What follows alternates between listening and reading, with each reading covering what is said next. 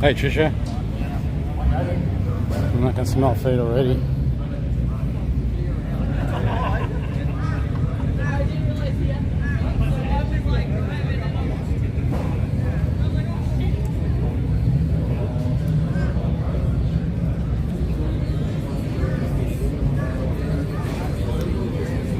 Garrett turbos.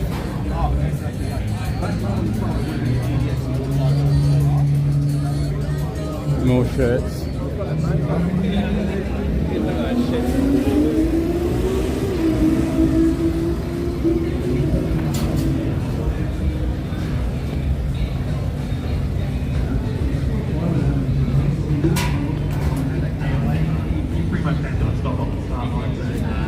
Oh, more people here now. In the little Corolla. So the little Corolla decided not to play the game. You can still see it creeping down the end there. Probably run about 38 seconds, something like that, I don't know.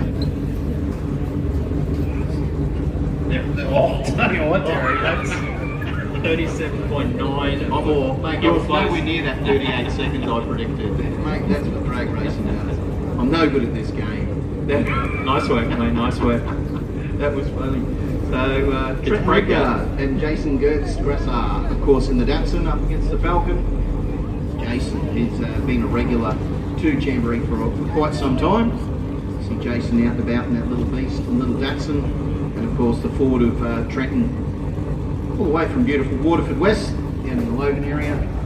I do like that blue on that Ford, Mark. How good is that blue? That's a classic blue colour. You're right, it is. It's a nice... It looks good.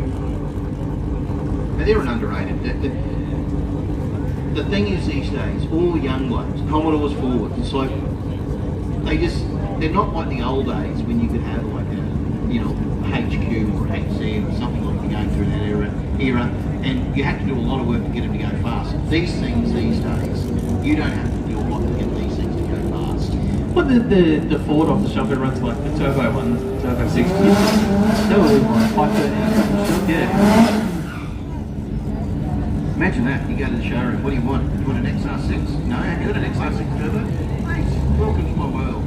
Yeah. And then you can take somebody who knows a little bit about it and they go, well, there'll probably you bump a few more boosts in that spoolie boy and away you go. So Jason and Trenton, welcome to Datsun. As I said, Jason, a regular here to Jamboree, good to see you here.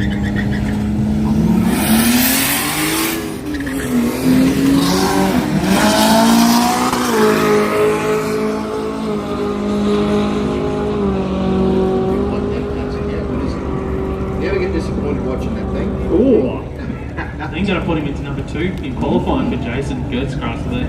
10.23, 132 mile an hour, 13.71 for Trenton. Diane Clifford got Fez in the mighty Hilux Ute.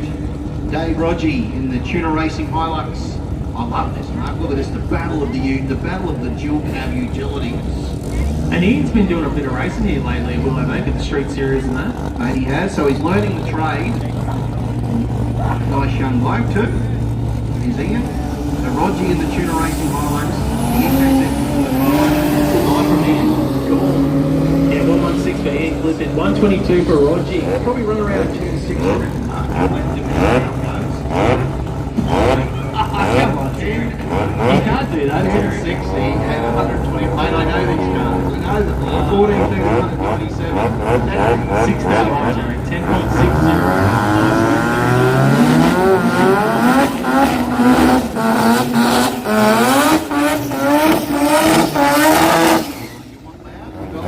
Ben Cruikshank, Michael Osborne, a little fellow, Benny's Auto and Dyno Car.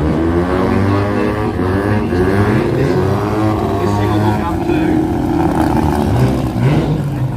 Yeah, it's a great little car there, that fellow of Cruikshank. But Michael Osborne's a very competitive racer in this class. He got a runner-up in Sydney this year. He's been runner-up here in Brisbane as well, back in 2022.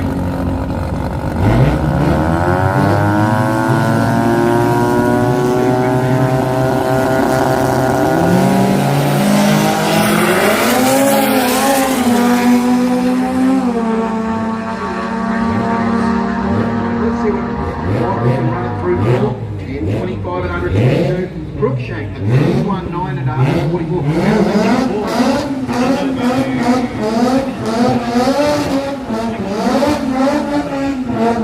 Cruikshank into second place. It's there for the taking, isn't it? And how tight is the top of the field here? It's street compact.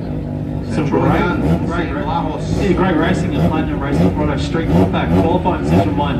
Troy Dunn already in full stage in the Corolla, waiting on Sam Ross. It's Mazda, 700 racing.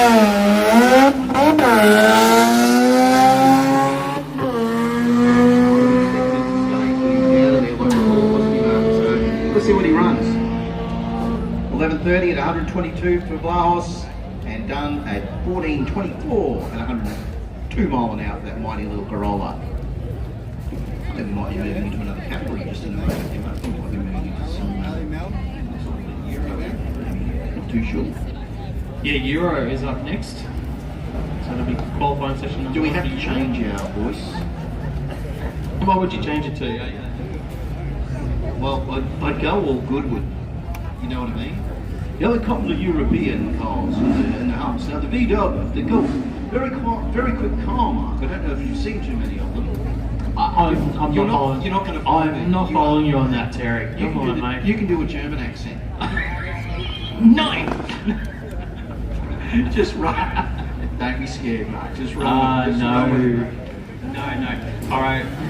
You what Euro? Caught you off guard. You Didn't did. I even know? Stuart Tweedale. Stuart Tweedale in the VW Golf. And of course, it's a pairing of them, so this will be quite fast. Actually, both of these, I've got to be honest, these little Golfs, there's quite a few kicking around. They will run into the 10s. These guys are not here to muck around. They are here to go fast. And I know the Euros, we haven't got a real lot in the field, but I'll tell you what. He's just gone through competitor over in the rocket side of the racetrack here. Yep. And probably not a regular. No, that's right. So,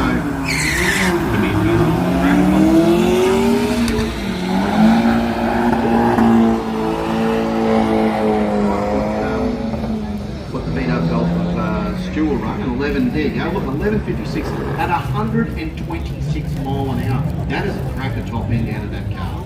Yeah, 16.02 or 102 mile an hour in the lane beside Stewart. Just haven't got a name for the driver at the moment. Sure it'll come up next time, but nice work there. So, Nicholas Ibrahim Igloo and the Tarmac Engineering Godzilla Golf. Mate, I'm so glad you could say that last name then. Nicholas?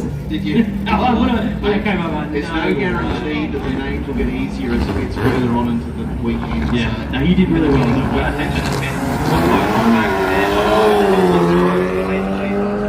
Modified compact, the modified 10.5.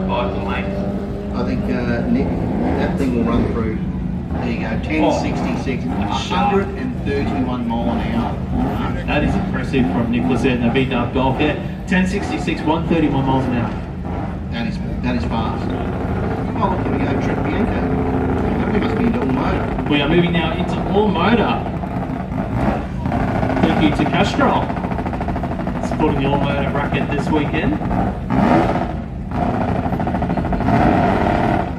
So all motor, of course. A lot of the, we will see quite a few Volkswagens, of course, which is Jamboree All-Star.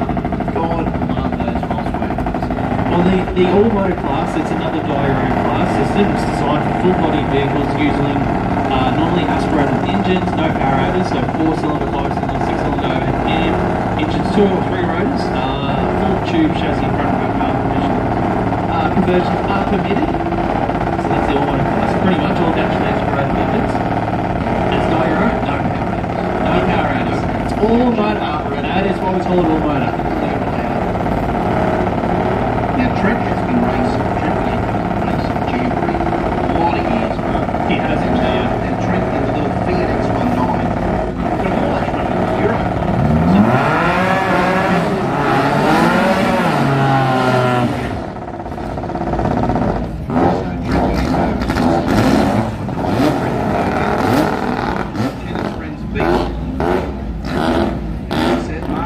I'm curious, what is Mark's tennis friend?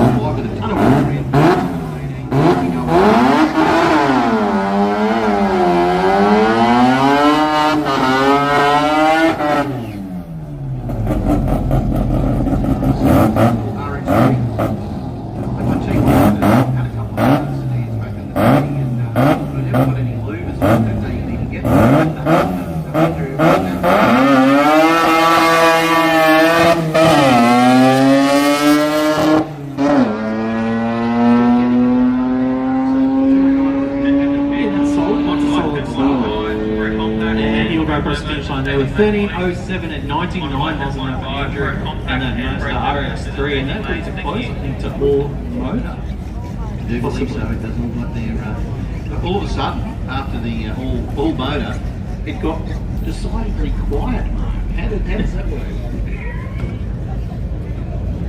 We had everything there.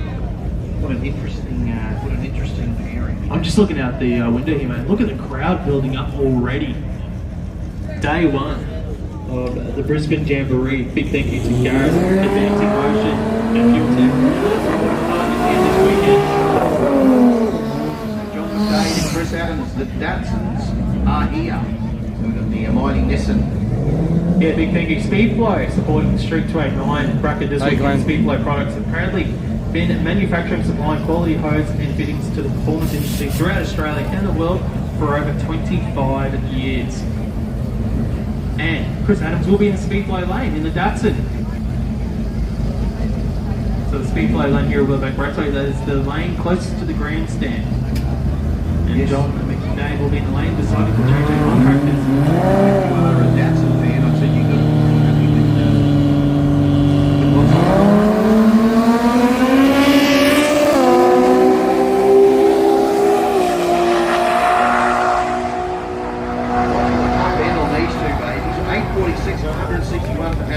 McDade a 794 at 180 miles an hour.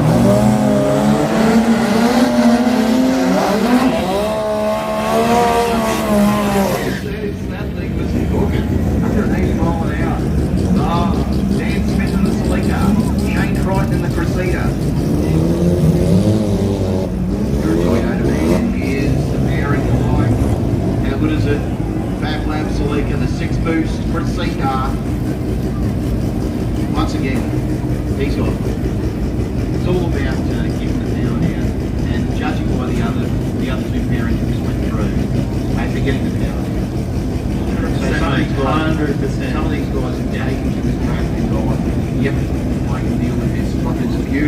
that track. Now, will they make the line?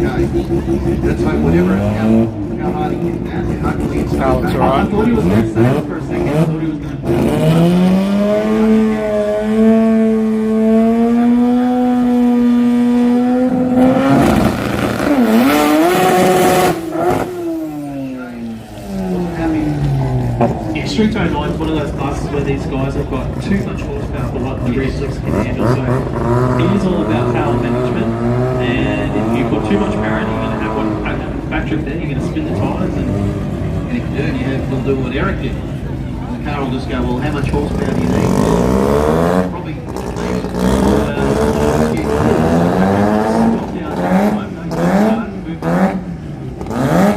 Mate, they just come in. I'll tell you what.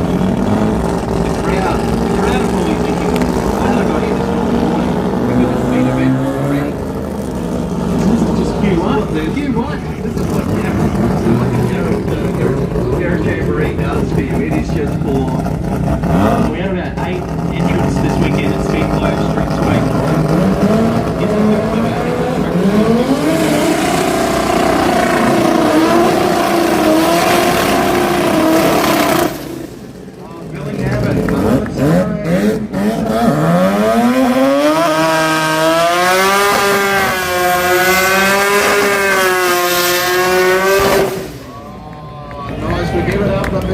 Billy Abbott. Billy, folks. That's what it says. That's a cracker skin. You know what? That's what Jamboree brings, ladies and gentlemen. That is what it's about. What a party. What a festival. It's just going to keep getting it. I can tell you what, my heart rate is good down, mate. The road doesn't stand.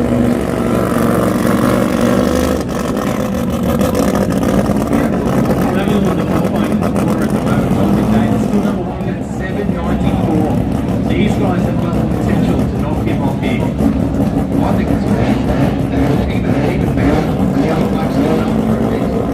They're going to give us a big shake.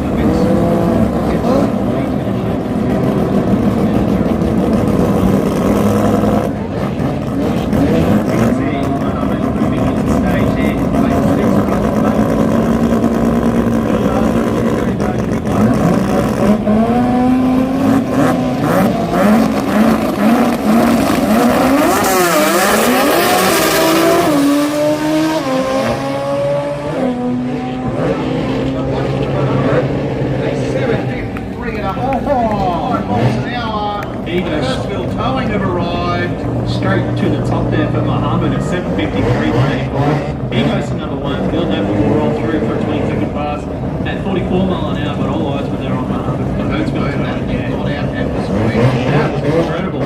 Number 6 cars down so far in Street 289, brought to us by Speedflow. And next up it will be Michael Silk. You're one of the crowd favourites. Silk in the Datsun wagon.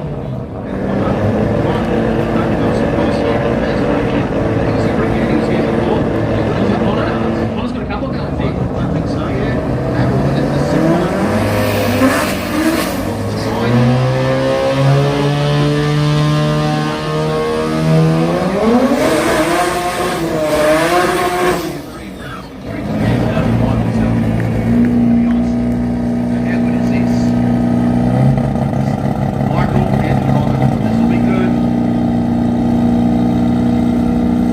Is it going to go in the wall again?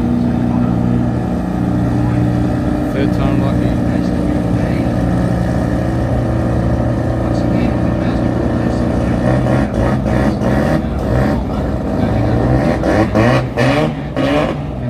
I suppose Silky's exactly the same, but it went out with a 1200, maybe 1600. A bunch of balloons in the back of those wagons, they go fast. It's science. It's science. The carts go to the real loops of the track. Yes, yeah. Here it is. Connor, Silky, it's on.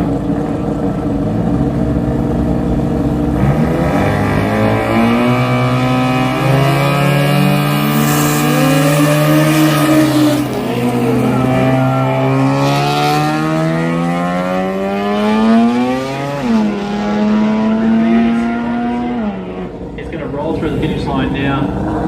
Both drivers, 13:02 for Buccanos, 10:06 for 14:64 for Michael Silk. Well done there.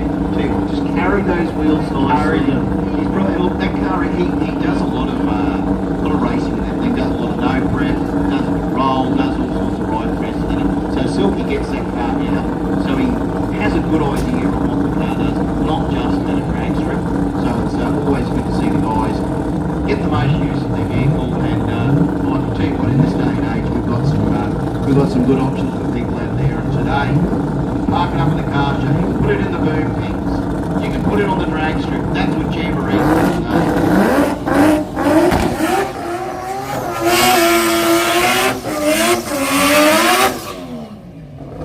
Alright, another one of the heavy hitters here in Street 289.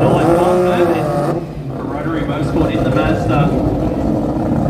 And Carl has been racing this car for quite a number of years.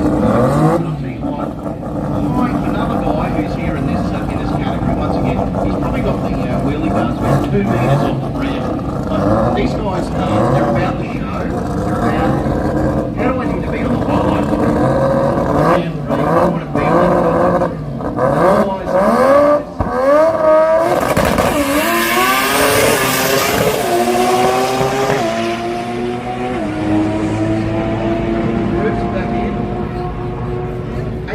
At 167. Now Carl's driven that car down this strip 11 million times, so made that look good. He got it a little bit wide, closer to the centre line, but got it back in the groove towards the end, probably 3/4 track. Well, nice work there, Carl. In a straight line, the drag strip is 400 metres. He used about 415 metres going from side to side. Did you get extra points because you used 410 metres? So I don't know how it works. So we're moving into the next bracket.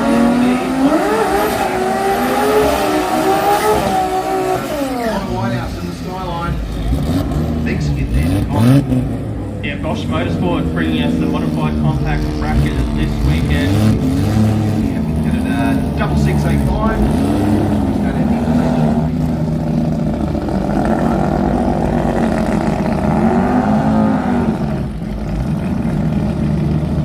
The MCA suspension skyline and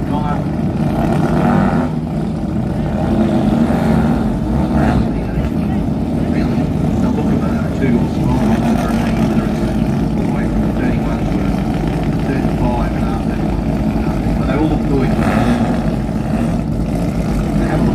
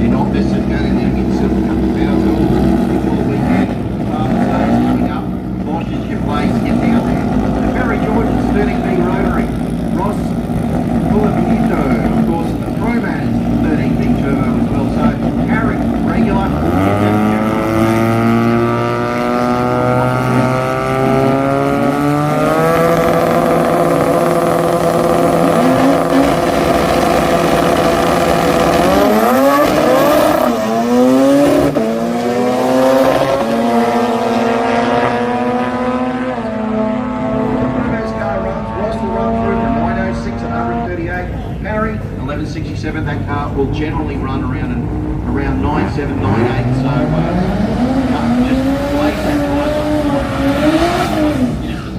Attention in the heads, brake compact and brake. Yeah, modified compact similar to a Chevy car.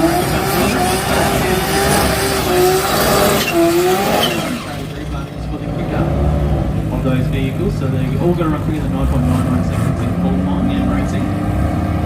Nigel Hardis with the Holden BL to take on Troy Lewis in the Cortina. Yeah, the fat ass compact was 14 up the VL.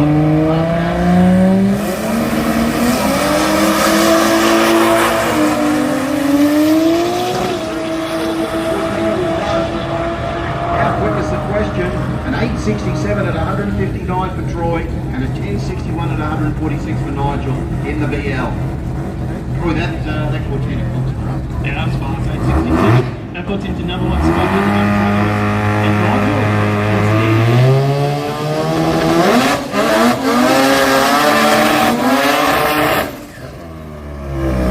Steve Chaplin and Cameron Borserio in the highlights. Most firing away from beautiful Bathurst. And of course Cameron away from Victoria from Smithfield. So good on him. Yeah, big drive on big drive. That's a trip up. And let's hope that it'll be well worth the while and hopefully he can give him the trophy on Sunday I afternoon. was just thinking that about 10 minutes ago. Let's see what Cameron can do in the highlights. One way to cue that. Chaplin in the RX. Pop and crack one open now.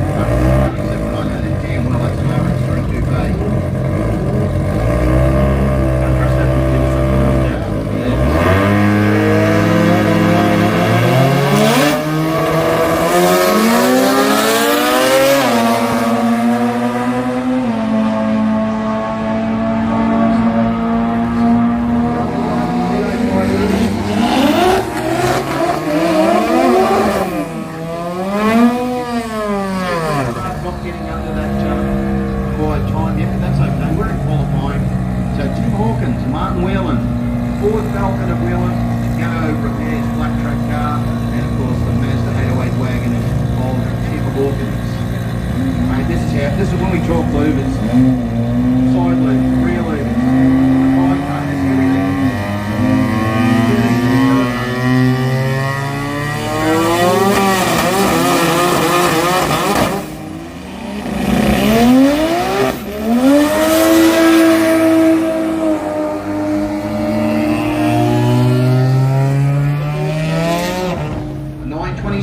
At 162 mile an hour.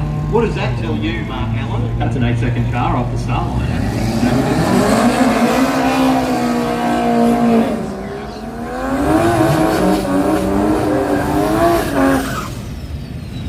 That was impressive, very impressive. Yeah, Hawkins went through for a 24-second lap there, issues as well. But the positive, it is Q1, so they've still got another couple of qualifiers to get it sorted. Next up, Christian Golby for Golby's parts in the Corolla to take on Andrew Rankin for Tuna Racing in the Corona.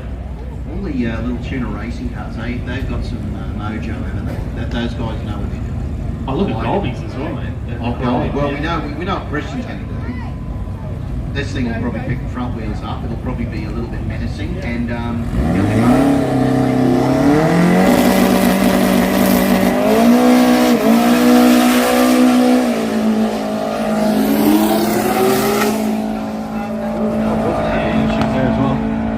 will go through 861, 159 mile an hour. And Golby obviously got to start the line strong, but then had some issues, probably about 80 feet out, and rolls through for a 15-second pass. But that 861 for Andrew Rankin will put him in the top half of the field here in modified compact, brought to us by Bosch Motorsports. Yeah, actually goes to number 1. Rankin goes to number 1 with that. Just a touch in front of Troy Lewis's 867 to an 861 mark. So nice work. That would tell you what, that's a good field. Look at those guys up in there. 3 guys in the field. Well,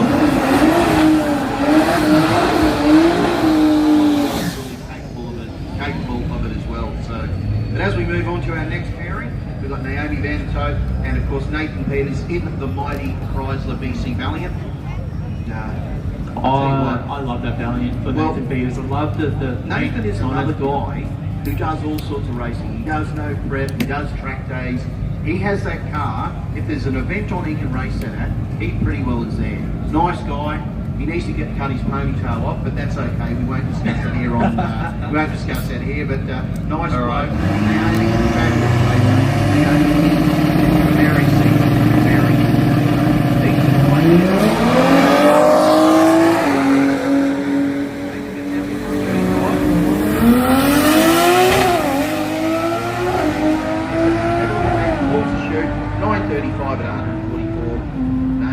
watch for the top end on this thing, a 982 at 159 miles an hour.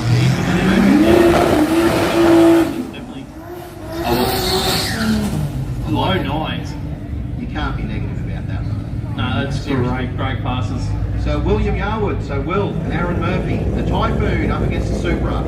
Now this will be interesting because Will races all different sorts of racing. Is a regular to roll down the road as well. So this thing is fast. So I'll be interested to see what Will can get the project.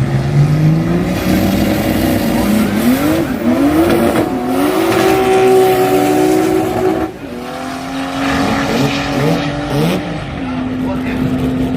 We'll find out later. Aaron Murphy will go through 11.9. That is not representative. No, obviously not. Yeah, but 1.99 seconds in modified compact.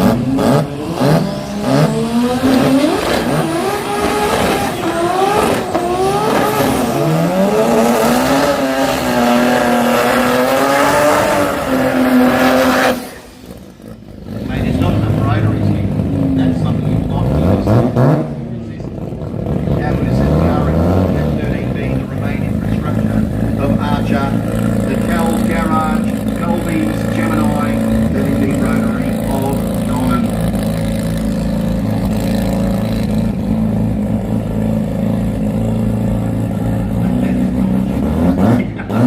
Just look across your Our computer screen's trying to tell us it's a Gemini.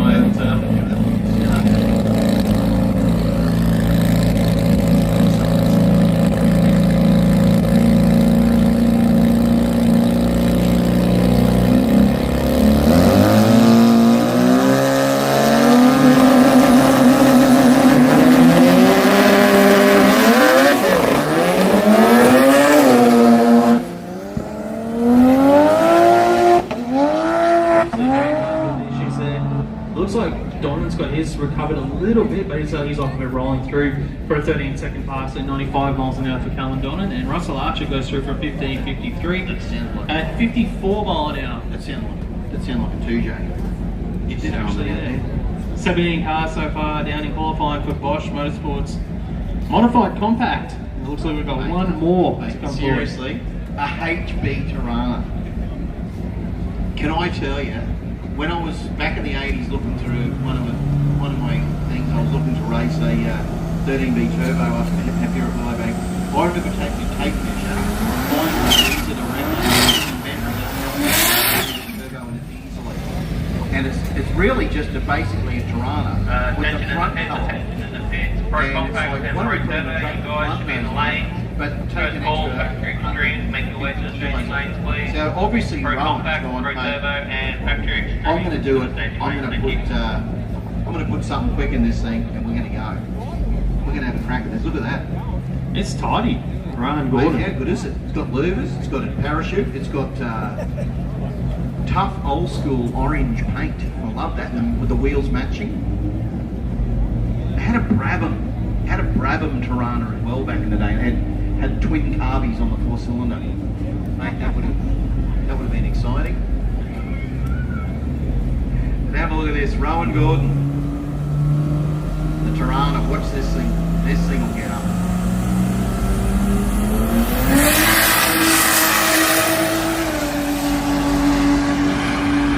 LJ heads off. 927 and 147 miles. Did it easy, didn't it? Nice and smooth. Very Ryan Gordon, 927, 147 mile an hour. Just a bit of work on that tree and he'll be in the money. And in a sixth qualifier too, mate. Yeah, that brings it close to Bosch Motorsports, a modified compact. And we should be now moving into modified 10 and 5. Brought to us by Mainline Smart Dyno Technology. Big long plus supporters Jamboree mainline team. So big thank you to those guys. They're behind the Modified 10.5 bracket this weekend. Modified 10.5. Another heads up class, Terry. And the thing is, Mark, our sponsors who jump on board, who stay with it, they stay with us for years, don't they, with Jamboree? It's because it's such a good event. It creates a really just a great buzz here at Willowbank. Of course, they go to Sydney and Adelaide to the Bend as well. Always exciting to see the sponsors jumping on board and stay with us.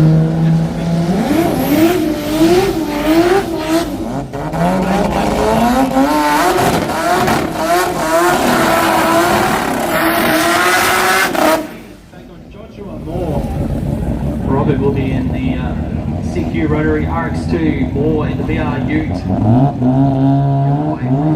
Central Queensland in Glenella, and Josh Moore, not too far away as well from Council.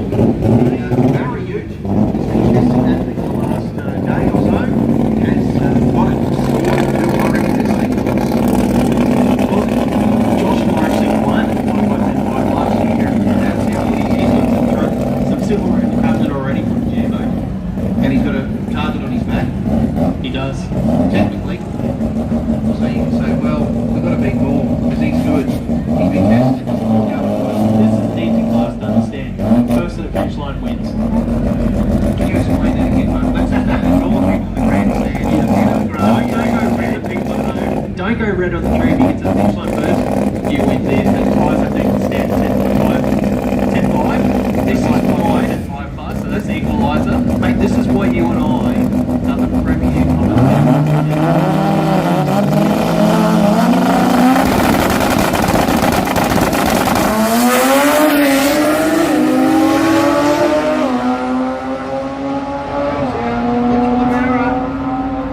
Barra goes through from 807 and 175 for more, and 806 and 166 for That was a good drag race. That was just a good old battle. In Q1. Now this is one of my favourite cars at Jamboree. Phil Penny in the Honda.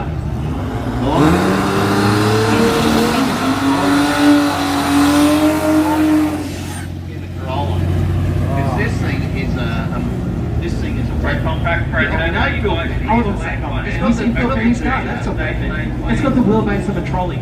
I talked to Phil about when he put the first radial car on his tyre with radial race, and he did the biggest skid ever. And he said, "I didn't realise they wore out so quick." I said, "Phil, it's a radial. Come on, it's not a sleep." And him and his son, they worked so hard on that car, and it is good to see that little Honda and this Corolla. But I can tell you now, watch this thing at Guy King's, watch this thing at Bill Penny. This is what Jamboree is all about. Number one qualifier at the moment is an 8.06 from Rob Cady. Moore went 8.07. We know Phil Penny can run to the sevens. Yes. Runner up last year at Jamboree in this very class was Phil Penny.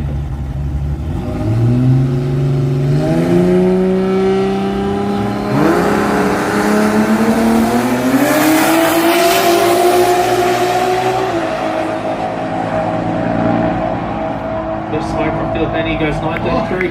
How about Guy King though? 7.25.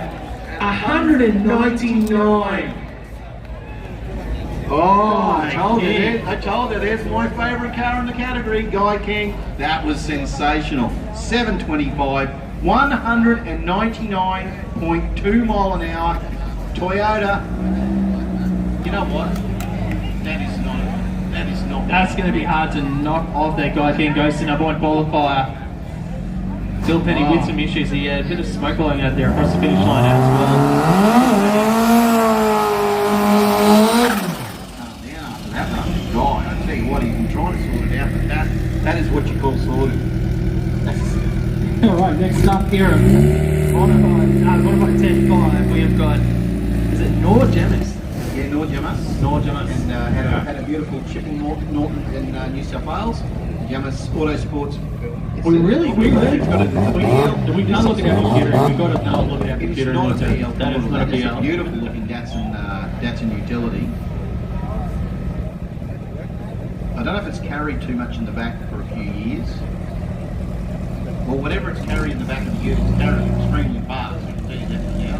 The new. Let's have a look what he can run. That'll be, that will probably be bringing me into our little stint before we go into a bit of track prep, I think.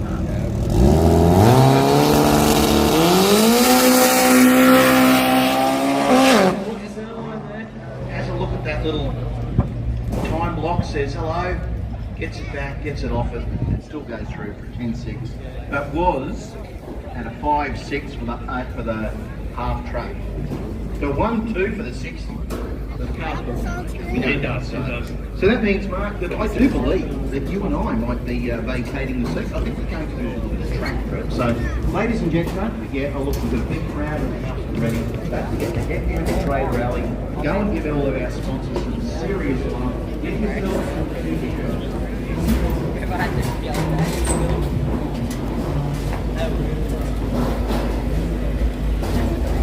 Yeah, you can take it.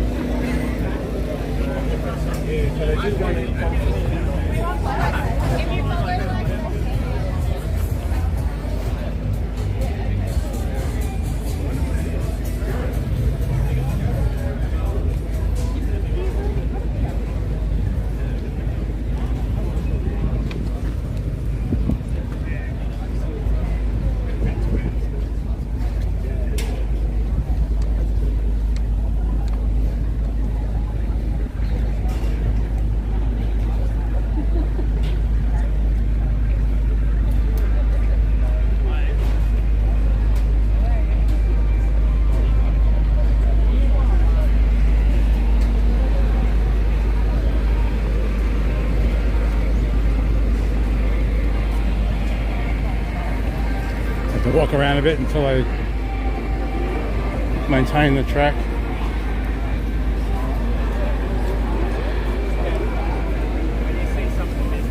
What's this?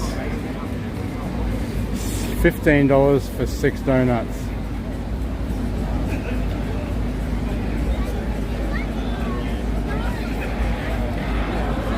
Here's the price? 3 times the price at the supermarket. And you probably get 12.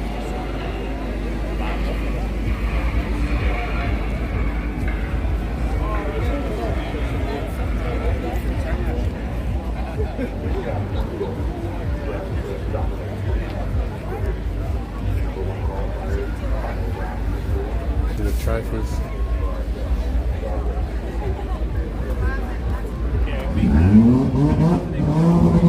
Scan the code, lift. In that. Factory screen, you guys are required to take it home. For compact, straight turbo, and screen, you guys are required to take it home, please.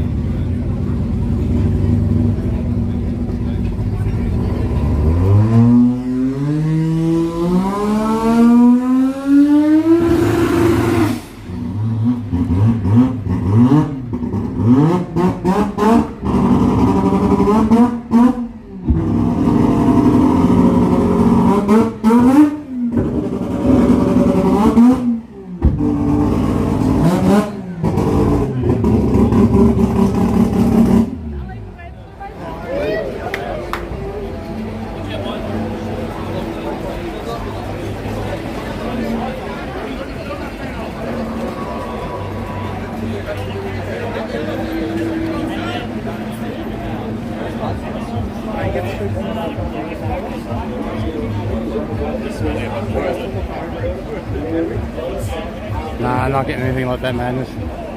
I don't think so.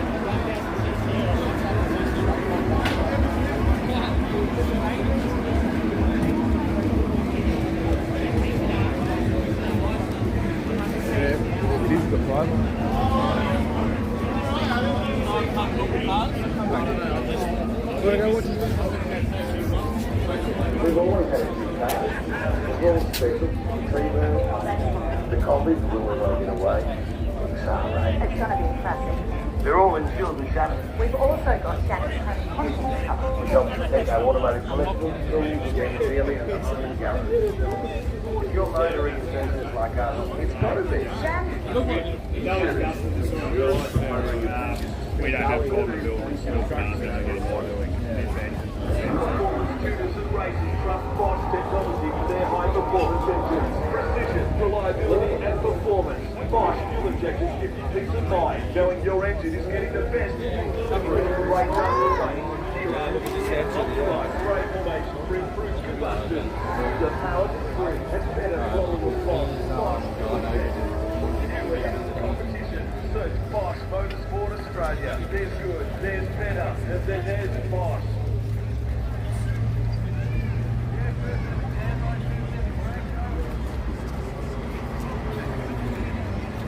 So I'll walk around the pits.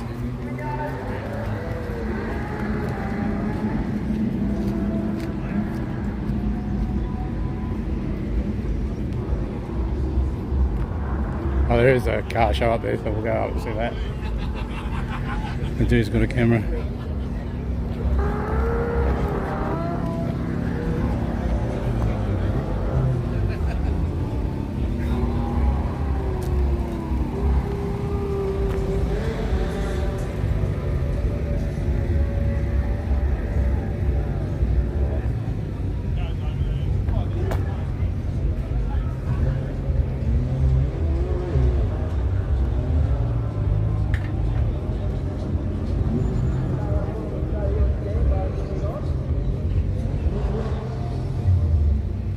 Gorilla racing.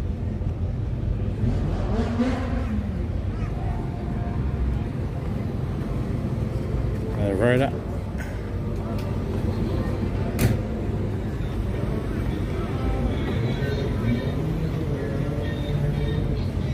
There's music over here. That's the sound off over there. We're bound to get some of that today.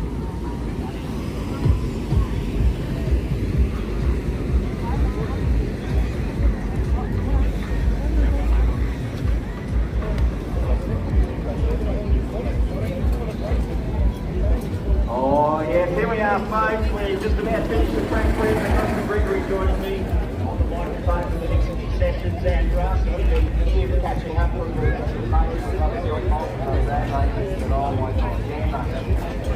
everyone, it's three cars in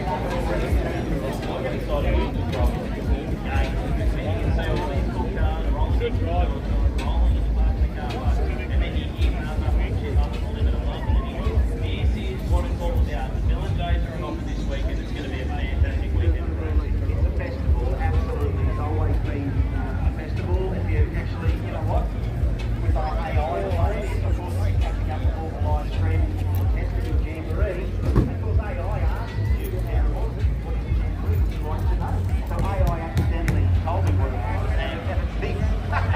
It's pretty much this. It's a celebration, it's a gathering, and it's basically like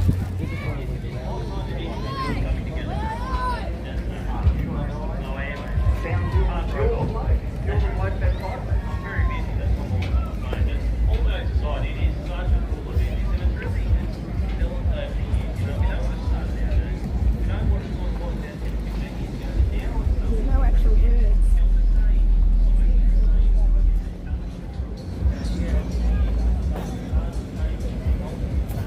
Oh, actually, get out this line first.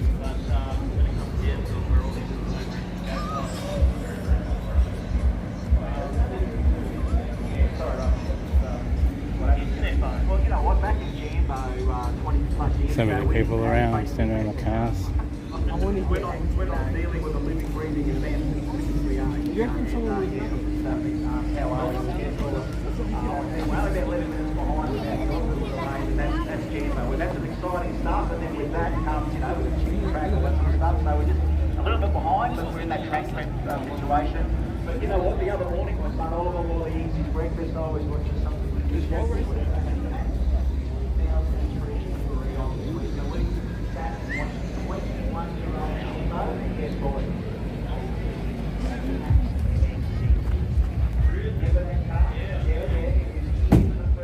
That's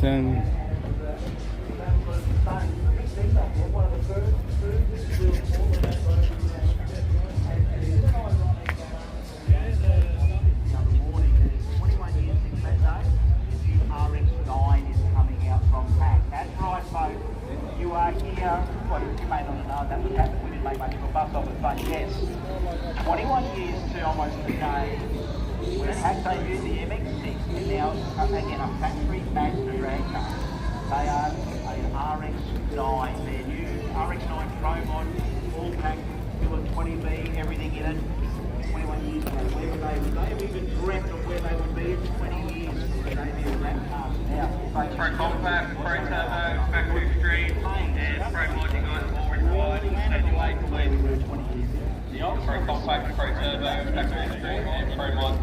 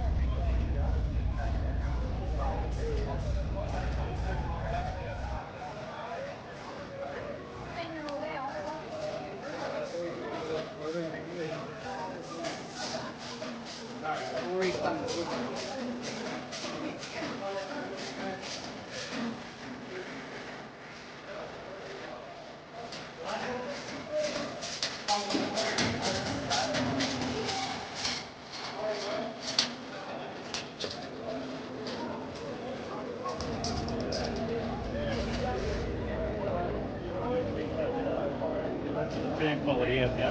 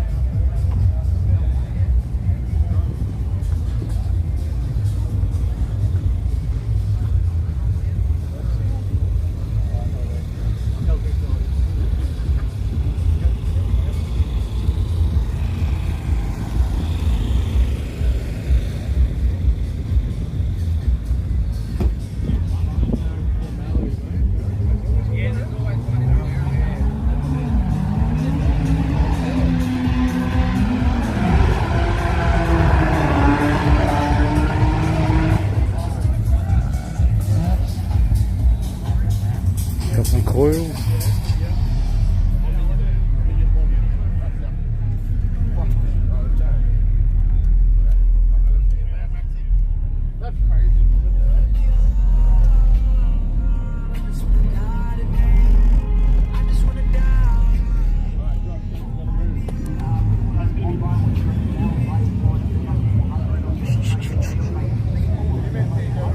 Familiar. Looks like a laser. A laser.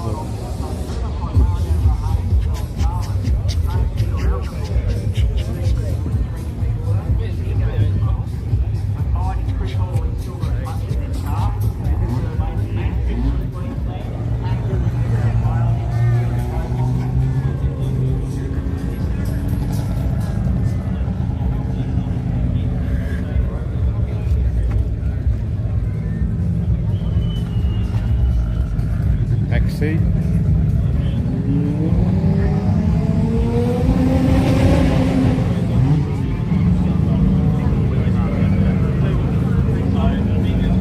thought I had a fish tank in it. That's Fine Nemo.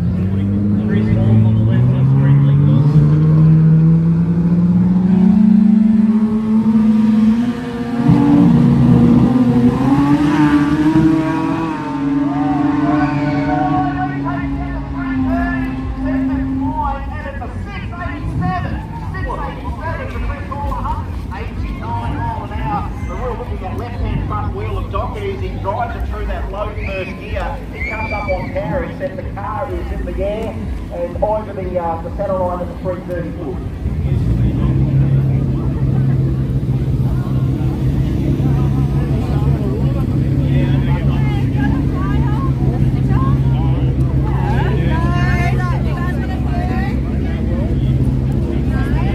What a photo.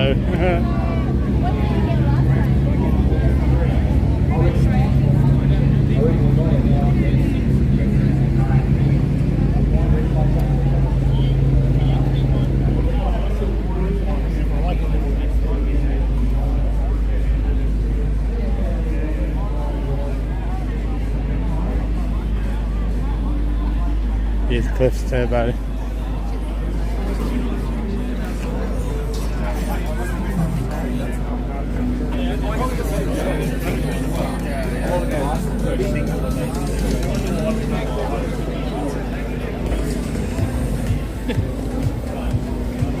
Donuts, $15.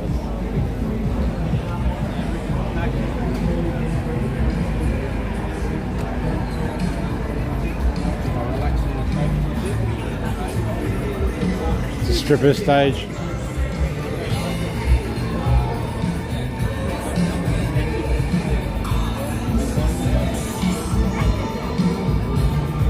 Oh no, we got music. Should have known it.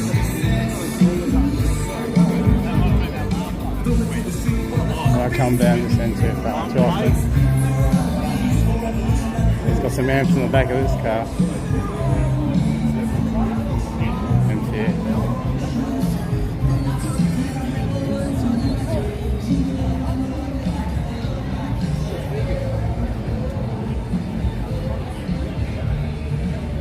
Engine management. Food, food, food, and more food.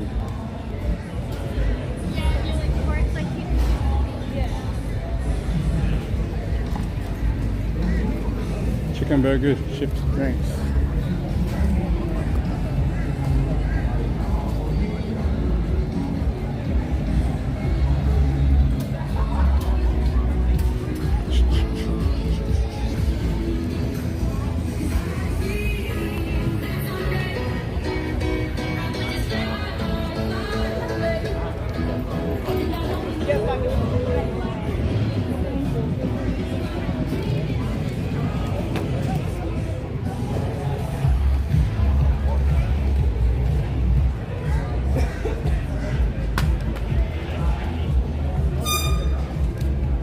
New blocks back there. Defence Force.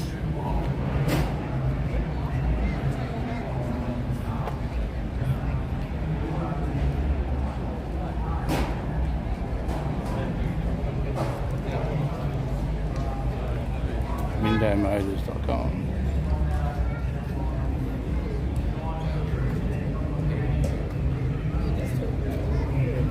I'll go back out in the track in a minute.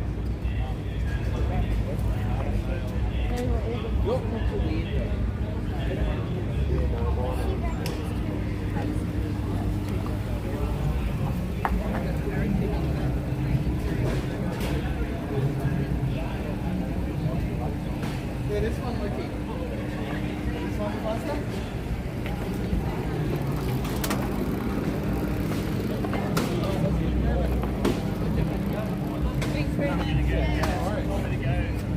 Thanks for letting us sit in it.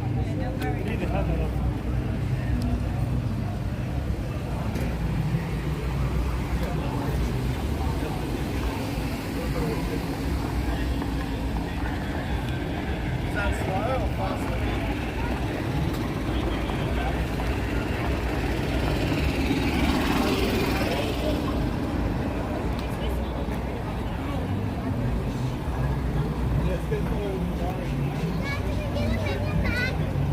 No. Look, you can get a photo with the Ferrari.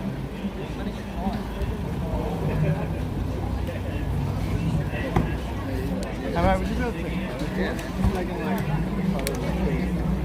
Yeah, that's it. Ready? Look at this man here. Look. No, hey. I'm alright, buddy. There you go. That's right. Thank you. Ready? Alright. Driving my car. I'm joking. Wish. There's a baby sitting there, let's see.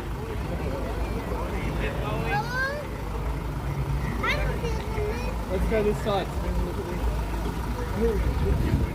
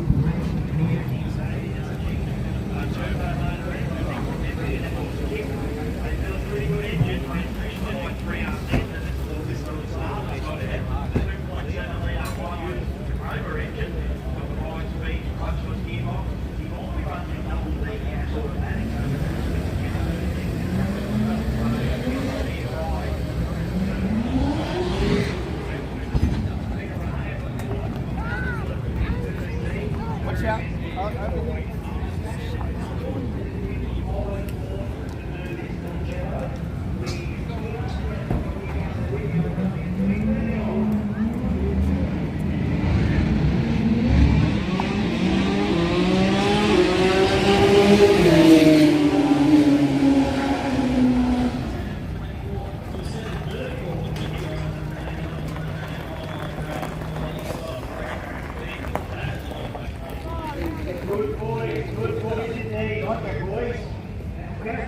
Over there.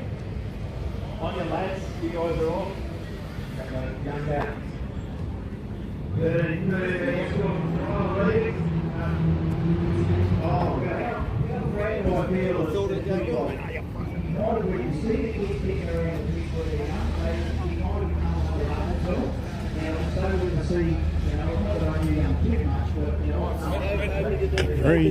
Outside of what?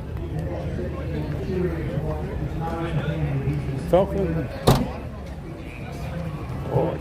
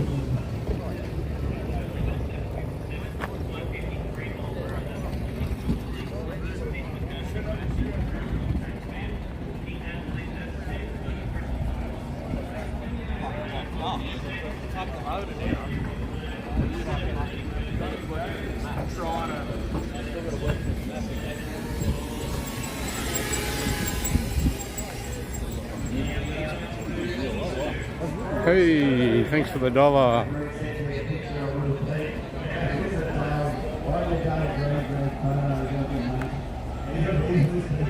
HKS Evo.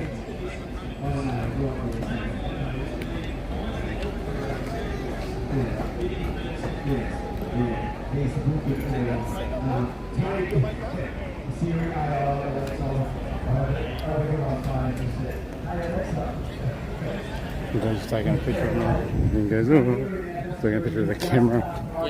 He goes, look at that setup. It's a camera and a mic on a selfie stick. Phone, me. Nothing special to me. Anyway. Get back in the grandstands.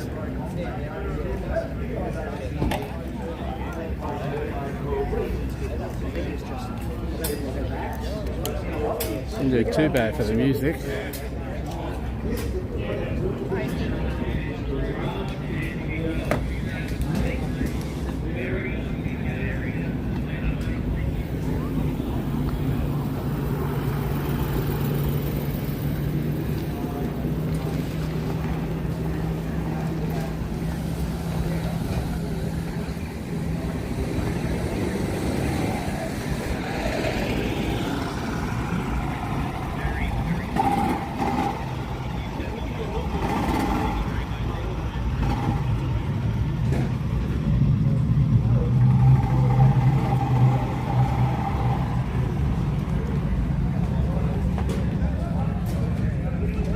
Hey, Madness. Is this $3 for the sticker?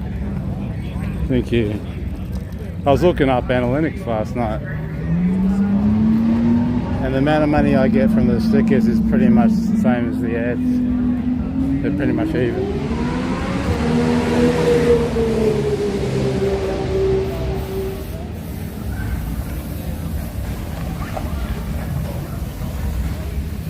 Please like and subscribe. Farted again, madness. Get that in the door.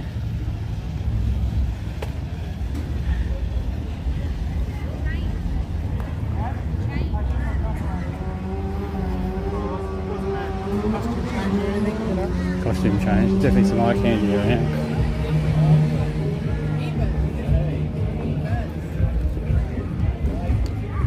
I'm looking for stickers, but I can't find any free stickers.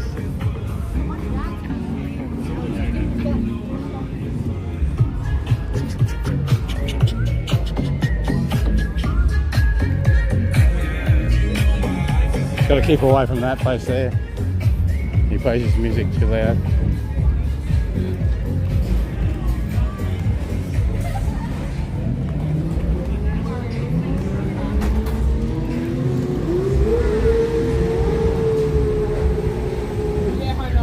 Quarter chicken and chips, a drink and salad, $25. Let's do some sort of roast chicken or something. Like portellos or something.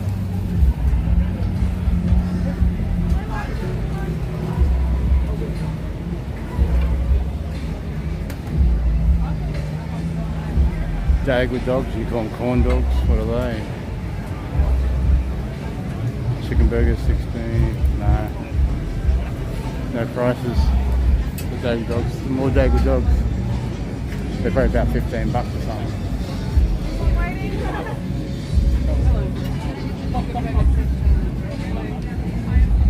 Don't like having hamburgers that are pre-made like that sitting there.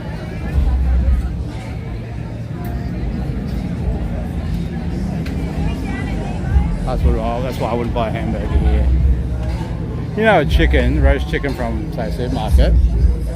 To get away from that music too. Anyway. Run. Yeah, roast chicken from a supermarket. I've only got a 4-hour shelf life. A lot of them have been on the shelf for a lot longer than 4 hours. So they start growing bacteria.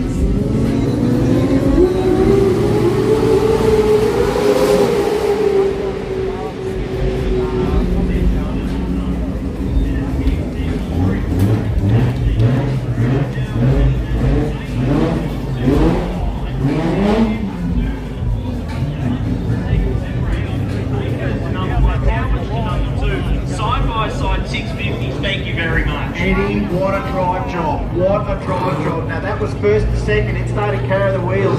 Yesterday in testing it actually went a bit further or took out the centre line. This time it came down just enough time for him to steer it away. I already saw guys clapping in the grandstands. You gotta love it. Alright, here we go, 20B time. It's Kareem Amras from Penrith, 20B on board. This RX3's been around a while in various owners from memory, but here he is. Not a name I'm really too familiar with, if I'm being honest. But it's fantastic car, 20 vehicles, so it's got plenty of potential.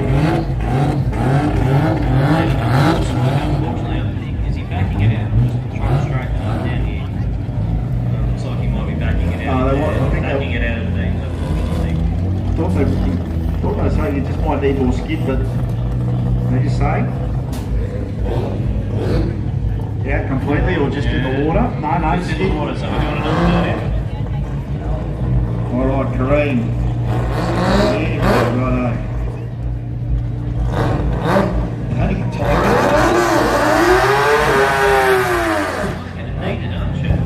Yeah, that just looks tough from every angle here, and when I get sideways right now on the tail machine, it's got some meat under the back, wheelie bars ready, 20B on board.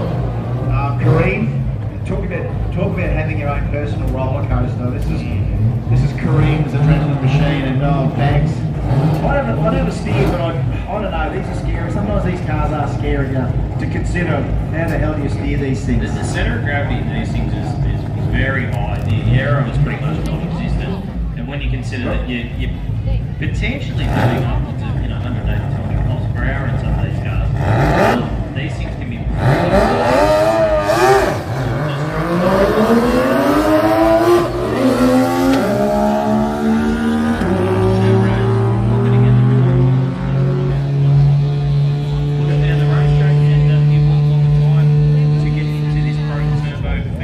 got to hand it to him. At least he's got the number. Like, you know, if you can the run there and don't get it down, well, you're not going to turn up on the sheet. He's turned up on the sheet. He's in fourth there out of, well, look, Justin Gregory sort of had an on-off run to be third. Kareem with a 15.5, we know can improve, but look at that. Jason Payne 6.52 with a 4. Eddie Howard 6.53 with a 4. That amazing side-by-side run we saw there in qualifying, and that was in Pro Turbo. So not a massive field in Pro Turbo now. Normally we would have, well, up until he's debuted the new car, of course, Ian Sadecki and the old 51, and of course Jane was running that version in Pro Turbo. Of course, he then went up to Factory Extreme with the new car, and then of course Sam debuted. Sam's got the new, got the new Quadzilla, but of course they're in a wedding this weekend, so no Sadex this weekend. Yeah, it's unusual. It'll be the first jam over a long time that we haven't had any representation from the Sadec family. I've got to be honest, I was a bit disappointed when I heard that because I really wanted to see that Camaro in action. They took the quad turbo.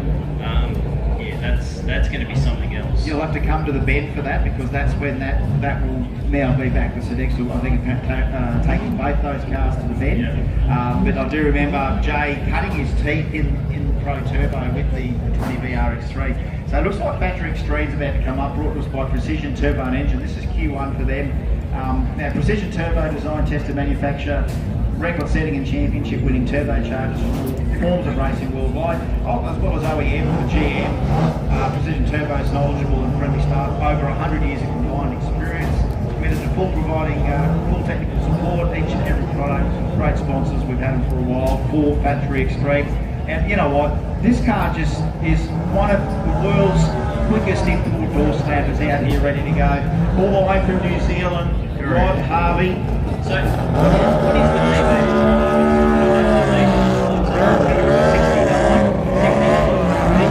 I think it's been 569 for Rod Harvey, and yeah, that, I think puts him in third or fourth place in the world.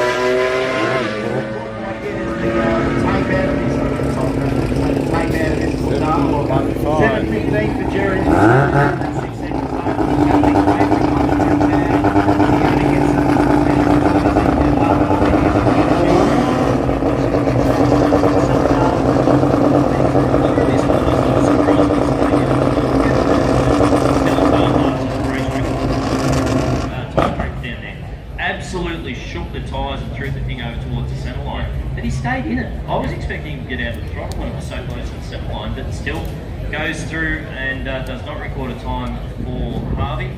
Keel though was 7:1.5, takes him to the one spot. We've got plenty more cars coming through in this first session of Factory Extreme. Lots of rotors. Just a quick announcement. Attention in the pits, attention in the pits. If anyone's lost a wallet, the Jamboree merchandise tent has that there. So if you've lost a wallet, it's been handed into the Jambo tent. So I just goes to prove we've got plenty of good folks around here. Someone's handed one in they found somewhere. If it's blue, it could be mine, but hang on. But there's no money. Hang on. Check it out. I don't think where's my wallet? Could be mine. But if you are missing one as well, go to the Jamboree tent. Someone has handed in. Thank you, good people. But yeah, look, I don't know with Rod. I mean, in the spur of the moment, you know, you think you've got enough brake pressure because normally you've got to line lock that thing in. You're bringing in on the clutch then, you know, so your clutch leg. Yeah, I tried to get the dyed orange, but they're all sold out in supermarkets. Hard to get the diet stuff these days. 2,500 horsepower when it's all in plus. And you're trying to move that car a little bit in, and look, it dragged it. Rod, got a carton of Pepsi Max in the car too, and half a carton of Solo. There in the line lock and this, that, and the other. But look, he just obviously decided that he's got to get it out there and see what it feels like. And first of all, to see, you know, if it's going to run clean and chip gears, and it looked like he did all of that. He's just not going to get that elapsed time that he needs to feature in the qualifying. I'm sure it's only one more run away from doing it, but it is a finicky thing to get right, and more we've noticed the I feel like cool breeze now. Years with cars of this calibre is there's a few more torque converters creeping back in. So the auto coming in, and listen, look, the RX-9 that's coming, and plus of course Boffa here. These guys out of the Pat stable, they are now using Quick Drive, which is a torque converter. So I could auto, but still the 5-speed gearbox behind it. I think that, again, the theory is trying to get a repeatability in that start line that drives you nuts with a clutch. It also means sometimes a lot less work in between rounds as well, because you don't have to go up there and resurface, three-phase and reset, but it's literally a matter of cooling the converter down, and you're pretty much back ready to go. And you know what? It's another thing we've noticed here this weekend, and speaking of clutches, because we actually have here in the house, and I see him standing on the start line behind Ron Harvey, it's Mr. Eric Lazinski, of course, from the United States. He's here to help Zoran run a 5 in the BMW, because of course Zoran still runs a clutch. Of course, Eric's got his own clutch company. He does these clutches. He also knows his way around an import, especially with Titan for years. So Mr. Lazinski is here in the house. Eric, next time I see him, he'll give him a shout out. Now that's a guy that can tell you the story about the rise of the import drag racing industry, not only, well, especially in the United States, where kind of NHRA were the first to say, hey, let's go import drag racing with our own series. It kind of got all the factories involved early. Workshops started to form, the smart ones did whatever. Factory Goldman saw all the workshops early, just sort of fall away immediately. Everyone went drifting after 3-4 years, and that crumbled. But here in Australia, it washed off. And then tell you what, any of those people that remember that, certainly know the Aussies have grabbed the torch and taken it forward. Europe, last weekend we had a lot of turbo in Europe. It's around the world, it's an international motorsport, and we all speak the same language, if you like 6 cylinders, 4 cylinders,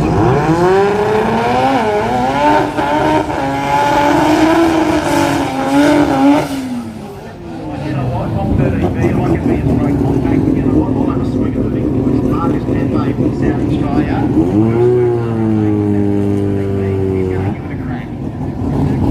Love seeing the DBs try to take it to the big boys in this category. It's not an easy thing to do.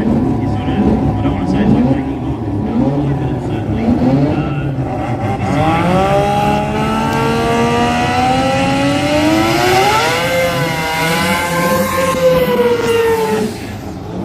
screaming with that rotor.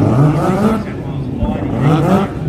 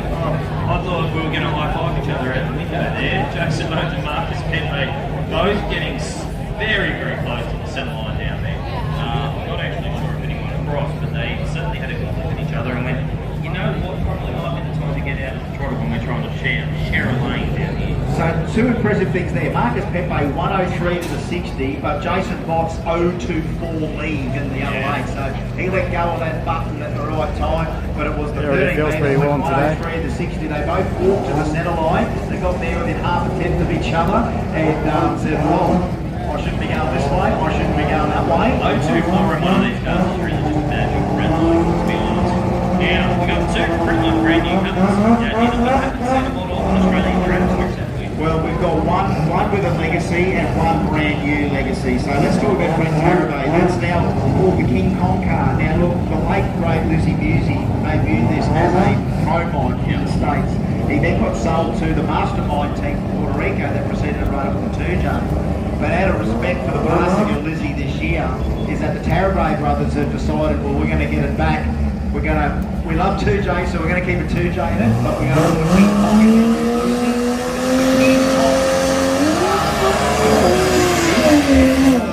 Ladies and gentlemen, put your hands together. Let's go to the RX-9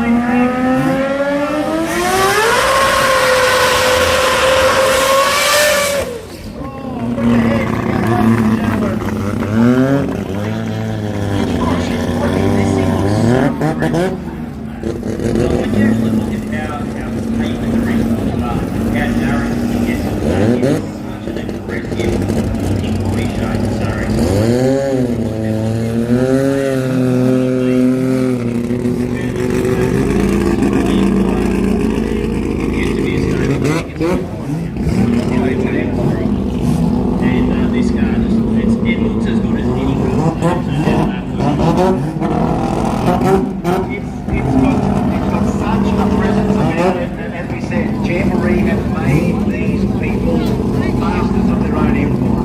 They are world famous when it comes to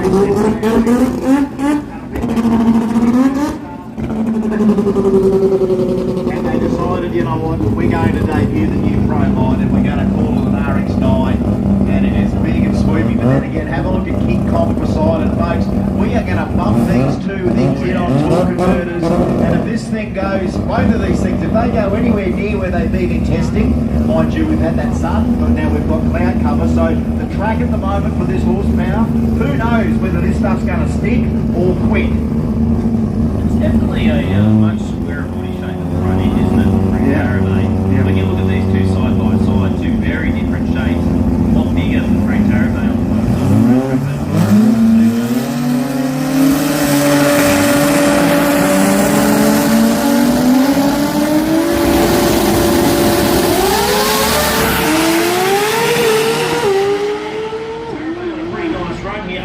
On the tree now, 6007 grab you. 6007, 243 miles per hour. That is a solid first pass for Frank Tarabay, and would that be PB for the new car? I would say it'd be pretty close to it. I think it is. They went an 03 yesterday, 600. And look, ladies and gentlemen, it's just gone off the screen. Frankie goes 03-4 off the button. Yeah. So Frank Tarabay, one thing I've learned about Frank, he can steer. Oh yeah. He can lead, he can stage, and even though, look, Georgie took a little bit longer to bump him from when Frank lit it up, but he kept his nerve, goes 0-3-4 off the tree, one flat to the 60 foot, and that baby was gone. Send it out the back door, battery extreme, just goes to prove just how far we are away from the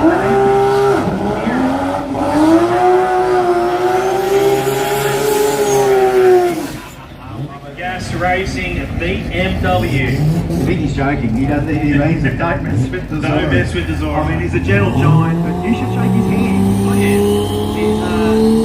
He's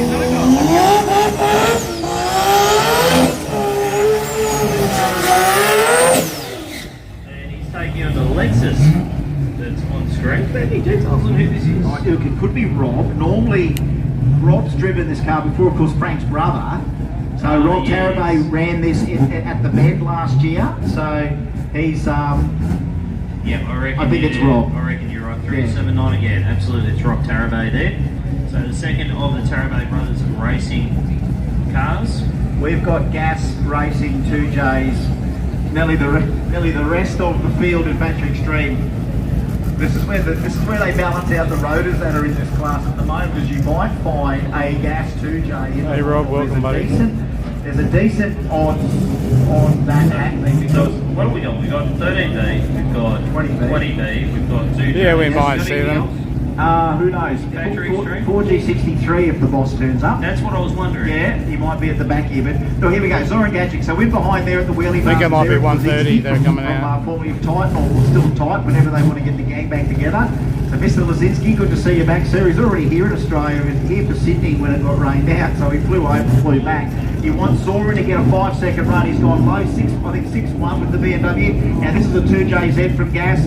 It has got a clutch in it, so it's one of these ones that, again, it's the magic of getting the clutch right. Lazinski's here to handle that, and of course Rob beside us. I think we're with an auto, and I think a full turbo 400 style gearbox in this, so he'll be bumping it in. Zoran's got the big left clutch leg. He'll be handling this here. Zoran doesn't skip leg day. No, he does not skip leg day. He'll be fine with the clutch in this one. So we've got Rob Tarabay right on screen. It is Zoran Gadget in the BMW. Let this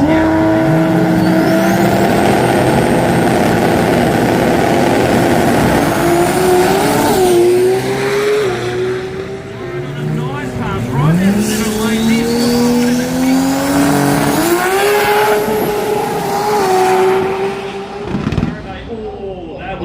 Big bang out of Rob Tarabay there, and he will not record a time. Got timed out on the start line, had the 7 seconds to get in, and did not quite get there, Mr. Deals. Yeah, no, you know, when you sit back here and watch it all, I mean, all I was wanting to hear was Rob start the staging procedure and light the wing, but Zoran got in the stage first, and again, who do you hold out? Do you risk burning the auto guy out, or do you risk burning the clutch guy out? And at the end of the day, I mean, both these guys kind of in the same team and workshop. That's just a little mistime there between the two starting line procedures. And you know what? I'll be the first one.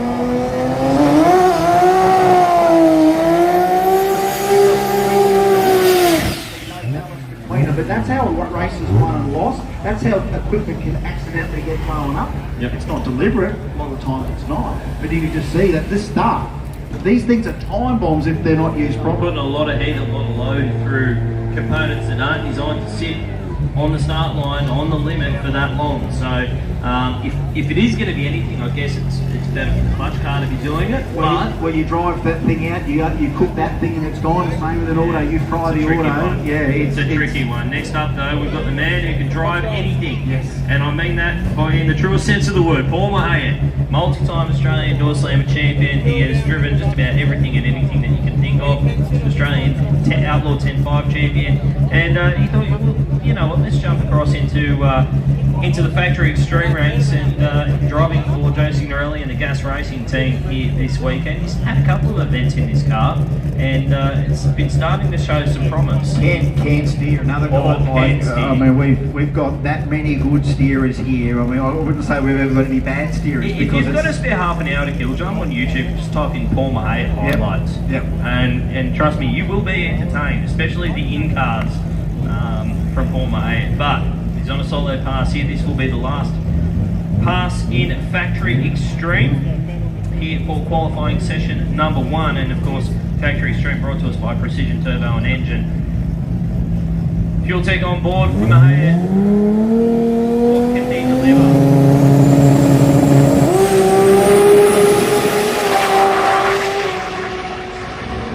Very nice run, in fact.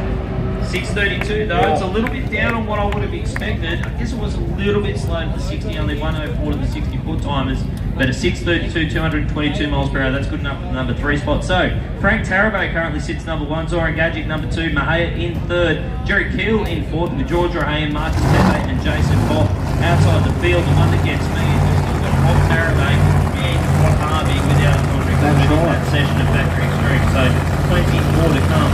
And from what I would imagine, the boss has left the 4G63 on display and he's tested the last 2 days.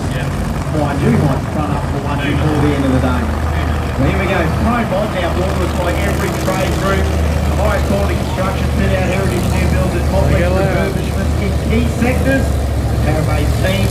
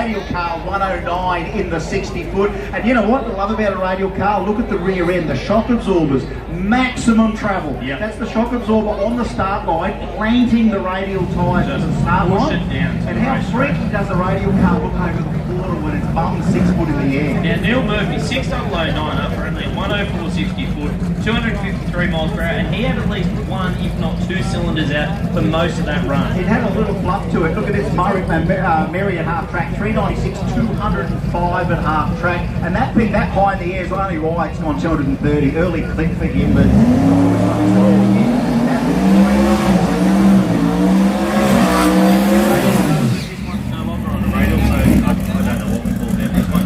Smith in the Mustang. Smithy's done everything with this car. I mean, this was also came into Australia as a radial car. It's now back on a big tyre for a while.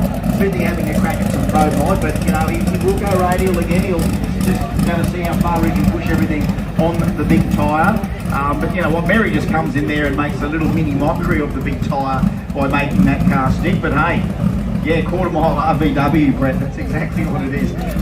Smithy though, look at this, again, 481X, so another one of the prototypes, so very similar to Paul Berry's Nova, but here it is in this beautiful fastback Mustang, 540 cubes, and KTM on the skirt there, of course, Kevin Morton in his corner.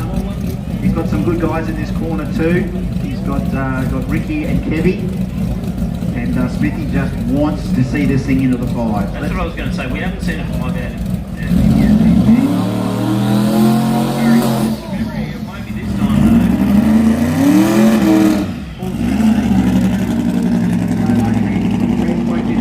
Something can stop that car from rolling forward. That's the problem with these things. Sometimes you've got 4,000 horsepower somewhere in there, but you want to make the thing move an inch. Yep. Sometimes that's where the science is. It's like, okay, we can give it 250 mile an hour top end, but can we make it move an inch without rolling through the beams? As I said before, Rusty, it won't be the last time someone loses. I mean, we're only qualifying today, but tomorrow someone will lose somewhere on that start line. That's what we saw there. If Smithy was in a race, that's a round gone. That's right. So I mean, in order to win Phillip Chase here tomorrow, it's one of the hardest things a racer can do in Australia is win one of these. You got to keep backing up. You can see how hard these cars are sometimes to do the little things.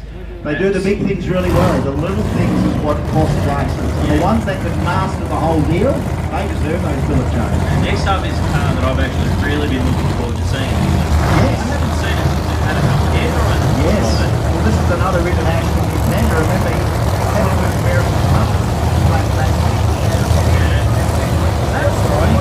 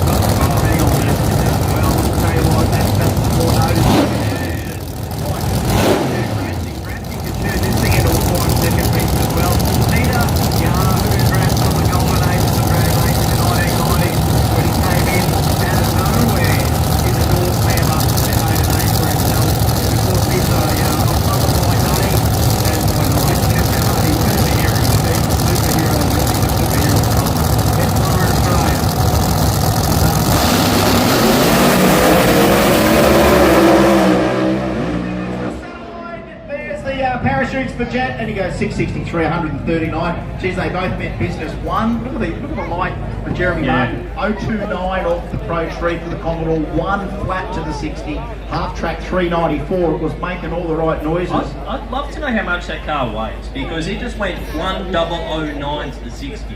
Yeah, I want to know how much that thing weighs, because that is moving. Shoots out just after half track and rolls it through for a 663, 139. That's going to be one to watch as we move into the later rounds of qualifying here. And of course, we move into race day tomorrow. It's going to be an absolute cracker here at the Garrett Advancing Motion Jamboree Queensland for 2024. This is one of those events that you just mark down in your calendar, you circle it, you look forward to it all year long. Absolutely. And it's awesome to be here once again with you, Dix. Oh, mate, Rusty, it's just fantastic, and we love to sit here and talk and catch up about it, but you also want to see every single run that goes down the track, because it doesn't matter whether it's everything from street compact all the way to pro mod, is that they've all come here for the one reason, and that's just to let these things, cut these things loose. Let them eat. And we've still got, I think, J275 and J315 there in the lanes for the look of it, so we've had our pro mod stuff on. Now, don't forget, I digress, because in 19 minutes time, we're on the main stage for round 1, I believe, of the Babe Comp. So if we stick to our schedule, which we do, absolutely. one would have to alight out of here in about 4 minutes in order to get to the stage to proceed with the first Babe Comp. I would give that job up to someone else if they chose to take it, but no one else will do it. When you put the call out saying, can you MC the stage for the Babe Comp? No one puts their hand up. Such sacrifice, Diggles. You do it for the team, don't you? No, well, I didn't even put my hand up, and I'm doing it. So, sucks to be me. So, yeah, in the next 4 to 5 minutes, one will have to alight, because at 12 o'clock, on the main stage, which is in behind the main grandstand here, will be round 1, according to our schedule, of the Babe Comp. So we've got a lot of the ladies, the representatives of various companies are normally part of that, so you actually get to meet quite a lot of our girls that are here for promotional reasons today and tomorrow, so they'll be there. Don't forget, that's at 12 and 2 on that stage, so in 2 hours time we'll do it again, and then we'll be able to find out who the champions are, because what we do in Heat 1, we introduce all of them, we interview them, we have our 3 judges, normally there's some Do you need any more judges? I'll text you if we need. Just let me know. Yeah, I'll text you if we need a judge, if someone doesn't. Look, I'm willing to take one for the team if I have to. Absolutely, and I ask the tough questions because we want to find out who the best Jambo Babe is. I don't ask silly questions, I ask pertinent questions. That's right. But we've got to talk This about is a serious business. Well, we've got to talk about cars sometimes, and I want the girls to know a little bit more about them. And the ones that do give me the right answer, normally the judges look at that. Mind you, sometimes the girls will turn up and they've done everything before they need to get there, and they've just not impressive. That's how good they are. Some of these girls have got really good heads on their shoulders. Let me tell you. We are moving into the GDR shootout though. Sorry to cut you off, Mr. Diggles. No, because that's right, mate. although the date obviously is important, that's future Chris's problem. That's future Diggles' problem. Right now we're looking at the GDR shootout on the racetrack. That's 6 minutes problem. That's Diggles in 6 minutes problem.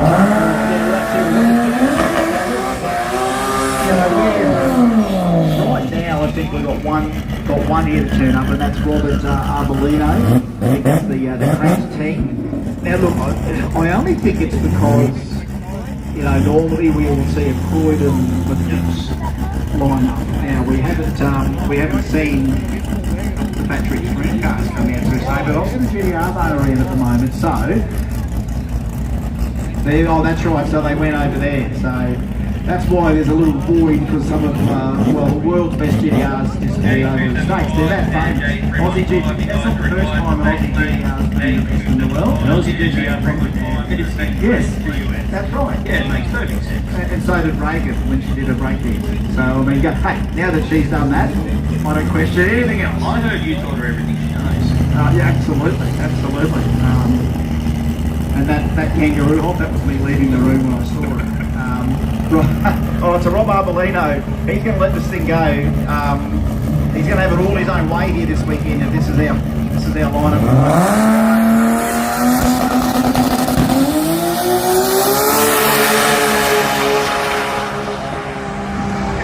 Yeah, that's stout. That is set, ladies and gentlemen. 723, 199 mile an hour, and straight down Broadway there for Robert Arbolino. That is our GDR down. Well, it's not our only GDR, but it's the only one in the GDR challenge. So it has gone down, but we've got plenty more action coming up, including this one, Earth Moving Mobile Auto Electrical Air Conditioning. Stu Walsh races in Pro Model supporting Jamboree with his Earth Moving Mobile Auto Electrical and Air Conditioning business. He's sponsoring J275, which I think is what we're just about to have here right now. So I think it is, because I can see plenty of 275 cars in this category. Now J275 is a radial tyre class, so you can only run up to a 275 drag radial. We run them over the quarter mile, so some of the performances you may see duck into the 6 second zone here. But we have got that much variety in J275. I could already see a Barra, a 2J, a Barra, a 2J, a Blowen Big Block, a Twin Turbo Noonan, a Turbo LS. It doesn't matter what power adder you bring to J275. The only thing you need really to comply is that 275 on the back. Yep.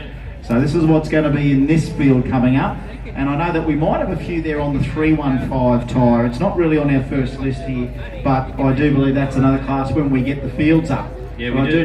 We do? Yeah, so J... Yeah, we do have J315 coming up for their first qualifier just after J275. And I'm not quite sure what we're waiting on here. It's just all quiet on the western front out here.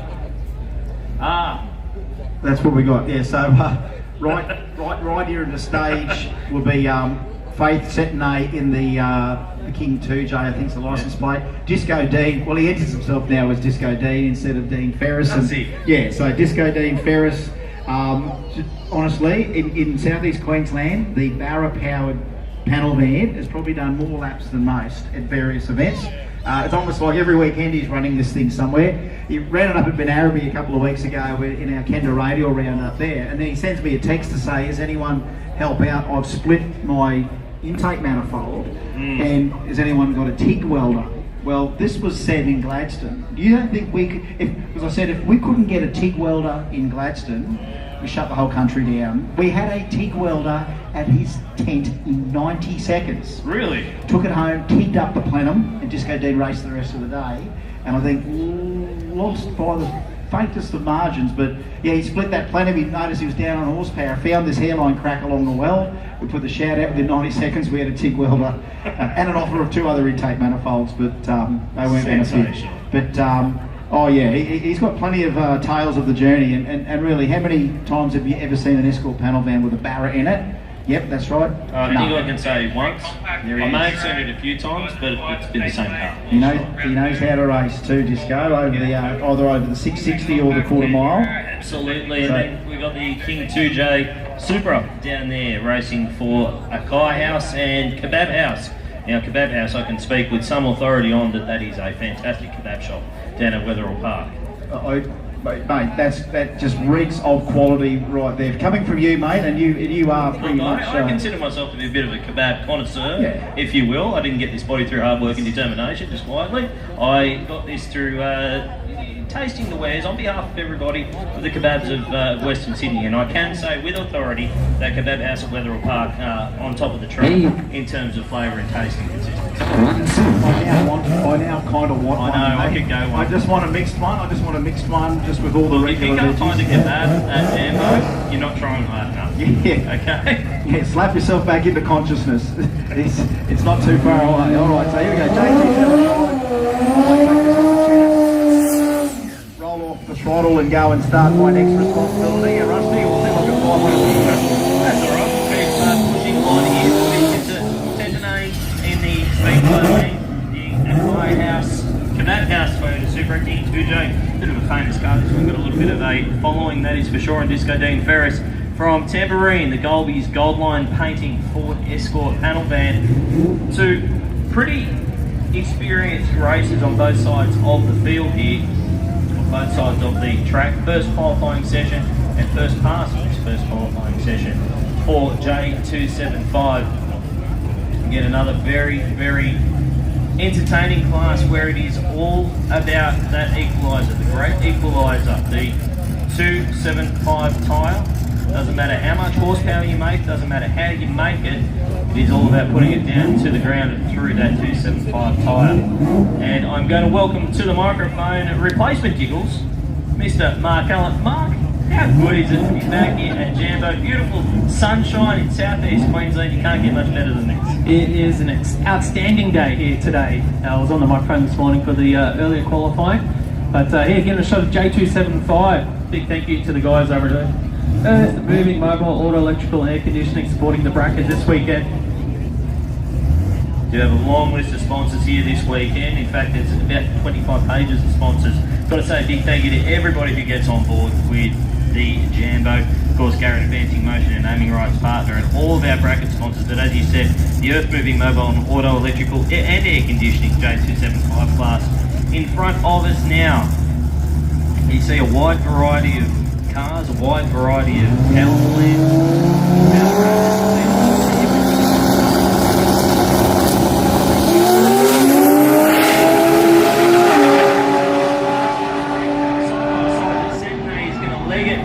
Top end of the racetrack and a 711, 197 miles per hour. That's a nice way to start the weekend for him.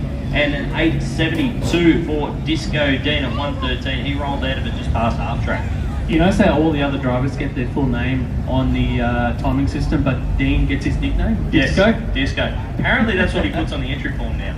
There you go. He just puts Disco Dean on the entry form. So he goes into the number 2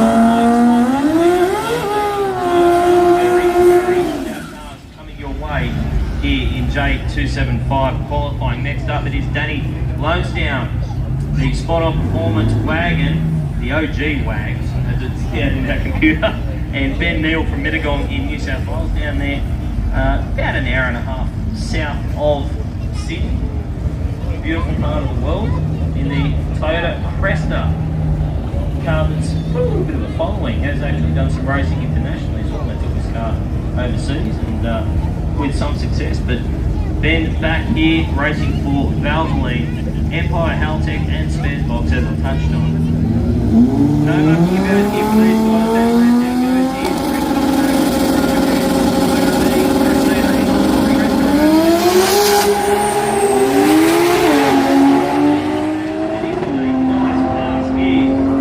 Right through the top end, it's a full pull first off at a 753 at 190 miles per hour. For Lonesdown, and Ben Neal goes through for an 885. You okay, Mark? Yeah, about 164 miles an hour. 4 cars down now, J275, Bates still at number 1, that's Foxbody. 7-1-1. Absolutely. Solid car. Side of the racetrack there. Well, Denny Lance actually won J275 last year here at Brisbane. Correct. And I want to say a big thank you to all of our partners here this weekend, as we touched on Garrett Advancing Motion, Fuel Tech, our presenting partner here this weekend, Bullet Race Engineering, Platinum Racing Products, and the Oceana College of Technology.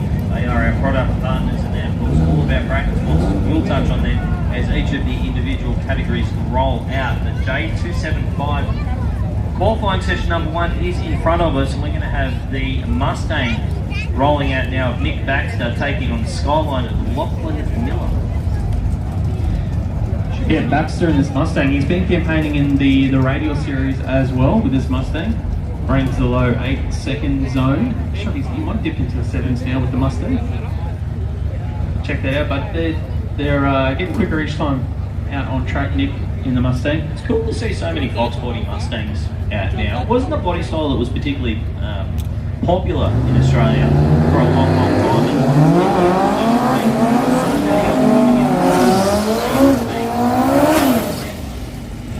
And they're made for drag racing. They've got right proportions. You put a big tyre under them without too much trouble, and they look pretty damn good. When they're done right, they look good. Yeah, Lachlan Miller in the lane beside him in the Skyline for Miller Engines and Mechanical. Here's their first parts of the weekend. Q1 J275. This is of course a heads-up Pro Tree class. First to the finish line wins. It's as easy as that. Don't go red, don't cross the center line. Yep. Now that you said that. Commentators cursing qualifying. Big Baxter, the red Mustang taking on the Skyline.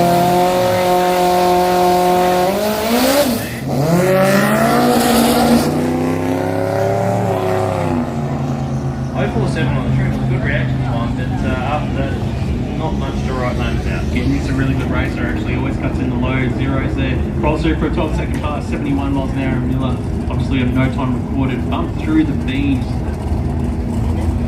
One of the challenges, obviously, staging. You wouldn't think it'd be that difficult to stage, but there's an art form to it.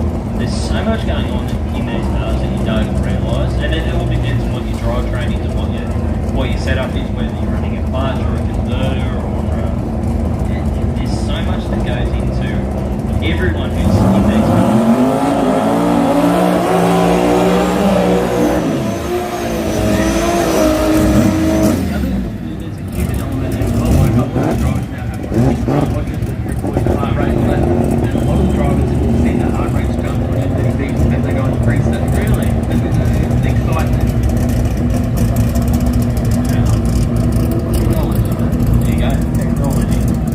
Next up we have got Andrew Coles, the public enemy spot on performance Mustang taking on Warren Allen, the NG Falcon, the light vehicle solution, Barrow powered car, full body, very much street appearing this one, pretty much stock performance this one. A little bit of wing on the back of the parachute, other than that there's not a lot of aero going on. Very different story for the Mustang.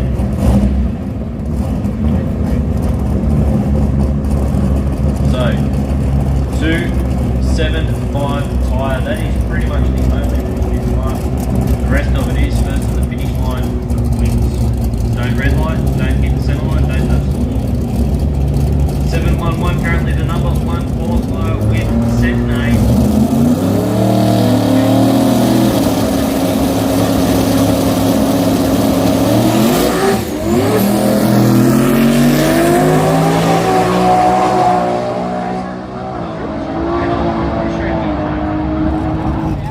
Watch Coles go through for an 866, 181 mile an hour, 915 for Warren Allen, 178 miles an hour. You're right, it is.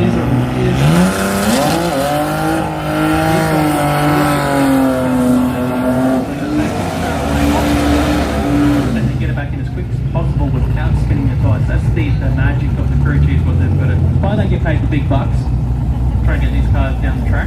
Yep. And if you get it wrong, you're going to see what we just saw there. And there's no reflection on the racetrack either. Like, this racetrack is tight. It's got some beef prepared by Justin Simpson along with the Willowbank track crew here. This thing is absolutely on point. Of course, it is a new surface as well.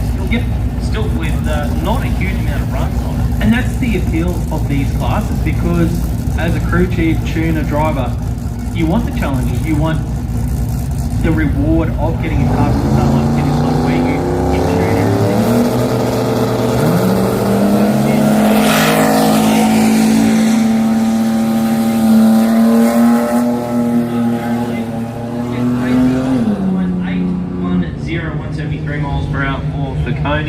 And Steve Farrelly, unfortunately, he's out of the throttle well before half track down there. He's going to coast across the line for a 13-second pass.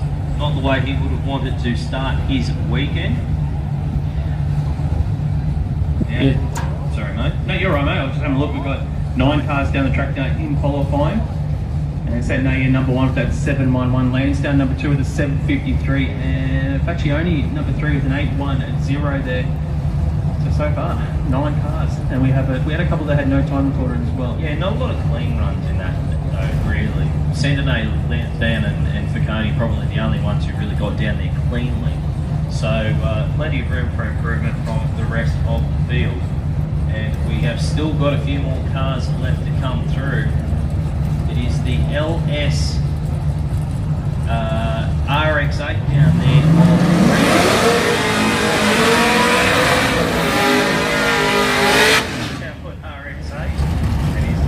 Anthony Karofsky, the BK Holden.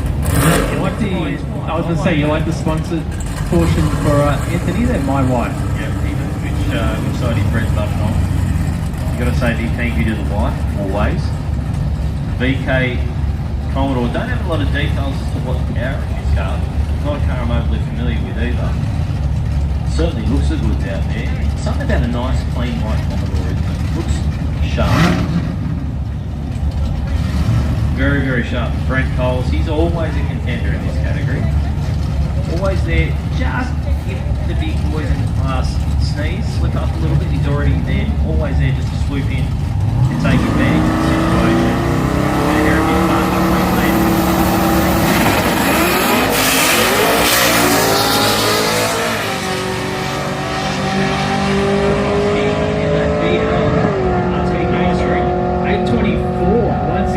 miles an hour there,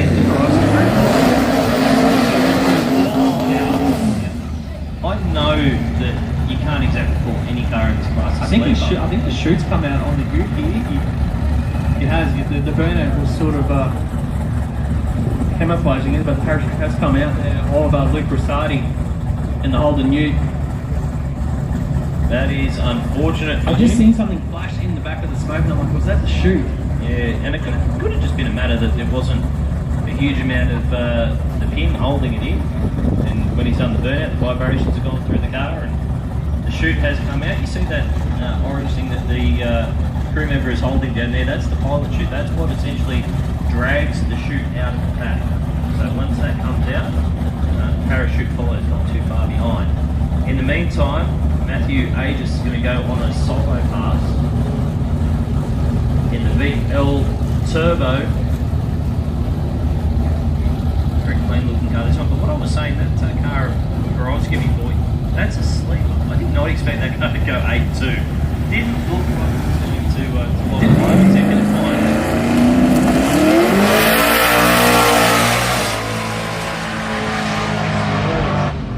On the tyre and on the picks early down there. Well, he ran a 796. I was about to say he would have been in the 7 second zone had been out the back door, but he still goes 796, 124 mile an hour.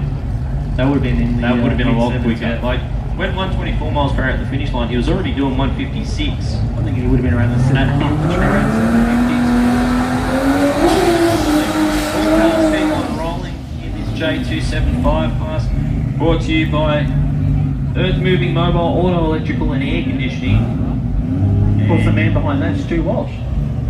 Has campaigned at the Jamboree in the past. So it is Matthew Dack from Shannons Planet in Queensland. He's taking on Scott Hoffman, the Toyota Corolla, on the far side of the racetrack. You know what I like to call this? The Corolla coaster. 2J Howard. Could I hear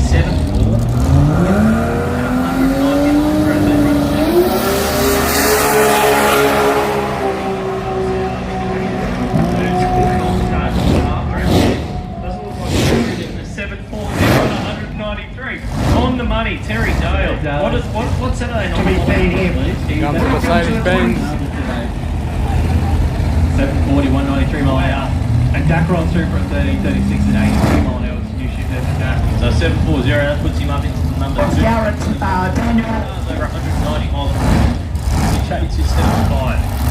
And It's a real athlete field as well. absolutely, and I think that will round out J275. I think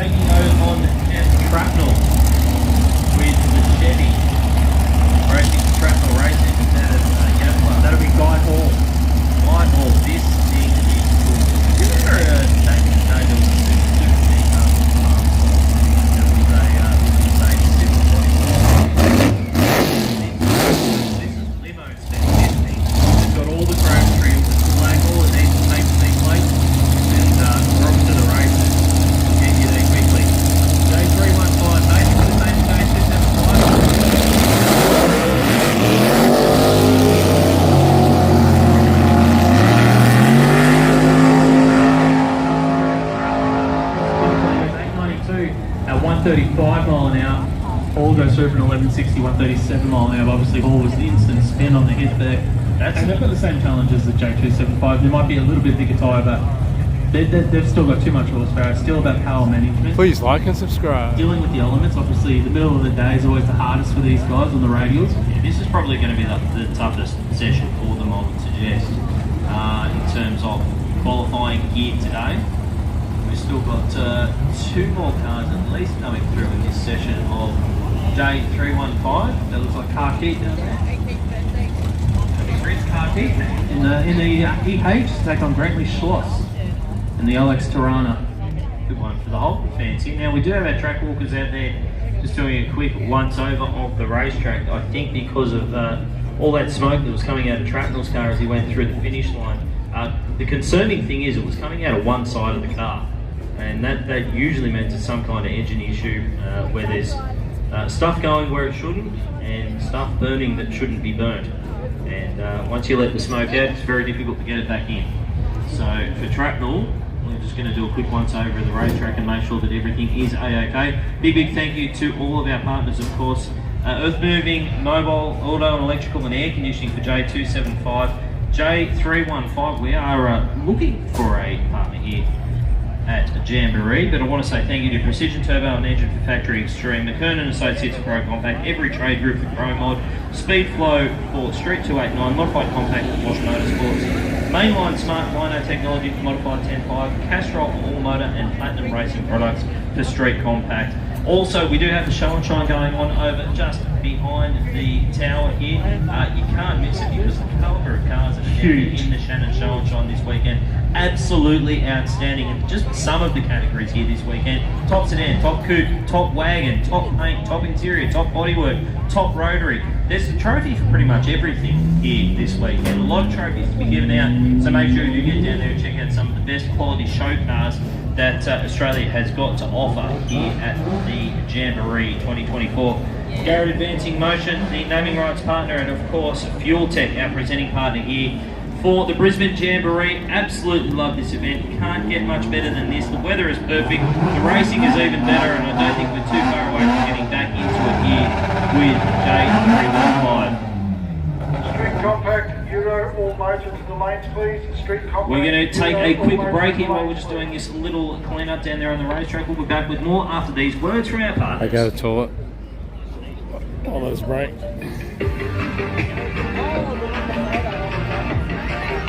Please like and subscribe.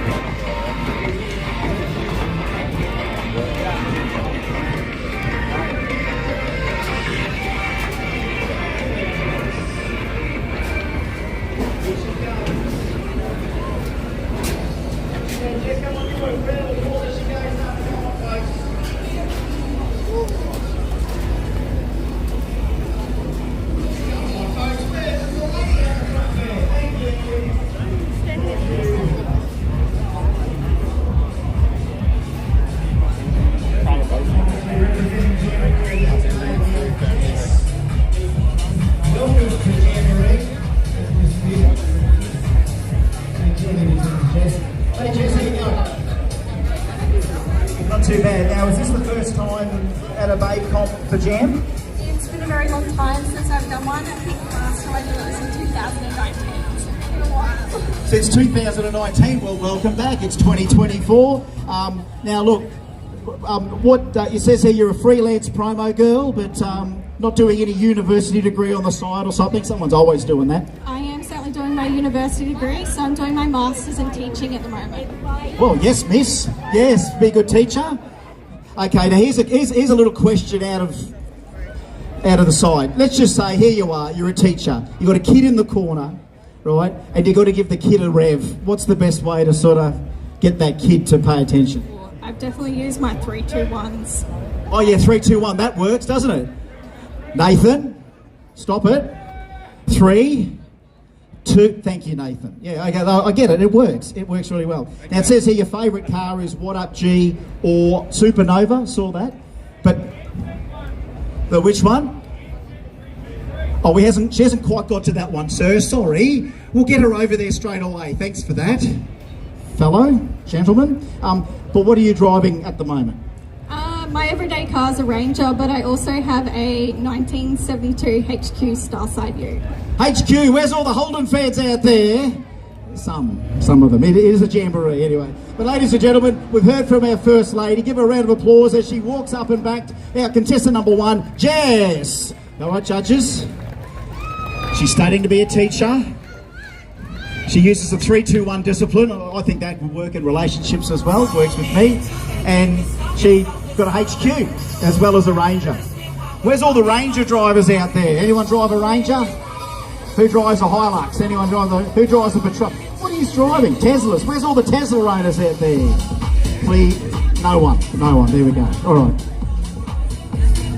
Contestant number 1. We'll find out what yous are all driving by the end of it. All right, ladies and gentlemen, contestant number 2, we've got to bring her to the stage. Big round of applause. Here she is. Her name is Cougar. Come on, give her a round of applause. Here's Cougar. Thank you, Mr. Music. Yeah. Come on, give her a round of applause. Yeah. That's the stuff. There she is.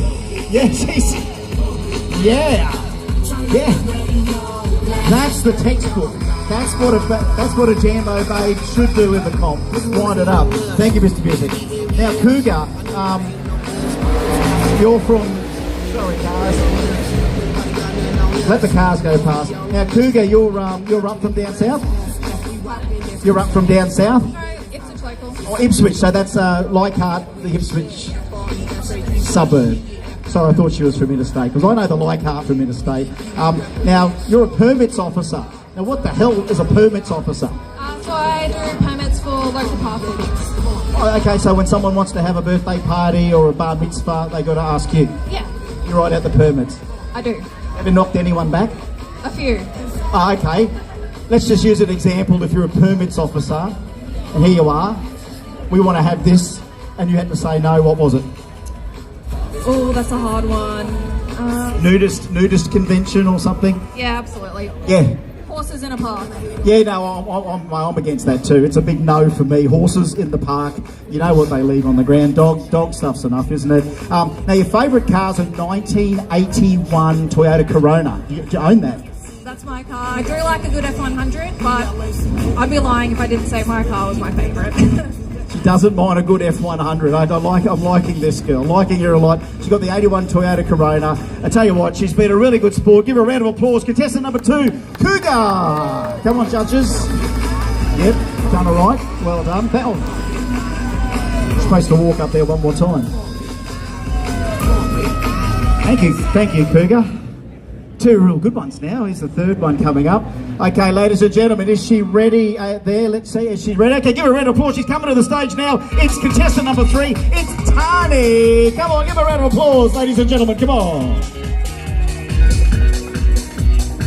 That's it. She's working it. That's it. Got to work it. Don't have to, but there we go. Well, that's great. And here she is. Tani's here. G'day, Tani. How you going? Not too bad. Now look, I'm older than you, so I've been to many Jambos before. Have you been to a few? 3. Okay, so you've been to 3. You're obviously younger than me, so yes, you've been to less Jambos than me.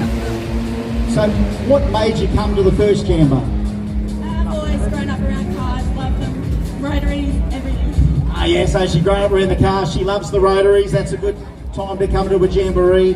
Now, your occupation, this is why I always bring it up, you're a manager for a Motor One workshop. So people, you're dealing with cars on a daily basis. Sure am. So they ring up, I want to service my car, I need tyres, you do all that? No, we apply tin, paint protection, rust proofing to all the cars. Oh, so it's that. It's the paint protection. Oh yeah, well that's even more specialised, isn't it? That's some good stuff, and you see some really nice stuff.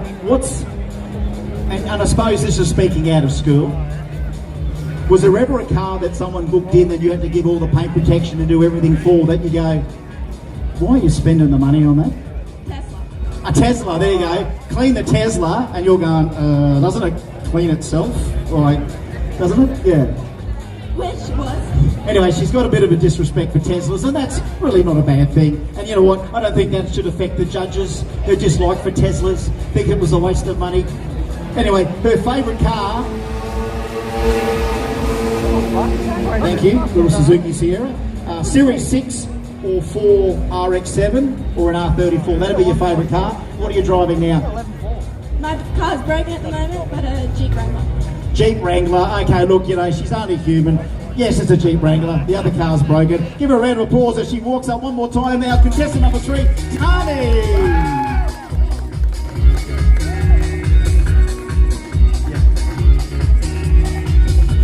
Thank you very much, Tani. We've got to thank our great sponsors, Quick Fix Forklifts, for our Babe and Bikini. Quick Fix Forklifts. They've been with us a little while, and we thank you. I think Mr. Quick Fix is here. Thank you very much for that. All right, contestant number 4. Now, judges, we've got everything up to date so far. Let's welcome her to the stage. Contestant number 4 today, her name is Kaylee. Is that right? Kaylee. Ready, please, Mr. Music. Go on, pump it out. Off you go. Here she is, contestant number 4. Kaylee. Oh, what? Is she all right? What happened? She blew it. What happened out there? You okay? Holy. I blinked for a minute and... Was that you doing a somersault or something? Triple backflip. I didn't see that. Come on this side, Kaylee. Sorry. Where's Dave? There's Dave there. Don't ask him twice. All right. You're a hairdresser by trade. Is that mainly ladies, or do you get guys? Do you cut guys' hair? It's unisex. Yes, some hairdressers don't do guys and some don't do girls, but it doesn't matter who. Yep, 2024 now. 2024. Yeah, well it is, I suppose. And then there's guys that come in, they want to look like women. Do you get a bit of that? Someone comes in with a skirt. Anyway, if he's here today, that fella, lady, and it's a bloke. So she's sharing, it's all about sharing. Thank you, Kaylee. Now, you're representing Extreme. Your favourite car is an MX-5. What are you driving? She did have an MX-5 because she's a hairdresser. Remember what they used to say about MX-5s and hairdressers? She's literally living the stigma. So if you could get an MX-5, you'd have another one? Brand new one. Oh yeah, well okay, yes you can have that if you want, if you work hard enough. So where are you guys based? Forest Lake. Forest Lake, okay, so there we go. That's contestant number 4. We've heard a lot about her. Another little strike for Kaylee. Give her a round of applause. Oh yeah, she's got a lot of fans. She's got a lot of fans. Thank you, Kaylee.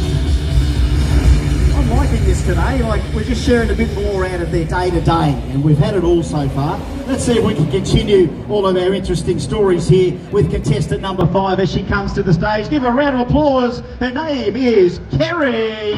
Oh boy. Who are these people screaming behind?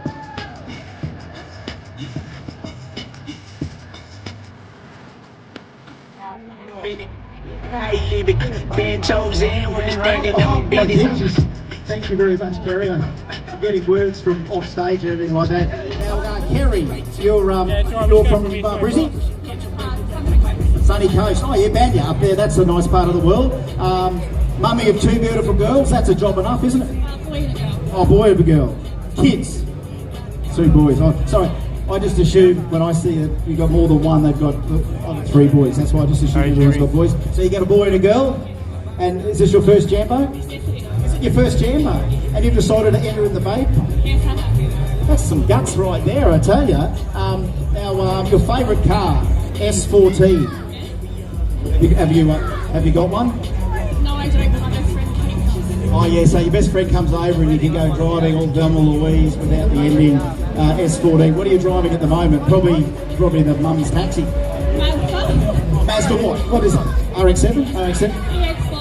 CX-5. CX-5. You got to. Are these your children right here? Just be quiet, please. Mummies on stage, please. So normally they this challenging. They are. They're a nightmare. Look, you know what? She should get extra points for that. The struggle is real, and here she is. First Jambo. Give her a round of applause as she walks out. Kerry, give her a round of applause. Hey, tell them like it is. Tell them like it is. Well done, Mum. Thank you. Is that your shoe out here, is it? Can you please pick up your shoe? Uncle Chris is really disappointed in you. Thank you. All shoes on the other side. Thank you. Good boy. Uncle Chris will give you a billet RB block later. Uncle Herman might just slip out a billet RB block somewhere for someone. You've got to be really good. All right, contestant number 6. We're nearly halfway there. Bring this lady out. Her name is Alyssa. Are you there? She is Alyssa. Give her a round of applause. Come on, cheer her on.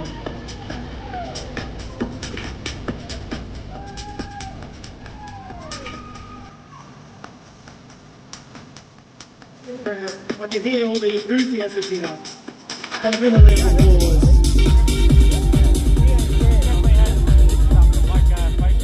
Hey Alyssa, how are you?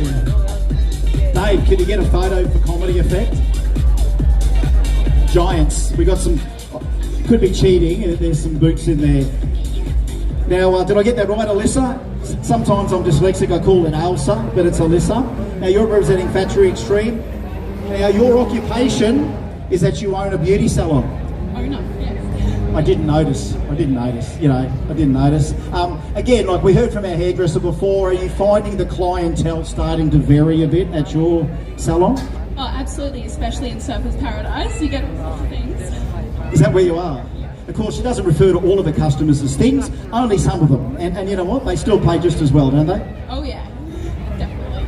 So again, we're going down a really strange path here, but this is just the different clientele that we get. So normally you're booked up most days of the week. Are you open 7 days? 5 days a week. So Monday to Friday? Yeah. And how many technicians do you have? They call them technicians? Just me. Just you? Yeah. So you're the one-woman beauty salon owner that has to deal with all sorts of things? A one-woman show. She's a one-woman show and I don't doubt it. I don't doubt it. That's your dynamite. Free plug for the beauty salon. What's the name of it? Dripped Nail Bar. What? Dripped Nail Bar. I thought you said stripped nail bar. Dripped nail bar. Nail bar. So nails are good too. Anyway, your favourite car is a 69 Mustang. Do you have that car or what are you driving now? I don't have a 69 Mustang, but I do have a Mustang GT 2017. Oh, look, that'll do. Not everyone's got one of them in their pockets. Well, nearly everyone. But yeah, that's a lovely car. And maybe one day you'll get that Mustang. Oh, I'm aiming towards it. Yeah, she sure is. One beautiful Service Paradise client at a time. Thank you very much. Give her a round of applause. Contestant number 6, Ailsa. Alyssa. I think they said Ailsa, didn't I? Give her a round of applause. It's a tough job. It's a tough job.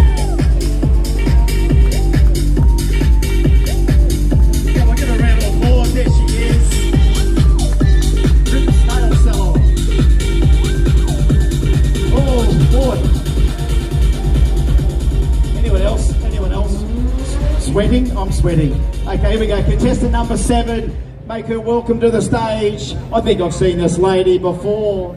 And I'll recognise her, you'll recognise her. She's got a lot of spark and she's going to come up and light the stage up right now. Give her a round of applause for contestant number 7, Catherine! Come on, here she goes. Come on. She demands it. Come on, make some noise. Make some noise. Cheering on with me. Maybe you'll walk. There's no more.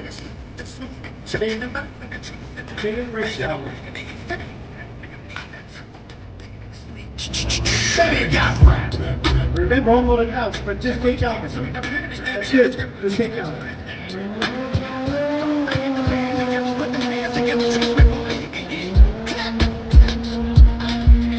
It's supposed to happen. I can't interview to the right. See what I mean? So this is why you got to be on this side. Now, Catherine, I've seen you around here before. You've done the odd jambo. Your occupation is a model, because I still see you're into that. Yeah, I mean 10 years strong. Yeah, okay, 10 years, so that's just giving away her age now. But Catherine, I shouldn't say you're a veteran, you're just a lovely girl. She sparks with energy every time she gets to a jambo, lots of other car events as well. Your favourite car's an R34, have we got that yet? No. Have you seen the price of them? Yeah, that's true. In this economy? In this economy, yeah. Look, I mean, she's got the finger on the pulse, old Catherine, in this economy. So what are you driving now? 370Z. It's all right, in this economy, that's a good car, don't you think? A 370Z. I mean, in this economy, that's a hell of a... I'd only be aspiring to drive that, and you're driving one in Wingy, you can't buy a 34. I spend all my money on fuel. Correct. There we go. Okay, well, there we go. She already notified me she was going to do some choreography, but I forgot that she's actually going to do that in the Bikini comp, because she's entered for the Bikini comp. She's ticked the box that says she's in base, so she'll be back later on in the Bikini tomorrow. But you know what? Contestant number 7, it's good that she's got the vibe out there. One more strut for us. Please give a round of applause, Catherine!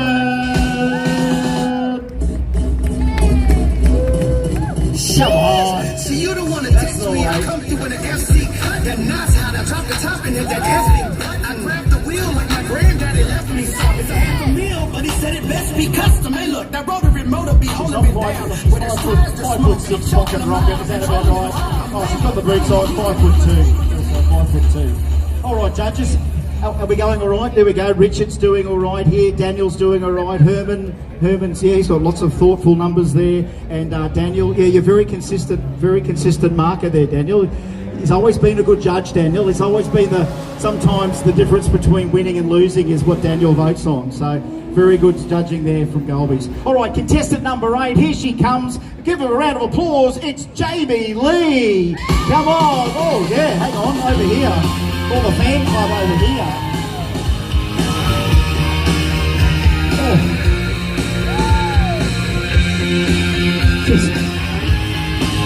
She's got minions in the crowd here. Hey, Dave, go get a photo, please. They're all got a couple of inches in the feet there. G'day, Jamie Lee. How you going? Right. She's here. Now, forgive me if I'm wrong. Have we seen you at a jambo before? Yes. I can tell because you can tell the ones that sort of come to the jambos all the time because they got these extra fans in the crowd. Maybe I paid them. Did you pay? No, you wouldn't have paid. All the sisters, they wouldn't take money for that. Now, you're a manager at a jeweller's. Oh, okay, right. So you're in the jewellery store, and again, in as Catherine alluded to us, in today's economy, the bloke's still getting in there and buying special stuff in the jewellers, or what? Of course, yeah. Who else is going to buy it? Well, that's it. I mean, I'm not a jeweller guy. I mean, I know that you're right. You're damn right. That you've got me there. Give her a few points for being a smart aleck. That's good. But I suppose the jewellery store, it's not only just diamonds and bracelets and stuff, it's watches, it's all those things. They're all going out the door, I'd imagine, especially near, birthdays, anniversaries. Yes. I'm trying to get a hook here. What's the weirdest thing someone's asked for at the jewellers? It's a jeweller's. What could be weird? Diamond encrusted anklet that only goes up to the knee. I don't know. A gold plated G-Shock watch. I don't know. I'm looking for answers that would be interesting for a day with Jamie Lee in the jewellery store. That's what I'm looking for. Exciting that I... No, stop it. All right. Anyway, she's a diamond as she is. Her favourite car, let's get to the cars. V8 or VL? What are you driving at the moment? Come on. A Triton and a Mazda. A Triton. It's not a dirty word. There's other people up there that admit they drive a Triton. Hands up all the people that drive a Triton. See, no one puts their hand up. Oh no, this guy did. There you go. See? So just when you think you're in a room with no one that you know, there's all your other Triton drivers. Look, she's been a good sport. Give her a round of applause as she goes for another walk up there. Contestant number 8, the lovely Jamie Lee. Cheat, you can cheat. When you call out the MC, what else do you really say? It's not the first time that she's probably had the tough questions. What do you want me to say? I work in a jewellery store. What else happens? I don't know, bloke with a balaclava, I don't know, you know. One of those days when the bloke came in with a balaclava and held you up, that would have been a good story. Didn't happen. All right, here we go. Contestant number 9, we're nearly there to the end of our first heat. Remember, we're coming back at 2 o'clock to see them all again and then find out how the judges went. So this has all been part of the judging. We've got 2 girls left. Welcome contestant number 9 to the stage. Her name is Kerry. Welcome to the stage, Kerry. There she is. Give a round of applause, Kerry. He's been strutting, let me tell you. Oh yeah. There she is, Kerry. Hello, Kerry. How are you? Now, Kerry, I remember you from last year's Jambo. I think you were one of the few that kind of, because remember these days have always been about whether people decide to enter on the day, things like this, and you just decided to rock up last year and just be a contestant because it's free to do so, and then you decided to come back again. That's awesome. I did, it was great fun, so I'm here again. Now I noticed, of course, last year you sort of had, I think you had the Ford performance jacket on and a little, yeah, Holden was it? Yeah, sorry, I didn't mean to slander you there with the wrong thing. But here you are again, you're having another go. You're a chef and a mum, so you've got to go to work, hook up, you come home, and then you hear what's for tea, is that right? Yes, that's exactly right. And standard answer would be, by now you should have learned how to do it? Cook it yourself. I mean, it's tough to say that to a 5-year-old, but they're older than that, aren't they? They can nearly fend for themselves? Yeah, my oldest is now 10, so. There you go, well he should be doing everything now by age 10. Isn't it amazing? A 14-year-old can win a gold medal, but we can't get a 14-year-old to take the bins out. Isn't it amazing? It's an amazing world that we live in now, that a kid can win a gold medal, but you still can't get him to do anything else. Now, you're representing yourself and all HSVs. She's representing all the HSVs of the world. Where's all the HSV fans? We're at a Jambo, we've got a couple. Less than the Triton drivers, eh? Oh, one. Got one fan over there at least, one HSV guy. I mean, well, we can't afford to buy them anyway. That's the story. In today's economy, we can't buy HSVs like we used to. Yes, you should. Now, your favourite car would be either a GDS or any Holden. Any Holden is good for me. What are you driving at the moment? A Holden Maxima. What's a Holden Maxima? Is there such a thing? It's not a Craptiva, is it? It's as old as me, guys. It's a Holden what again? Maxima. Holden Maxima. Okay. Look, I'll get onto Google and we'll see what happens by the end of it. But she's been great sport, hasn't she? Contestant number 9, go for one more walk. Welcome Kerry to the heats here today. Give her a round of applause.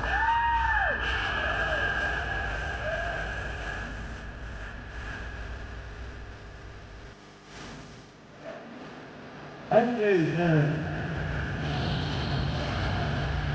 Now, we've got one more contestant, but then we've also got, I think, we've got another couple of girls on behalf of one of our great sponsors, Platinum Racing Products. Herman would like the girls to come up and represent PRP, which is, we're certainly happy to oblige. So after our 10th contestant comes up in a sec, we'll have our Platinum Racing Products girls up for a quick strut as well. Also, folks, a reminder from management, please. Make sure that you stay well hydrated, that you have hats on, that you keep sunscreen on, and that you keep the water up to yourself, please. That is a general public service announcement to make sure everyone survives today and tomorrow without suffering heat stroke or sunburn. So slip, slop, slap, get the water into you, and make sure you get to the Jambo tent to get all your hats and protective gear there. So a little bit of a commitment. Yeah, there, Uncle Chris doing all the right things. Okay, contestant number 10, here she is. She's coming up in our Babe Comp, our last contestant, but don't spare the applause, get into it. Round of applause as she comes up. It's Jasmine. Oh yes, Jasmine. Very classy.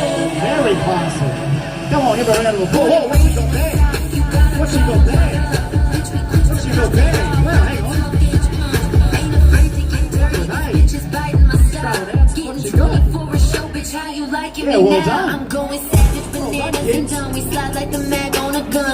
Good shot. Well done. Oh, balloons. Well done. She's got the balloons. Balloons, mate. Balloons. Jasmine. Jasmine, did you ever go with this before? 3 years already so far. So 3, that's right. So 3 years, because again, you start to remember the girls that they don't mind it because it's a bit of a, it's fun. It's got a bit of a pageant feel about it, and it's great to be a big part of the event, isn't it? That and my kids keep me going. Your kids, where are the kids? There you go. She's out here having a go, Jasmine. Now you're a chef by trade as well, so same deal. You come home from work, mum, what's for tea? Looks like the kid's old enough to cook for himself, and is that hubby there? He can cook too, can't he? Yeah, he's a chef too. Oh, well there you go. So no one's home. Well, you're all home at odd hours because then you've got to work at night. Now, your favourite car says here that it's a GTO. Oh, yes. So which one are we talking about? Sort of the older one. Yep.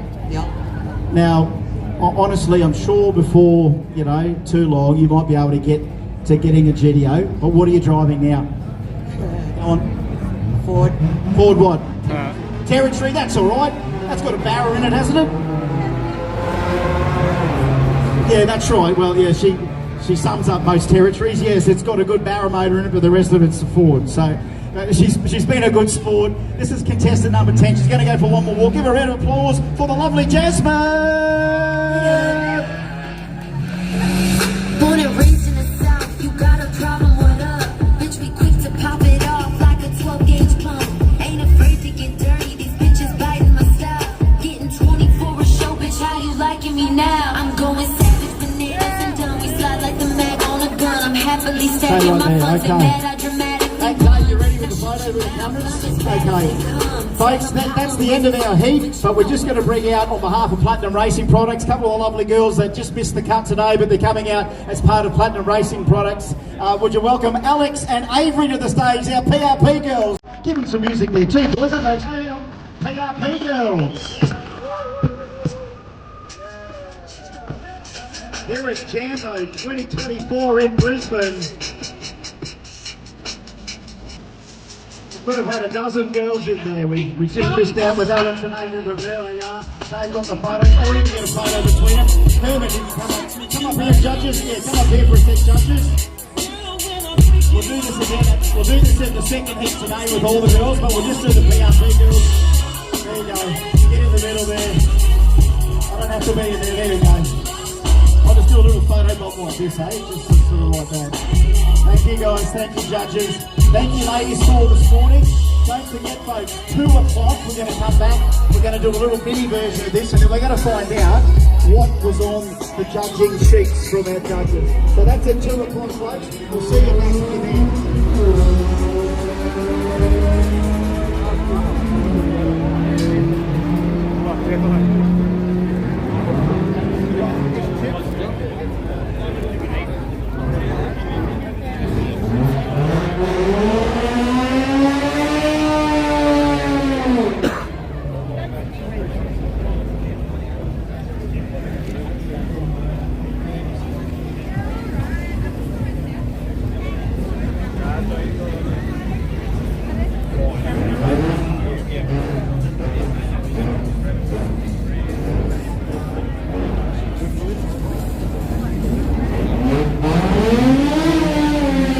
Toilet break, chat.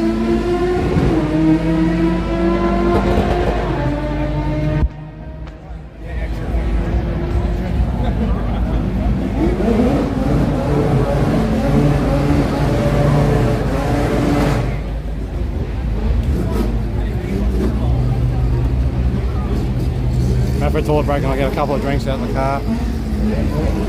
I'll have some insulin.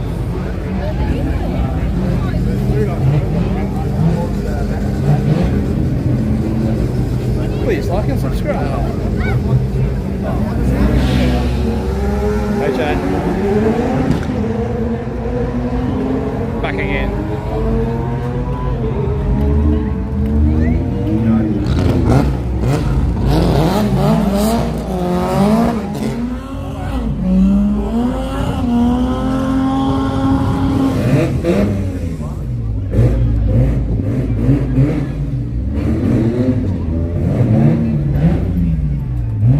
Trying to figure out whether that person in chat was really standing behind me.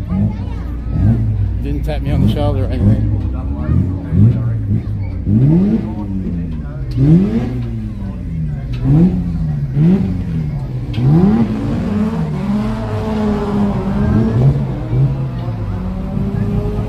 Hey Jimmy.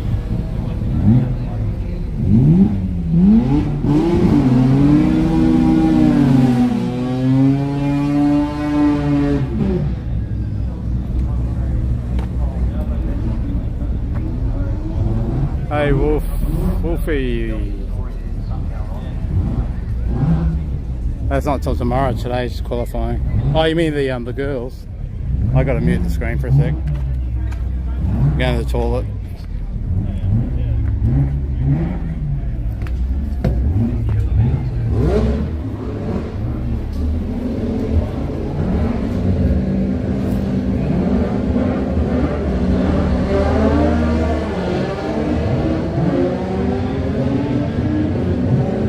Be with you in a minute, chat.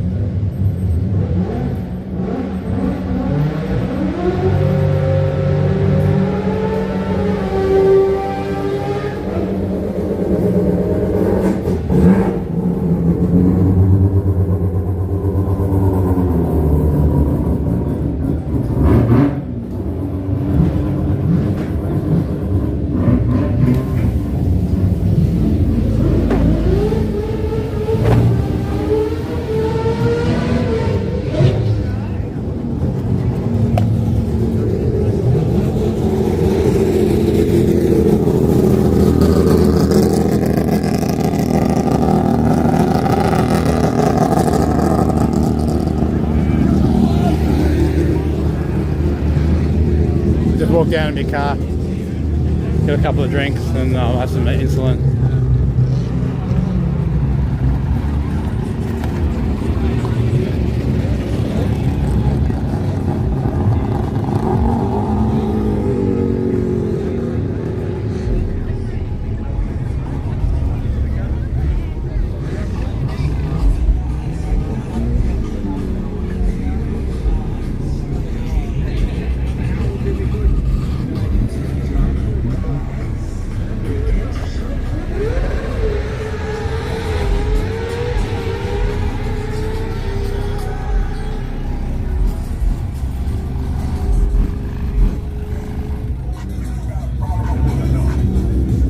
Every panel was shaking then.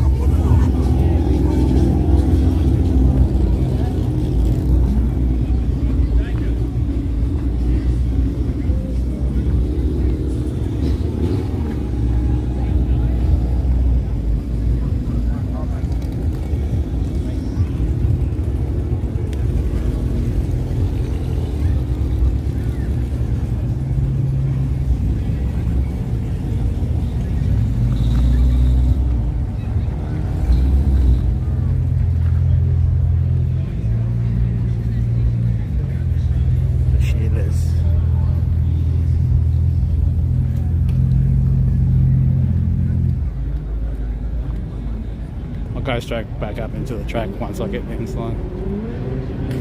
A couple of drinks.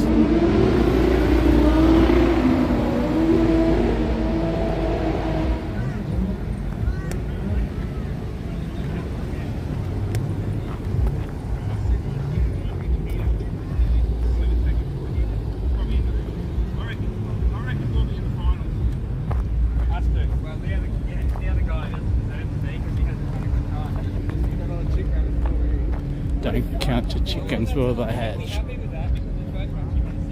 They already reckon they're going to win.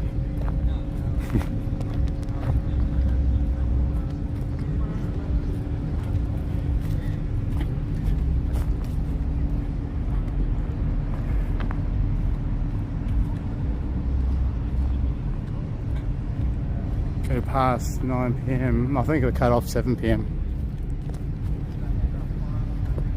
think it's 7. I think it's 7 on both days. I don't think it's 9. Yesterday it went a little bit longer.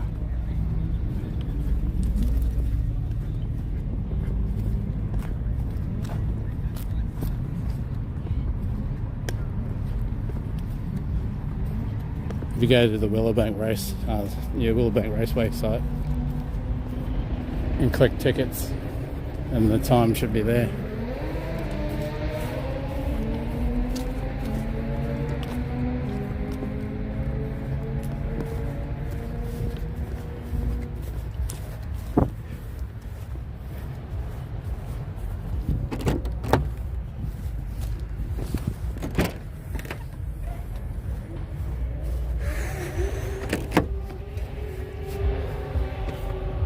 Look this up again. Just let me do my thing. Just keep yours in the shade for a sec, because it is hot. Just let me find my insulin. That's right here. Oh, it's in the esky actually.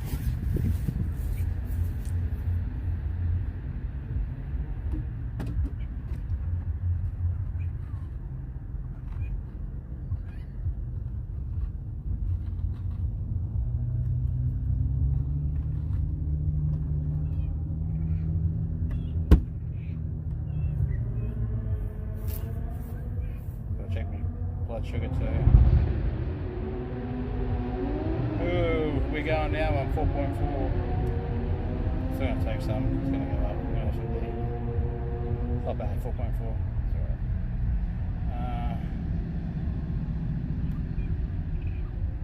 Not gonna have as much as we normally would.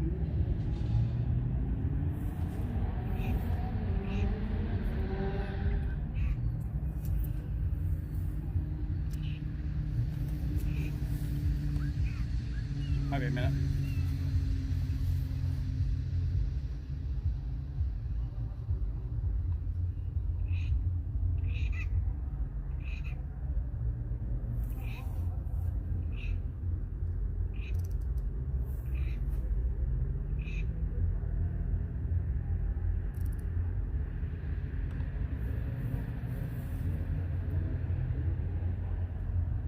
The riders.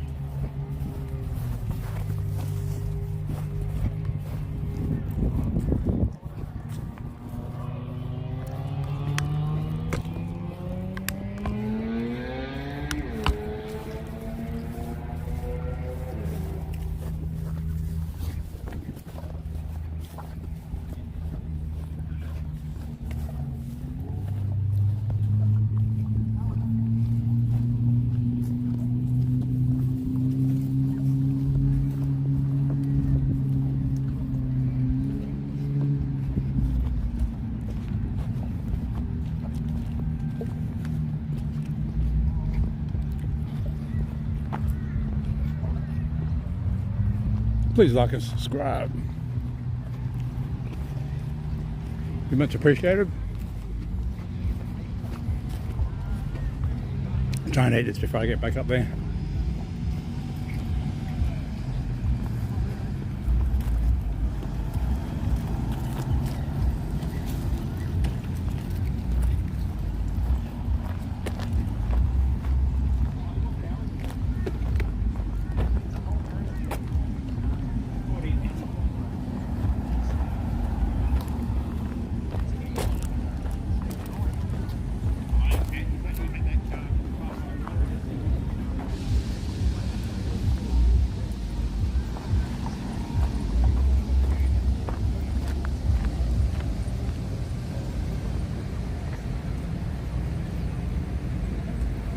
Yeah, empty tomato. It's usually the pretty stock standard thing I do.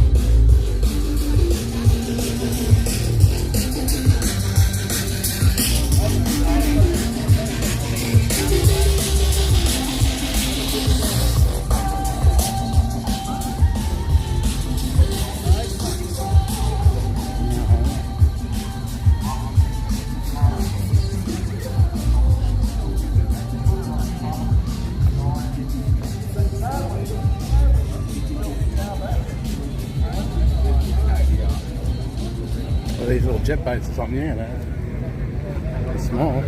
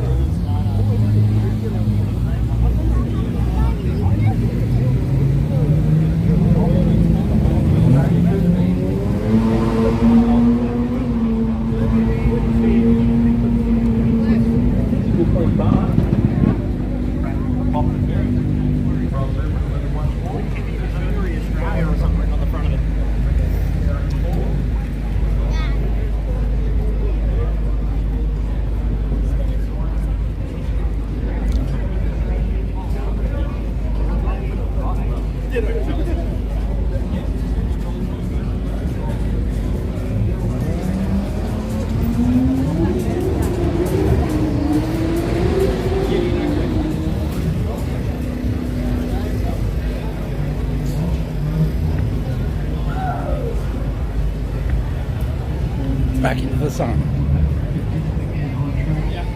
Gotta find a place. He's in the Chrysler to take on Nigel Hartas. So Nigel, 9:35 before for Nathan and a 10:6 for Nigel. And we know that look, Nathan, mate, he has run that car in everything. He will actually, I've seen him win trophies in the car show and then go and go racing. Because that is how beautiful that car is. So this class is all about consistency and body.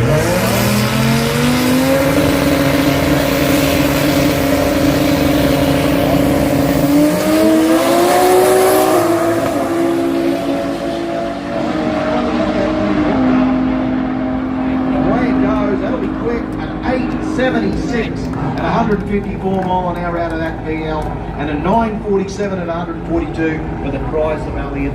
That was a good drag race. That was just a good lap all around for both competitors. So Nigel gets a good lap on the board. He goes to number 3 in qualifying. Peters will go to number 8 with that 9:35 that he ran earlier. 18 in the field, so we've got a few of these guys. So we'll see how they go. See if we can get anybody can bump Andrew Rankin or Troy Lewis off those top 2. That was interesting because Lewis thought he had it all wrapped up, and along come Rankin with an 861 to the 867 mark. Well, in this class, you've actually got to go quicker than 9.99 seconds, so we do have a lot of drivers.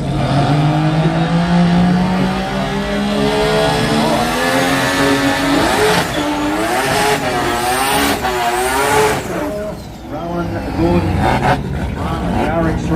Well, the good thing is that no one they get a qualifying rank tomorrow, but you don't want to be not running in that 9-second zone. You don't want to be running 10 giving up a second. And I'm not so sure how the seeding goes. Stand back where I was. Because they are, it'll be like touch me. Guys on an 8. You haven't even had one good running yet. So you've just got to hope for something there can't off. You can't see stand up, buddy. You win a race. No, it is, but it's not how you want it. Everybody else is. So, Hucky Cador, Rowan Gordon, the Trana, the RX3, little HB, little RX3.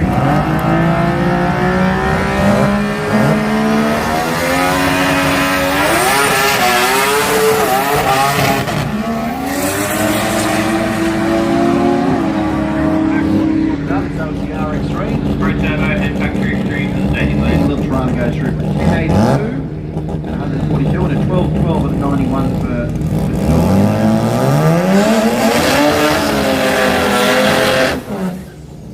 So Russell Archer, Cameron Lazario, the Hilux, the RX4 both these drivers haven't run quicker than 9.91 seconds for this class yet. In qualifying, Russell Archer only went 15.52 seconds in that first session. Remember he just spun the guys on the head. Yeah, Cameron and the Hilux. He was almost in there. He went 10.05 at 145 on there.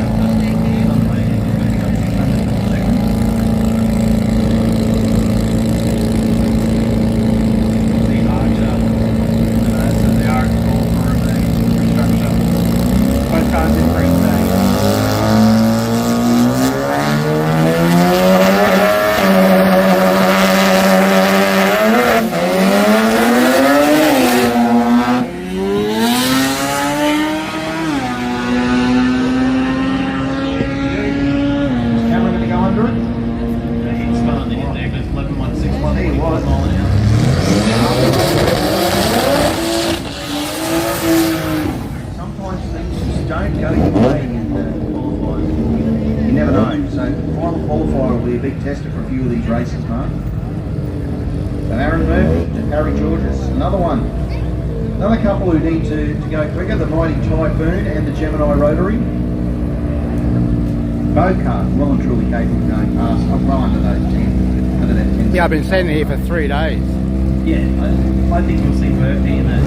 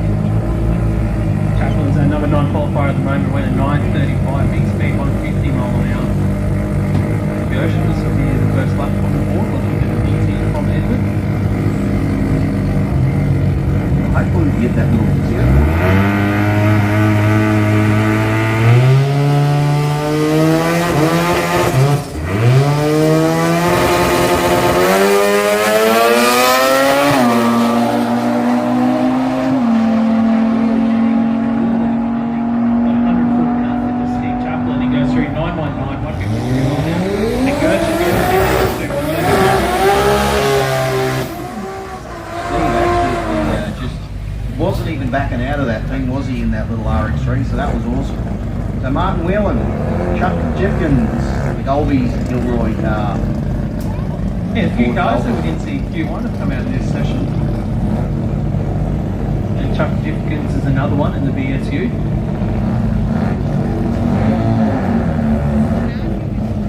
All these guys pack and parachute, so we know the capability is there of over, theoretically over 150 mile an hour.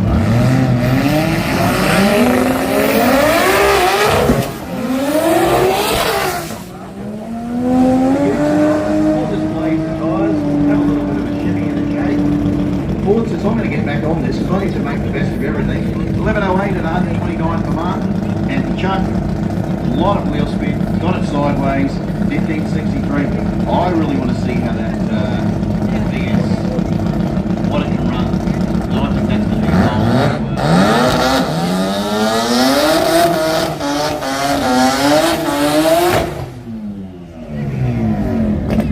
goal. William Yarwood now in the Supra to take on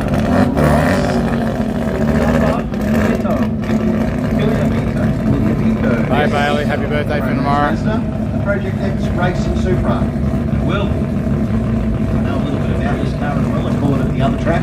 This thing is fast. It's better than 13 seconds fast. I can tell you that right now. This thing, if Garwood gets this down, he talked it up in the first session and he had issues. I've talked to two.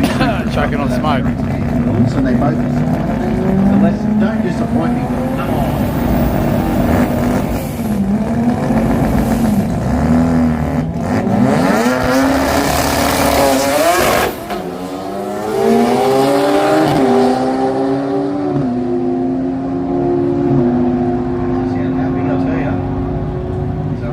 Goes through for 9 at 26.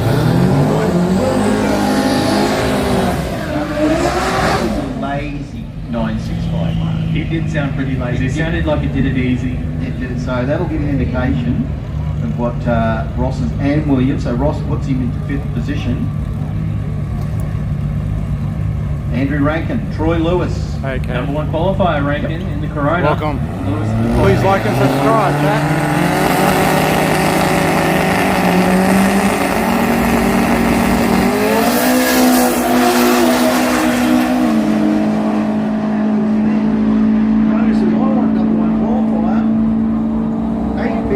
At 159 to 926. How does that change the standings, Mark? Shot line across the bow though. Yeah, well, Rankin improved by a couple of hundreds. Yeah, it's nice and sunny and warm today. We got that thing down. No breeze really at all. We talk about speed.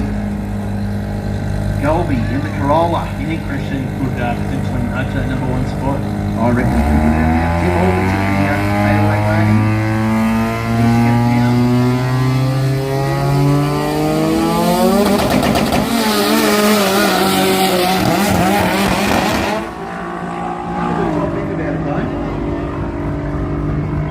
Keep an eye on it. 993 at 137. Tim Hawkins, sadly, that gorgeous looking 808 wagon, not playing the game, ran a 16, but it's not playing the game today, so hopefully for Tim he'll be able to get that all good for qualifying number 3. Because I want to see that thing run nicely in modified compact. We're chipping away through the mark. I tell you what, there's been a lot of questions being asked of a lot of these races, to be honest, in this past qualifier 1 and qualifier 2. I think a lot of them will be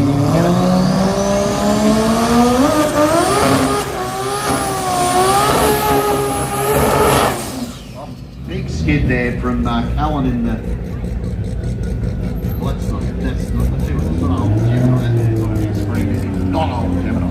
So Naomi Vandertoot in the Nissan Silvia S15. And 982 for Naomi. I'm sure they can't go quicker than that. And we know that Callum Vernon in the Cal's Garage car will go quicker than that as well.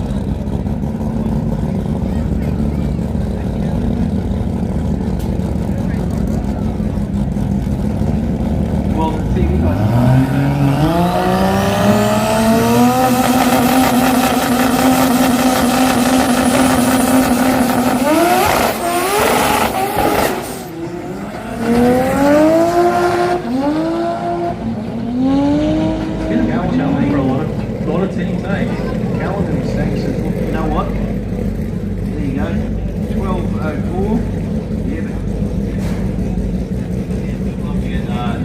off the racing surface here. Yeah, that's a little bit sad. We wanted to see Naomi hit the track.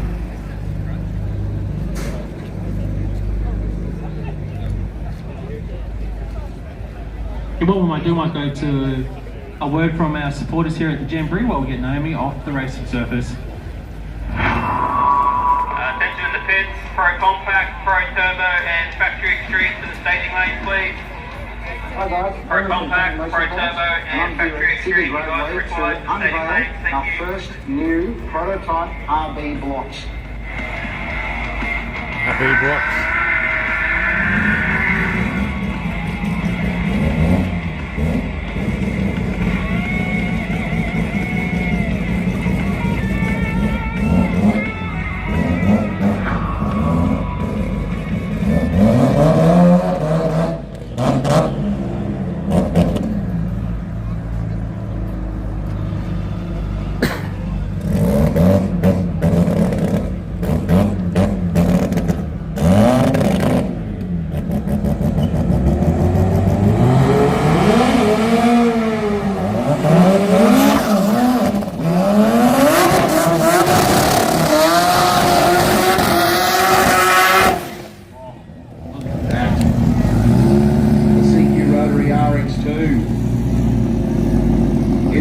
It's angry, it's 806 at 166 mile an hour.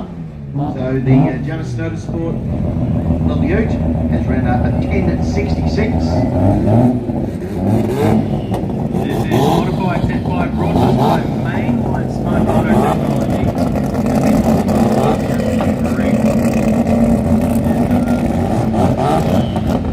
We are in qualifying session number 2, modified 10.5. And it is the warmest part of the day, just like the other classes that we've seen so far. The biggest challenge again, like all the teams will be facing, is power management and getting it on the start line, which is guys that touching 200 mile an hour, breaking the waist,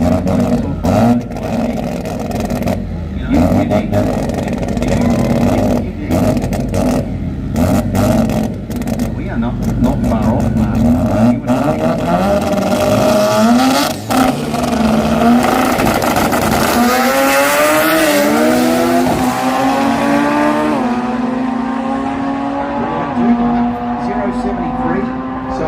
Go through from 824 to 168 with a 073. Red light for Newell, but this is just qualifying. But an 874 to 154, I'm sure they will be happy with that because they finally got the car down nicely.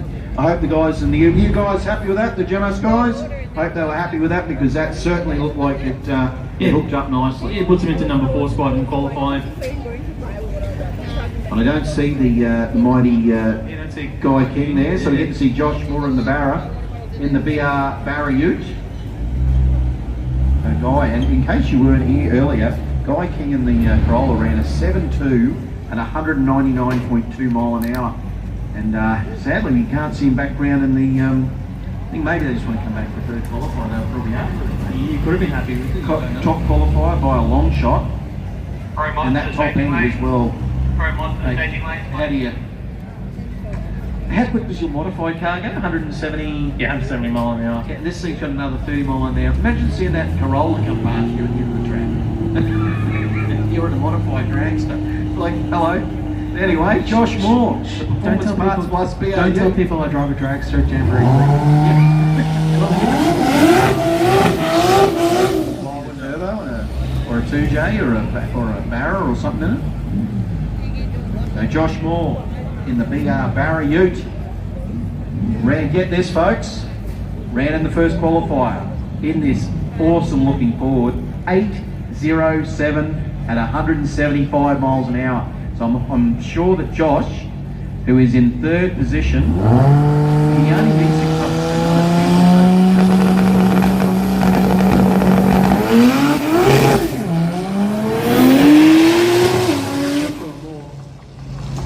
The Performance Parts Plus BRU will coast through here, will not improve on his earlier 807, which will keep him in that number 3 spot, 13 seconds at 73 miles an hour for Joshua Moore. And that brings a close to qualifying session number 2. That does for for modified you and I, 10.5. Guy King will say number 1 with that 725. Yep. And that means we've got a little bit of track prep for 10 minutes, and then we'll be back into the big boys: Pro Compact, Pro Turbo, Factory Extreme, Pro Mod, J275 and J315. So the big boys are coming back out. So get yourself a nice comfortable seat, and we'll be back very shortly. We'll chuck the able commentary skills of Mr. Chris Nichols and Rusty Gregory back in for the pro category. So don't go too far, folks, because it is going to get louder and faster very shortly. We will see you all back very shortly.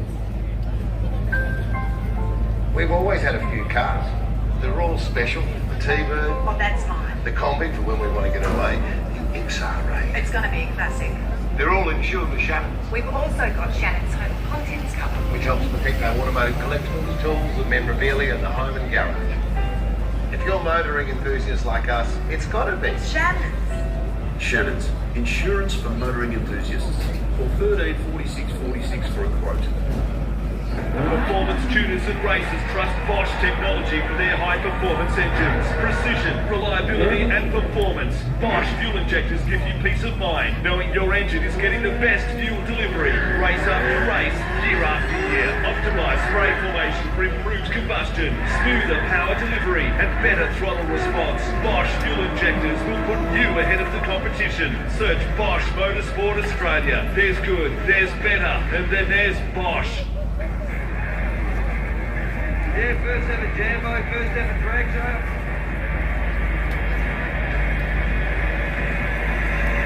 Here we go!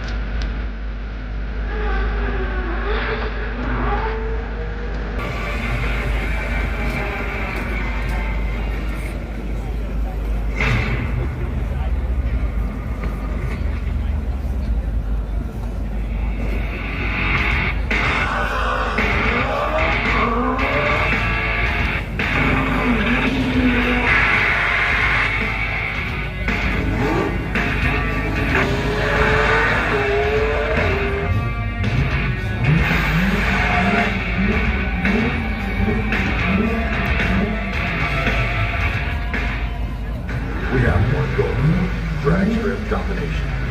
Quicker ETs, number one qualifiers, final round victories. We earn these things for ourselves and our racers with engine management designed to work the way people actually use it at the track. Our systems are constantly updated with new functionality and free updates. Progress never stops. Always learning, always improving, always striving to make the best.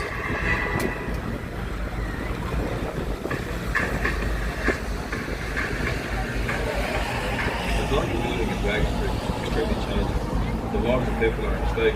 There is no room for error. My name is Frank Turbo. I'm the owner and managing director of every trade group.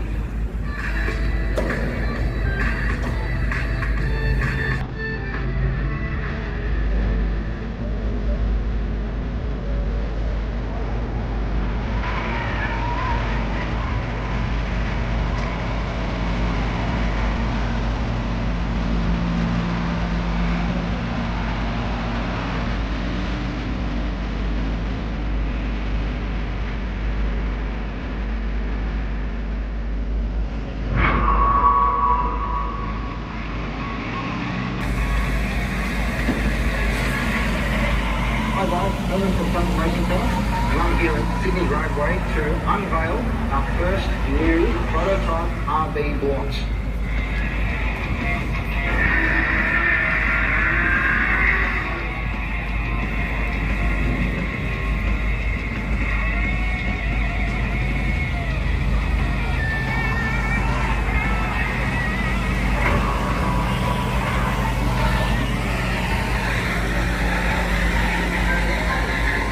Always had a few cars. They're all special. The T-Bird. Oh, that's fine. The Combi for when we want to get away. The XR8. It's going to be a classic. They're all insured with Shannons. We've also got Shannons Home Contents cover. Which helps protect our automotive collectibles, tools and memorabilia at the home and gallery.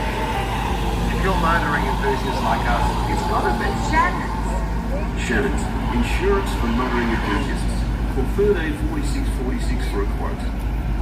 Performance tuners and racers trust Bosch technology for their high-performance engines. Precision, reliability and performance. Bosch fuel injectors give you peace of mind, knowing your engine is getting the best fuel delivery. Race after race, year after year. Optimised spray formation for improved combustion, smoother power delivery and better throttle response. Bosch fuel injectors will put you ahead of the competition. Search Bosch Motorsport Australia. There's good, there's better, and then there's Bosch.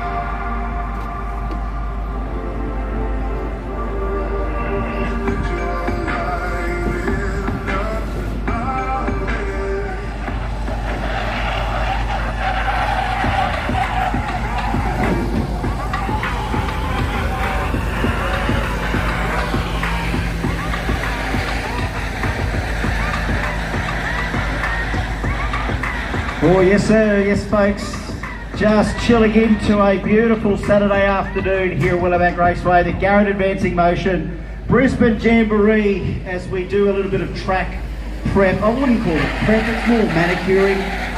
The amount of exercise, the amount of horsepower that we've been putting down this track.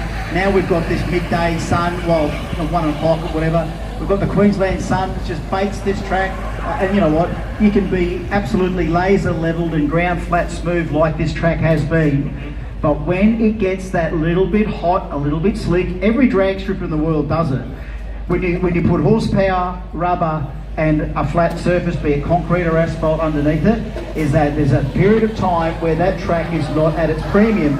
People would like to say that have watched the sport for years think that it's this time of day, and you're absolutely correct.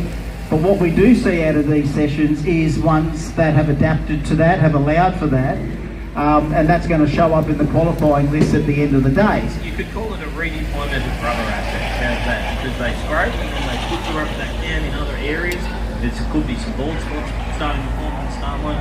It really is a Bald science spots. in how Juzzy goes about preparing this racetrack, and it actually starts days in advance. It's not like he just shows up here at 7 o'clock this morning and has a coffee and says, okay, we're good to go, guys.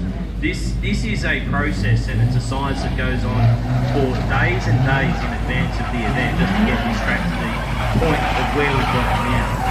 And again, if you go back 21 years, like I did on YouTube the other day, the 2003 Jambo, when Packard debuted their MX-6 into the 7s, 7-second zone. Joe Signorelli was in the 7-second zone there as well. They were pretty much our quickest cars back then. Now we've got 5-second cars. We've got new generations making their debut at tracks, and it just goes to prove that the more Jambos we do, the more we get to see the history unravel from where we were to where we are now. Look at the industry back then to where it is now. And back then, mate, track prep wasn't really a thing 21 years ago. It was a drag strip, and that was enough. No, you just bring up the oil and explain and drive, and it's pretty much good to go. Whereas what you've got now is that it's completely different. There is dedicated companies and training programs and restoration programs to get racetracks up to the standard that you need to run these level of cars. And what we've got here today is far and away one of the best racetracks in the world, and certainly one of the top racetracks in the country. And again, another thing I always used to argue about with drag racing, it's about the only motorsport that doesn't give anything out to the mainstream industry to use. Everything that's been developed and engineered in the drag racing world hasn't really left drag racing because it's only really good for the purpose. But track prep now as well is a new thing where we want to see, and remember, what's happened over the last 21 years as well, we've gone from engine dynos to roller dynos to hub dynos, and as we said, ECUs from back then to now, turbocharger technology from then to now, we've tripled, nearly quadrupled the horsepower in most cases, so something had to evolve as well. So where else in the world do you use a track rotator and a tyre sled and a spray rig? You use it on a drag strip. It's the only thing you need for surface preparation if you want it perfect. If we lay the glue down, the things stick. That's basically what we do. When the track is at its prime, magic things happen. When the track's a little bit tricky, the same thing happens. Spectacular stuff happens. Absolutely. And you get too much is not necessarily better either. That's why we get out there and have to scrape it, take the excess rubber off and make that racing surface perfect once again. We're probably not too far off. Now, the one thing I have noticed in or so minutes is the Jet Racing boys coming out and having a good look at the racetrack. So I would suggest that might indicate that the boss might be coming out for a little bit of a play a little bit later on. I think see the nose either of the Eclipse or the MX-5. It's just hard from here. If I had the binoculars, I could spot it. Yeah, roll the car forward for us, please, if you can.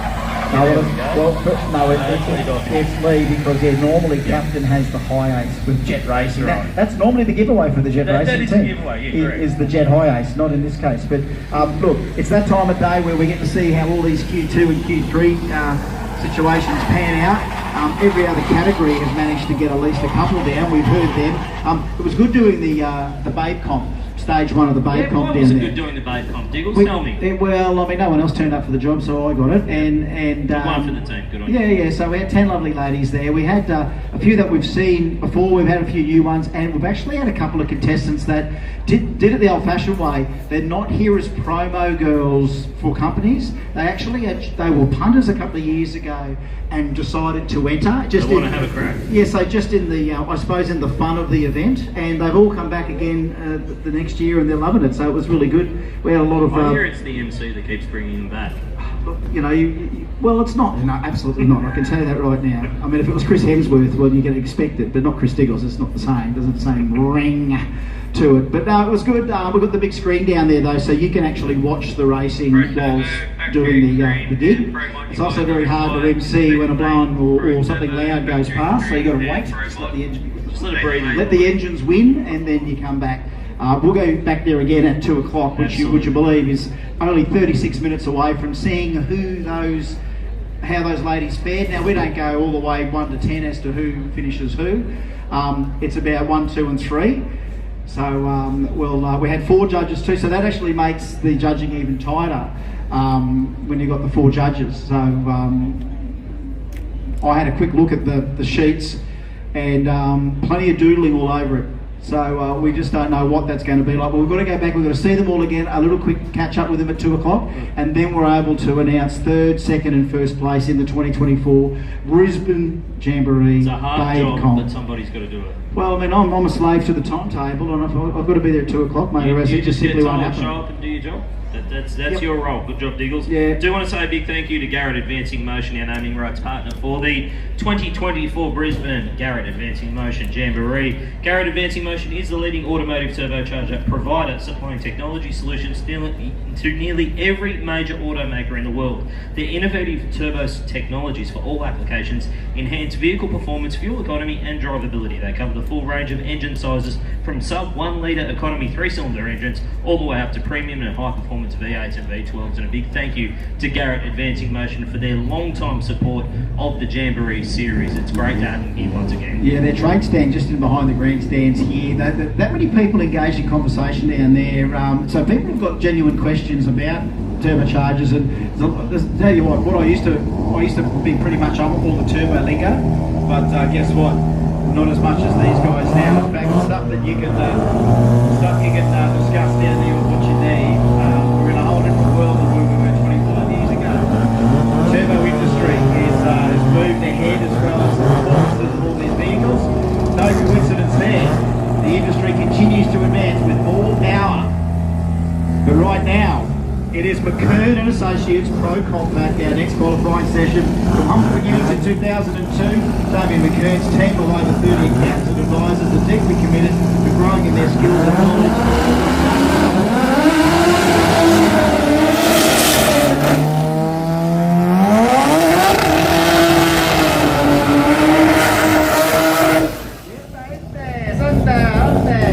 Sorry, mate, a bit of screaming rotary once in a while brings out the Spanish, yeah. We need the horns back, as I've always said. Yes. Yes. You know, everyone's got one at home. Bring one tomorrow. We'll let you. Anyway, Lee Doherty here next time down here.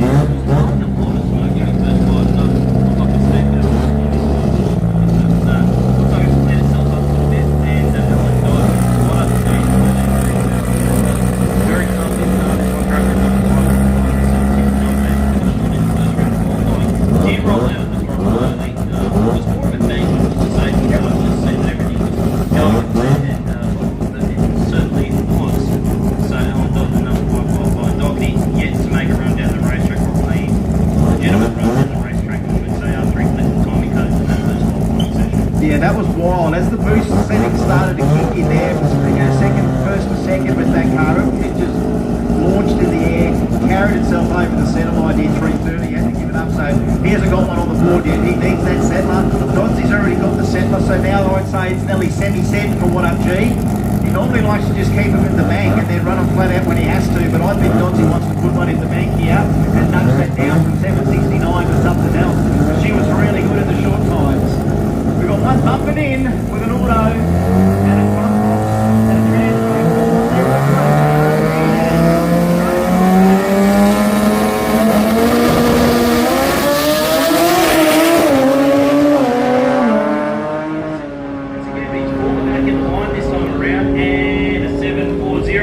That'll do it. 191 miles per hour, 740 will bump him up the qualifying list, probably to around the number 4 or 5 spot, I would suggest. Lot of smoke out of that car just past half track at 769 was his previous run, and he'll rely on that to stay in the number 6 spot. So Doc goes to 4.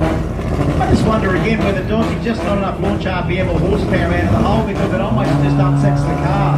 When it sort of bogs, it starts to upset the car, it starts to bounce. That didn't really, 140 on the 60, it didn't come out with any power at all. So I think that track's definitely sticky enough. It's just catching these 13Bs, some of the 13Bs out. I think you've got to send it all.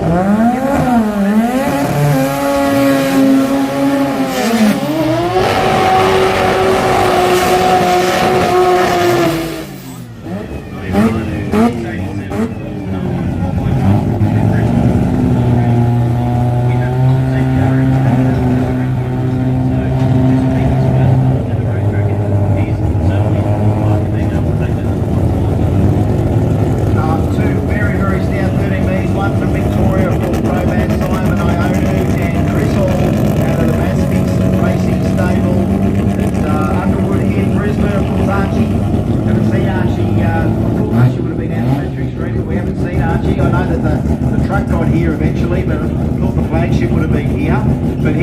13B version, because Archie had this car as well before Chris bought it. At 687 is number one qualified so far, so 13B to the top.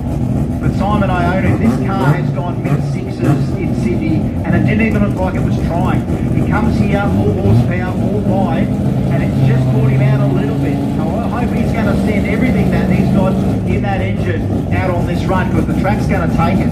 That big tyre, they spin them a bit if they can get the power out, and that spins a little bit. They grab the gears, watch the front end, watch the half-track ETs.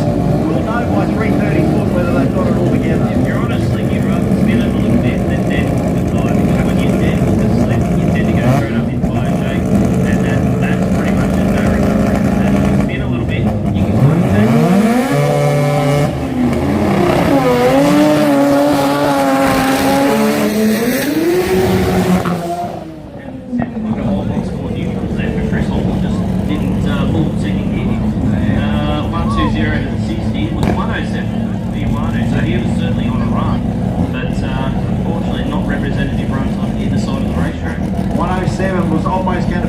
If you just grabbed the rest of the gears there, Simon, it would have been great. Now, whether or not that was a miss or a breakage, again, the same thing we could say there for Chris Hall. It sort of neutralised, and you just never know. Just with the tough, the tough RPM, the tyre shaking, you get the tyre shaking these things. You can unload gearboxes. They're very highly strung in the drivetrain. Any bit of rattle or shake can neutralise or. That's not the answer, Brandon. Great stuff. Oh yeah, we've broken plenty of stuff in the past. All right, four banger. Here we go, the little starlet representing, and with 13B beside there as we get the names up. Benny Palmer, yes. Benny sent me some secret photos a few weeks ago. Getting the ring car together.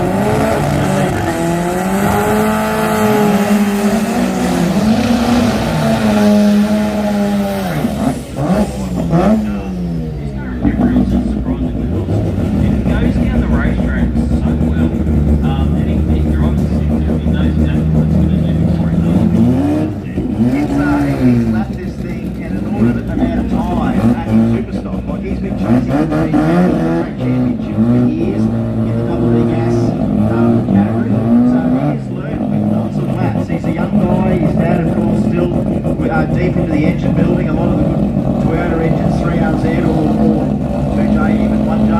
Kim does a very good engine. He's gone to the clutchless gearbox. I think he was an auto for a while, and then he's now gone to a clutchless gearbox. He's also got the wheelie bars way up the back of that 80-inch wheelbase starter. Got plenty of tyre underneath it, and it's gone bottom sevens. 3RZ powered starter. Benny Palmer, high school teacher, and not too many students know what Teach does after school, other than he just turns out way cool. He'd be a cool teacher anyway, let alone what he does here on the track.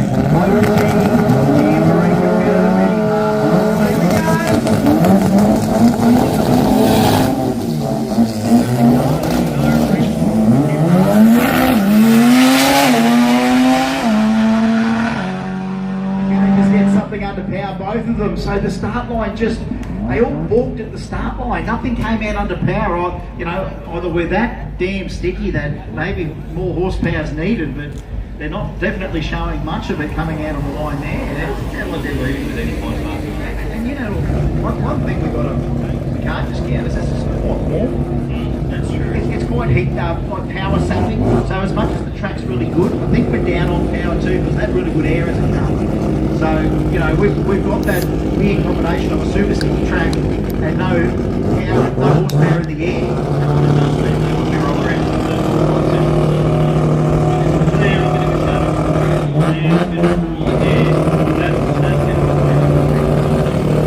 Speaking of Clover Country, how about the world's quickest Toyota powered four cylinder? Gold Coast though, Chris Tate. Tate has been around a while, learned his craft. Does so much stuff in-house. I mean, he's known as the RZ King. He's got the quickest 3RZ in the world. And this beautiful 200SX is in Pro Compact. And if he can play his cards right, he can just about clean them all up too, just quietly, because this combo, if he keeps it together, it's that 640 zone. Overside in here. Meet Romeo.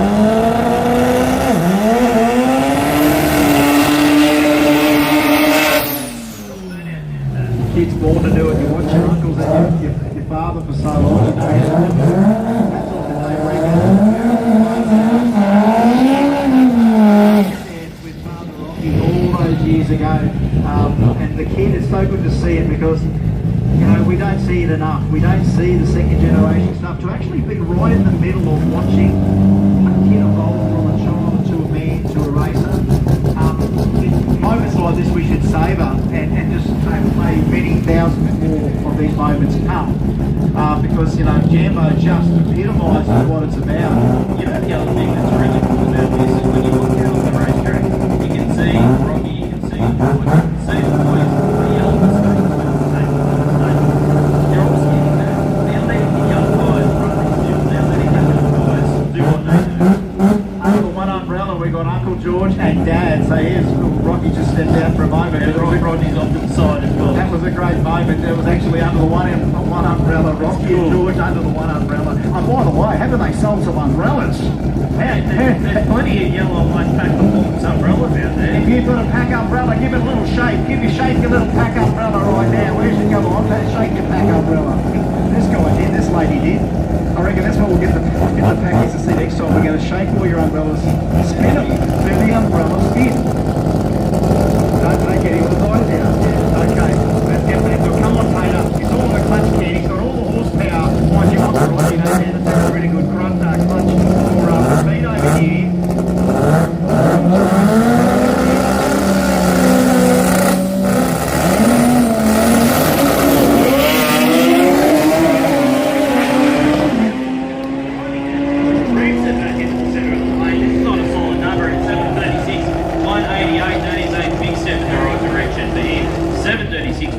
It doesn't improve on his previous 724, but Chris Tate, an 893, just went away a little bit just before half track, but that was a long way from a clean run for Peter Rahane. No, it's all over the joint. He grabs the gears, the thing steers straight, and he gets it down the middle. I was watching Tate, I wasn't so much watching Peter. I've already seen the attitude of the car, and he's good 1, 2, 3 with that car, and then the rest, it just settles down nicely. Remember, no aero on that RX3 at all. You know what I mean? Like, it's RX3. And I'm watching Tater's little land rocket, you know, and there was a couple of incrementals there where Tate's thing was on a tear. He actually got through the clutch, got through that first 60, 100 foot, and it was going to start making some waves, and then something happened after that, which is a typical Jamboree saying, and it was going really well. And then something happened after that, and then the run was aborted. Yep, unfortunately, it looks like Jürgen Piscopo being pushed back down there. So he will not be taking part in the second qualifying session for the Kern & Associates Pro Compact, and I think we are going to be moving on to Pro Turbo very shortly. Yeah, it sounds like it, Dave Reed. You're asking when's the final presentation. It's at 2 o'clock, so 22 minutes time. And why would the photographer want to know when the presentation? Because he gets the photos. He gets the paparazzi photos. And I do a couple of photos when the girls are taller than me. I crouch down so they're like 2 foot tall. Great photos. Look like Dickie Knee standing here next to them. He's really doing a sport of service. He's preserving it for posterity. Historical history. You would get a harder hard drive than Dave Reed's, let me tell you. Darlene, he's got the photos.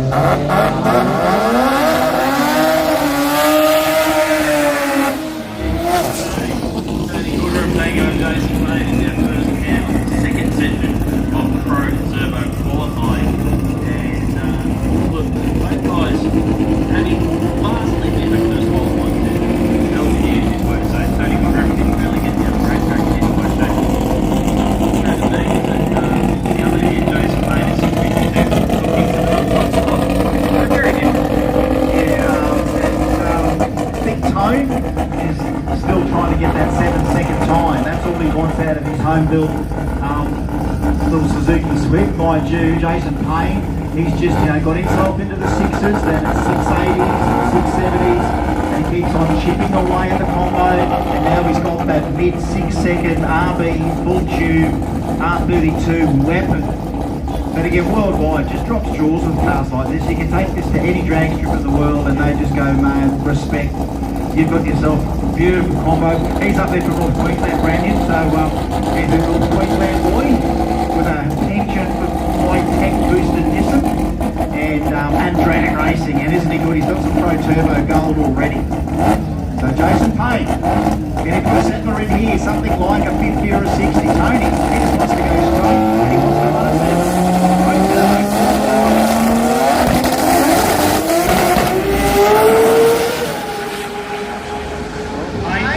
Nice run. Pulled it back from the wall. Doesn't improve, but still has 658.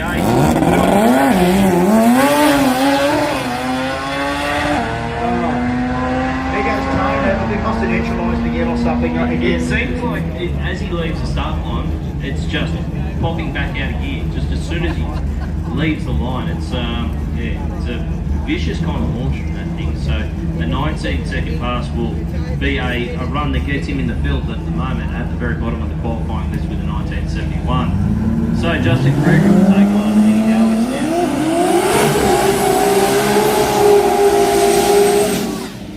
Shout out there from the boys in Bundy. So yeah, Payne's from Bundy. So he'd be the quickest drag car in Bundy, you reckon, 6:52. So Bundy's fastest drag racer right there. 218 mile an hour. Big shout out to a couple of people, Graham Hallar. Big shout out to you, Chris Onadale Hellier. Hallar. Graham Hallar. No, it's Graham Hallar. Get well soon, son. And yeah, big shout out to everyone in Bundy watching on the live stream. The Jambo live stream, it's reaching people because my phone's getting reached back. I know we had about 500 people plus watching it this morning. I don't know how many?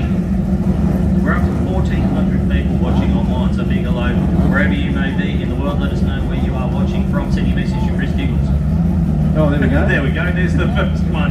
Yeah, Right on there cue. we So go. it is the black track performance car of Justin Gregory up against Eddie Howard, who went 6:53, just missed out of the number one spot by only 100th of a second in that first qualifying session. 217 miles per hour. It's a great side-by-side race. Folks, I can't advise you right now, but I don't know where to look. If this thing sticks, both of these things, we can't even talk. We're not even going to talk. Let's just let it go, these boys. I'll turn my mic off. I'm going to say Bum City real quick, but that's all. That's all I'll say.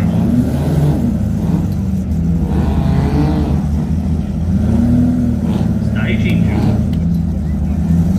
I mean, this is qualifying. Staging duel wasn't on my bingo card in the second round of qualifying. All right, boys, here we go. Here we go. Can you hear it, mate?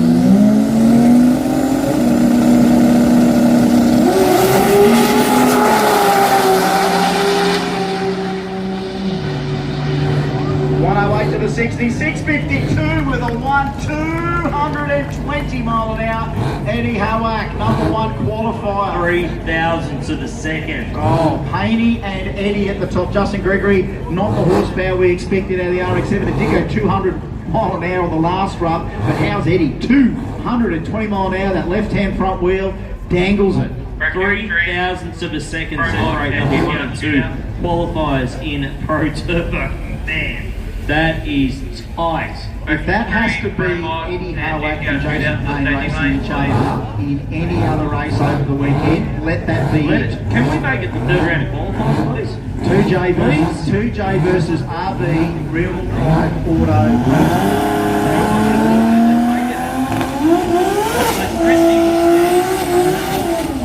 No, he doesn't really doesn't paint it.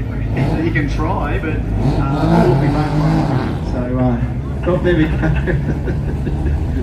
Next up it is Kareem Amraz from Penrith, taking on Jared Blair from Coomera in Queensland, the King Kong Supra. Got a couple of King Kongs here this week. Harrington, one of those 1,500 people yelling out from Emerald. He would have probably loved to mix it up here in Pro Mod, but Rob has a blow and Hemi habit that he has to maintain, and that means working at Emerald. And I bet you, hey, what temp is it out there, Rob? Send us the temperature. Get us a thermometer and get us a photo of the thermometer that you're working out. To be honest, Rob's probably just crying that he's not here. Mate, you'd have a good chance here this weekend, son. I reckon you'd be right on the money. But he's out working at Emerald and he's watching on the Jamboree live stream. All right, here we go. Jared Blair, Kareem Amraz, 2J, 20B. Bit of Pro Turbo. I think, yeah, Jared, he's in the class. Might have a chance there. Who knows?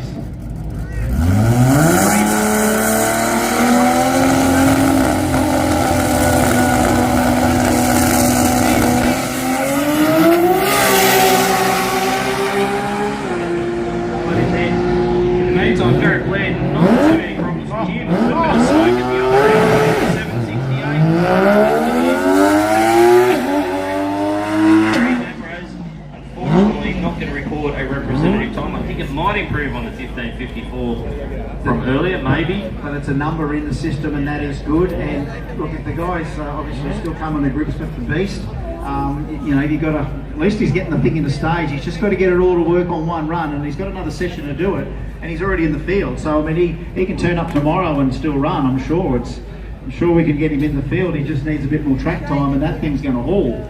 Absolutely going to haul. We know that. But yeah, driving these things, it's not as easy as everyone thinks. Oh, Rob reckons it's only 28 out there. Is that? Oh, 28 degrees in Emerald. I think we're probably warmer here. Well, warmer out there. It is time now for Precision Turbo and Engine Factory Extreme. Precision Turbo design, test and manufacture record-setting and championship-winning turbochargers GDR shooter, J275, as you're original required in equipment standing lane. manufacturers such as General Motors. Precision Turbo's knowledge and friendly staff have nearly 100 years of combined knowledge of turbocharged vehicles and are committed to providing full technical support on each and every product sold. They put their expertise to work for their customers, and a big thank you to them for their support of Factory Extreme this weekend. And what a matchup we have got first off. This is the way to start things, Diggs. Yeah, well, looks like the captain, the boss, Mr. Jamboree, Cole Wilshire, has brought out the finely tuned piece of billet, aluminium and carbon fibre jewellery, which is, yeah, well, it ran 30s and 40s in test track. Like, they seem to get the 30s and 40s down pat now. They're getting more and more runs in the 630s, 640s, and in ideal conditions, you know, that 605.90, that's where the captain wants to take this thing. I don't think 5 seconds are going to happen now for the 4-cylinder, but folks, this is still one of the world's quickest 4-cylinder door cars, period.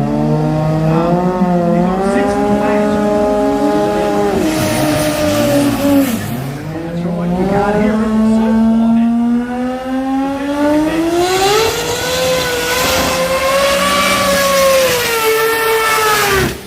Put your hands together, ladies and gentlemen. Yeah, that, you know what, Pack are still talking to the crowd with 20Bs in the burnouts like they were 25 years ago. Give your umbrellas a 12. Yeah, where's the pack umbrellas? Give them a twist.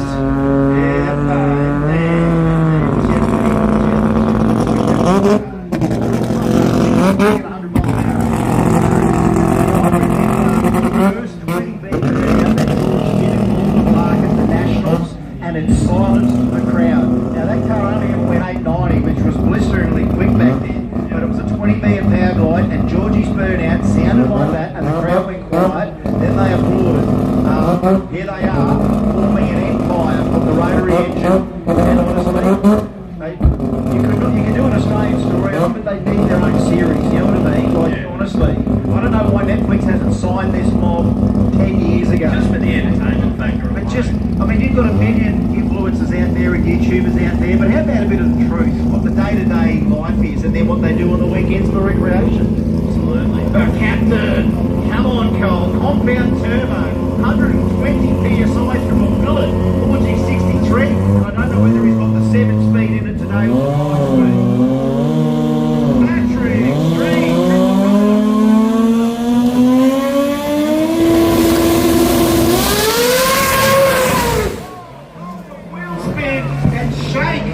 Shake from Georgie. Oh, you can't criticise the guys. You know, we talked about 10 minutes ago. Yeah. Everyone needs to bring more horsepower to the start line. They did not skimp on the horsepower, and that's the fine line when you got the big tyre on the back, is you can rattle the bags. Cole zinged the crap out of It his. was actually two completely different things. Cole zinged him, and George just shook and tried to drive through it. Look how far out he actually drove it, probably 120, 130 feet out off the start line, and then the thing turned right and tried to go over into Cole's lane, so he wisely got off the throttle. And isn't that funny with an auto car, that it should do that with an auto car? Yeah.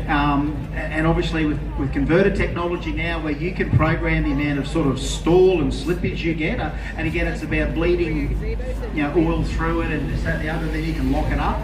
So that converter tune is so damn close to a clutch tune there to be able to shake like that. Auto cars, that sort of fluid coupling from the torque converter, normally wouldn't rattle that bad, but it just goes to prove they're so close to nailing the setup, and they say they could go back to a clutch drive if they thought it was about it, but they really see potential in the tunability, changing stages in the torque converters and locking them up, and they're going to stick with that quick drive for a while, I reckon. Yeah. It's close. The biggest name that's outside the field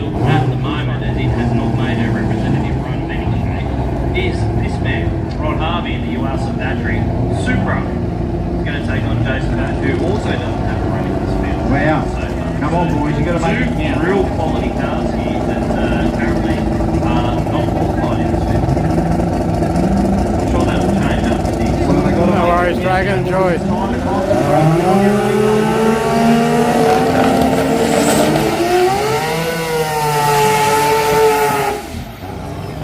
That's right. I don't think you need a lot of burnout here. Like honestly, I don't think you need much at all.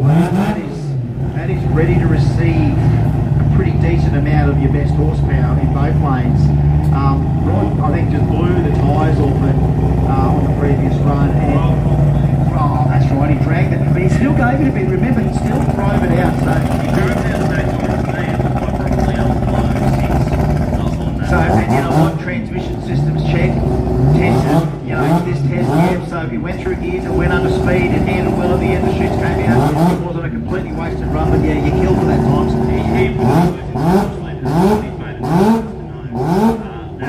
the car's doing everything that it needs to do with that start one that they need to sort out, and the Jason both can actually build that with Jason. There's been so many blew the tyres on. I think he actually blew the tyres on it as well. Like, look at the amount of tyre that these things got under it. Like, it's a both two big tyre cars. You know, pretty much pro mods, but not. You know, Billet 20B and Billet 2JZ. One with the clutch, so Harvey's still got the clutch in his, and the clutch setup. the back of wheels boys behind. Yeah, got that, here they are. That's with extreme qualifying. Just hold your breath sometimes, don't you?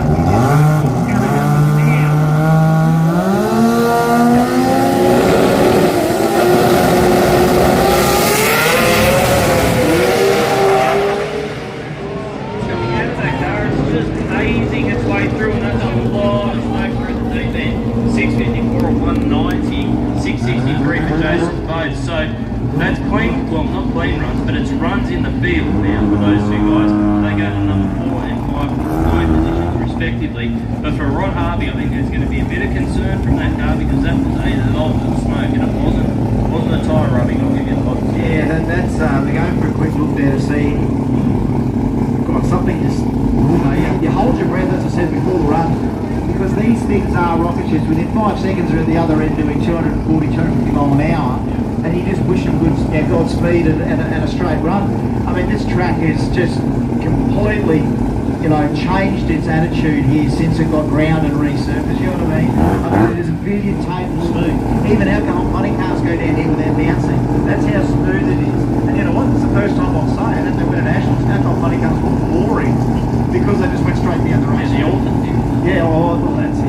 And any of these wild door cars that sometimes drive down here with, you know, maybe one wheel on the ground, you know? Exactly.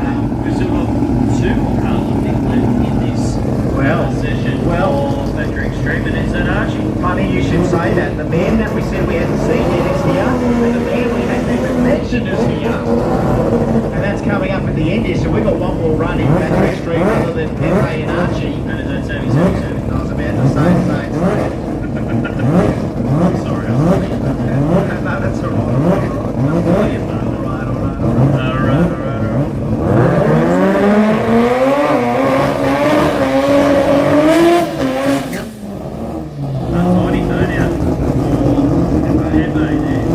Very, very sideways on the turnout.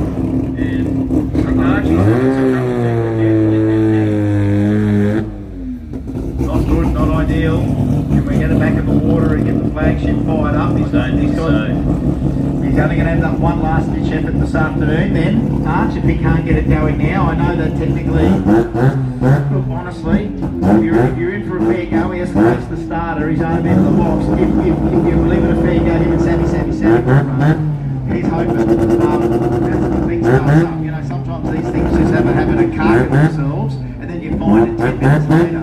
It's always been, Jambo's always been like that. When everything works, it's poetry, absolute mechanical poetry, in every way, sight, sound, smell. And then when they play up, it's like, oh, that tune was a big hit. You know what I mean? Thank God, because I'm not smart enough. We've got the smartest people in the game. I mean, we are rocket science level here to make these things work. Then, it's going to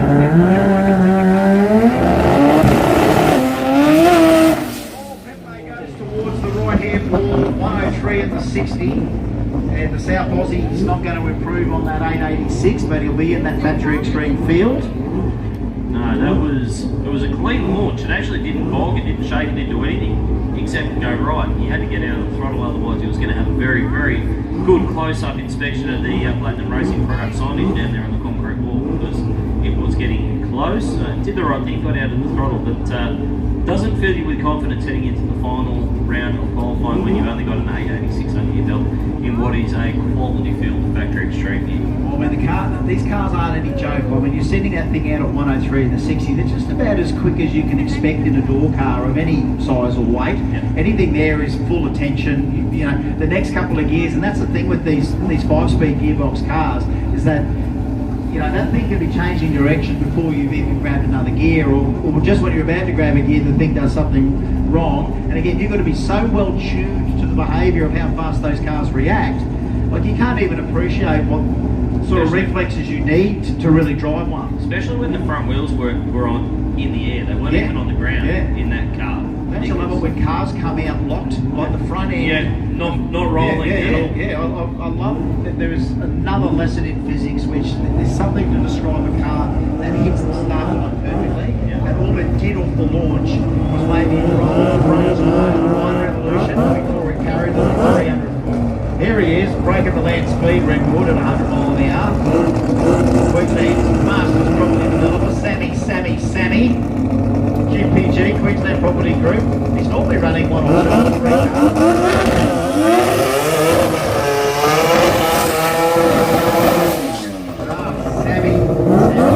Sammy out in Cal. Over the hills, he's strapped. His heart rate in this car will be like 180 beats a minute. Sammy gets pumped. He ran a PB the other night of 6:31. So yeah, that's moving in the right direction. Yeah, he's had done a lot of laps in this car. Medium gremlins. Like, this is the one thing about this, is that it'd send me to the loony bin for 5 years. The gremlins he's had in this car would send me away and never do the thing again. But he keeps turning up, looking for the results, and then he starts to get the results. 6:30, 6:37. I mean, we always knew that the ticket was there. We knew we could steer it, but he just needed everything to go right on the combo. And he'll do the rest. That's the one thing about Sammy. He'll do the rest. Up to you, son. All you. Keep that in stage. Alright. You guys got one on the board yet? Time to put one on the board. It's Factory Extreme.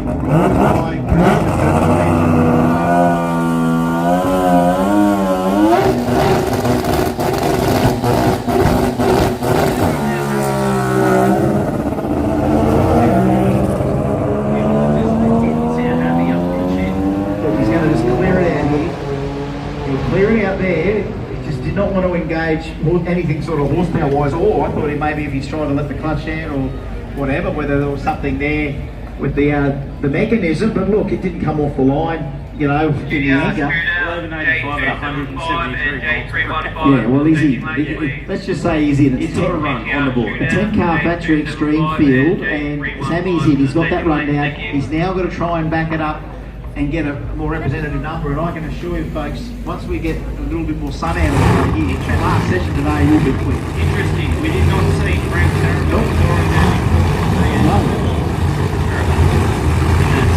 Wow, all the gas? All the gas. Wow, well, you know what, maybe there's an attitude to the hot track, and they think, you know what, last session, they've all qualified. There's 3 of the 4 that have gone down the racetrack the last 4 or 5 years.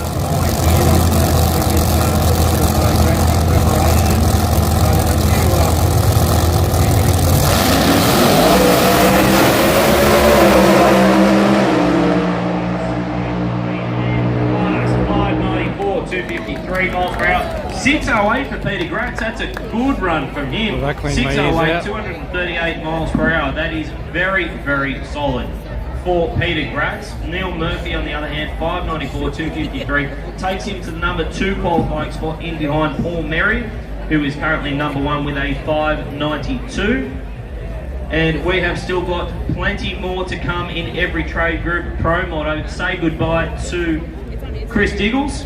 He's off to take one for the team and do the Babe Comp, I believe. And I think I'm going to welcome to the microphone, is it Mr. Mark? It is going to be Mark Allen. So with that, we've still got our number 1 qualifier left to come in this session for every trade group Pro Mod.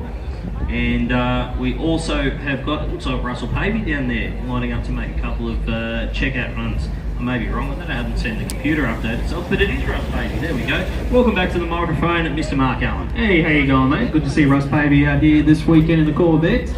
Haven't seen him for a while, actually.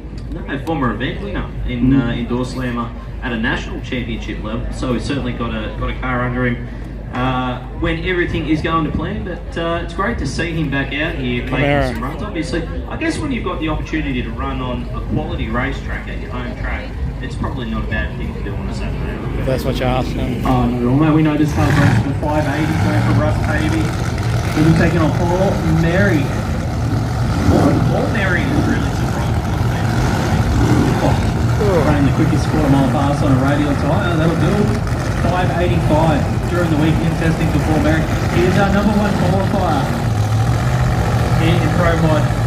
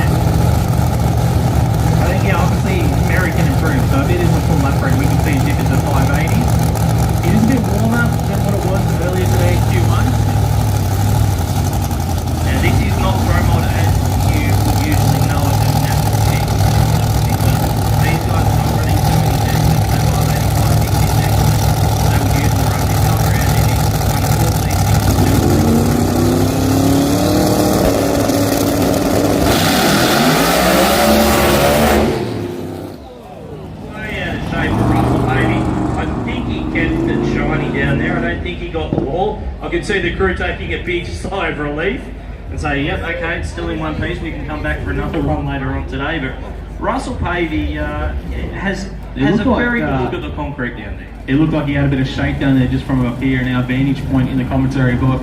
100 to the 60 foot for Russell Pavey there, 100 with the shake, so that's pretty stout, pretty solid for the guys' first pass here. Still plenty more cars left to come. We have still got Jet Martin in the Commodore. This is an outstanding specimen of drag racing machinery. It's always been outstanding for Jet Martin. Oh, the new combination though. He went 5. He was in the 5s with the old combo. Yeah, with the old combo. And every time this has still got the steel roof board. Yeah. This is not a mobile like any street one. Commodore was not designed to do that. It's almost an outlaw street car. Yeah, that's probably a more adequate description of what this thing is. And he's going to take on Steve Smith this time around in the Mustang, who is still looking to lock a 5-second pass here this weekend.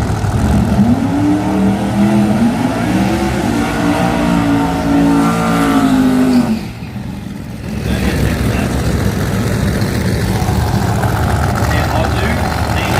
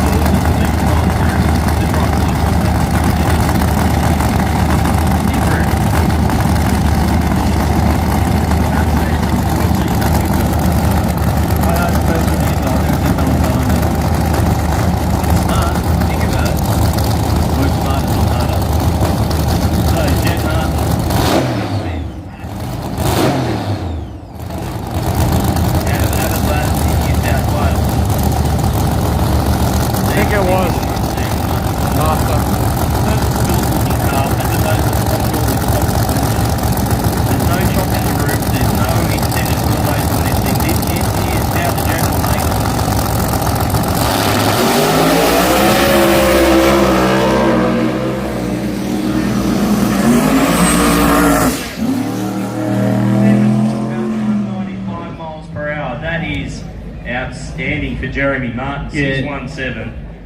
402 to half track for Jeremy Martin there, 190 mile an hour. Smith though had issues there on the hit. Bernsey, can you give us a range of what that car weighs, just so we know? Use hand signals. I'm really 2. We'll call it 2530. Okay. Some a bit higher than that. Okay. All right. So it's heavy. That's what we're learning. It's not a light car by any stretch. And yeah, 617 with the shoots out way early. That car has got some potential. And Jet Martin as well. He can drive that thing, man. If that was out the back door, that would have been a low 6.0. Yeah, absolutely. I know. And they're still creeping up. And it was 108 to 60. So he was down 8. We'll see them tomorrow. There's no bikinis on today. They're on tomorrow. Yeah, okay. So they're just dancing around or whatever. That does round out every trade group pro mod, and we are going to move into J275 now. Yeah, brought to us by Earth Moving Mobile, Auto Electrical and Air Conditioning. Yeah, big thank you to Stu Walsh and the team. I think they're actually wearing bikinis tomorrow. They're not wearing them today. Let's have a look at the qualifying order here in at J275 once they get on the screen for us. It's a decent field this weekend at J275. It's another heads-up class.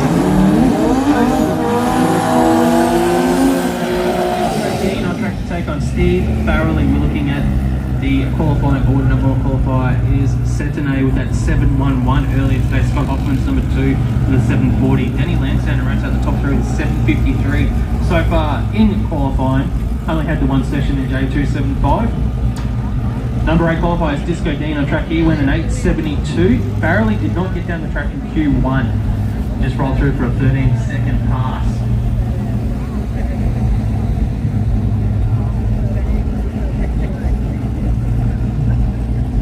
So just a quick announcement for everybody here at the venue: the Babe Comp Award giving, prize giving. What are we calling it? Is it the I don't know, ceremony with your MC Diggles?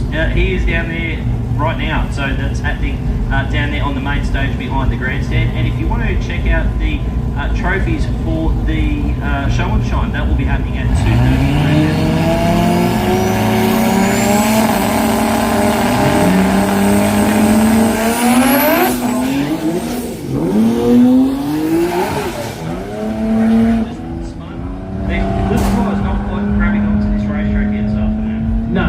That's the biggest challenge that all these teams have faced so far today. We've spoken about it previously. We see Farrelly rolls through for an 11:29. Doesn't improve by a couple of seconds, but definitely not what we expect from those guys. Disco Dean rolls through for a 17-second pass. And that it's such a massive challenge when you've got 2,000 plus horsepower and you're trying to get it through those little tyres. You've got no sidewall there. It's just, it is a power management situation. That's really what it comes down to. The tyre is great between all of these cars. There's a lot of different power plants, a lot of different combinations. Every car's got a different tyre though, so it's about really dialing the power in. You want to take as much out as you can off the start line and really wind it in, but the problem is you can only take out so much. You touched on it. There's nearly 2,000 horsepower in some of these cars. Trying to detune 2,000 horsepower, you can't take, say, 1,500 horsepower out of it just to get it off the start line. It's not quite that simple. So it is the challenge, and that's one of the reasons why we have so many entrants in this class. It is a challenge. So next up, it is Ben Neal out of Mittagong, New South Wales, down there in the Southern Highlands of New South Wales, and Lachlan Miller from Glendale in Queensland.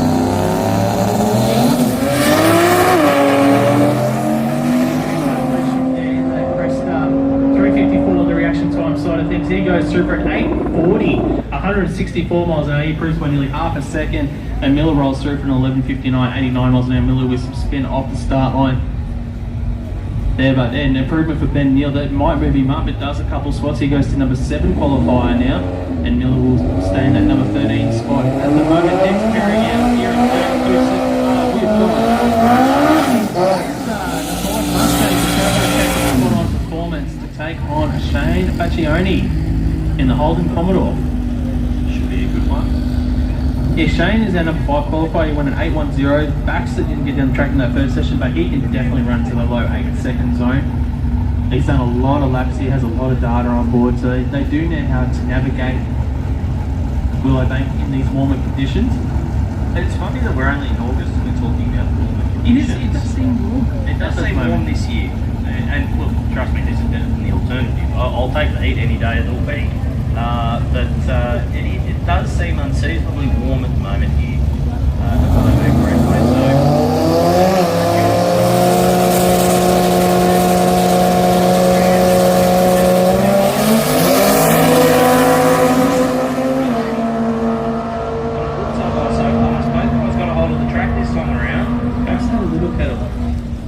Yeah, just tiny little one.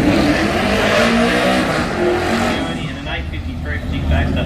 So Baxter will move up a long way in the forward line. Instead, he goes up to another 8 spot. But Gianni will stay there. Next up is Danny Lansdowne in the Speedflow lane, the Slack Creek Racer. Racing for spot on performance, taking on Matthew Aegis in the VL Turbo. Now it's down as a VL Turbo, but it sounds suspiciously to me like a V8 this car, so I'm not sure whether it's the way it came from the factory, put it that way. Is it 2J? We'll see. No, far side of the racetrack, thanks. 377 cube. 377 cube. That says to me it's certainly a V8, but Lowestown, I should say, is running a 2J in this car. Yeah, not your conventional power plant what we see in these types of cars, but it works for him. He's currently number 3 qualified with a 753 at 190 miles per hour.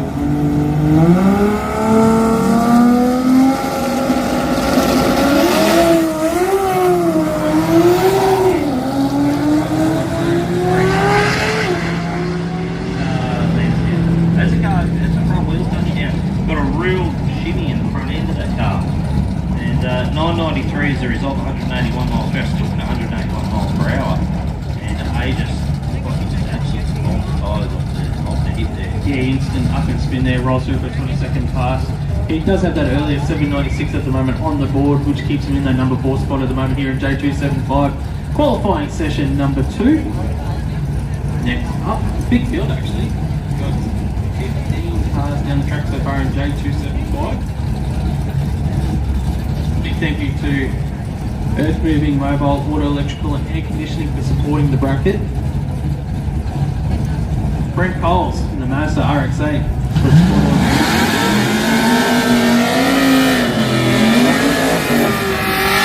Coles versus Coles here over in the Mustang and Brent in the Mazda. Having a look at the car, the Faith Andrew is at number 9 qualifier at the moment with an 866. But what stands out to me with Andrew classes, he went 181 miles per hour, so that's a 7-second car if he can get off the start line finish line. Brent Coles though didn't get down the track, he only went 10.22 or 144 mile an hour in the first session, so he can improve by a bunch if he gets it off the start line. There is so many different combinations out here in Denver. Like you can't come up with the standard template for these cars, can you? Like there's just so many different engine combinations, so many different body combinations. I mean this is a great example of the RX-8 with the LS power plant for Brent Coles. It's not something you expect to see ever, really. And they've done it just because they can. Why not? I mean it works. This thing is quick. We haven't used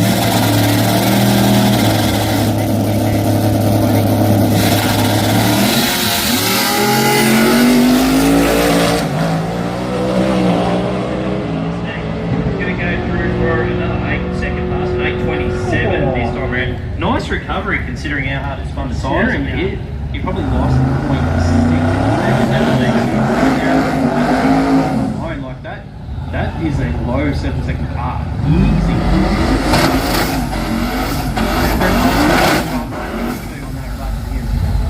Next up, it is the biggest sleeper in the field for mine, the VK Commodore down here, Anthony Carrozza. Swarovski. Taking on Luke Rosati, the HSB Maloo, who unfortunately had to shoot pop out the first round of qualifying, has not yet logged a time. Reminder for everybody. I'll probably only film again tomorrow. Check out the Shannons Show N Shine presentations. Head on down. Just staying here at the moment. About 10 minutes time from now. So we're giving out some of those Billet J trophies. They do not come easy, so make sure you go down there and show your support. The big thank you to Shannons for their support. Sorry, of the Show and Shine here once again at the Garrett Advancing Motion Brisbane Jamboree. Please like and subscribe.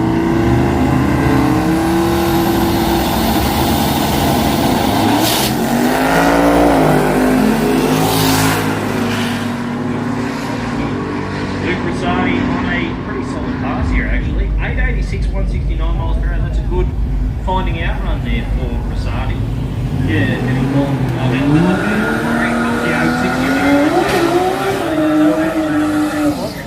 Swarovski was staying number 6 that early, 824. Thank you, Wayne. Thank you. Next up, are you going to pick a favourite? There's no bikinis today, it's only tomorrow the bikinis. There's two that have stood out to me so far. It's just presentation of something anyway, a trophy or something. Street compact. Sierra? Yeah, Street compact. wait till you see it. You'll see it soon because you'll be up here for the commentary. Well, for mine, it is Scott Hoffman. Tomorrow they're wearing the bikinis. This is such a cool little car.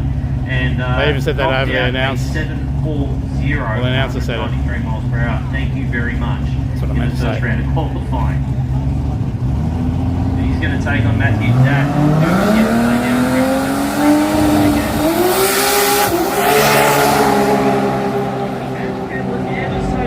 Scott Hoffman. This is on a solid run and a 749. Doesn't improve. A 749, 193 miles per hour. And Matthew Dack, unfortunately, people who the tyres off at the hit once again. He rolls through for a 15-second pass back there. Hoffman, though, real flight down there in the mid-track bit. Great drive. And Mercedes-Benz is my chunky. other favourite car. Yeah, it's actually coming up next. And it is, I think it was Guy Hall in the screw-blown Mercedes Benz. This thing, I like different stuff, alright? This is different. You can't get much different than this. And that does mean that we are moving into J3. Hello, Nicole. Welcome back. This Guy Hall taking on Reese.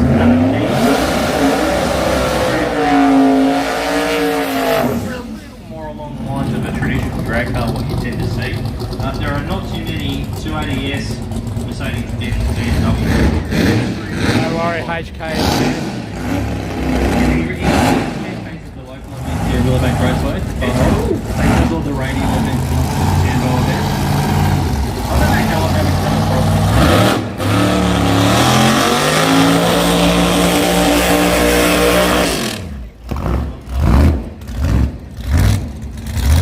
This actually reminds me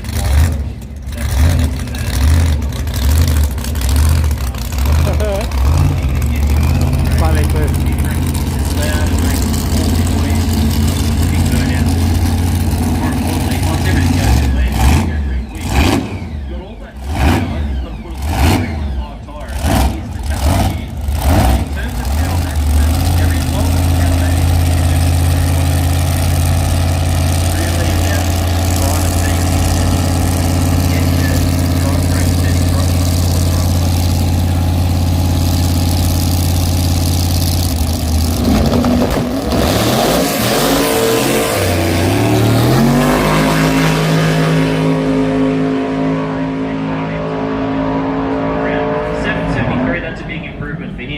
A bunch of smoke behind. He was spinning wheels. I'm not sure. Oh, I think the crew are pretty happy over there. I think there might be a PB for Reese in the EH and Guy Hall. Certainly a solid run. Left a fair bit on the line as well. 124 to the 60. Radial, obviously, radial tyre. Yeah, with the tyre, you've got to kind of feed it in a little bit, and that actually does take into the #1 qualifying spot. So good run there for Reese Carkeet, and I believe. Do we have one more car left to come in this session? I think it's going to be Grantley Schloss. I think that's what he's over there at the head of the station race, but we're just waiting on him to tyre. Hopefully he can get that sorted. You're having a look at the recap of qualifying at the moment here in J315. Reese Karki with that pass goes to number 1 with a 773. Grantley Schloss, who we should see shortly, is currently number 2 at 799. Jeff Trapnell, who had some issues in that first qualifying session, a lot of smoke out of that. He went through for an 892, currently number 3 qualifying. Guy Hall in the Mercedes is number 4 with a 957, but we know he can go a lot quicker than that. Three compact, Euro and all motor. And make sure as well that when you do have any kind of stoppage in the racing action, make sure you do head down and check out the Garrett Advancing Motion Brisbane Jamboree Trader Alley. We have got so many traders here this weekend. I can run through a handful of them now. Garrett Advancing Motion, Fuel Tech, PRB, Precision Turbo and Engine, Bosch Motorsport, Shannons Insurance, Torque, Dirty, Pack Performance, Golby's Parts and Fabrication, Wilding Food.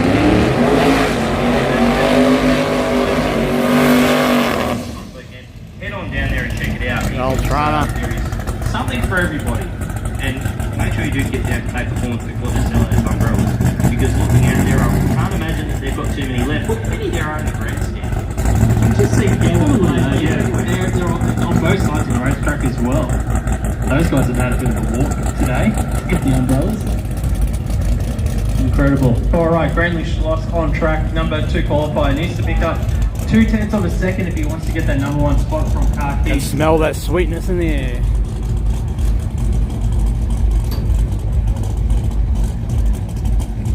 It's got to be the fuel.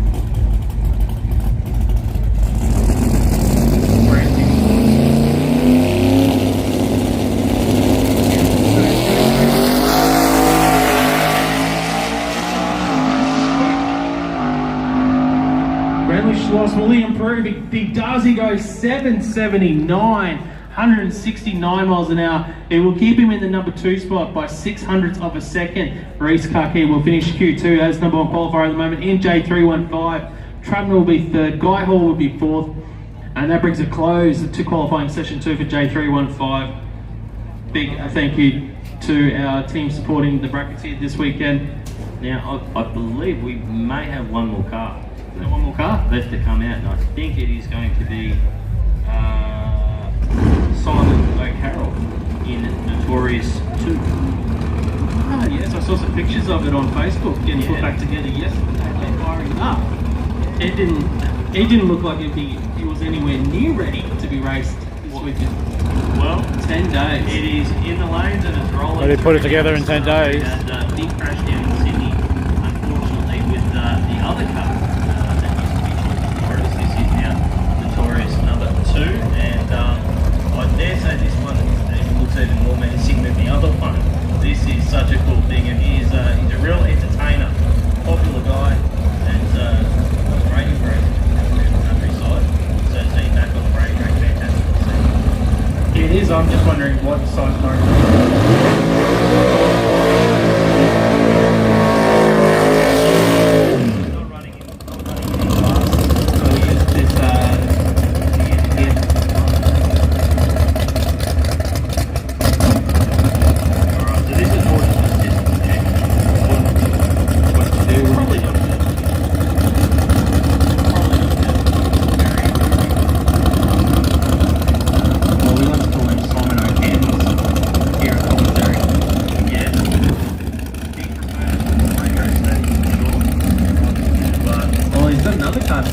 Now as well with the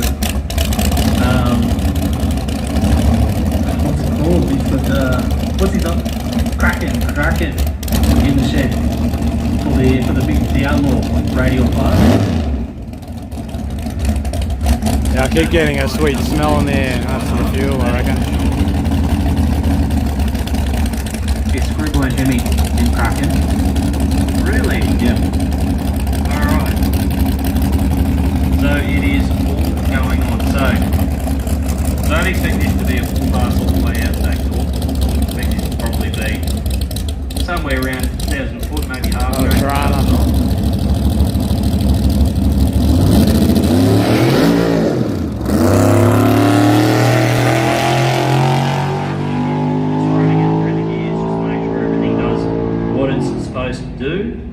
Drops the chutes in there and 11-second pass. That's a good finding out part, just to make sure everything's going to plan. So that does wrap things up from that respect, and I believe we are going to be, what are we going to be moving back into, Mark? Looking at our schedule, mate. So we're going to be moving into Street Compact. So it'll be the third qualifying session for Street Compact. Obviously, Street Compact has been brought to us this weekend by Platinum Racing Products. They manufacture niche top-end performance electronic and billet parts for all RAPS applications. They're filtered down to the modified streeter. Our parts suit a wide range of vehicles such as sports, compact, JDM and all 6-cylinder turbo performance platforms, and majority of our parts are designed as plug-and-play kits with tech videos, instructions and customer support. Check them out, they've got a trade stand as well down Trader Alley this weekend. They're supporting the Street Compact. We're going to their final qualifying session, the last chance on track for these guys before they go to racing tomorrow. First up, we have got Ben Davis in the wagon to take on Chris Sword. Now, Chris Sword in the last session went 00 on the tree. It's the first 00 light we've seen of the day. Ethanol, buddy. When the 00s kick in tomorrow, we do have Light of the Night award to be judged by the 00 team. And to worry about. Yeah, we've got plenty to worry about. We've got to judge the best wheel stand competition, the best burnout, those presented by Long Boost Stars. And there is a science to those from the Romanian go in.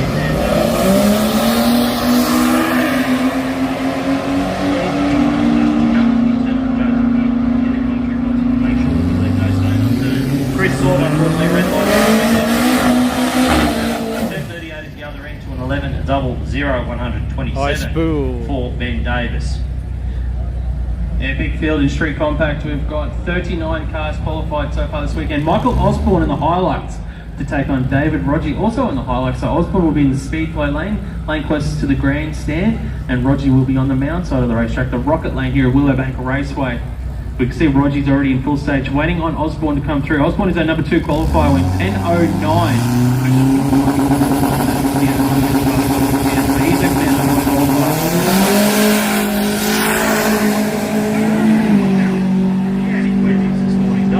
On the tree, and he's going to knock out a pretty solid run. He's 10 at 1-2, doesn't he? More important than Street Compact. It is all about consistency. You're right, Rusty. That's exactly. If you go 002 and consistent as that in every round, you're going to win some races. Yeah, where's your car, Cliff? To race day tomorrow. That is It's funny you should say that about Michael Osborne. I'm pretty sure he's doing all right so far in the series with Street Compact. While you're looking that up, we'll talk about our slate.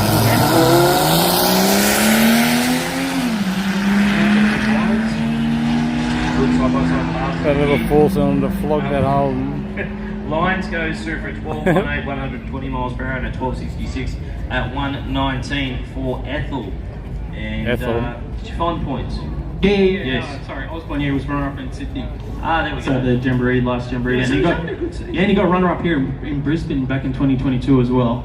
Okay, so he's a good racer. Well, that's why he got the 00 light as well. Street Compact, traditionally one of the bigger fields that we have in the Jamboree, especially here in Brisbane as well.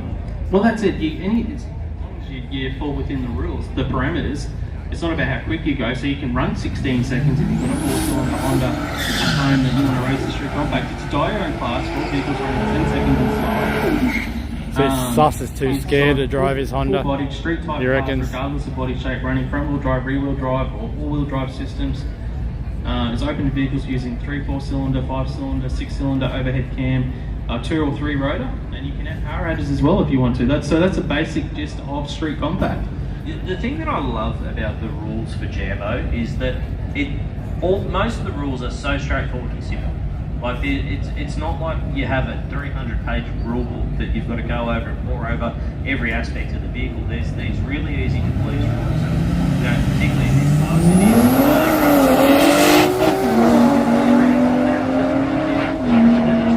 One thing that's not like red lights, Haley's got red lit here, so you don't want to do that in racing tomorrow. Lucky it's qualifying. Haley goes through for a 10.56, 135 miles an hour, and Joseph Friere beside Haley goes at 10.72 and 127 miles an hour to Crusader. Definitely don't want a red light in one of the biggest races of the year, do you, Mark? Absolutely not. I would advise against doing that. F6 numerous times.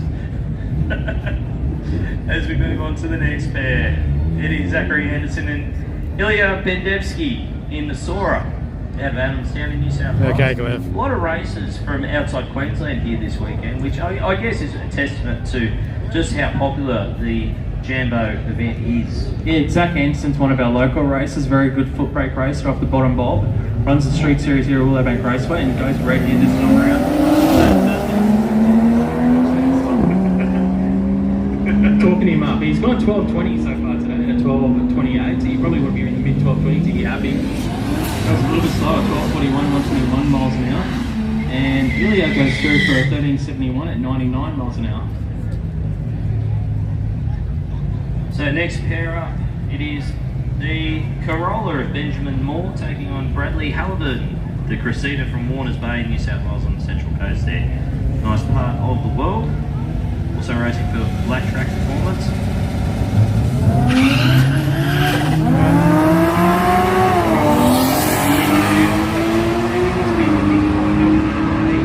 Yeah, Halliburton 102 on the reaction time.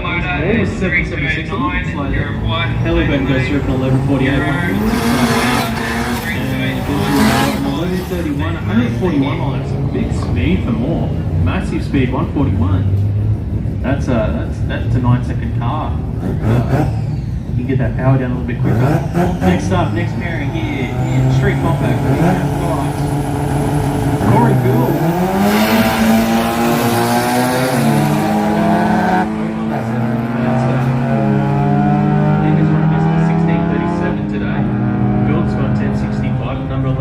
He goes 1070 this time around.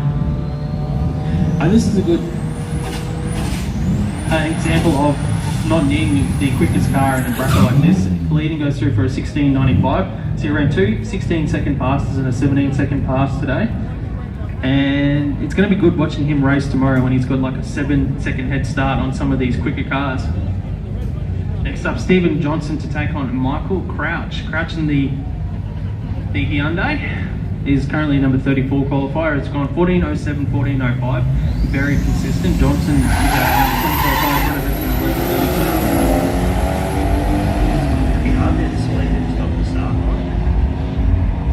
did a good job of pedaling and getting back into the centre of the lane. Goes through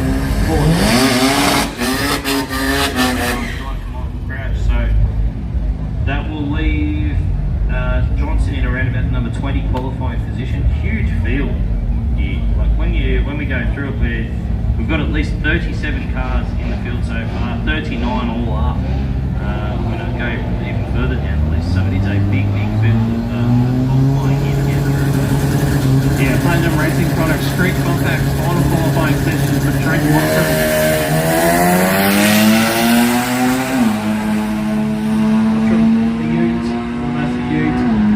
To the finish line first. And he goes through with an 11.54, 120 miles an hour. Daniel Irwin goes through for a 15.33 at 92 mile an hour.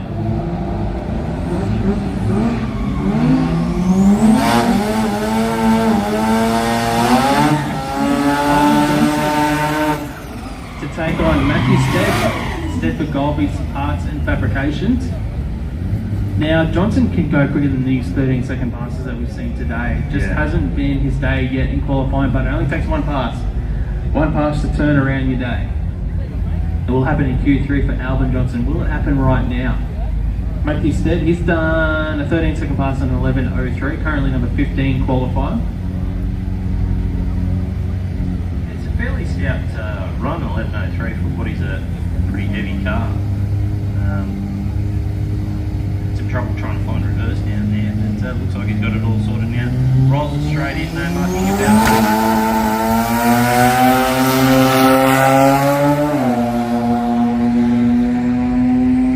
Instead of left wide in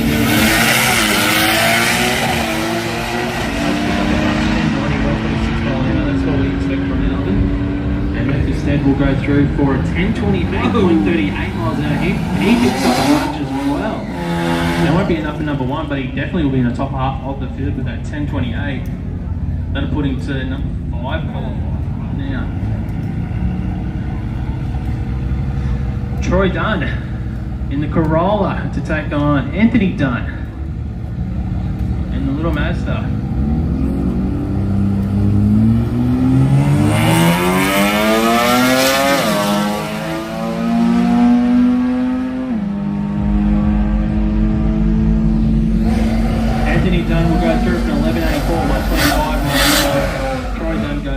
1310, 105 mile an hour.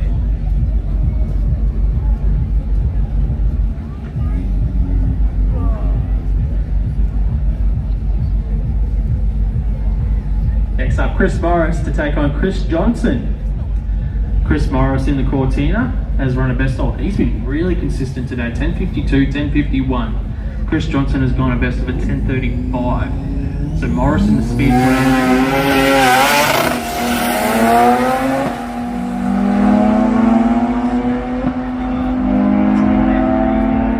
Chris Johnson, 10:45, 142 miles per hour. Doesn't improve on the 10:35, 10:58.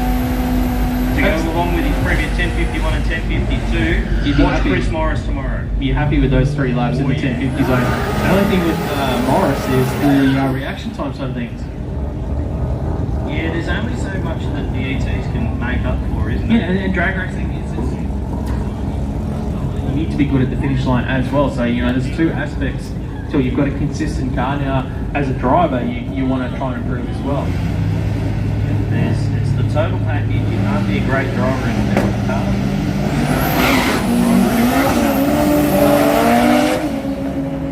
He clip it down at David Fox. So clip it out with a 332 light in the highlights. Gets down, this time goes 1093, 129 miles an hour. David Fox goes through for an 1155 at 124 miles an hour. Now I know what you're talking about. You see it? Wait, what? This is cool. The Suzuki Sierra. Just wait till you watch it run. I'm worried about the things that move backwards. There's no wheelie back.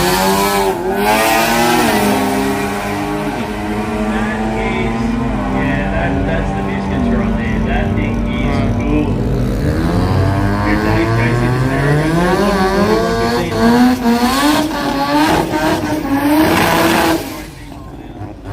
we have nothing if not diversity in drag racing. I said that earlier, variety is the spice of life, and that's what Jamboree gives you. Well, there's a little bit of everything for everyone here. They're quite serious. If you come to Jambo and you can't find a car that you love, you're not trying hard. Because there is something absolutely everywhere. In every corner of the venue, whether it's the Show N Shine, whether it's the Dolly Road pits, whether it's the professional pits down there, traders over here, find something that you like.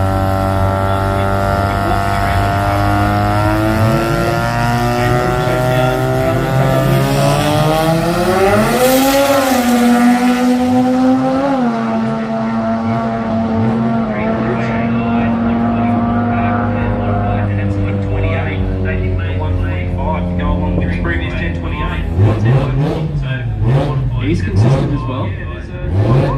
Very, very solid, consistently quick races. In fact, look at it. We've got the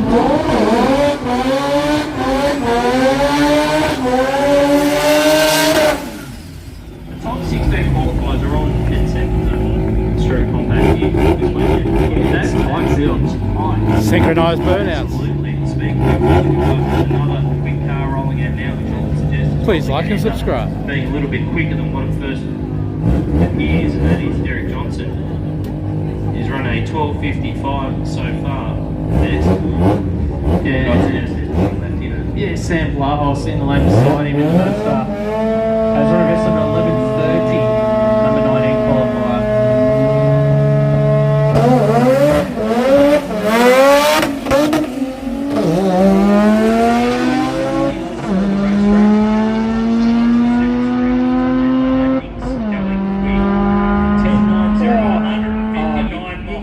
You can't do that. 159 mile an hour. That's just rude. That is just rude. Yeah, that is bad. He's a good one. It was really soft timid, on the front yeah. of the racetrack, but it got to half track and it was like the light switch got flicked on. And it no one was took home. off. Trenton Lidgard now, sorry. Trenton Lidgard in the Falcon.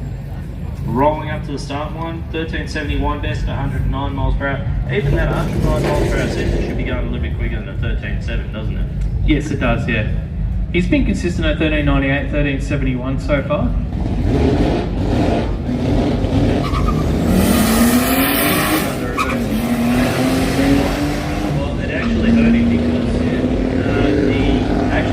Cliff.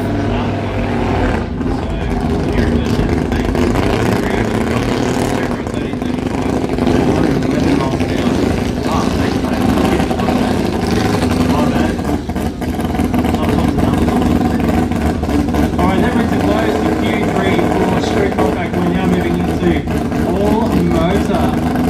Big thank you to Castrol Oils this weekend supporting the rider.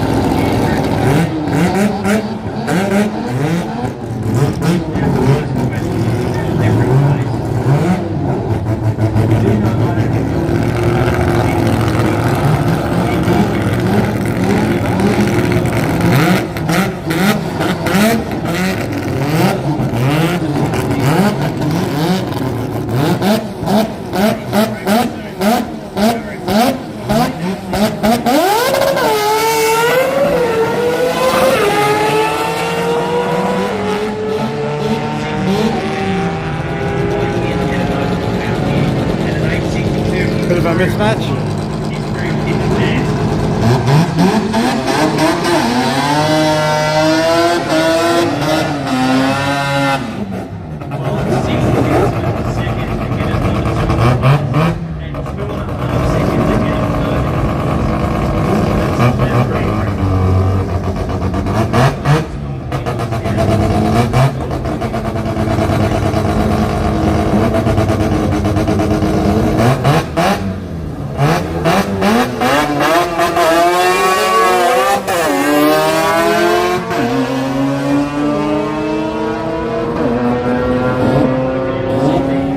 Good to know, Stinky Pinky.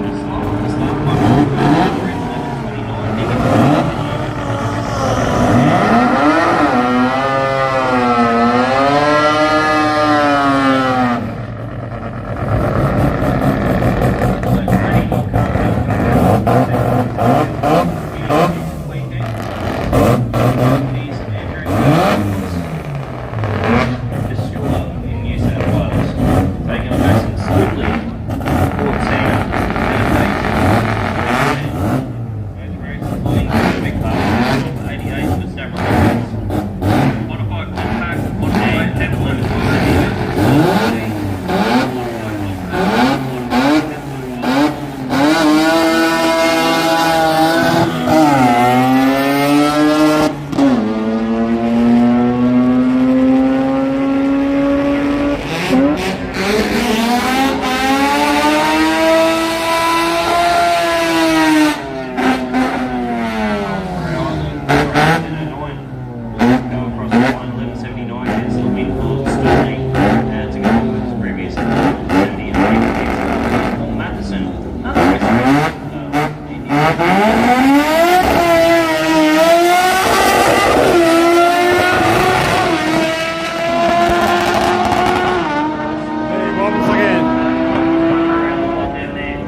Wobble like that last time. The Top gear. On the early passes today as well. It seems to be whatever gear shift that is, just a half track. It just upsets the car whatsoever. I don't know whether he's revving on it so hard that he's pulling the wheel down and the thing seems to move every single time. 11.9 at 0.99 miles per hour. So it'd be a fun thing to drive though. Sorry, it'd be fun to drive. Oh yeah. But if he's taking applications, I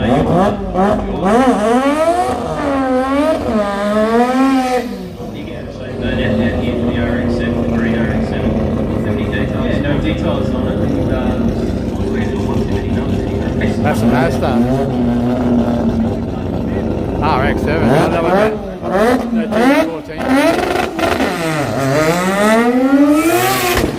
Unless you're talking about something else. It's got some goodies on this thing.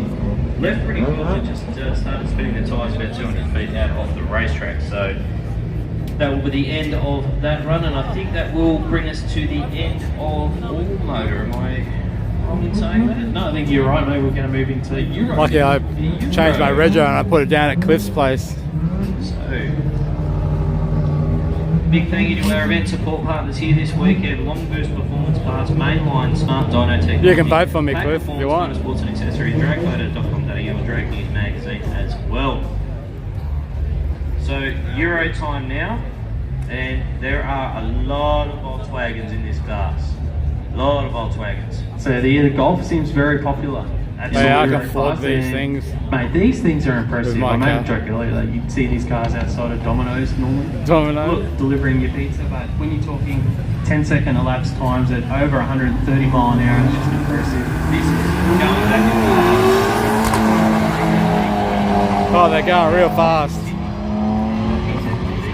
So fast. Basically with a flash tune on them. No internal changes. Flash tune. Maybe a little bit of exhaust on them. You can get them down to a low 11-second car. No problems whatsoever. There you go. Shield Tidal just goes through from 11.38, 123 mile an hour. And Haley Menz goes through for a 15.90 at 98 mile an hour. So Stuart's quickest pass of the weekend so far. Absolutely. Absolutely. We've got the Audi coming up next. Taking on the Audi. Nicholas Ibrahimoglu. Oh, the front wheel drive. Apologies, Nicholas, if I got that one wrong. Chances are I did. You did better than me, mate. You did better than me earlier today. Look, I don't profess to know how to say everybody's name, but there's every now and then there's one that just throws a curveball at you.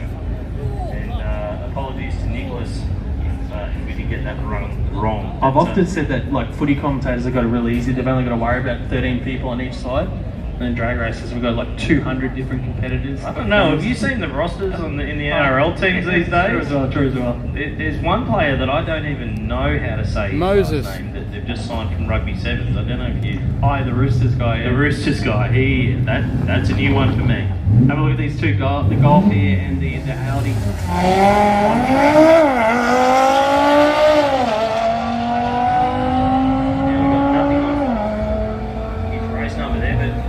What he's going to go enough, I think, to get the number one qualifying spot with a 1096. No, we've seen a 1060. Oh, 1060. Early today.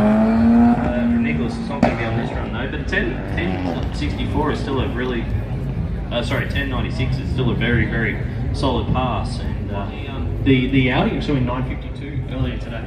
148 mile an hour. So that's Ben Conroy, right? Yeah. So our computer system is playing games with us here, just to make it all confusing for everyone. Look, it doesn't take much to confuse me. Big hello to everybody that is here and checking out all of the activities that we've got, of course. So we've got the Jambo Kids Zone with the 5-in-1 mega combo, the jumping castle, cup and saucer, face painting throughout the weekend, free kids activity books as well. Make sure you go down and check it out just down near the Show N Shine, not too far away from the Show N Shine. As well as that, we've got the Show N Shine all weekend thanks to Shannons Insurance. The Trader Alley, where we've got Garrett Advanced Motion, Fuel Tech, Platinum Racing Product, Precision Turbo and Engine, Bosch Motorsport, Shannons Insurance, Talk Dirty, Pack Performance, Golby's, Wilding, Boosted Industries, Link Engine Management, Haltech Engine Management, Pictures and more, Aussie Crocs, Zilla jet boats, Aeroflow, Garage Aussie Audio, Crocs. I thought Superior Crocs were Installations American. Equipment, Blokemen, Five Dimes, Legends Garage, WM, Wounded Heroes, and Toy Locker. They're all there, and that's not even all of them. That's just the ones that I've got the list of. So get down there, check it out. We've also got Bowden's Legends Garage. There's more than we can really have to say. That is the Brisbane Jamboree Trader Alley. There is plenty to do down there, that's for sure. So make sure you go over and grab yourself some Jambo merch before it does sell out, because it is going to be popular. I would suggest that there's probably not going to be that much left. Hazard lights, burn out time. Today, if you are here, and if you are here and you're wondering, what am I going to do with tomorrow? It's going to be a lazy Sunday. Come out to the damn racetrack. That's what you should do. It's going to be a killer day tomorrow. Maybe here these at guys Jamboree. should teach people how to fill potholes in like the council. In the not too distant future, and we're just doing a little bit of track prep down here. So we're going to take a quick word from some of our fantastic partners here at the Garrett Advancing Motion Jamboree Brisbane for 2024. We'll be back with more racing after this.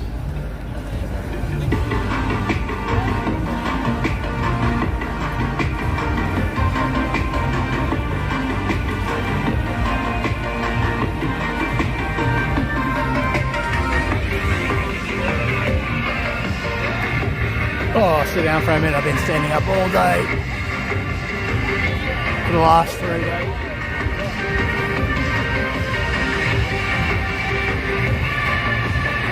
Oh, please like and subscribe.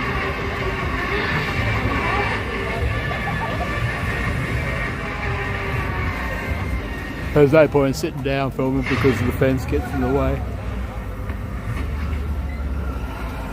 Oh, so you have to stand.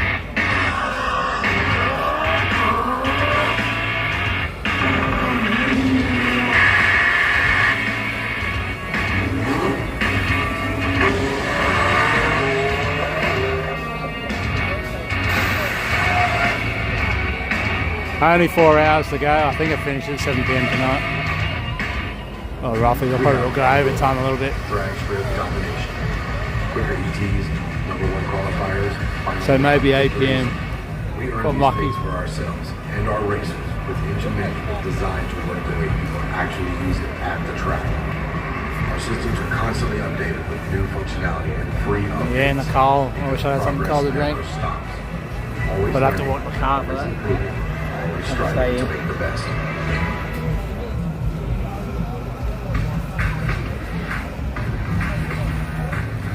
I got up at 3:30 this morning. The lives of people are at stake. There is no room for error. My name is Frank Turbay. I'm the owner and maintenance director of the Trade Group.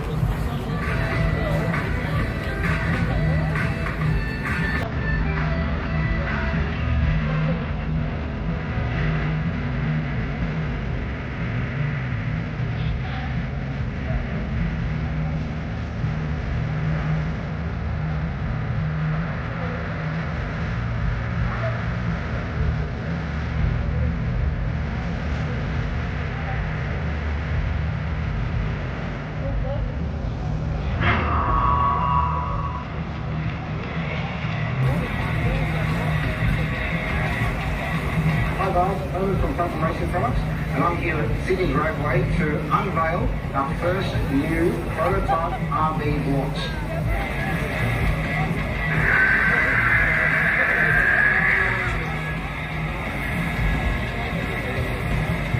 Feel like I'm roasting like a chicken.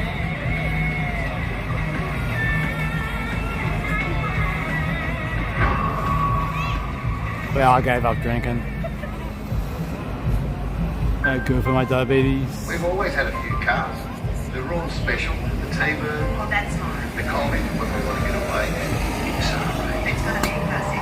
they're all insured with Shannons. We'll enjoy it. We've also Thank you, got thank you. Shannons home contents cover. which helps protect our automotive collectibles, tools and memorabilia. I could never drink red wine or white If you're wine. motoring enthusiasts like Each us, of a it's wine. not a best. Shannons. Shannons, insurance for motoring enthusiasts. Call 13 46 46 for a quote. Performance tuners and racers trust Bosch technology with their high-performance engines. Precision, reliability and performance. Bosch fuel injectors give you peace of mind knowing your engine is getting the best fuel delivery. Race after race, year after year. optimised spray formation for improved combustion, smoother power delivery and better throttle response. Bosch fuel injectors will put you ahead of the competition. Search Bosch Motorsport Australia. There's good, there's better, and then there's Bosch. Yeah, first ever Jambo, first ever drag show.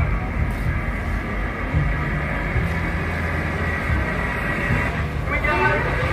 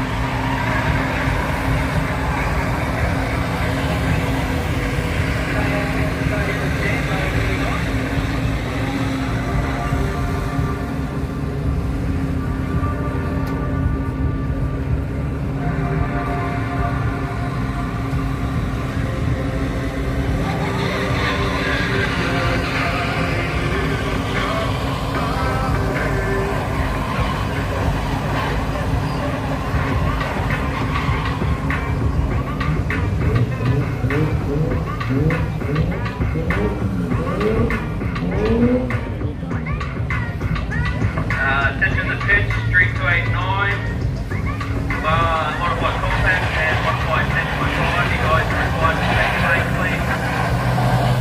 Street 289, modified compact and modified 10.5, descending lane, thank you.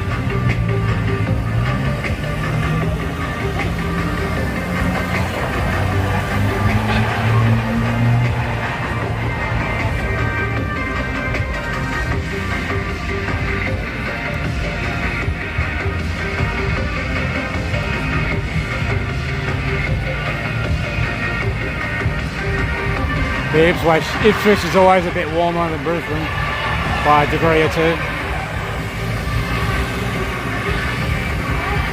When you're standing straight in the sun, it is warm. I'm burning, I know that.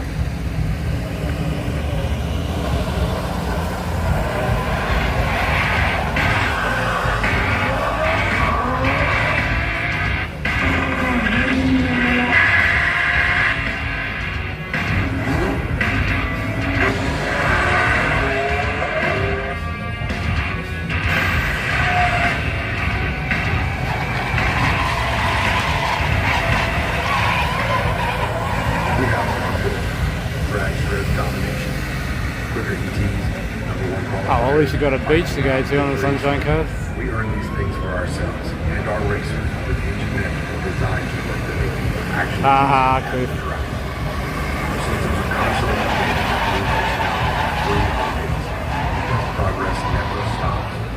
Always learning, always improving, always striving to make the best.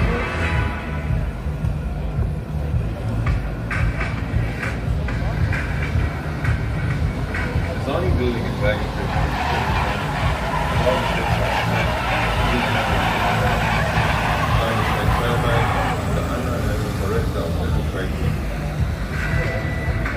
They better robot mower.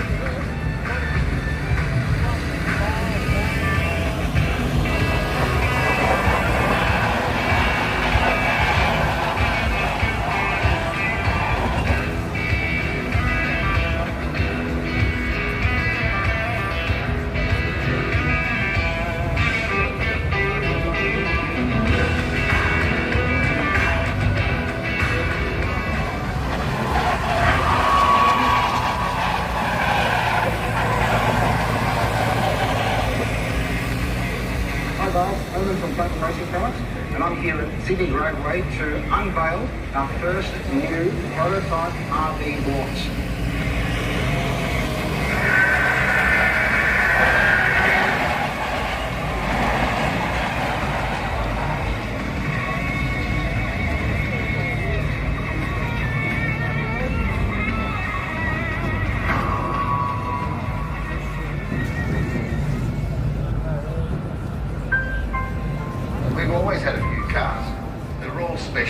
T-bird. Well, that's fine. The Combi for when we want to get away.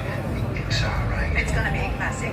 They're all insured with Shannons, We've also got Shannons Home Contents cover. which helps protect our automotive collectibles, tools and memorabilia in the home and garage. If you're motoring enthusiasts like us, it's got to be Shannons. Shannons, insurance for motoring enthusiasts. Call 13 46 46 for a quote. Performance tuners and racers trust Bosch technology for their high-performance engines. Precision, reliability and performance. Bosch fuel injectors give you peace of mind, knowing your engine is getting the best fuel delivery. Race after race, year after year. Optimized spray formation for improved combustion, smoother power delivery and better throttle response. Bosch fuel injectors will put you ahead of the competition. Search Bosch Motorsport Australia. There's good, there's better, there's Bosch.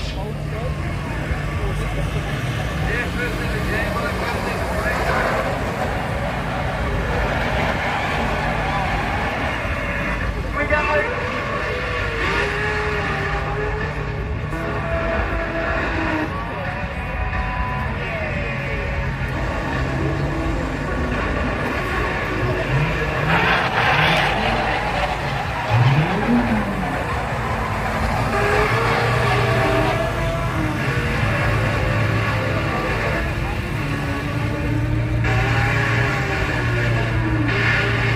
I know. Wonder how many people actually have that Shannons insurance.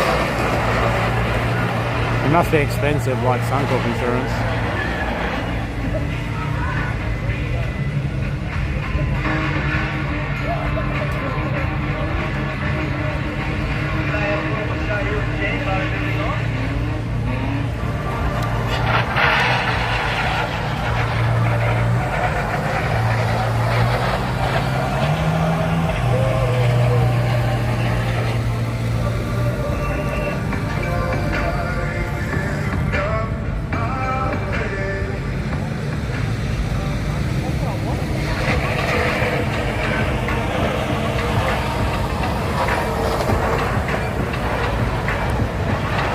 He's hosing the rubber so it grows.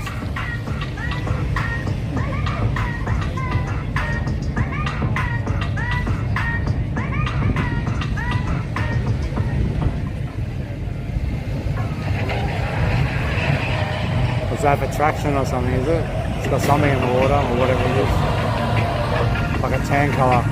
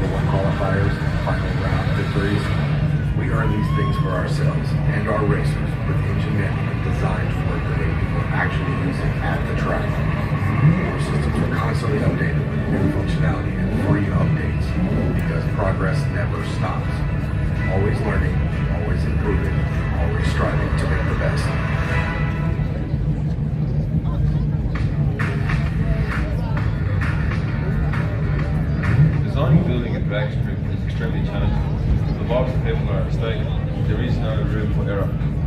My name is Frank Turbay. I'm the owner and managing director of every trade group.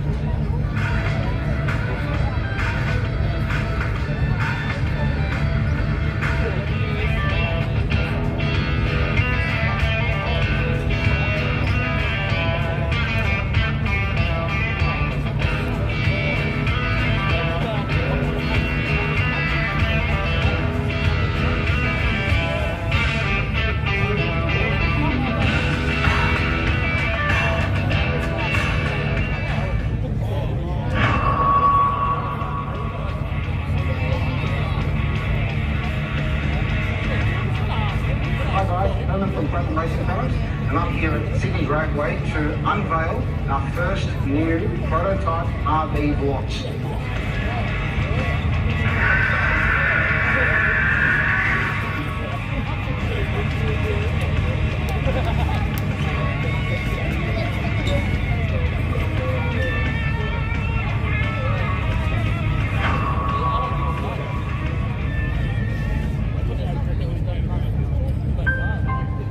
We've always had a few cars. They're all special. The T-Bird. Well, that's fine. The Combi for when we want to get away. The XRA. It's going to be a classic. They're all insured with Shannons, We've also got Shannons Home Contents cover. which helps protect our automotive collectibles, tools and memorabilia in the home and garage. If you're motoring enthusiasts like us, it's got to be Shannons. Shannons, insurance for motoring enthusiasts. Call 13 46 46 for a quote.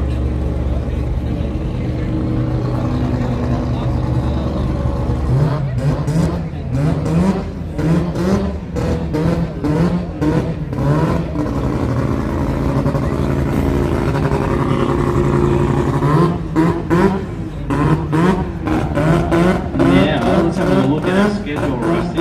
We should be moving into Street 289.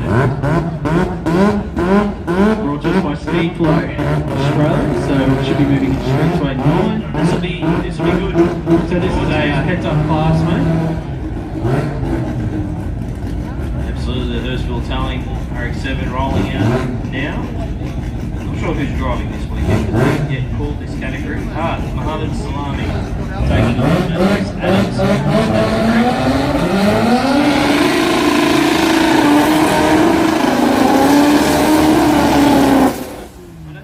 This car for a long time. It's still out there, it seems, but hasn't driven this car for a while.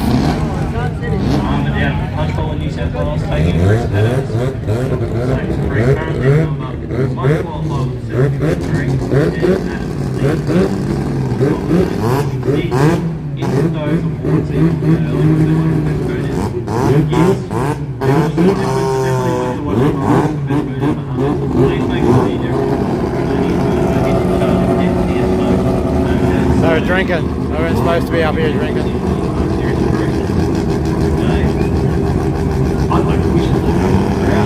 I reckon, yeah, we can open up a Romanian judge.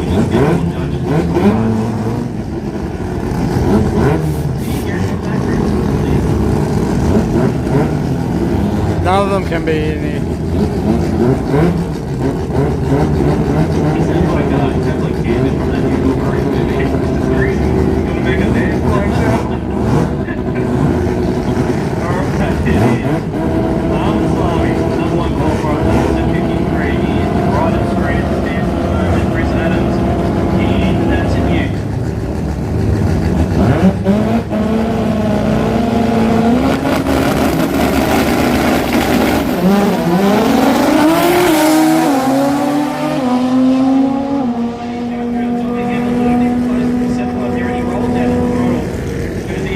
Okay, Cliff.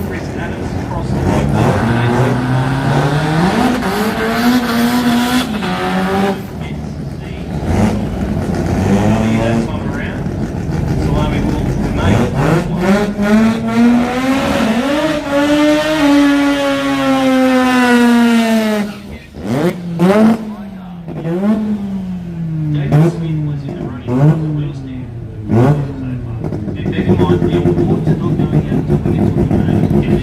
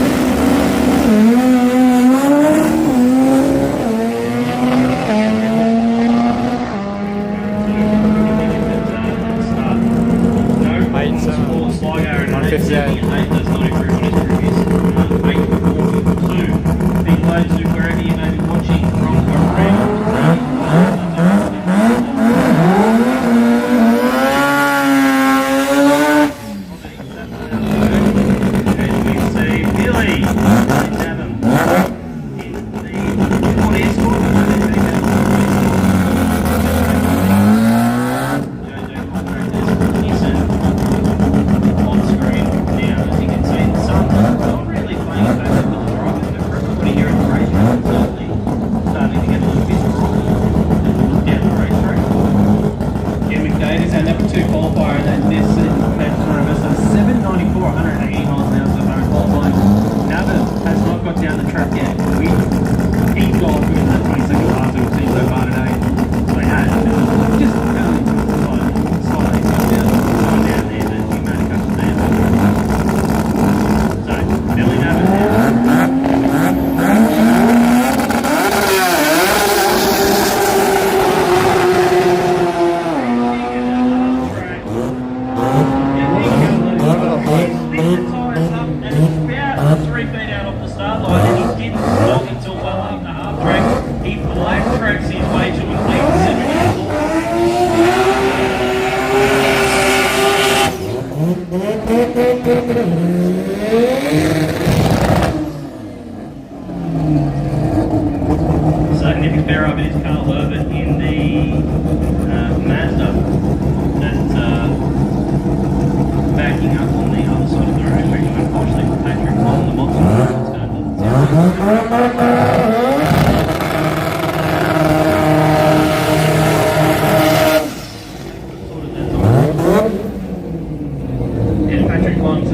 That's what she said.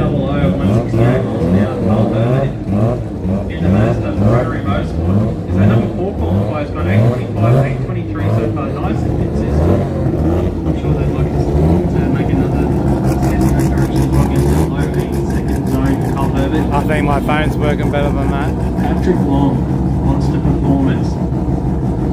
800. You can't even move it quick enough. Cracking in the 7 second zone. It would be one of only, there's only 2 so far in qualifying. 2 cars that we've seen so far that have hit that low. Muhammad's been the lead. John McDade was the only other car to dip in the 7. Currently the number 3 qualifier. But the number 4 qualifier.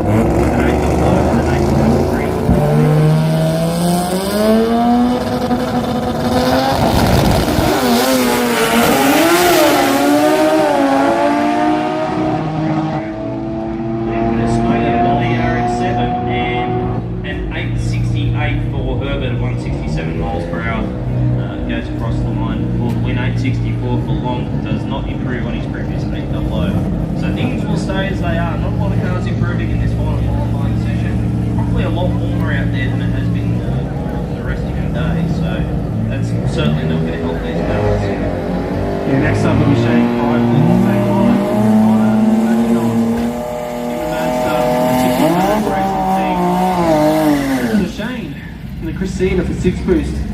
Another one of those drivers is looking to lay down just a solid lap. He's only run a best of an 11.75 today, but speed wise 161 miles an hour. That tells you should be in the 8 second zone for sure in this Cressida. And issues for Connor, so he's getting pushed off the racing surface here, so it will be a solo pass for Shane Crichton for 6 boost. See, just all he's got to worry about is himself here. Final qualifying session for Speedflow Street 289 class. Next time out, it will be racing for these guys, for everyone after today.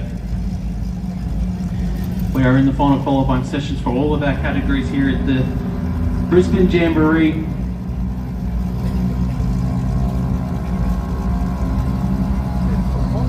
Shane Crichton now just moving forward, being guided into stage by Mr. 6 Boost Man himself.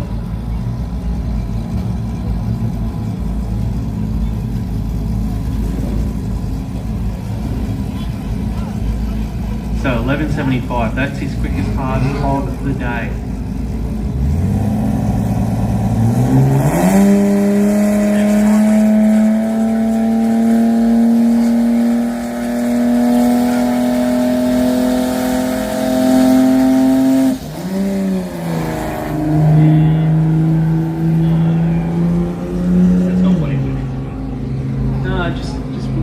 Boost, would it? You're just driving down here, so well, it's another pass. It's more as much as what we saw there. It is dark for the team. Yeah, it's not what they were looking for, but they can cross something off the list. Okay, that didn't work. Yeah. It's exactly right, and that's a lot of the time. It is a matter of process of elimination. It's going through and saying, okay, these are what we think might be the problems. You can't change everything all at once because then you don't know what the problem was. Yeah, Exactly. So you kind of just have to go through one thing at a time, work your way down to the next thing. It can be quite a tedious process and quite time-consuming process a lot of the time. So next up, it is the little green RX. Yeah, it's waiting for our system to go. Shane off the racing surface. So the thing here at Willowbank Raceway is that the braking area is actually longer than the racetrack, so they need more room to slow down than the speed they get up on the racing surface. Very true. So it takes about 30 seconds if the car is idling down there to get off the racing surface, and we can't send anyone down until they're off. And I believe we'll be moving into Street 289. That's what we're in right now, mate. Yeah, so presented by Speedway. Then we'll be moving into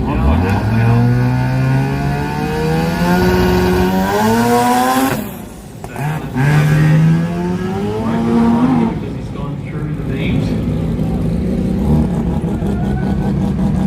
So he'll just roll through. That will be the final pass for Street 289, I should say. Modified compact coming up next. Yeah, the modified compact brought to us by Bosch Motorsport. The trade stand down behind it, the grandstand as well, check him out.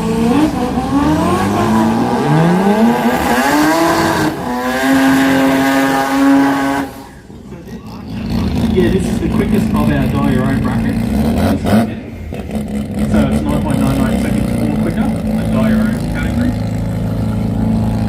Russell Larch have been running his car for a very long time. Origin of New South Wales. Remain infrastructure, the RX4 Coupe taking on Alan Donnan. It's a Mustang front-side racetrack. Yeah, I think you're right there. It's got Pro Fox on the number plates. I'd suggest probably Mustang. It's safe to say it's probably. Sometimes we get things right. Yeah, the only reason I queried myself is because on our system says it's a Holden Gemini.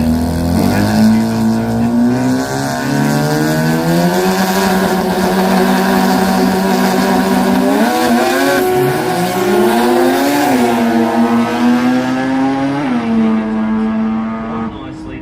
132 to the 60-foot time is an 8:41. That's the best run of the weekend.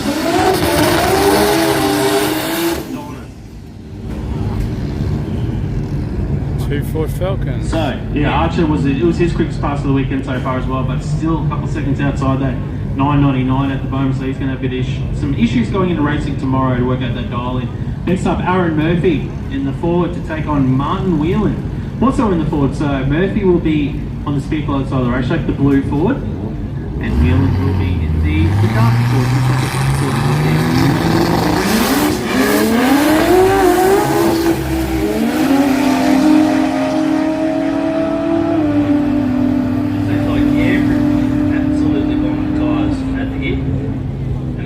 That makes life It's still at 957, man, 164 mile an hour, 9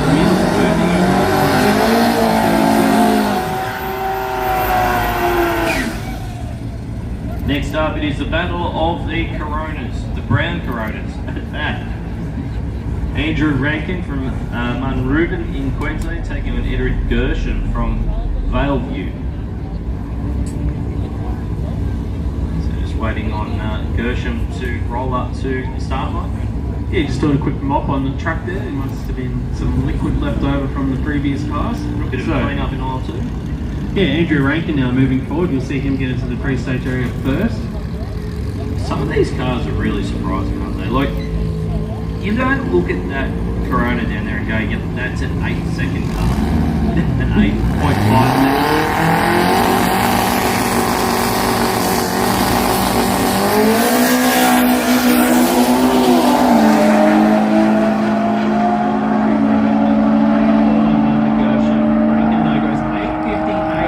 Consistent 155 mile an hour. Gershon goes 1032, 134 mile an hour, but Andrew Rankin, killer reaction time.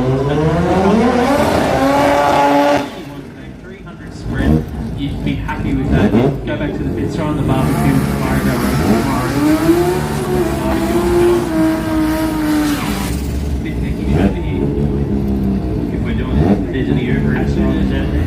We have been lucky up here in Proprietary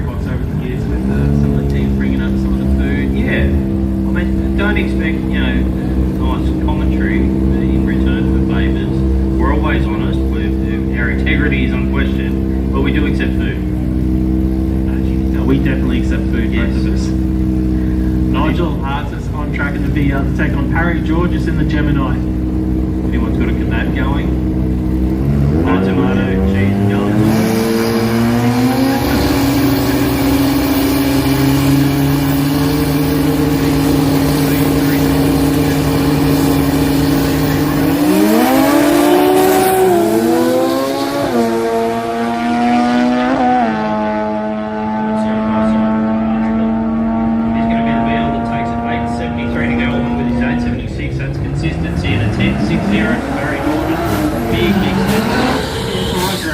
But he still needs to run to that 9-second zone when they do the dial-ins tomorrow.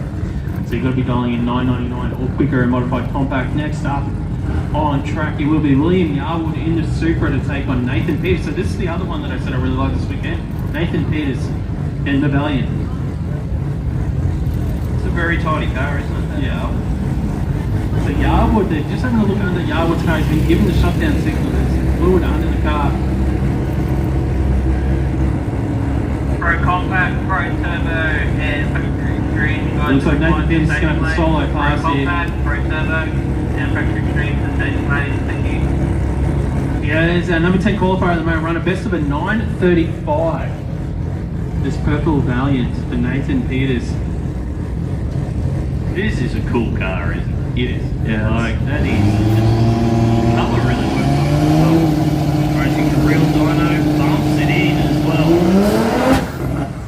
Oh, I spilled the tyres this time around with Nathan Peters. Actually, I thought it actually looked like a pretty clean launch. It actually hiked the front end as well, which says it probably wasn't spinning too much, but for whatever reason got out of the throttle and will post on down the racetrack. In fact, may even need some assistance to get off the racetrack down there. Go on, you can do it. Everybody will him on. You can do it. You can do it. Quote the Austrian. Big thank you to Bosch Motorsport. I was doing the guy from down the Sandler movies. Oh, you Like on the wall down there. see, we're both on the same wavelengths, just slightly different universes. So big thank you to Garrett Advancing Motion, the naming rights partner for the Brisbane Jamboree this year, and has been for a number of years. The Garrett Advancing Motion team is the leading automotive turbocharger provider, supplying technology solutions to nearly every major automaker in the world.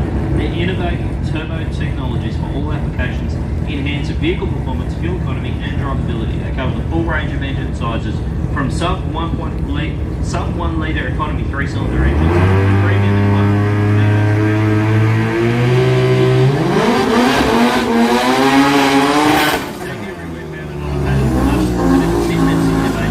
Fueltech has established itself as a leading developer and manufacturer of high-performance vehicle control units for automotive electronics. With roots deeply embedded in the racing world, our mission is to provide cutting-edge technology and solutions that empower enthusiasts and professionals alike to push the boundaries of performance and efficiency. Big thank you to Fueltech, hashtag Fueltech everywhere. I tell you what, one thing Fueltech's doing really well is their social media presence as well. Like, not only do they do good products, they do a lot of stuff on social media, which is good to follow. Absolutely, unfortunately,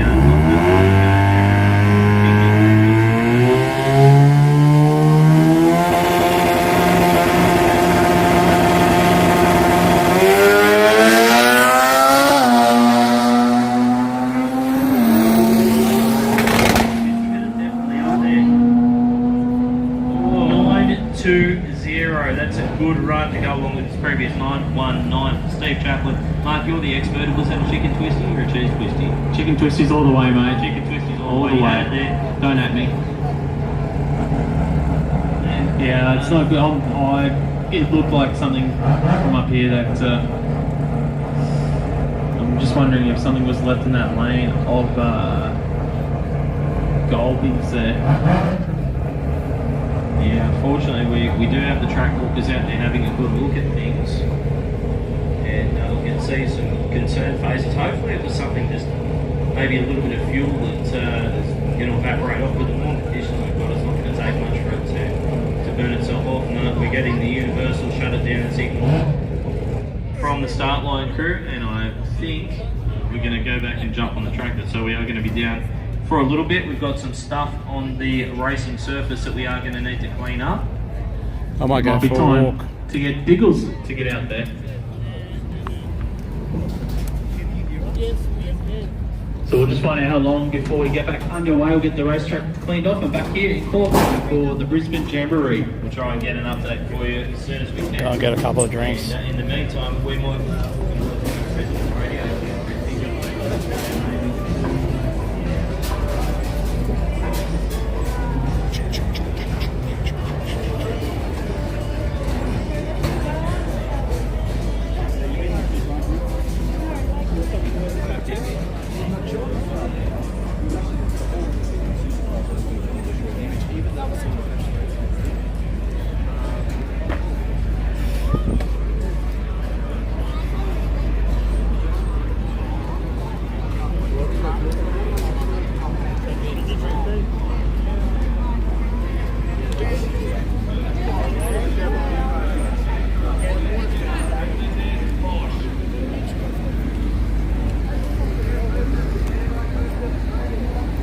It'll give me enough time to walk to the car and back, hopefully.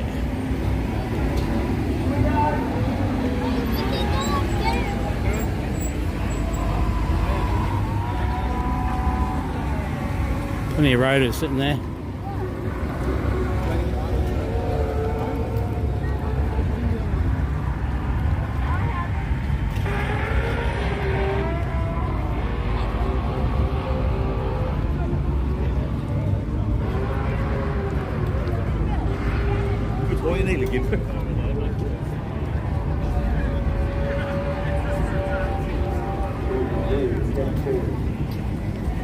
Scotty was the most right.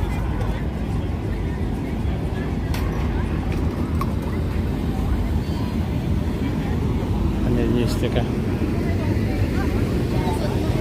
Thanks.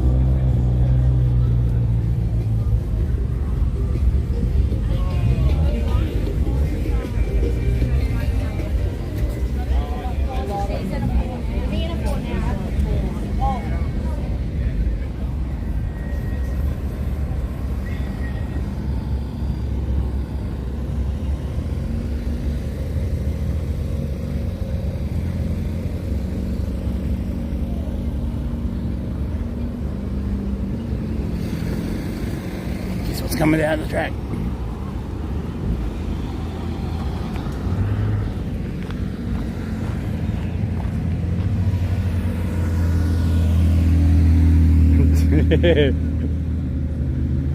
Funny, Cliff.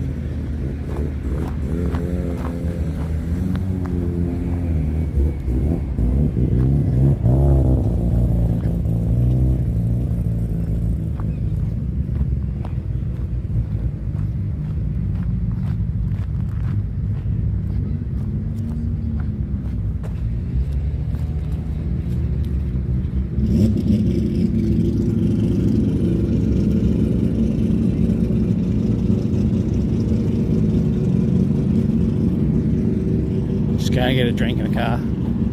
We'll be back up the track in a few minutes.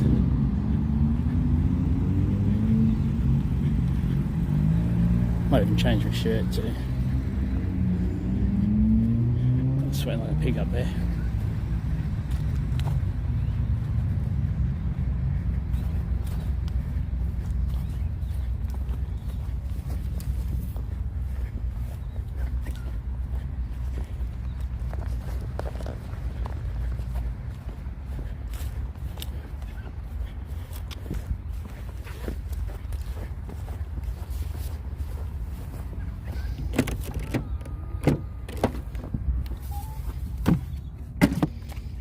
car's hot.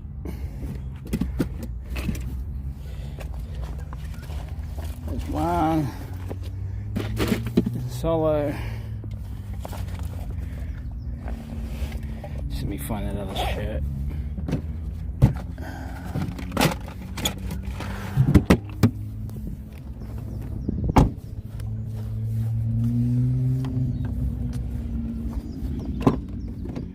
What do I do with it? Sure, there it is.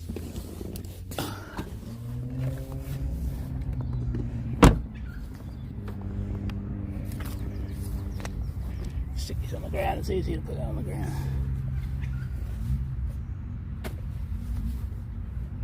I'll get naked. You don't want to see.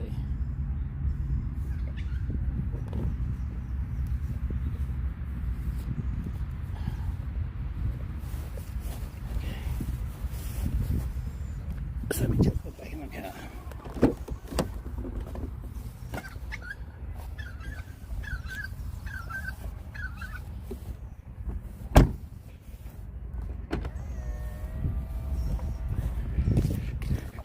Just going to replace that one.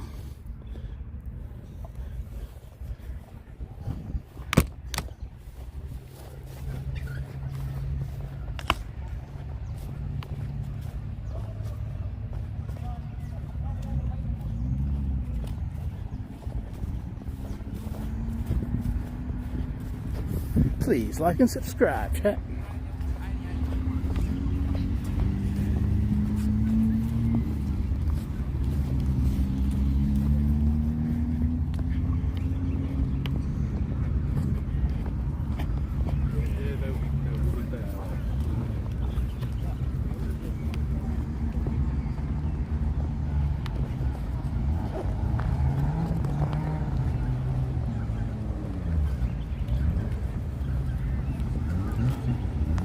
Well, looks like that won't be too long before they start again.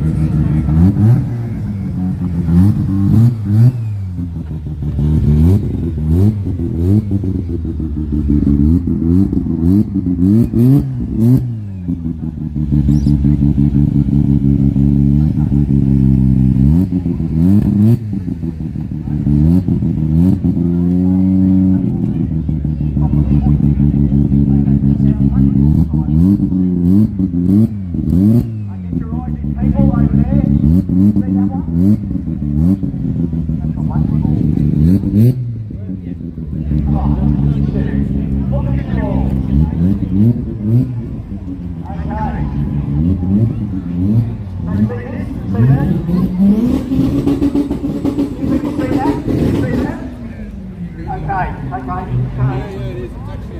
You see that, right? Watch it. So I absolutely shall I send it or go gentle? Send it! You want me to send it? You, sir.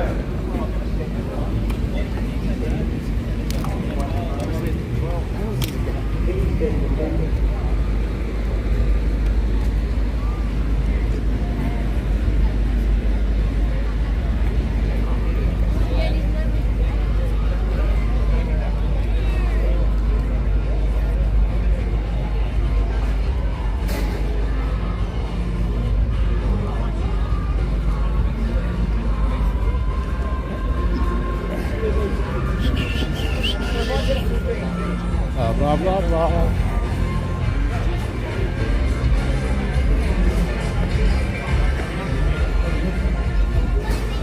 I gotta go Hold on. I'll go back the other. I'm gonna go again. And then I'll go over there and I'll try and hit it back, alright? Look at her by the way. She won the babe comp today. There she is. She won the babe comp. All 6'8" of her. Okay. Look at all these people following me. You damn well. Hey, should I go gentle or should I send it? Everyone just seems to do the sending. They just want the sending. There's no gentle. Righto. Hey, what about you people over there? Shall I just go gentle? Or shall I send it? Shall I send it? Now I want you to do the countdown, alright? 5.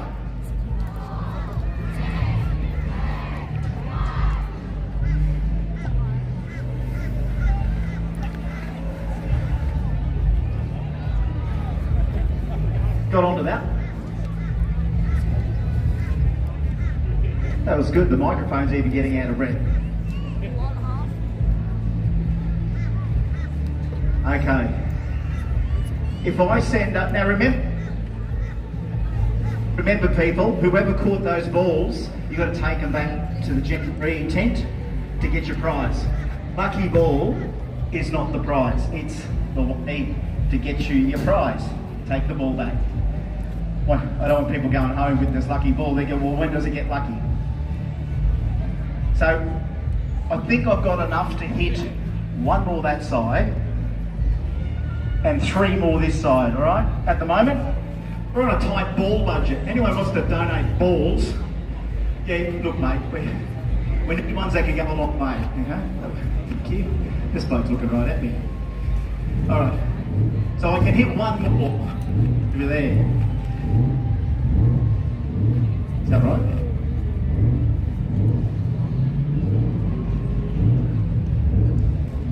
Yeah, that's correct. That's correct. So I've got 1 I can send, 1 more I can send, and then I'm going to go over there, and this is going to be fun on the grandstand. It'll be real fun. 1 air, 1 bounce, all that stuff. No one's ever caught one on the full, ever. Alright?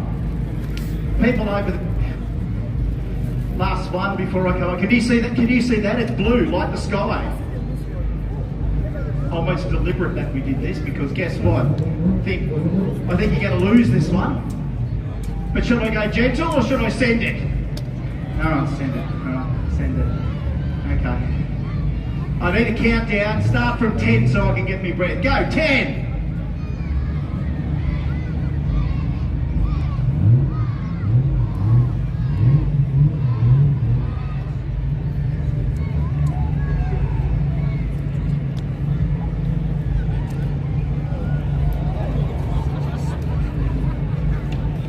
I don't hold any responsibility what happens after the ball leaves the racket.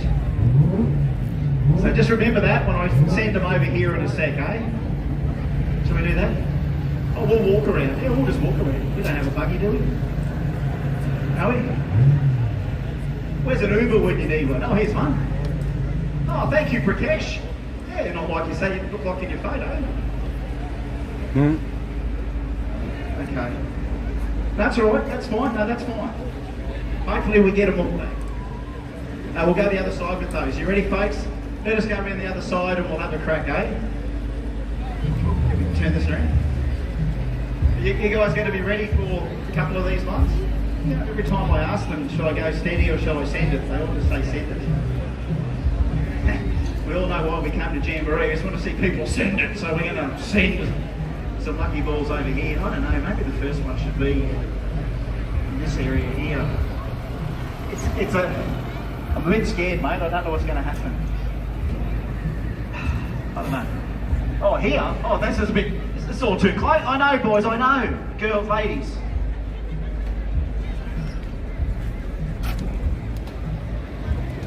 This is good driving, mate. Is this working still? Well, PA's working all the way around. Is this still working?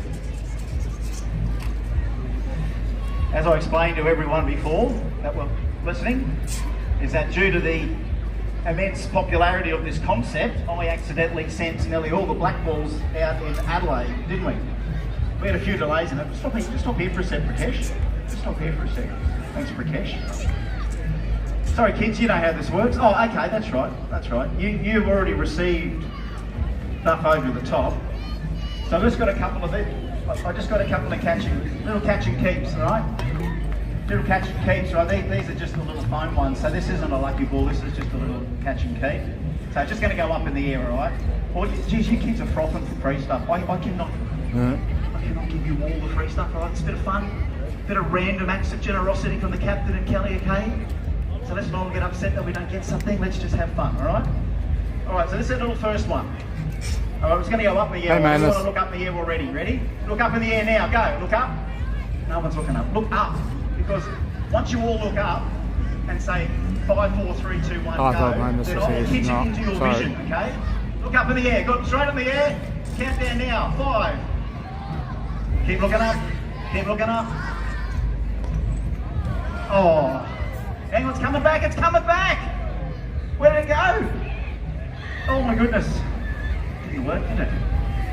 How did this ever works? Everyone's so upset that I don't hit it in the perfect place. I mean, where's the perfect place? Put your hands up if it's the perfect... Up there. Up there's a perfect place. What about over here? These people over here. Do you want a lucky ball yet? No, you're happy to wait. Okay, use the white. That's good. You've been waiting already, so just hold on. All right, I'm going to hit this one up in the air. No more countdowns because it seems to shatter a lot of little dreams at once. So I'm just going to randomly hit it. What about that? Ready? I might get that back. I might get that back. I might get that. No, I won't. Oh, yes, I do. I do get it back. It's totally my ball.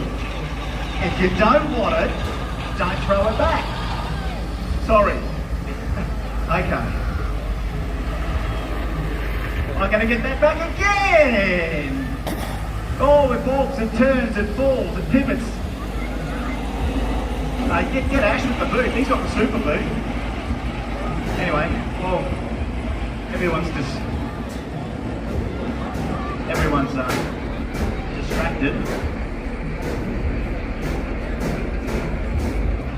Everyone's distracted. Everyone just going about their business. Don't worry about me over here. Anyone get their eye in? I can't guarantee this is going to go anywhere other than up, okay? Where it lands, no one knows. It is a lucky ball. You get it, and you take it to Jam Central, and you get a prize in exchange for it, okay? These are balls to hand back. The only way this concept works is if you bring it back to us, okay? Understood? Now, shall I go easy or shall I send it? Yeah, the kids want me to send it to you people over there. Are you people ready over there? Hang on, get your eye in, ready? Can you see that? Right, okay. Right, okay. I don't even need a countdown, I'm just going to send this when I'm ready, okay? You ready over there? I can't hear you, are you ready over there?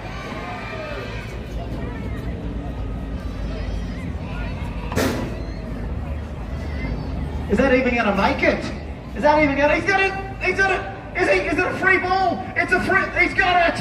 On the boundary, well done, son. I've never seen a big bloke move so fast.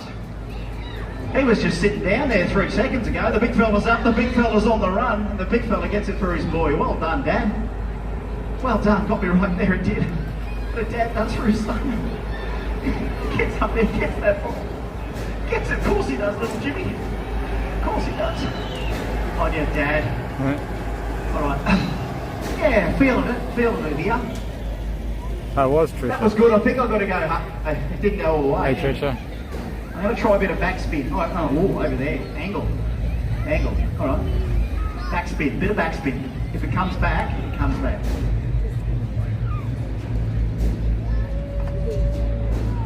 Bit of floater, bit of floater, bit of floater, bit of floater. Oh, it's nearly, well done son, well done.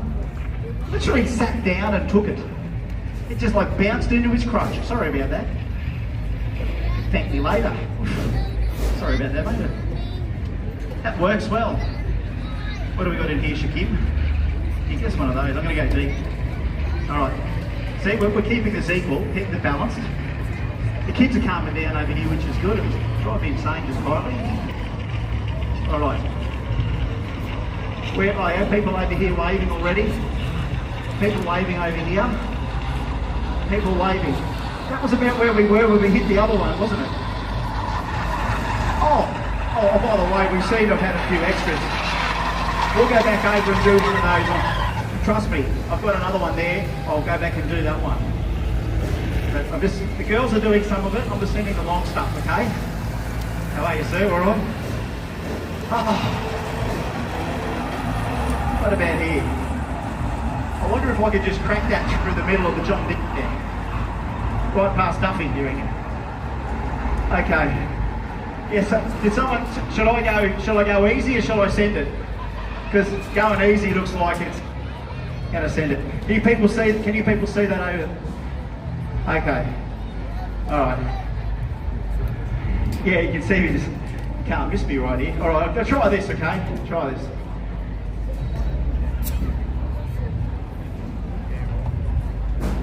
Oh, it's on its way. It's on its way, and it's bounced. It's got a deflection. It's back. It's a freebie. It's a freebie. Nelly, come all the way back. Hey, boy. Oh, careful, kids. Hey, oh my God, the boys. Oh my God, it's. Oh, boys, you okay? Oh, Jesus. All right. Okay. And all three of you are now safely back in the right place after taking unnecessary risks. But you're bloody legends. Thanks for that. Thanks for that. Don't do it again. Catch it on the ball. Who got it anyway? Which one of you's got it? Which one? Well, jeez. Is that everyone's okay though? This bloke, he didn't even lose his hat. He's got into a full tumble roll. He didn't even lose the hat off his head. He just went in there, stuntman style. All right. We nearly got this track cleaned up. Oh God, these things. I was doing a quarterback thing. You try the quarterback, you know, where you sort of. We used to get the girls down in Sydney, where you'd stand there and go hut, but they caught on after a while. And they didn't want to play the quarterback game anymore. So I'm just gonna, I don't know, we're gonna set the field up. We need a wide receiver, someone ready to take this. So when I turn around, I've got to look at someone. I've got to see someone on the clear, right? You got to say hut, right? 29, 23. Oh, he's in for a touchdown. You see how that works? I don't know how it works. All right, I'm looking for someone. 22, 23. What's after that? 24, hut! Someone open, someone! Touchdown! Yes, sir! You gotta be open. You're all sort of. You gotta be free. You gotta be open. All right. Okay, third down. 22, 96, 43. Huh? Oh, incomplete. Oh, did he? That's another bloke that caught it sitting down. These guys are so cool under pressure. You see that? Oh, kids. World's burning around him and the bloke just goes, I'll just wait here and play a long game. And he caught a sitting down touchdown. That's the thing. Okay. You might have to hut there, boy. You know hut? Hang on. 28, 22, 63, huh?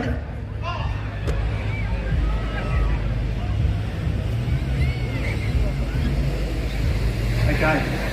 23, 62, 42, huh? Yes! Not that I like the NFL, but I've always wanted to be a quarterback.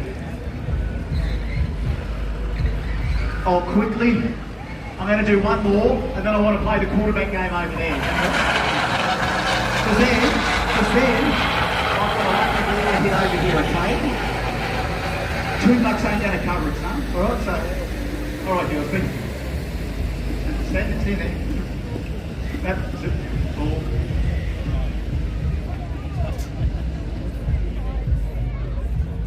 Okay, last quarterback. No, just the, I'm looking at the gridiron. All right, we're ready? 23, 32, huh?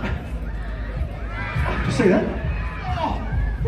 Oh, it's a star incomplete. Sorry, God, I wish it ended on a better note.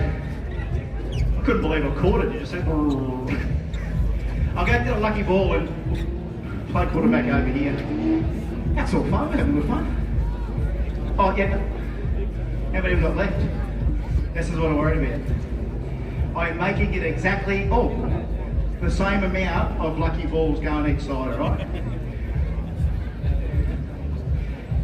No, but that's... Okay.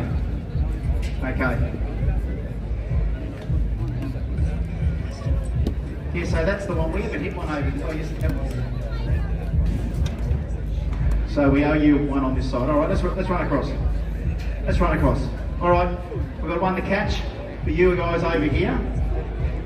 And free rags for everyone. There you go, yeah. Hey. All right. I'll even drive myself. Here we go. Let's go. Let's go, kids. Yeah, this is called padding. Works better than that t-shirt machine, doesn't it? I know. We'd be eating the line.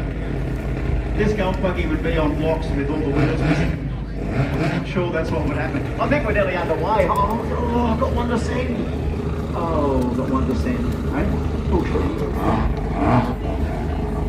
We may run out of time yet, folks. Just bear with us. If we have another delay, we'll pick up where we went off. That's a good idea. If we have another delay, we've got to pick up where we went off. Quarterback's Alright, moving back into the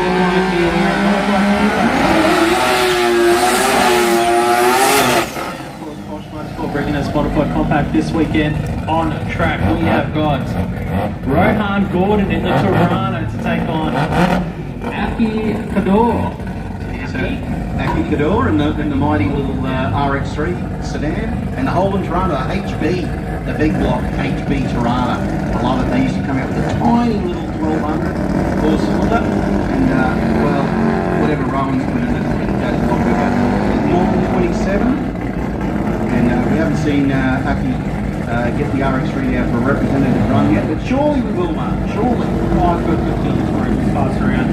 Has run a best of the 12.12. Obviously modified compact, you can work within 9.99 seconds.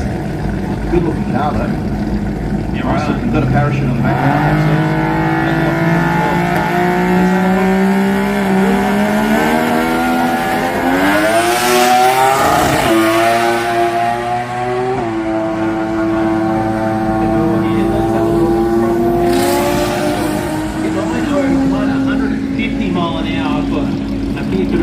Rohan Gordon will go across the finish line now. He goes 11.62, 137.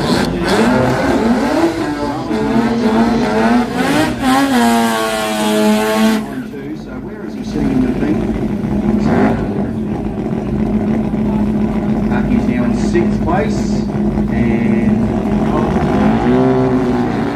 so Aki with that 9.0 banged him up to 6th place. He's got to be happy with that going into racing tomorrow, huh? Yeah, absolutely. Cameron Corsieri right now on track to take on Ross Pugliavito. Yeah, Ross Pugliavito in the RX3. RX3, another RX3 sedan up against the Toyota Hilux.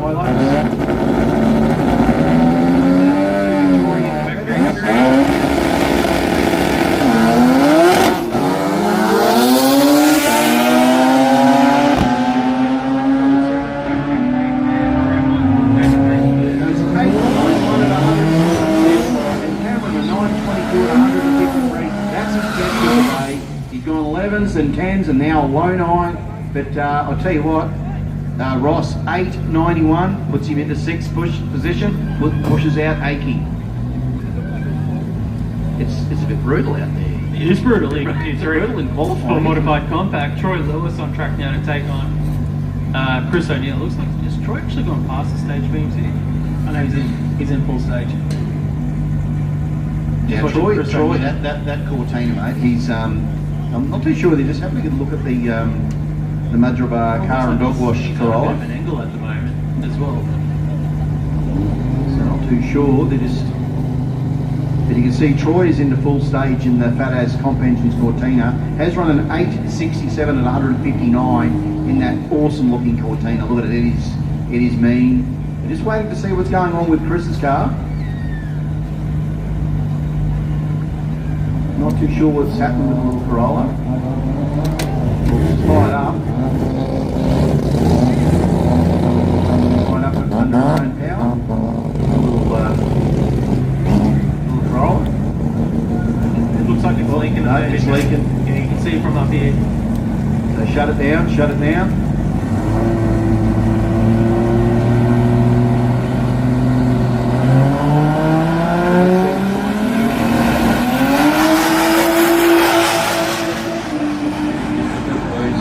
Get it through, that'll be quicker, and that'll be another lone one or a high 8 again.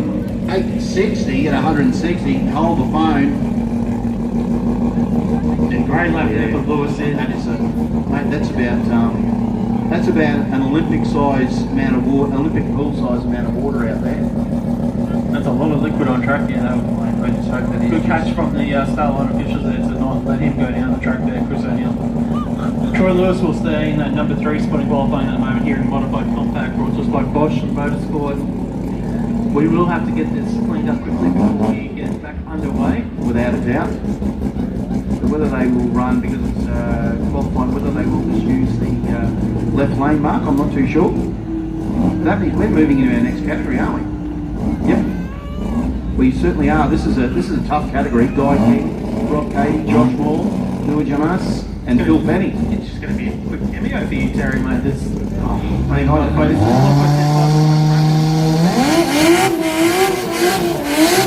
look at me, just I'm not going to go give out the Burn King trophy. So, mate, what did I miss, Mark? What did I miss from you guys when I was away? You missed some good action in qualifying, mate. There's been some quick passes today. It was a bit of a challenge though for a lot of the teams with the heat in the middle of the day. We're not used to this sort of warm weather in August. A couple of races did actually say that, mate. But you know, but I think a few of the guys were thinking that if it was a little bit later, it is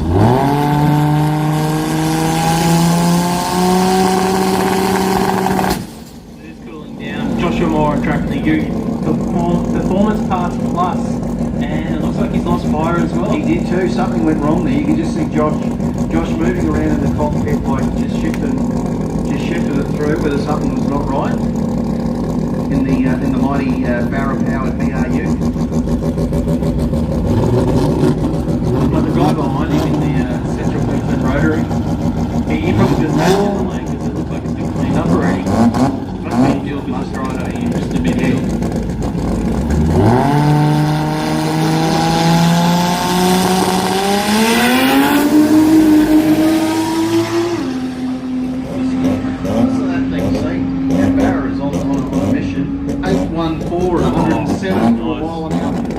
Sit on the line, start the car up tyres probably on a little cold, and you still press on an 8-1. That's great. That's a good catch.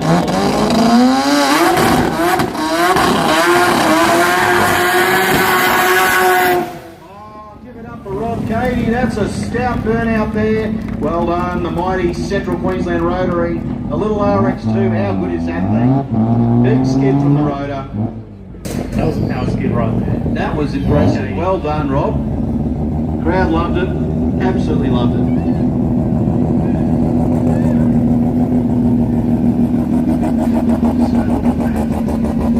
Now, we have seen Rob. He's had this thing for a little while, this little RX2. You've got to love a good RX2. I love how low slung it is. It's like it's a lot of them like to have them sitting up a little bit higher. And Rob says, no, I'm going for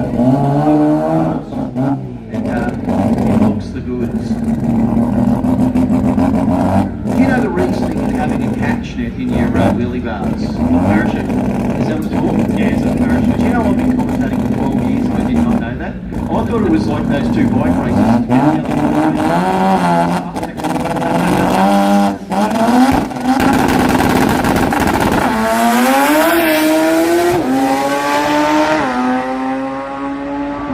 All eyes on the RX2. What's he going to run? Goes through, pulls the chute, a 789 at 173. Well done, Rob. 173 in the top end. It's put him into, he's in that second position, but this just about to come to the line is Mr. Guy King. 725 at 199.2 miles an hour, Mark. Did you want to say that as well? Because it feels good. 789, 173 mile an hour. How good is it? Gadian moving into up next, mate. Is that number one qualified for Guy King? Guy King, here he comes. And he's going to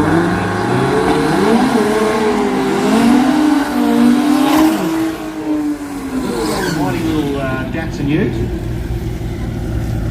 But have a look at this thing. The advanced joinery Corolla up against the Shannons Autosports Datsun Utility. 874 to 154 for that little red Ute. 725 and 199 mile an hour. Only 199 mile an hour. Still getting over that 199 mile an hour. You just need 0.80 mile an hour to hit the illustrious 200 mile an hour lap here for Guy King. It's like, how quick? We're that quick. Love it. It's good. What a great category. Small category, but I tell you what it lacks in numbers, it is a power pack category, this, Mark. It's our number one qualifier. It is their final qualifying session for modified 10.5. Guy King, Nor James, the James Autosports, the Ute.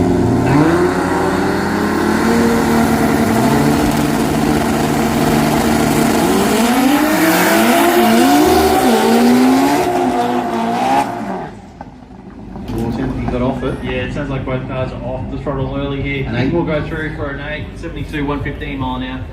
And Gemis will roll through here for a 17-second pass at 54 mile an hour. Nice work. And that brings a close to us, Terry. That most certainly does, Mark. I want to thank everybody for having listened to Mark and I rabbit on for the day. We will see you all tomorrow, talk to you all tomorrow. Enjoy the afternoon. If you want to see me, I'll be down at the Boom Kings. We'll be welcomed by Mr. Chris Diggles and Rusty Gregory to the microphone. Please make them welcome.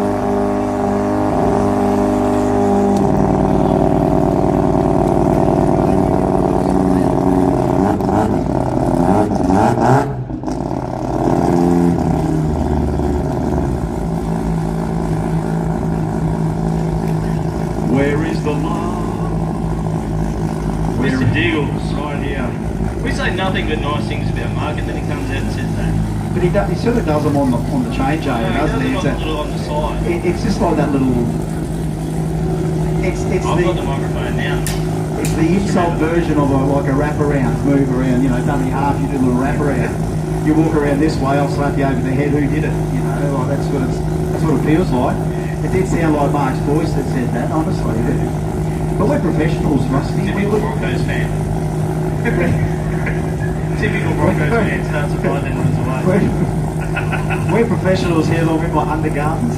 But now everyone's filming me in the undergarments. It's like, mate, I've been out there trying to send the ball into space now. I mean, I know we're on Musk. You have been working very hard out there with the tennis racket. Mate, I'm sure the US government took a photo. I saw a B2 bomber up there when I hit the last one. Was it your fault, was it? Probably. They've done the flyover just to make sure everything's in order. Casa said the B2 came down in the field after swallowing a lucky ball. So we don't know what the J means. Yeah, I mean, we're working on it. We're in no-fly zone, but I mean, right now, wouldn't it be good to see that bomber come back not in stealth mode, because it went over right in front of us. Really? Yeah. It wasn't. I thought it was just a big drone, and then realised that I was part of an experiment, and I don't know where these wires came from. So back to the drag racing, which is apparently what we're here for. Yeah, well, you think so? There was a tennis match going on. The Garrett Advancing Motion Jamboree. Yeah, it's more than just hitting balls into the crowd, folks. Let me tell you. We asked the crowd, would you like to go steady or would you like to send it? And every single time I said we want to send it. They're here to see people send their dreams down the track, and sometimes you'll live your whole life to be in that situation where you find yourself at a jamboree, staring down the tree, just sending the rocket that you've always dreamed of building. And you know, every year they keep coming out, mate. I say this every time I open up even a new magazine like from Street Machine or any article online that you can see anywhere of new builds. We're not seeing the builds slow down. In fact, we're seeing more dreams come to reality than ever. And then you turn up at events like Jambo and you realise just how many of those may have started at an event like this. Would you call it the Dream Factory?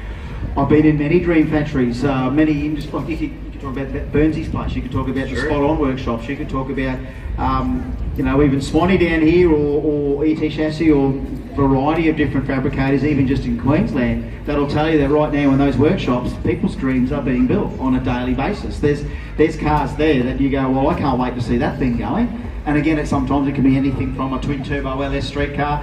Predominantly, there's still a lot of Commodores getting built out there in various stages, but then there's also still a lot of chrome bumper Japanese stuff that's coming out of the woodwork. Old school never goes out of fashion, no matter what you put in it. And I use examples like Nathan Peters' beautiful Valiant with the barra in it. You know, it's a low 9-second usable street car. Workshops are full of cars like that, bro. You know it. Absolutely, absolutely. We've got Pro Compact just about ready to roll out of the lanes, but it looks like we do have a little bit of a clean up in aisle 1 down here. Not quite sure exactly what it is or how long we're going to be down for, but I can see Josie's out there and the track walkers are certainly having a good look at things, so we are going to be down for a tick. It is much warmer out there than we are used to. Mate, it is, it is warm, mate. Walking around, I see a lot of people. I mean, they're dandying. They've got the bottles of Coke and the waters, and it is balmy. If we could describe this as a balmy spring day, it's certainly that. And that's why I'm down to the singlet, just because it's down to your undergarments, down to your unmentionables. Down to my unmentionables, just because, you know, we've been cracking them out there each side. But it is so good to have this. Yes, winter is a nice time of year. This time of the day in winter, you know, we are normally in more diabolical scenarios as far as the sun-drenched track, the colder air temperatures. I think the only thing that's knocked the edge off performances today is not the track, the track's been big, just the temperature, just that temp, the horsepower's not there that we normally see. Once it goes past that 25, 26 degree air temperature, it tends to go in the other direction in terms of enhancing the performances. So yeah, I think you're absolutely right. It has been a little bit on the warm side today for peak performances, but nonetheless, you'd still much rather the warmer weather that we're having instead of the alternative, which of course we have had many times in the past. So this is a much better option. And you know, when we talk about going to the Bend a bit later on in the year, of course, to have our last Jambo of the year, the Adelaide Jambo, and I do think we might just be getting on the end of some warmth there as well during the day, but I do think down there when it will knock off temperature-wise, the air is pretty rare down there. The horsepower, there's plenty of horsepower down there to be had. I do think it'll be full send at the Bend later in the year to finish off our Jambos for the year. But you know what, I'm not going to trade today for anything because, you know, beautiful, balmy, warm Queensland weather. We need days like this. What do they say? Vitamin D. What do they say you get when you're out for a beautiful sunny day? Yeah, that as well. Yeah, but a bit of vitamin D mixed in with all that carcinogens. But of course, we asked everyone today several times and continue to remind you in Australia, that's what we do. You better slip, slop, slap. No one else in the world gets. No, they don't know slip, slop, slap. They won't know. Oh, you know, in Australia we used to say slip, slop, slap, and they go, what do you mean slip, slop, slap? Well, it's slip on a shirt, slop on some sunscreen, and slap on a hat. If you remember, helped by a little bloke in a cartoon with a Slurpee S. Yeah, that guy. And it works, of course. Got to be sun smart in this country. Make sure you've all got hats on, the sunscreen, and that you've been well watered. It's so easy to get heat stroke in this country. It really is, and I just hope everyone's been paying attention to all of that. Coming back to the racing. Yeah, I want to come sure, back to the racing. sure. What's your pick of the run so far today? I mean, we've had some big performances. I think it's the thing that's been in my head a little bit about today is that we didn't see everyone in a second session, whether or not that was bad circumstance or whether that's a judgment call, and that So I may have They elected might to be sit keeping out their the powder session. dry for the And you know what? It's when you think back, it's a little bit of a tactic that can be well used by various teams. And I do think that we're going to see a few of them get a look in here before the end of the day in this session. Because it has been that little bit warmer during the day. But I don't know, that Corolla guy going 199 mile an hour, that was a pretty big moment. 28.9s always deals out things, all motor as well. All those categories of just, as we say, mate. Jeff Martin was another one. Oh, that car is a work of art. Yeah. We have got an official weight on that car. I won't say it over the air, but let's just say it is more than 2,800 pounds, that car. So it's a slightly heavier Commodore, as we said, steel roof and quarter, so it is a little bit heavier in general. But yeah, that I didn't see that last run I was on stage, but we certainly heard it coming past. An awesome run, and you know, sometimes you've either got to debut these cars at events or turn up at a test day, and that's been the big debate, just amongst, I suppose, diehards of the sport the last year and a half, 2 years.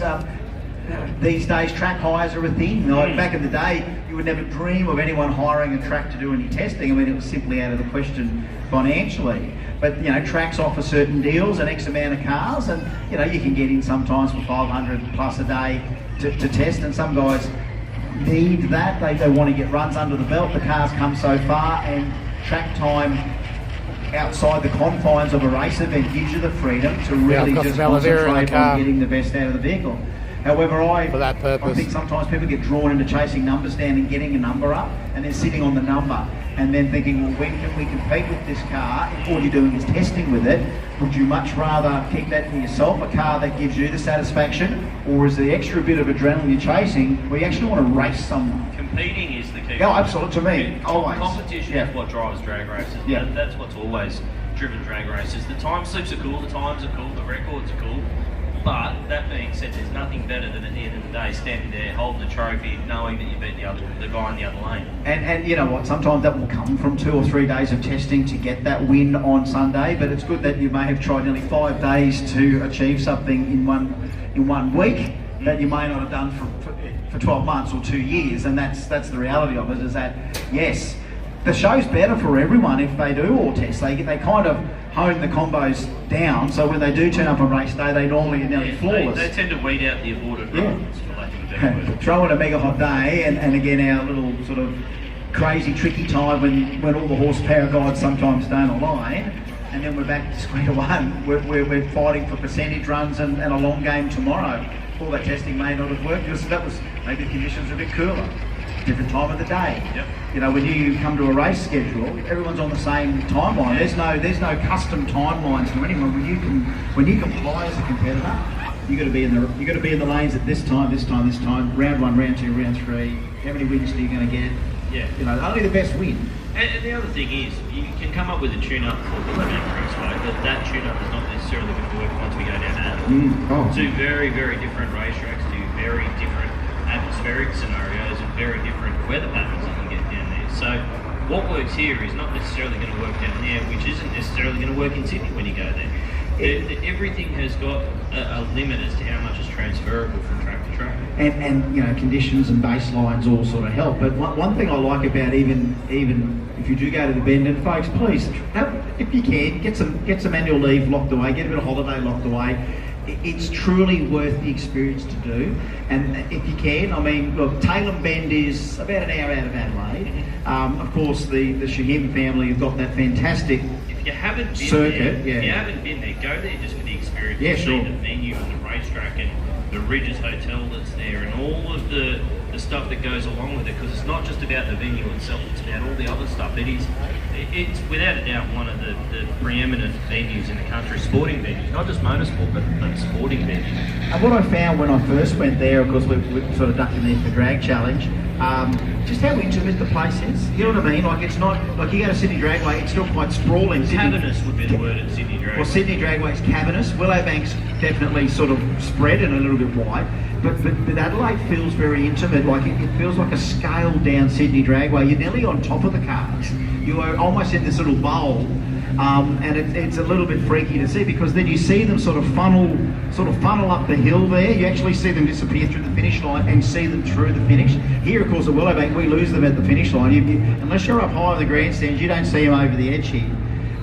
So it's another interesting place. And I think a lot more guys, we notice, I mean, over here it's daunting. Even though we are, just sort of progressively going over by only 1 degree here, when you're hitting that finish line at 220, 230 mile an hour, it almost feels like you're taking off as you come over the hill. Yeah, clear for takeoff. And of course, Sydney doesn't feel that way either, and nor does Adelaide. You're driving your way up the hill there, so you can kind of send it all the way to the finish line. But here's quite a unique track. It's always been a little bit, well, to me, they seem to disappear a lot faster here than at some of the other tracks. But you've got to go and see Adelaide, be a part of our Jamboree friends that we've made down there. We know that we're going to definitely, New South Wales and Victoria, they engage hard with that Jamboree down there, because for them it is in their backyard. There's no real excuse why they wouldn't be there. Of course, South Aussie, the scene is the sleeping giant. We haven't seen what's coming out of South Australian workshops yet, but normally there's a few years lag from when something like the Bend drag strip opens until you see it all start to spread out. Because you get people who've never seen the sport before who come out, they see it, they go, this is cool, I want one of those, or I want one of these, and they go out and they build it, they spend the money, they invest, and it does take a couple of years for that to kick in. You're absolutely right. And we saw that in Sydney when we had no racing for 6 or 7 years between Eastern Creek closing and Sydney Dragway opening up. But from 2004 to about 2006, 2007, there was so many cars. Cliff's a big fan of the Sydney one. And people just wanting to get involved with the sport. He's always in their chat. Jamboree is only going to go from strength to strength down in Adelaide, as is drag racing down there. It's such a cool venue. You can do anything. You can even road trip down there because they've got the big 4 caravan park in the same complex. So you can even get cabins down there, so you don't have to stay at the ridges. I do recommend it though. The ridges is nice. It's very nice. You roll up to Taylor Bend, you come off the highway. There's a massive survey there just to remind everyone sort of how the Shannons sort of made their fortune through massive surveys. You can walk from the pits in the drag strip across to the Hungry Jacks and the servo and the noodle box that's in there, and then walk back to the dragway. It's that close. It's only a matter of a couple hundred metres. The layout of the place is incredible. And there's obviously future development plans there for an airport and everything there, but the complex is just, blank slate. Let's build the circuit track first. We built the Big 4, we built the drag strip, probably going to build the airport. Motorsport as a recreation is a growing and booming industry. You hear about that Hunter Valley enthusiast track that they're looking at trying to build, where you can go and have a private track day experience. There's a million stories where there's enthusiasts that just can't use their cars enough, and more venues means more people using it. And whether it's South Australia, which has got some rev heads, like true old school, from old school to high tech rev heads down there, that they've been waiting for that track to come back there on a regular basis, and now the Bend has given it to you. But it's a great experience. You go down to the hotel lobby, you get out, and there's a massive pit building there, isn't it? So you're at the track. You can hear cars going around the track. You got that brown thumb. You then walk in through the doors of the lobby, and not only do you see millions of dollars of race car in the lobby, but then you start seeing the cars and going down the straight. That's right. On the other side of the lobby, there's glass there, and they're flying down the straight. Check in, you go up the elevator. Next thing you know, if you're lucky, you're on the track. You open your window, open your curtains, and you are watching a living, breathing racetrack. I mean, if you're like me, you get on the other side and you see the pit side. But that's still interesting. It can be. That's interesting. But it's surreal. You've got to go and stay at a hotel that's at a racetrack. I highly recommend it. It's very therapeutic. You'll be doing your country a favour, doing what governments want us to do, and that's use facilities to support industry and recreation. And this is what it is to you and me. I still call this, as much as the teams are super professional, these are still recreational motorsport enthusiasts here. Yes, we're racers. We're ex-racers, but the people out there are choosing to race. They're engaging in competitive motorsport. Is there an ounce of professionalism to it? Yes, there is. But they still live in normal people's garages every other day of the week. So it needs events like this, and of course the big one in Adelaide, to continue on to just show, guess what? There is a thing called a car scene. It is so diverse in this country, more than most countries that I've been watching in the world of YouTube on. But we're right up there. Please like and subscribe. Olympics, how well we did for a small country. And that comes to the automobile. We're again the same. We punch way above our weight in every facet, from building them to tuning them to importing and exporting, different stuff. I know that a lot of Aussie products get exported right around the world. And we've had some some success stories like the Noonans go to the States and then, you know, have a thriving race engine business. A thriving race engine business. How many cars do in the you United own, States Cliff? of America. Much One like or that, more? and, you know, Billet Pro and Billet Inc. and all of these Billet rotary engine manufacturers. Bullet, one of our great sponsors, of course, as well with their billet engines. PRP with their engine products. Like, we are producing world-class products that are getting exported. But where's the Mr. Politician standing there listening to everything that we're doing? They just still think we're redheads and our vote doesn't count. But these are the people driving billions of dollars worth of investment, and guess where it's coming from in motorsport? It's not coming from the professional ranks, it's coming from the amateur ranks, and they need to stand up and take notice that venues are required in order to do this. For perfectly free, tax-paying Aussie citizens that want to send it, well, you better get out of the way, politicians, because they're democratic right to send it. Vote 1, authorise Redhead Party Australia. Now, look, a little bit of a word from our sponsors on the live stream. I think we're not too many minutes away from letting it send here again at Willowbank, folks. So stick around, a couple of minutes and we're back. Just the Audi, okay. Yeah, I used to own 3 XR8s and a EL XR6.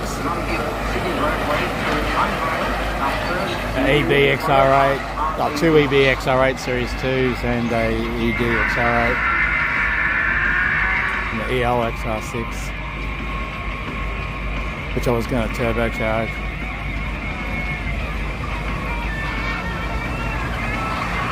But I got rid of them, I just kept my one EB XR8, the black one. Oh, actually I've got 2 cars, yeah, my blue car and my black car, forgot about that. Oh, that's fine.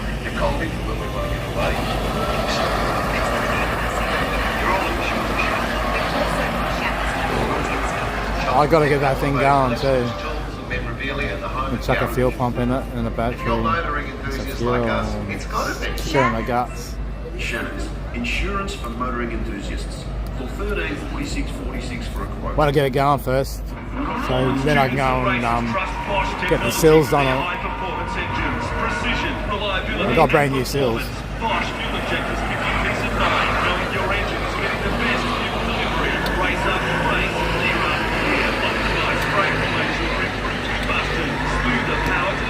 I think I just want to club register it. You ahead of the competition. Search Bosch Motorsport Australia. There's good, there's better, and then there's Bosch. I really want to get it going.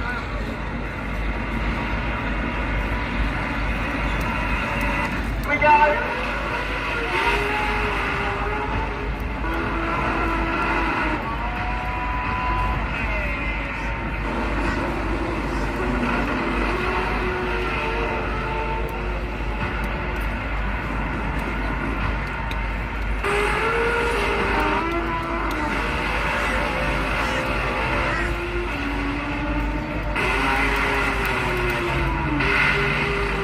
So when this was laid, it was all cement, so how do they lay the rubber over the top of it? They use some machine to do it or something. A bunch of tyres on the back of a tractor or something. That turned the wrong way to lay rubber down.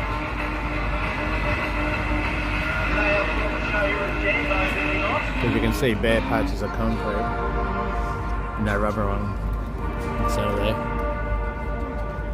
But you wouldn't think $10 million worth of cement went down here. Because the government paid for that.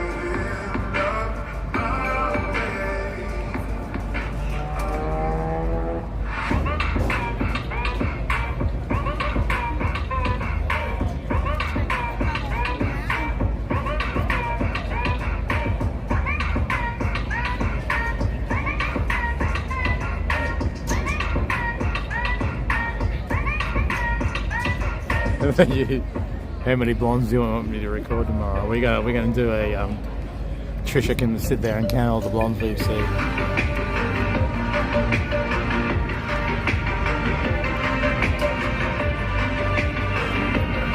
I noticed all those what they call those spandex pants they were wearing everywhere. These ladies, and they're really showing their asses off. Some real chunky ones out there. They're just showing them off, just walking around like they're in lingerie or something. You can see every little nook and cranny.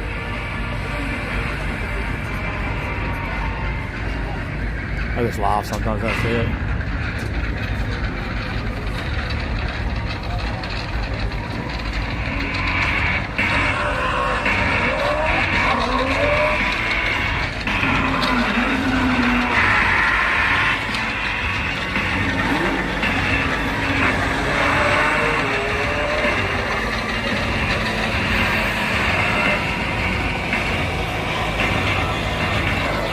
All I could afford was the hat, not the actual car. We have one goal, drag strip domination.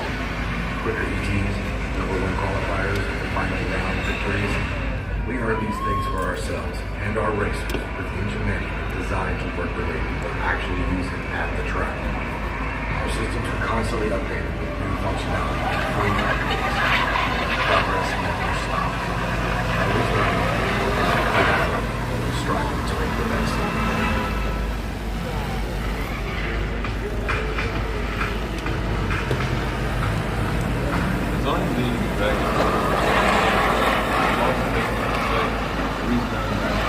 Actually, I got that from an op shop for free.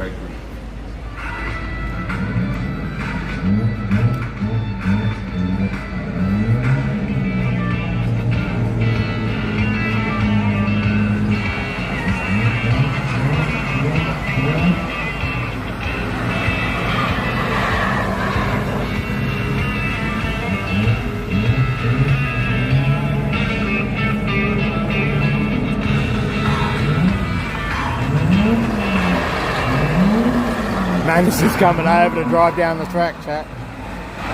Next year. We've got to find a car with 2 seats in it and we've got to strap her in. And a helmet.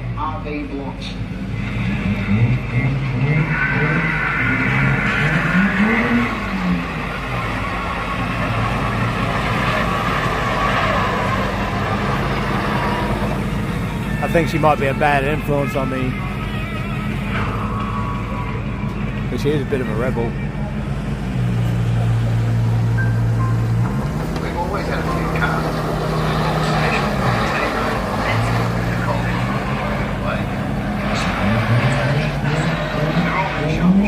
We've also got Shannon's home and contents cover, which helps protect our automotive collectibles, tools and memorabilia in the home and garage. If you're motoring enthusiasts like us, it's got to be Shannon's. Shannons Insurance. It's only a stock standard XR8 with a few bolt-on parts. There's nothing really much. Precision, reliability and performance. Got pacemaker extractors, K&N air filter. What did I buy? I bought decent spark plugs for it. I got MSD ignition.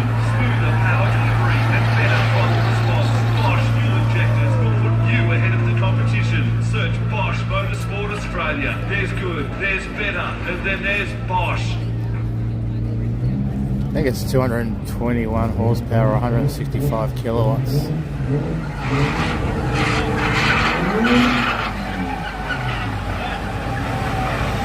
That's stock.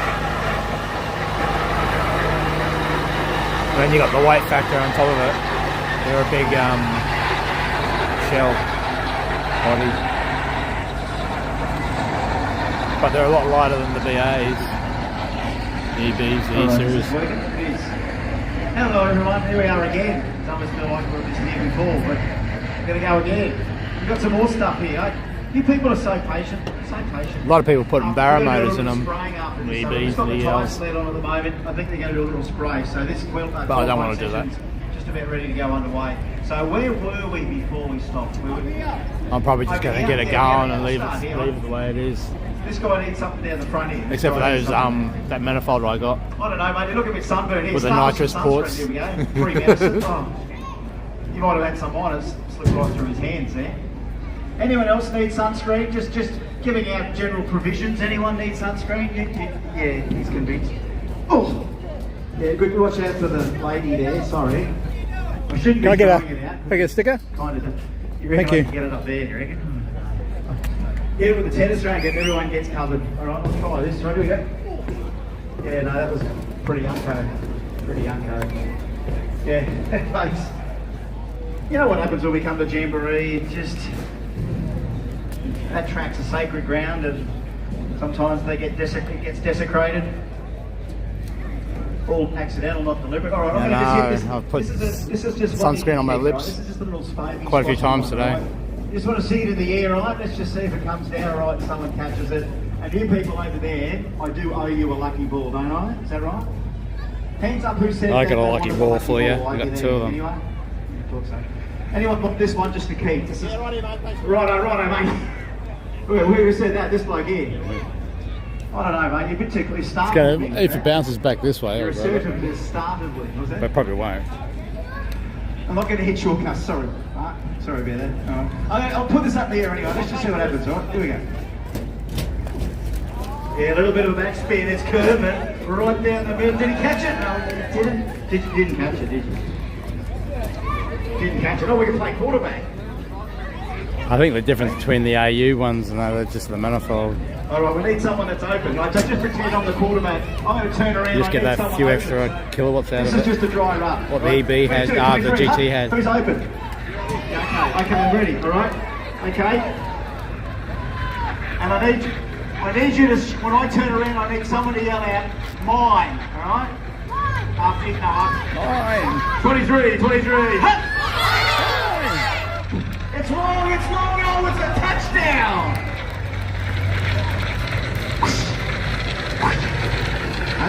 Yeah, this one. Not what we need to do with this.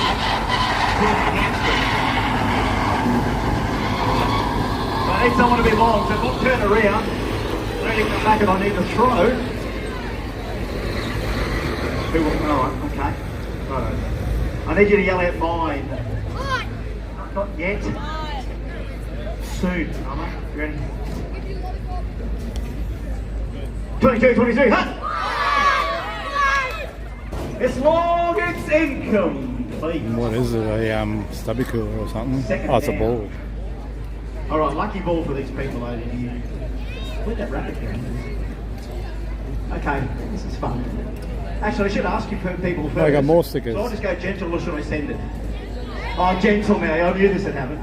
I knew that tide would turn, so we're going to go gentle. Who said send it? Keep it the mullet. Okay. I'll send it for you, mullet boy. I don't believe in just going... What was the other option?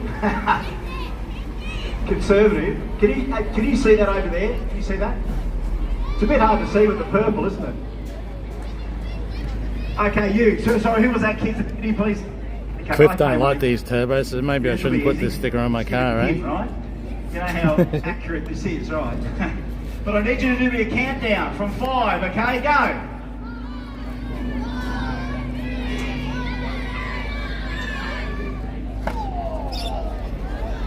All right, we've lost it. I've lost it. Hang on, there it is. There it is. There it is.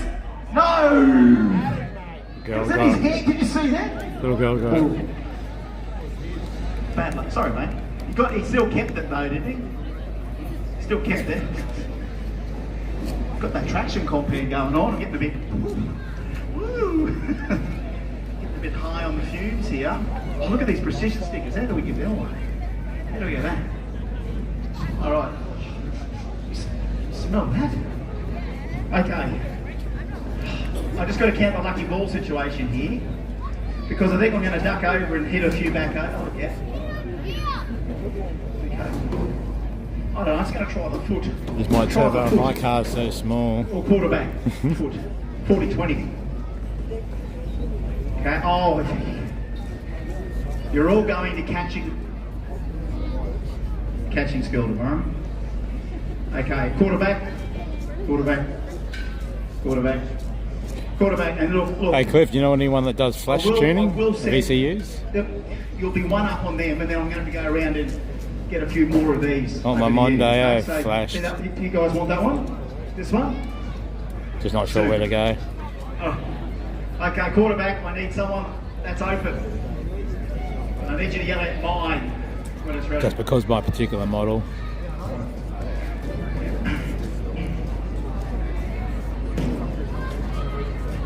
Thank you, sir. All right. 22, 23, huh? Get it there. Oh, it's a touchdown. Well done, son. Well done. Just sit bang. See that? Yeah, well done. One more of these. Any of the kids want a sticker? Would you like a sticker? Anyone? Speed play sticker? Anyone? Yeah, come and get one. I'm not gonna throw it up there. I'll come over and I'll back over there. Oh, I don't know. This one might just have to be a high random one, eh? Down the coast. Okay. Because that guy I put my car on the dyno with said only said people specialise in my car because it's an older model or something. I'm talking about Mondeos. Oh! I don't even know what I was looking at there. I think the bloke that stood up, I don't think he actually knew we were playing the game then. I think he was actually getting up the lead. Pops it up the bum. This never worked. This never works. My XR8's got conies Okay, who wants a and hat? King Springs and it's lowered super Oh, that's lows. supposed to have come back. Sorry, no. It's got That trick's supposed to come back. Shelby sway bars, Oh, okay. front and rear adjustable.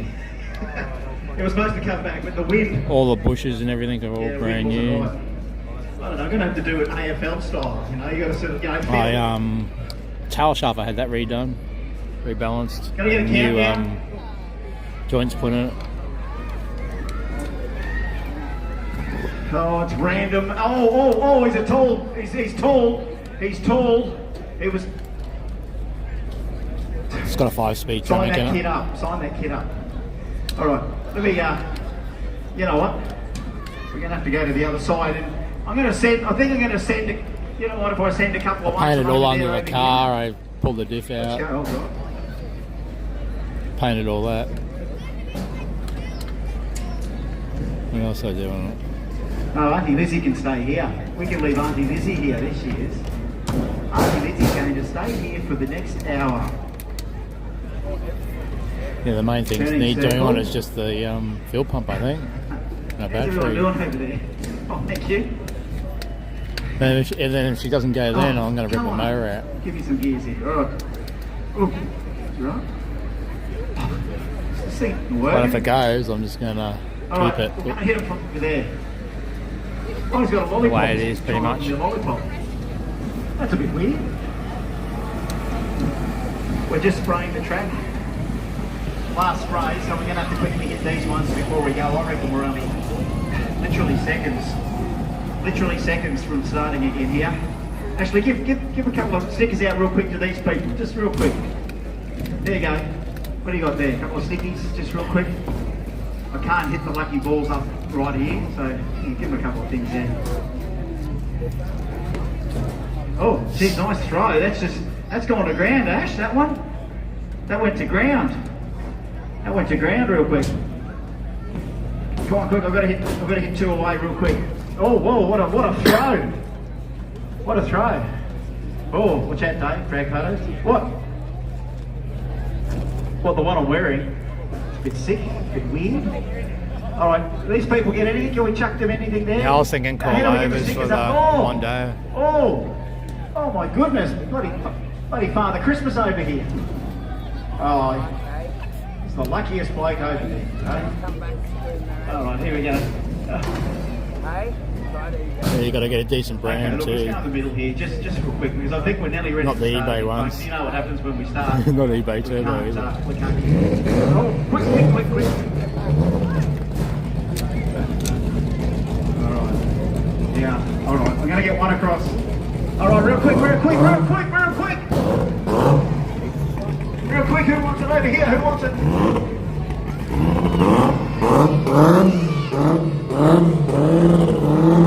I can't believe it. Did it go over? Is it over? It's over. I had to clean the track. There was a spillage in this lane here. I don't know what was on that one. We're always waiting for something to be cleaned What up. was on that one? I can't believe that went over. That's it.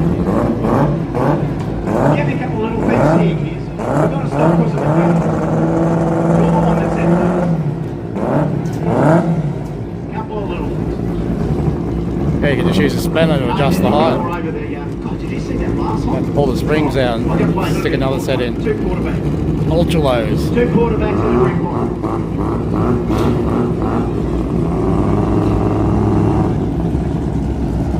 Oh, there we go. What a catch. Okay. 22, 32. Go long, long. Where's the dive? Where's the desperation? Where's the desperation?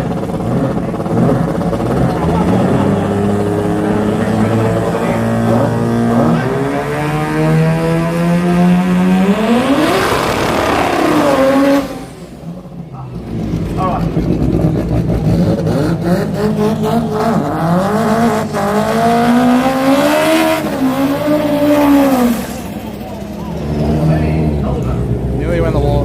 Hold up. Back to you guys in the central commentary position. Thank you very much, Mr. Diggles. We are going racing now with the next round of Pro Compact first time online session before we get into race day tomorrow. And on track we've got Lee Doherty. She did not have to clean his burnout, it's got to be said. Started smoking the tyres and then the tyre grip hooked up. I think you can get King Springs to make up a set too. And my brother-in-law was saying something about them. Forget what he said. However, this car is certainly not VA Supercars use King Springs. How about that call though? Of course, Pro Compact Rogers by McKern and Associates from our humble beginnings in 2002. Founded by Damien McKern. Well, the old ones anyway, the old cars. And confident approach to working with their clients. McKern's team of over 30 accountants and advisors that deeply committed to growing their skills and knowledge so that they can find these business.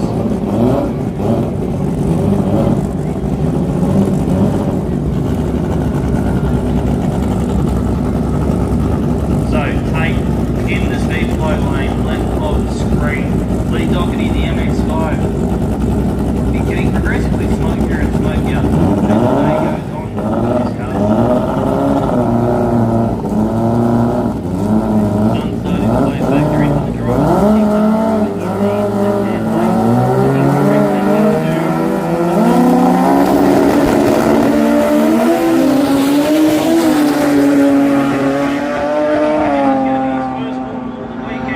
And a 708 is a big step in the right direction at 191 miles per hour, 754 for Lee Doherty, and there was more left on the table because Chris Tate rolled the beams. It only went 1.30 to the 60-foot timers. That was a 6-second run every single day of the week. And Chris Tate moved all the way up to the number 2 qualifying position, probably a case of what might have been, because that probably would have given Chris Hall a good shape for the number 1 qualifying position, but unfortunately rolled the beams.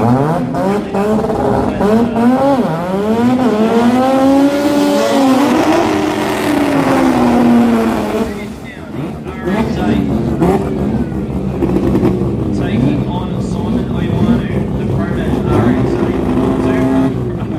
So this is a tricky one. The Makita car in the speed club lane. That's Twin cars. And Simon Oiwanu, the Prodash car. Just the colours a little bit different. Mr. Diggles, have you got your breath back? So, yeah, I think it's going to get another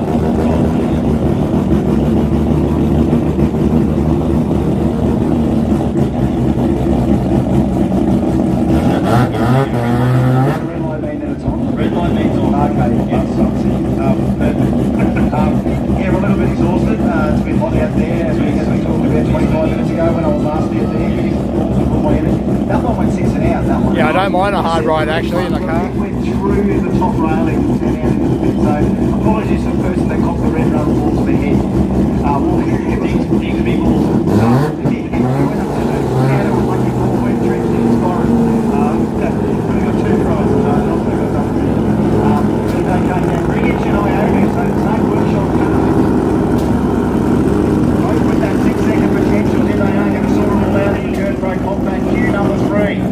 This will set the tone for tomorrow's racing over 3 rounds.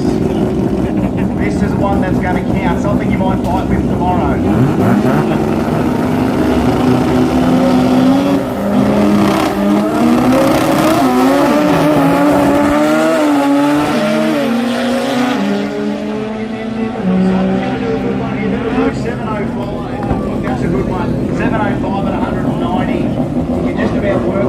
wanting to start getting into that 6-second zone. The car is about 4 tenths quicker than previous performances, but that will do right now. 103, I think, in the 60. That is enough. That's a good settler. But guess what? The next one is RX3 time baseline. Freddie Palmer from Daisy Hillary, Queensland, and Peter born to do this for El Chepo. Okay, I'll look at it later, Cliff, when I get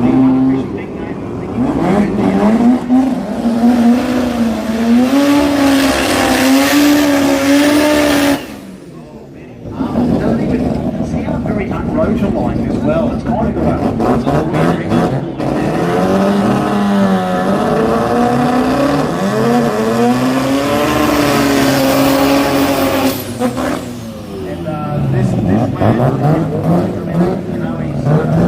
his apprenticeship big time. He's around 7s here, I think, with his RX3 street car. RX3 street car. The 30B Turbo Auto now. Here it is. One of the family RX3s. I think still famously got, a 3/4 car or back-up car. It's not a YouTube thing, I don't think. It's got no aerodynamics on. I mean, this is so old school. This is something from 20 odd years ago. I mean, that shape hasn't changed in any way other than it's probably up to 20 years ago. So, if this thing ran 730s or 720s 21 years ago, it would just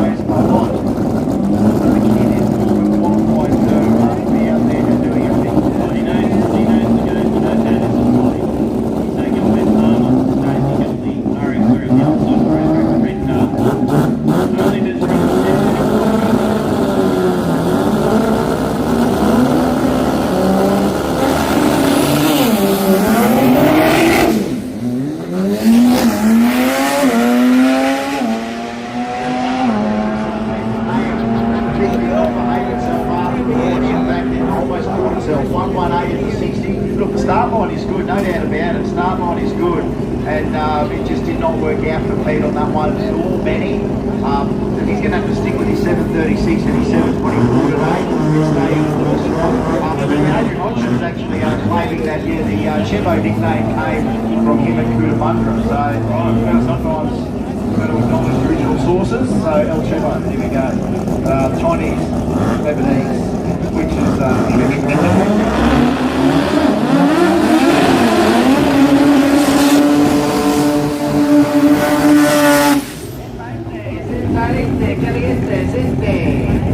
sorry, mate, it's a big road of burnouts, brings out.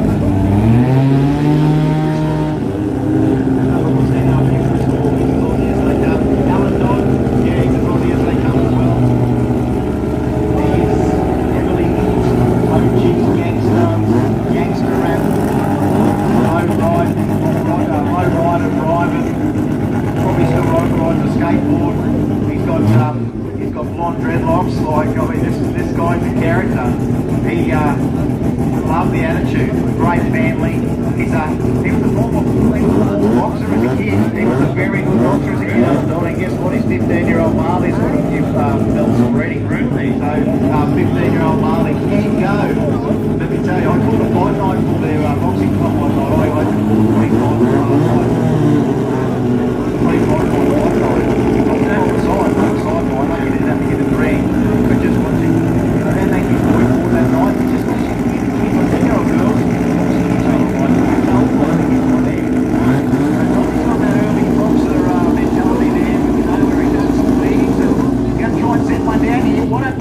Against Chris Hall, number 1 against number 8.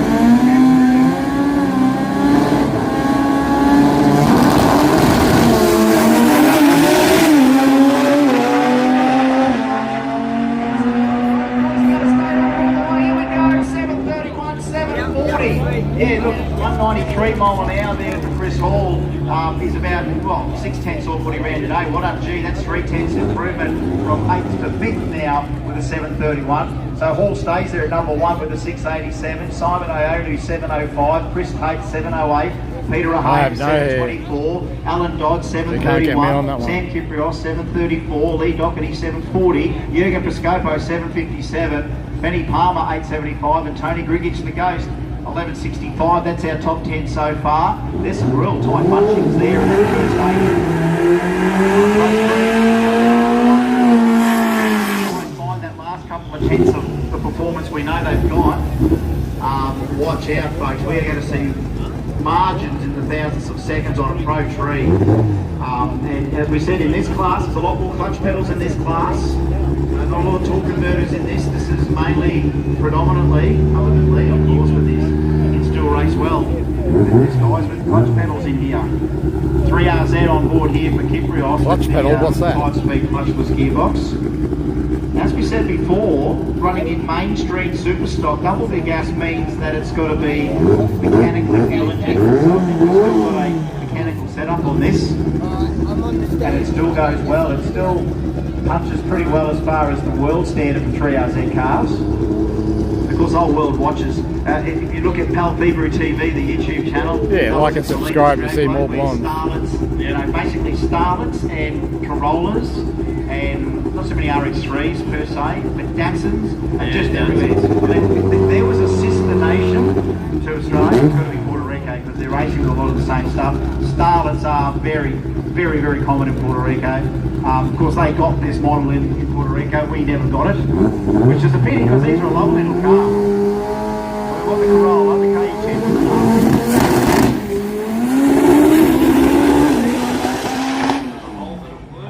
Gets on down there, just got to before half track and he rolled out of it. I couldn't quite tell why because we are absolutely looking dead into the sun. The sun's right there now. We're really calling this off the screen more than anything else. Yeah, no, they went 116 in the 60 foot. Didn't quite got bet there 507 to hard track. So look, it had a little miss in it or something. You can barely just hear it on the way down. Of course, a lot quieter than the rotaries when they run down there, and you can just hear that 3RZ. They always sound like they're labouring. They're like the K-Series Honda. You know when there's boost up, they do sound like they're working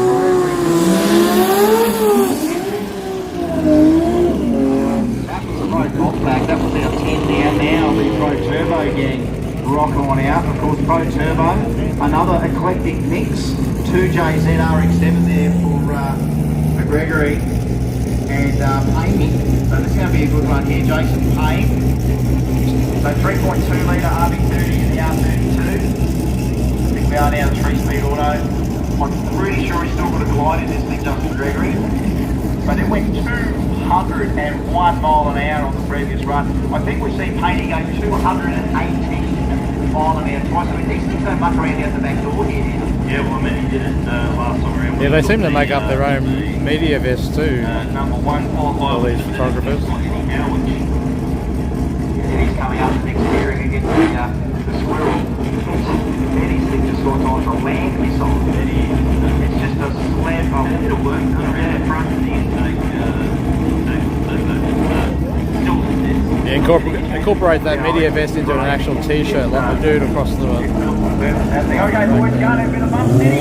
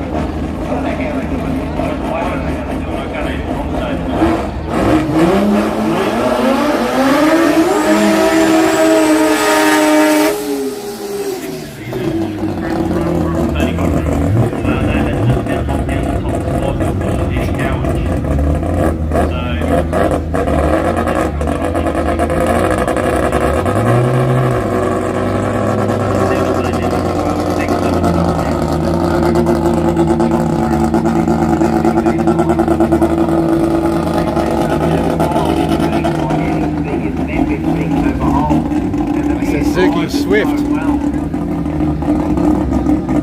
folks, remember, we are not professional racers. They are the first ones to say they are not professional racers. We are, in most cases, businessmen of some description on their own business. We've been on track built their car in a garage, obviously not a big garage. If you built a bigger car, if you had a bigger garage. So we've got your full car, basically. Yeah, like if you got a shed, it'd be a cafe. Yeah, another hour of the sun left.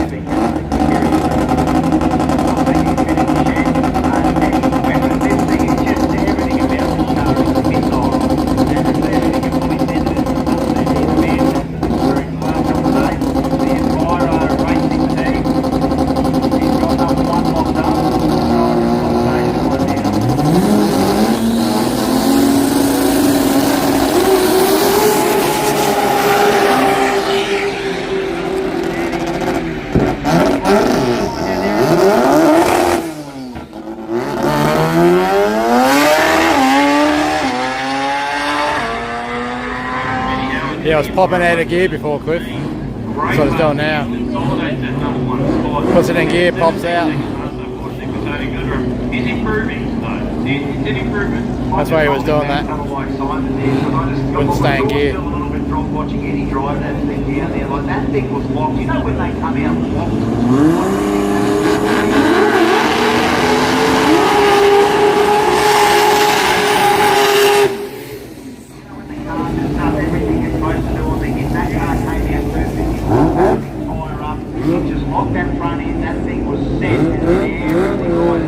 Smoke in the pit lane. Oh, it's not pit lane.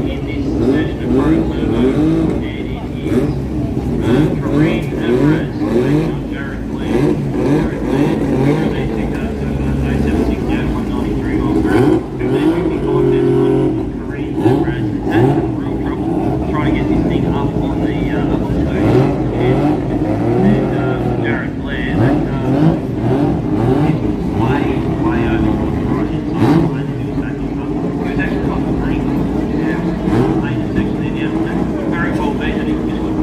I think you've got 7 seconds to stage yourself. Otherwise you're out.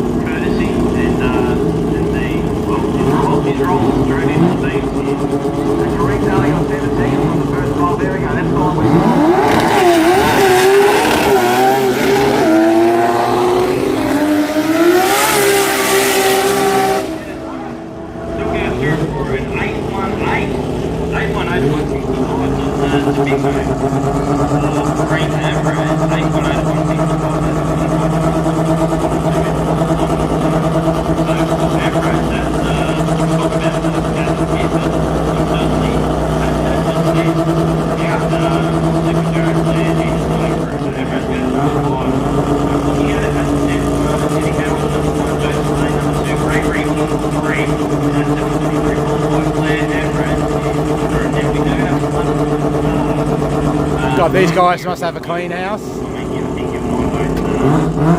Maybe they don't even mop at home at all.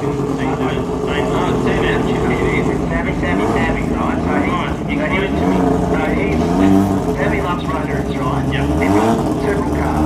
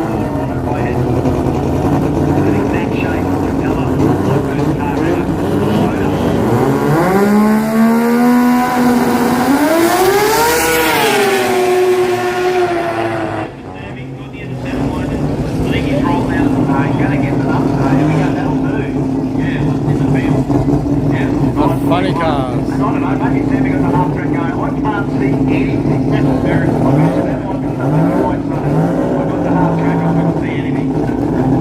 Oh, I can smell that fuel.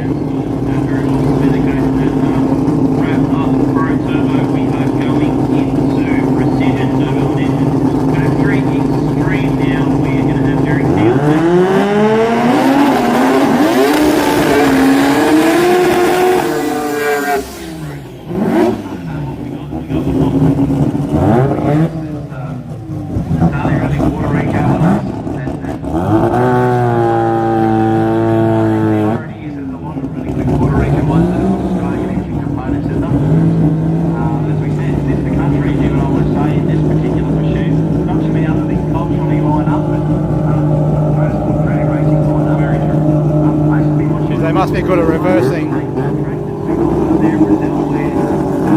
Some people can't even reverse a trailer.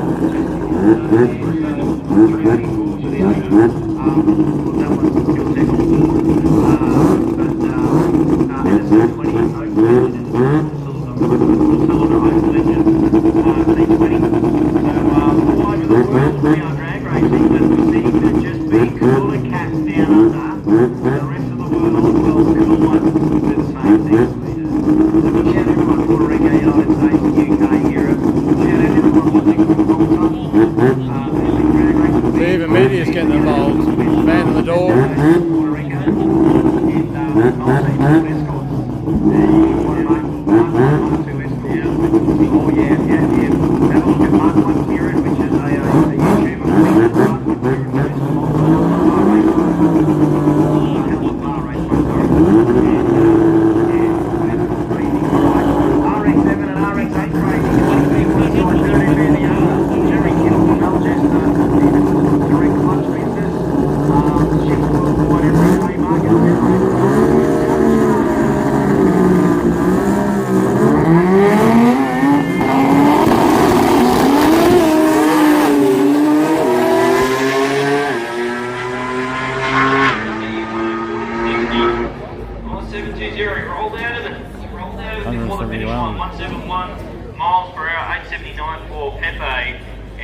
Both guys were 1-0 in 60, so that's a good launch. This track's starting to come around as it pulls off here.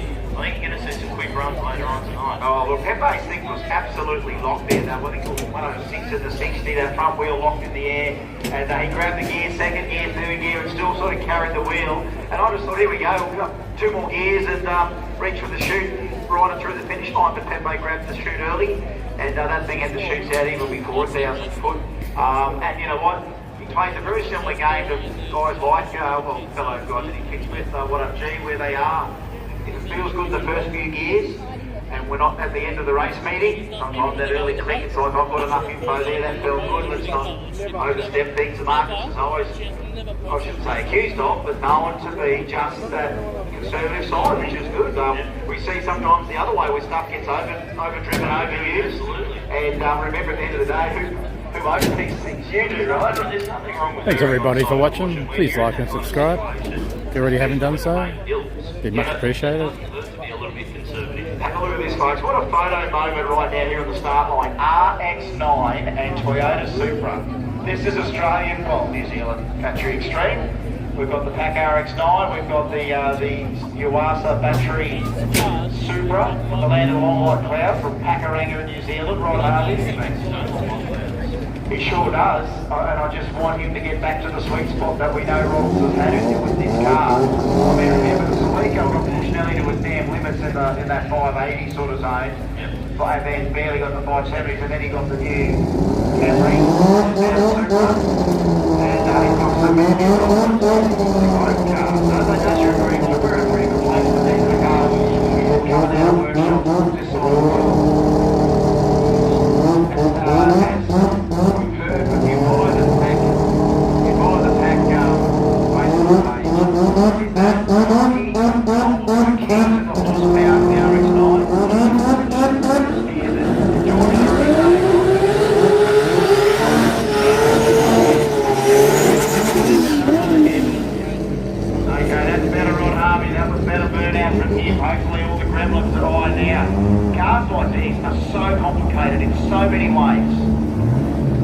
sometimes you're driving under 3 injectors a cylinder, you're trying to make sure that your spark plugs are getting the right signal.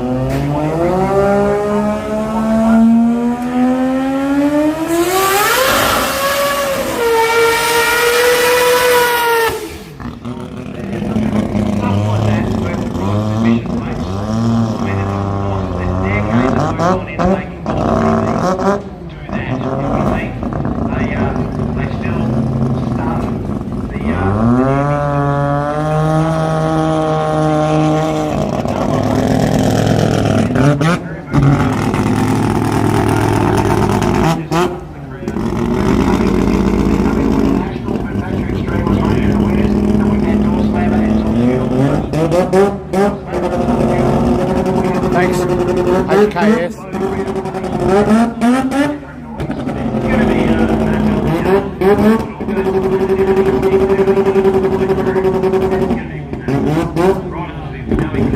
Yeah, conditions are a lot better now. It's a lot cooler here. Haven't got the sun so much on you. That was really getting me earlier on in the day. Sweating in the sun. It's almost getting to a stage where I'm probably going to need a jumper. Another half an hour or so.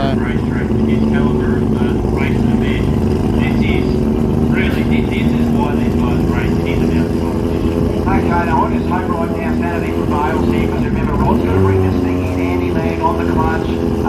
George needs a little second to light the wing. That's what, when it's time to light the big lights, right? But there's just got to be this couple of seconds where everything just works well right now for both guys, right? We just want them in stage and down. Let's just hope we get it right. Yep, the pack.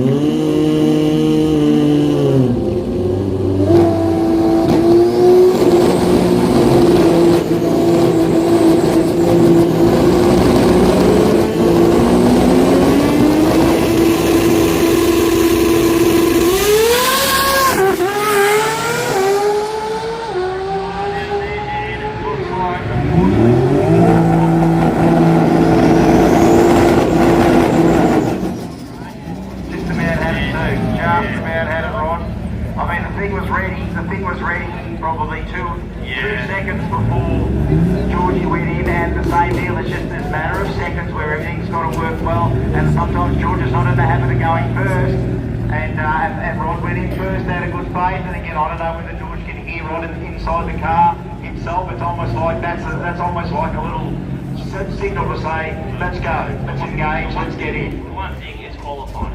Yeah. Do we need to be doing that kind of stuff in qualifying? I don't know. I'll leave that up to everyone else to decide, but yeah, it's unfortunate because I called it, mate. We talked about it 10 seconds before those bolts went on about what we would like to see happen there, and look, again, you missed by about 2 seconds there. Like, it just goes to show, even 2 seconds, it feels like longer, but even that little time there between the two, it's just one of those things that's just, if it's not aligned properly, we've got clutch, we've got all sorts of things here.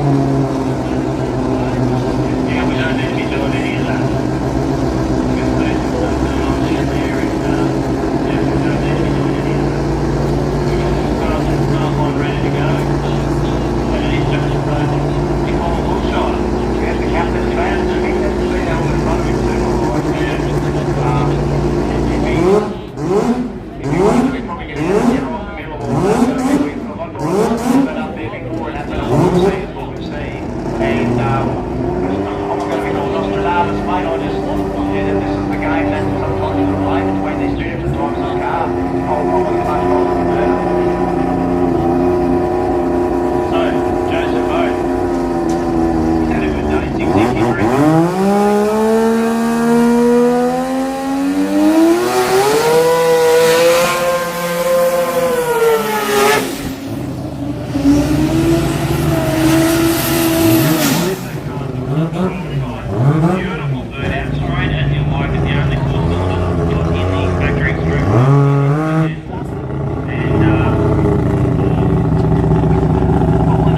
Those teams do have a lot of members.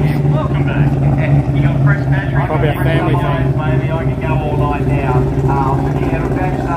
That's followed with that compound turbo. Honestly, folks, go down and have a look at the jet racing Eclipse if you have not seen it in the flesh. Now, I think it's one of the Group 1 wins, I think, where they're all going. Compound turbo,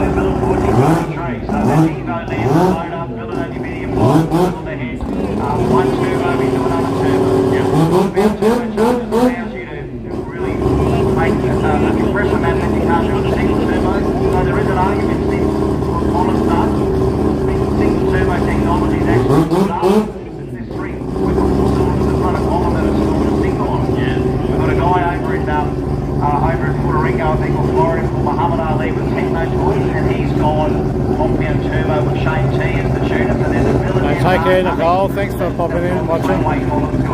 I'll catch you around. Oh, here we go. Is he coming far to America and flowing back? I don't know. I don't know. She's got lamb roast to do or something. Ah, here we go. There could be a lot of remote tuning. Thanks again, Nicole. There we go. All right, here we go, everyone. Captain Colin Wilshire, Jason Fox, Turbo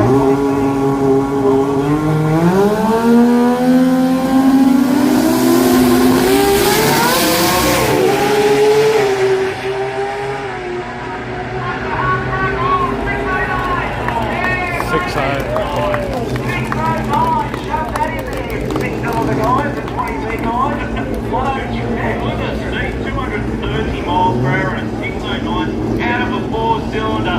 Willow Bank Mason Moyes. If you're watching this at home, make some noise. Get up on your feet, you loud crew. That is sensational. 609 and 230 miles per hour. Did you see how it's based on the bike when you stage? Yeah, straight in. The way it looks. Folks, for those people watching at home, that's all this all up front. That's the way it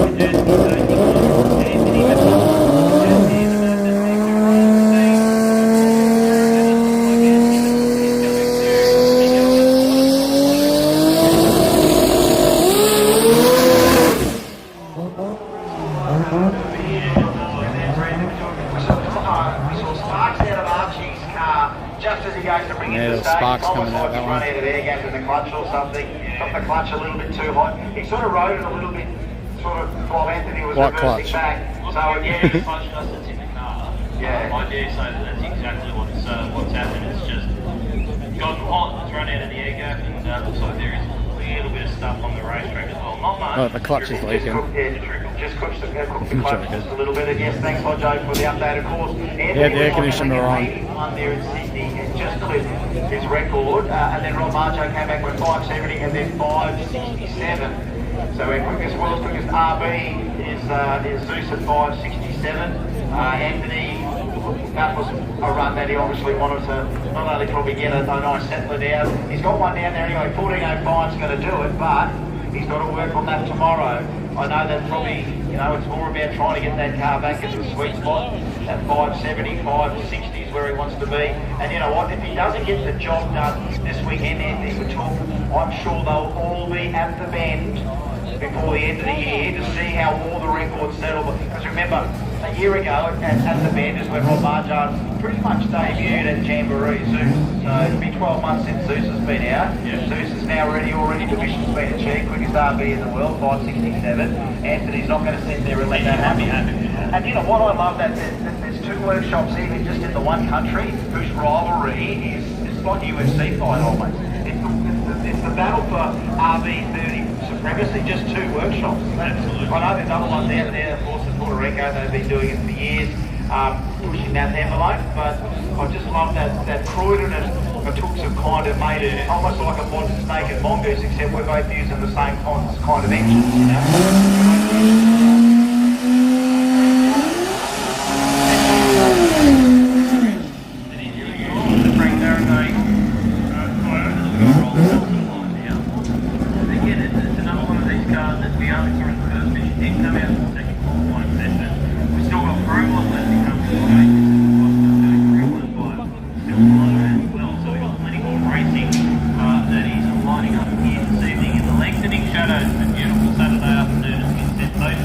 The sun's starting to go now. The light check just changed. Keep getting better. Let me tell you. Frank Tarabay with his still pretty much brand new combination. So he's ready to get a 5 right now, like the conditions are right. He's already the number 1 qualifier with 6 up low in factory stream. He's close to that 5 seconds zone. I thought he might see 5 maybe to run up, but obviously that hasn't. Yeah. From Frank Tarabay, he's pretty much the last man to take time before qualifying factory stream. Before we move into Prolog, brought to you by Frank Tarabay, the Every Trade Group. Now King Kong, 600, it sounds like a pretty impressive number. It's got a Titan 2J in it. But then you look back at the 609 from the 4-cylinder and realise, oh, that was pretty damn impressive from a little 4-bagger. Let's see here, Frankie, I want you to get everything you want here, mate. King Kong, let it eat, all to you, son. Can steer. Man can steer. So he's gonna give it all.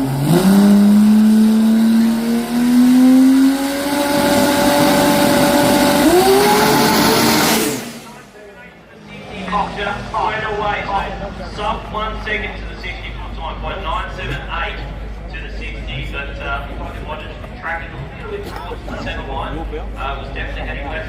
Yeah. 010. Whatever you do, don't give him an energy drink of any kind because of red line. 010 on the tree for Frank Tarabay. That is incredible, and he will end up as your number 1 qualifier in Factory Extreme, brought to us by Precision Turbo and Engine. Zoran Kajic will be number 2 qualifier with a 607. Colin Wilshire in 3rd with a 609. Paul Mahayat in 4th with a 632. Rod Harvey in 5th, 654. Jason Both in 6th with a 654. George Ray and Terry Field. Marcus Tenway and Justin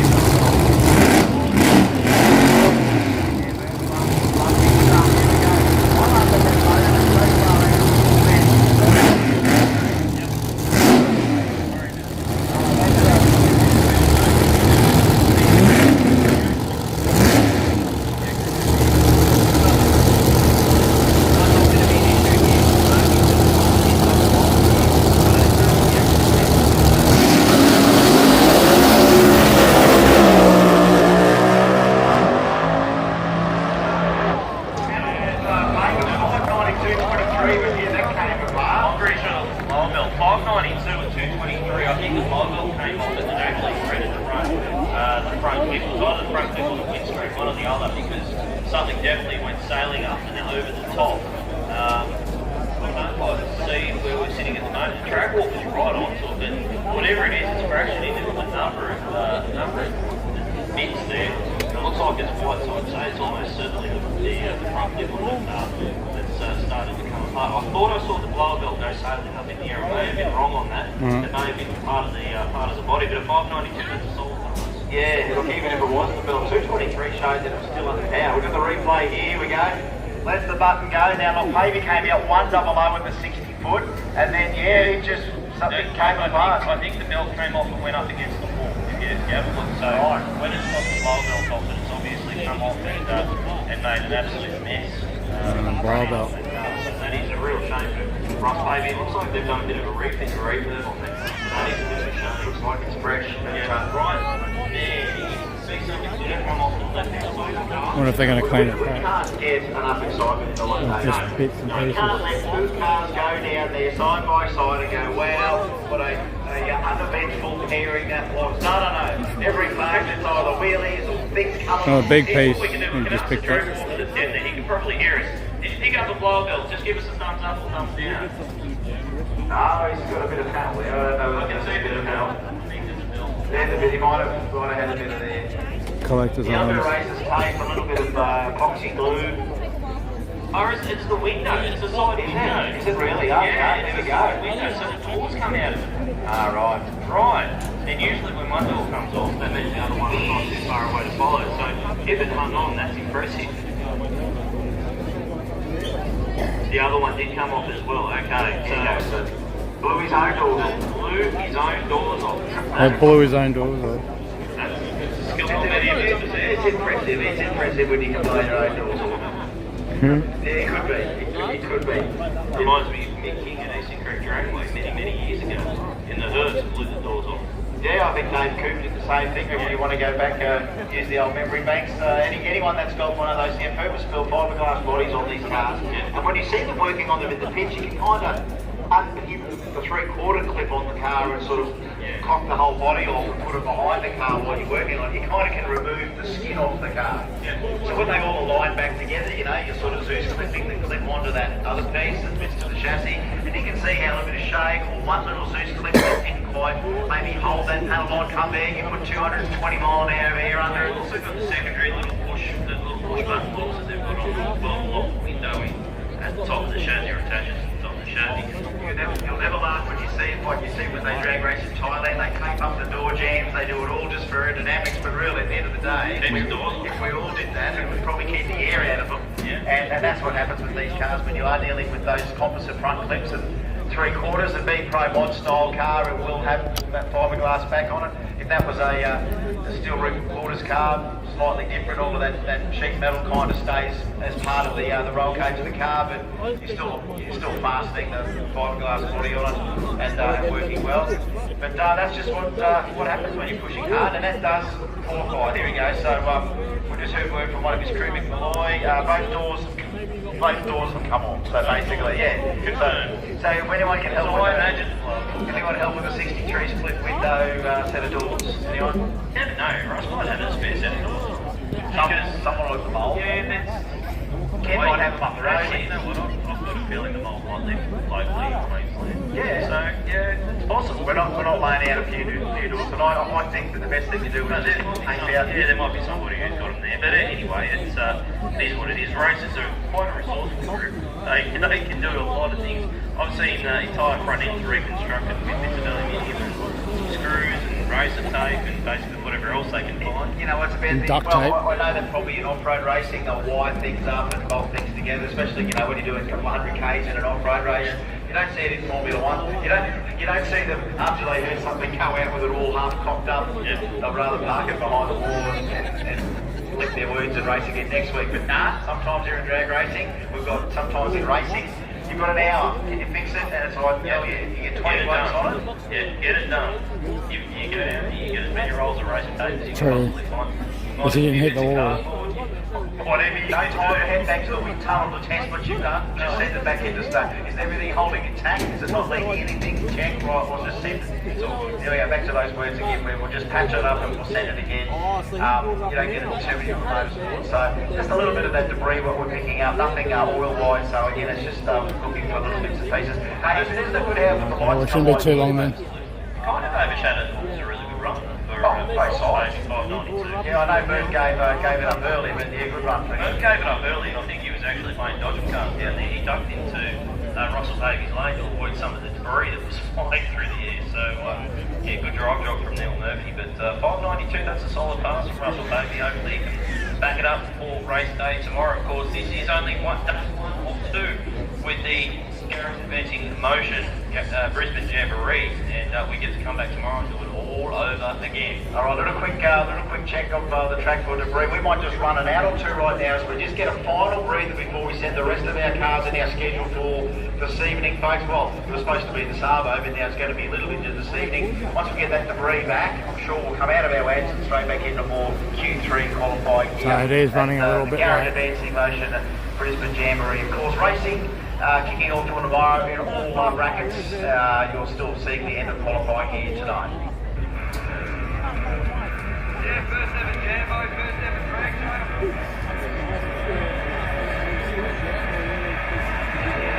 We go!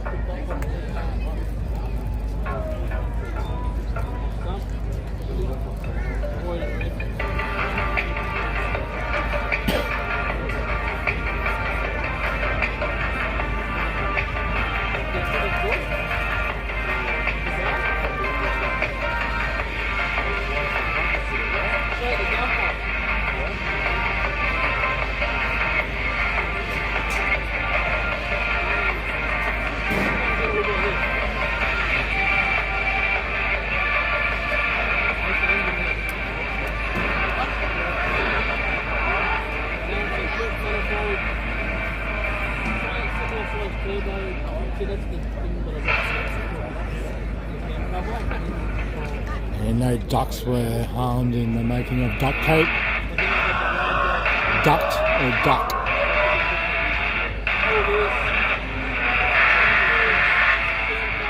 I always carry gaffer tape in the car. Comes in good for streaming and bodywork panels.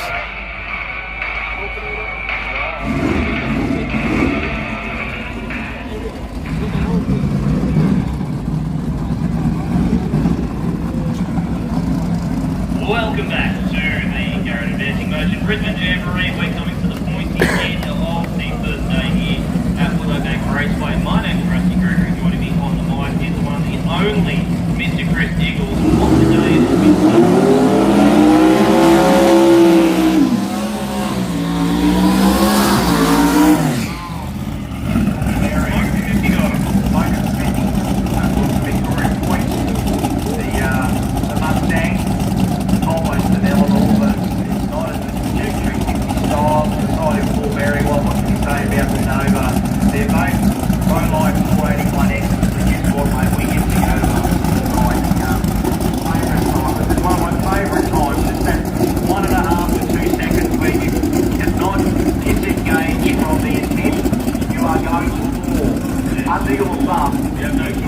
1D or thumb on that steering wheel is your 4,000 horsepower. And when you go to Bum City as a citizen, you engage with a fellow citizen, and then if you're already Eddie, let's go.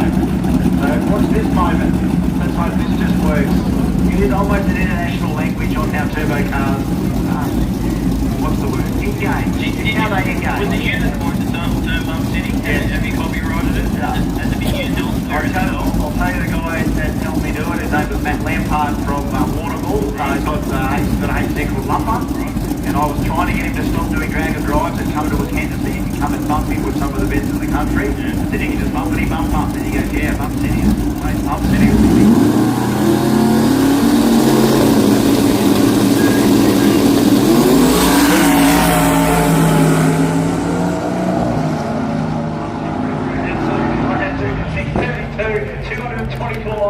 The moment was begging, and there it was. But unfortunately for Paul, when he let go of it, he blew the radial off it.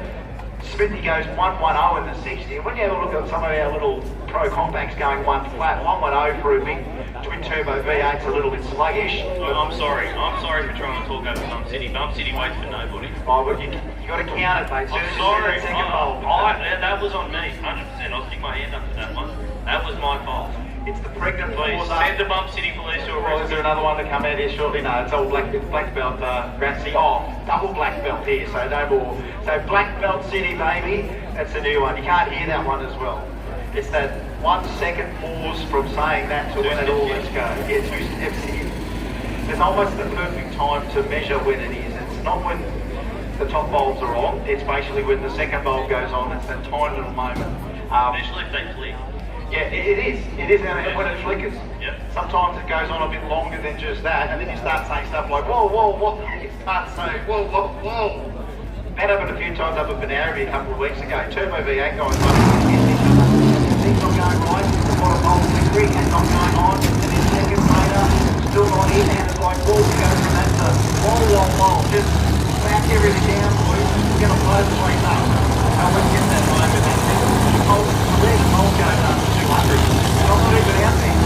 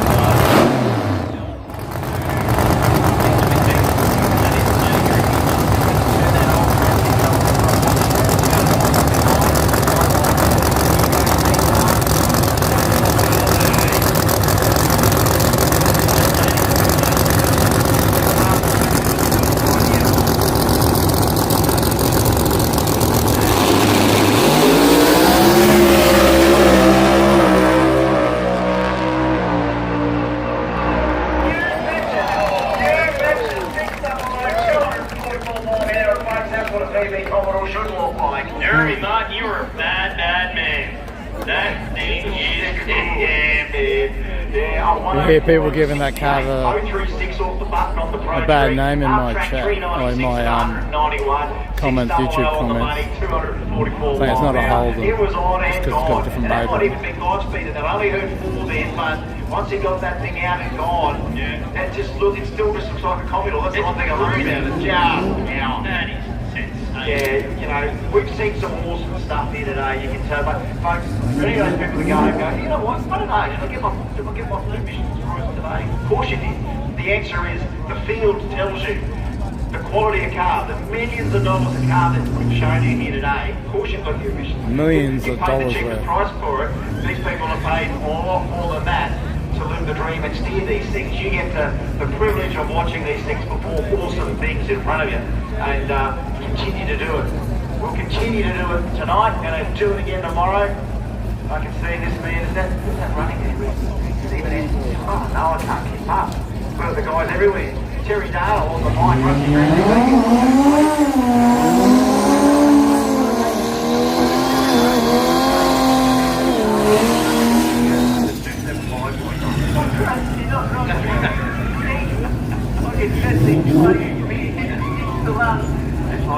Every number, what's wrong with the Mark refused to do voices for me, but I sure as hell didn't. I sure elected the European guys. I gave them a bit of a good touch up there, Chris. We could be kidding. Calendar, we got Disco D, Terrence, in the escort. Disco D, he didn't even want his first name anyway. It's like, we got Dean, Mr. Dean Ferris, and of course, Frank Sickney in the Sunny Light House, Kebab House, Supra, the Ford Escort, Elman. So, Chris, mate, what do you reckon? Dave, I tell you what, EMAE, the sponsor, that's of course Earth Moving Mobile Water, Electrical and Air Conditioning. Good on you, Stu Walsh, for kicking in for the J275 class. You know that it is just pure quality. It doesn't matter what you bring to a gunfight, whether you bring a Maro, whether you bring a 2J, whether you bring a V8. Put that 275 on the back and race. Just go deep. He's got a 30 kilo ballast under the front bumper bar. What did he end up doing with it? He was talking about it. How did he end up using? What did he end up using? I don't know what he ended up using as weight. He sent me a photo, but on my phone it's hard to see. Yeah, just was going to put a small joel on the front on it. Just something on the front there to keep it down. Yeah, thank you very much. Sorry, Terry, it's got plenty of things to be here. Of course they are. They're all talking Bump City. Thank you, Jamie. Faith and Disco. Jamie from J&J. Thank you, Jamie. All right, Faith and Disco. We're going to go to Bump City here at J275 as well. It's 6-banger bump, but it's just as good.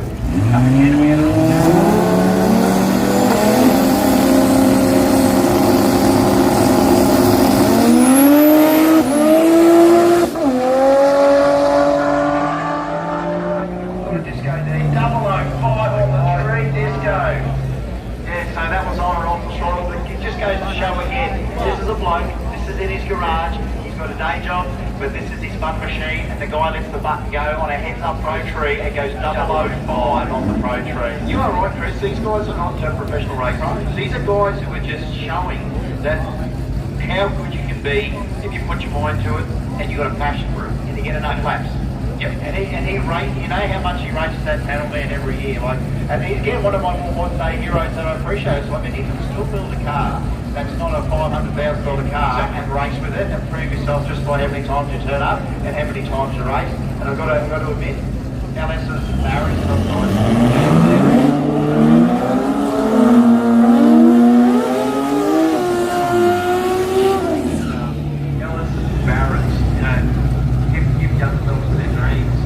That almost needs to be on a Hallmark car. Set up on VLS tying more North vehicles than the heroes day by day. Danny Lansdowne and Steve Farrelly up next, of course, in the WAGs and the BL to the battle of the Commodores, right? This is the world's sexiest VL wagon. We're no doubt about it. The guys from Spot On, of course, we've got Andy with the Public Enemy Mustang flagship, Danny with the wagon, always been a flagship for Spot On, and Steve Farrelly, well, he's got a Barra in his VL, so he's got a Ford motor. Second street car. Oh. Danny's looking for some 6-second 2J Love. Apparently they heard a cylinder head here in testing, so they've had to swap cylinder heads. We're going to go to Bub City again. 6 back of Bub City, 2J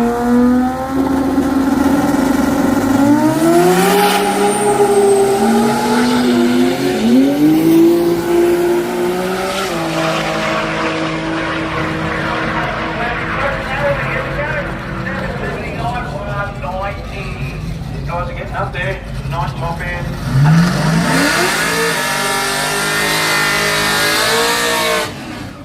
The other project spot on, yeah, there we go, Danny now, number 2.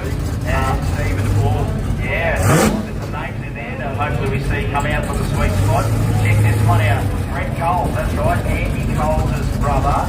Brett, well, he's a builder, it's called Colewood Construction, so the man builds upwards of nearly 40 houses a year. When they're busy. And what does the man do for recreation? Well, he goes drag racing with his brother and friend at the spot on team. He said, I want to drag a drive car on the road and up through and through. You normally see him in his blue RX-7 running a Jambo, but they build a drag and drive car, an LSA in an RX-8. This car, he takes to other events as well, and it does well. There's a drag and drive, Eddie Head on the side.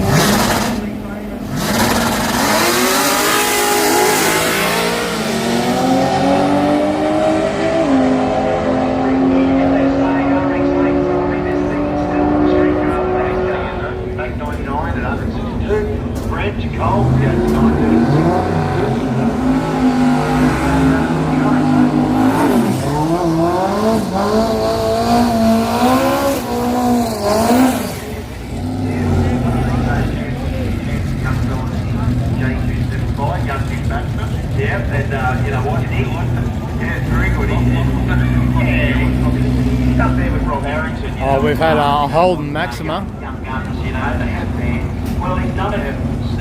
That's any help? But no, I haven't seen any help. Nowhere in the world, ladies and gentlemen, geez, you're seeing so many things you don't see anywhere else. 3RZ powered Mustang. Nowhere else in the world gets Tacoma engine Mustangs. So just like years ago, Corey Dark put a Barra in a Mustang. The internet went crazy with this Australian Barra Mustang. But you know what? We've gone further than that. We've got guys like Nick. This Mustang came up to the right price for the race car, decided I'm going to send the 3RZ a bit harder. And this thing goes low 5s in the 8, over the quarter. Let's see what happens. Lots of Miller. And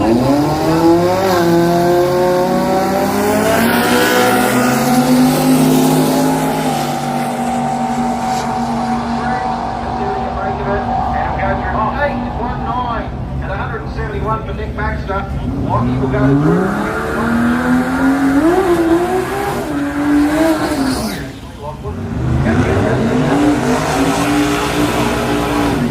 Speaking of rolls, here's a guy that's had a bit of take went to Sydney and cleaned him up. Sydney off.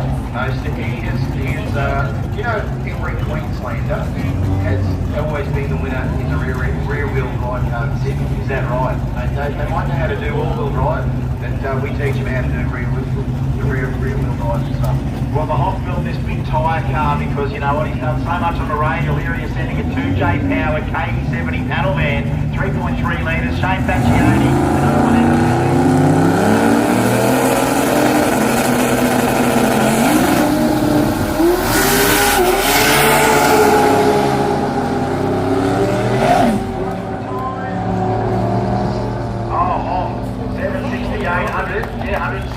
The Hoff got off.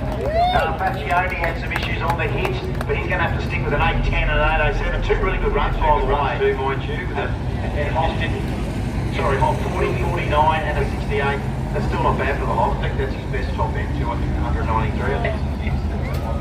And he got a hand for the Hoff. Just have a look at the 3 runs he's done today. Just goes to show he didn't miss by much at all today. Not at all. Some guys missing. You know, he missed at one round.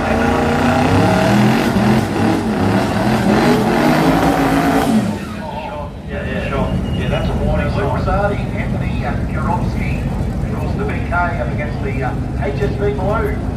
How quick is this thing of Rosati? But it's, I honestly haven't seen either of these guys, but it is so good to see these big Blues out there with a little bit of intent. Very, very rare that we see them, and look how big they are in the car in comparison to what we thought of BK was a big car. Luke raced that to win a national, so yeah, it was a tidy piece of gear. Well, it's good that controls are pretty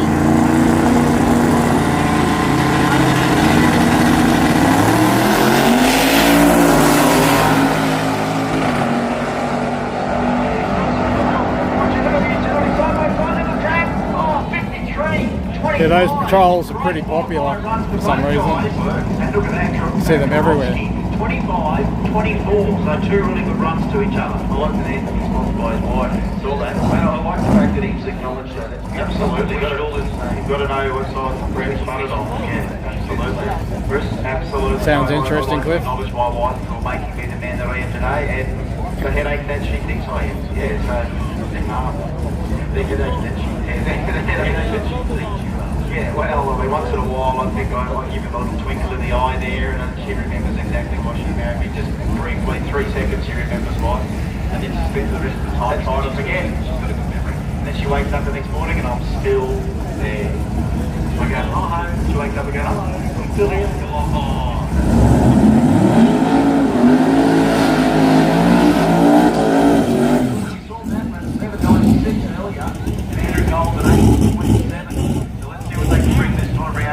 Final qualifier. I'm a little excited here because I've seen a little bit from Matthew Aegis from Kerwin and the Wetland. The VL Turbo, however, is holding power, so there's a big talk about the Iron Lion. We've still got quite a lot of tough holders in the world. This is one of them. The Aegis are proud of the performance they get out of it. Some of these things you just got so much real grunt, and you know what? This thing can go back on the street. This is the joys of some of these cars. They are pretty much drivable on the street. Mind you, Andrew Coleman, still public enemy. Turbo dude and any ability to 5 speed. Not a lot of street duties anymore. It's a pure that's serious. This car has been built for one of many purposes. One is to run a 3 over the 8 on a 275. So that shape is still yet to come in Australia. We haven't seen a 3 on a 275 yet. There's cars coming from everywhere. They're aiming up. Wendy, McCarthy, you name it. Carroll with the blower, with the blower.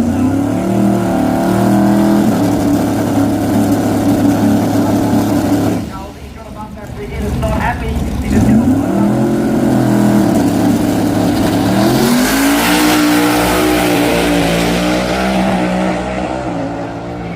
here we go. He sends it out the back. That'll do 750. That'll do 165 mile an hour. So much more in that car when it's time to lock it up and let it go. So that's still been getting there. Small step, 750, 165 issues there for ages though. But I like how Colsey couldn't light the wick. Now that just goes to show you that in an instant you can be a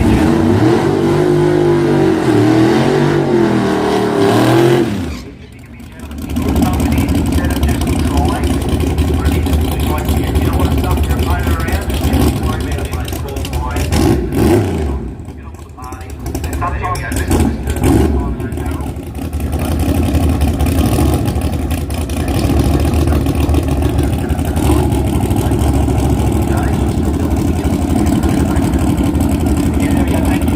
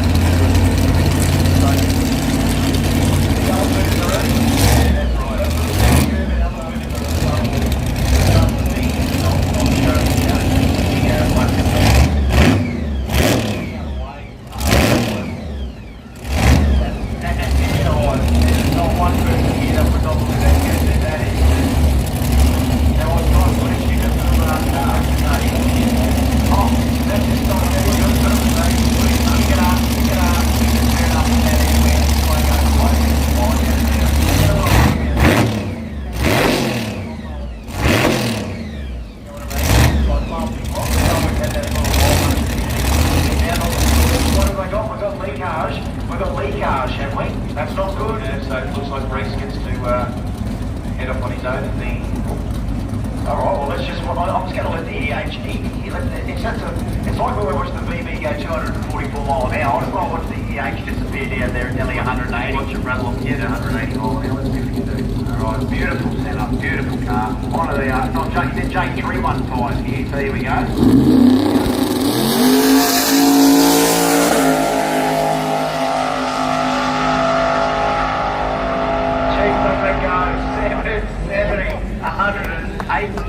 Mile an hour, ladies and gentlemen. It sounded strong. It sounded really good, didn't it? They'd be happy with that. They'd have to be happy with that. Let's have a look at the list here. I think that's yeah, with 773 was already number one in the group. So there's 4 in there. Reese Carr Keeps, Grantley Schloss, who's just about to come out. Jeff Trapp on the Guy Hall. So I can't see Trappy right now, but the last one I can see, and it might be just be our last one of the evening schedule, folks. So this is the end of qualifying. One more run and I think we're done for the evening. But that's going to be Grantley Schloss.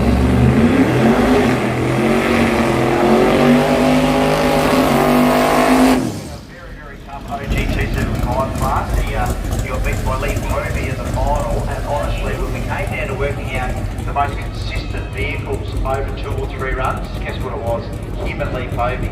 The 2-spot car within hundreds of each other, run to run, and on the track at Benary. So it was a couple of weeks ago. This car raced over 3 days or 2 days after Lee Povey when he comes down from Mount Isa with the Jekyll High BL and Turbo LS. We'll be hoping to bring that consistency here tomorrow.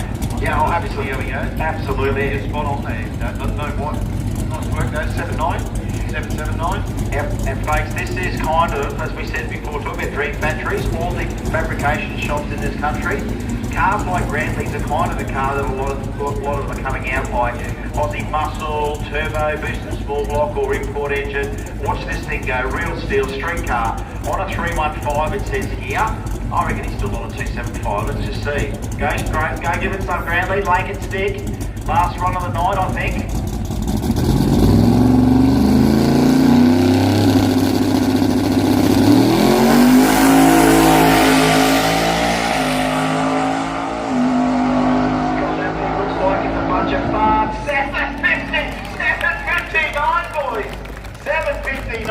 I think it's going to be a big PB, 176 mile an hour. It was dangling that left-hand front wheel about 300 foot out, grabs those gears, and the thing goes to number 1 in the J315 category, and it's a great way to finish qualifying. Was the legs on? But that was good, Chris. It worked well. Didn't get the mean, and just that was impressive. Didn't quite get the 60 there, but folks, that is us for qualifying. That is day 1. So guess what? The fields will be seated, and round 1 will kick off tomorrow morning, and we are back on track 9:30. 9:30 on track. We're going to go 3 quarters, so we'll be there. We're running 2 rounds, so it'll be in the first block as well. Round 1, round 2. We're not going to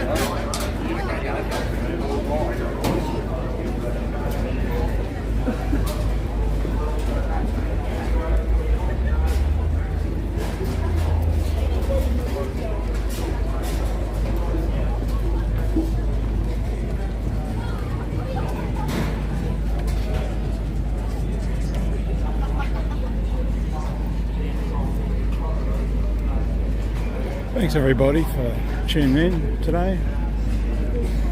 I'll be back out here tomorrow. I'm freezing cold.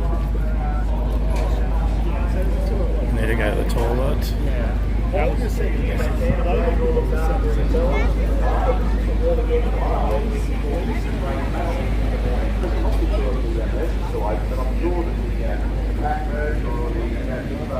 I'll wait till I get home to have something to eat. About an hour drive. Hour 15 minutes or something. Depends what traffic's like, it should be alright. There's the trophies in there, car show trophies I think. And make sure that you give all of our sponsors who have been on display a bit of love. They are still open in the market. But they're already sold out of some shirts, eh? And we get to do it all again tomorrow, man. Thanks folks, be safe on the way. And the ones on the back wall are sold out. Family, and we want to see you all back down here tomorrow because we've got more to see. Got to write the script to see if we're going to win all the village A's tomorrow.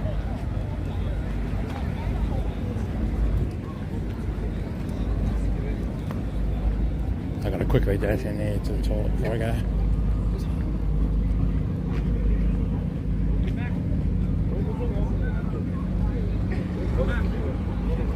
Just mute the screen. Oh, mute the mic and blacking out the screen. I'll be 2 minutes.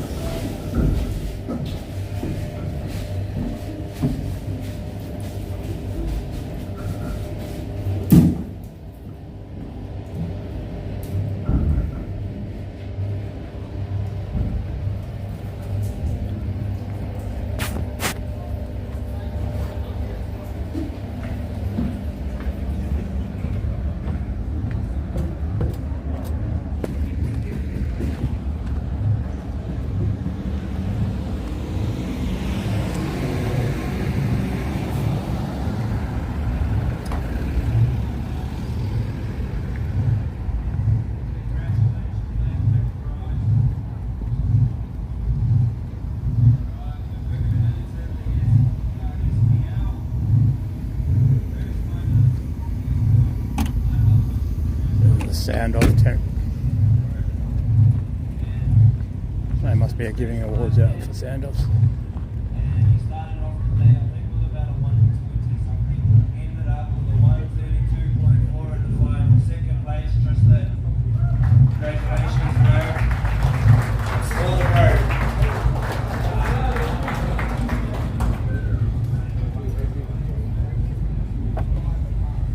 And in first place, with a massive 136.3 PB, he's growing and growing, got louder and louder, total first place, brother. Not many people get to take these J's home, especially on your first comp. That's it, brother. Pick a prize, bro, anything you want, anything.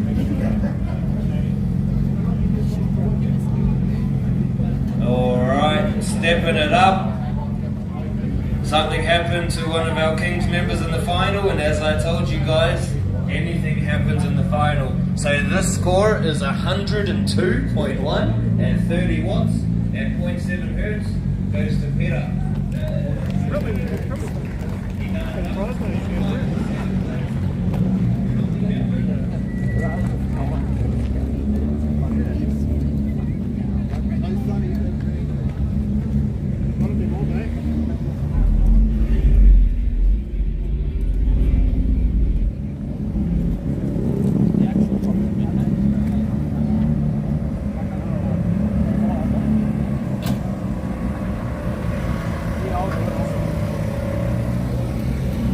Getting dark.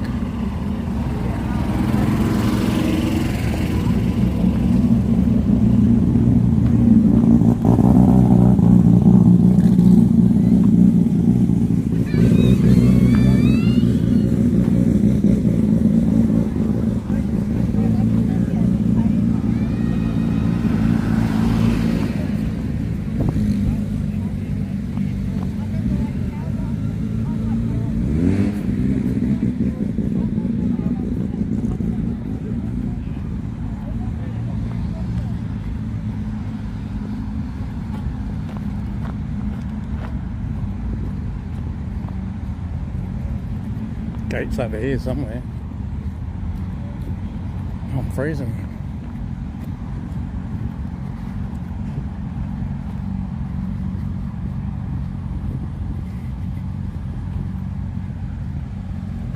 Hey, Stinky Pinky. Thanks, buddy. Yeah, anybody in chat, I'll just be driving home. Got like a driving stream.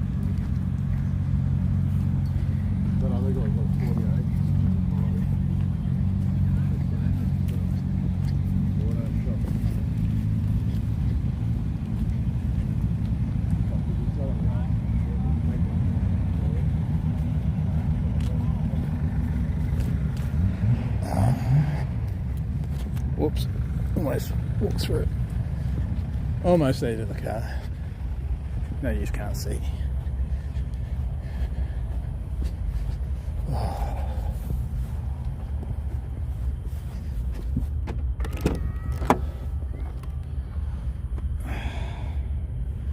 Now, give me a second to get rid of all this stuff I got on me. I got one hand.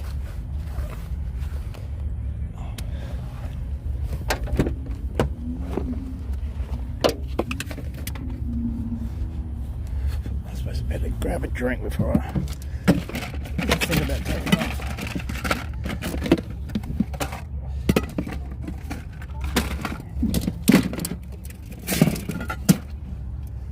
Oh, this need one.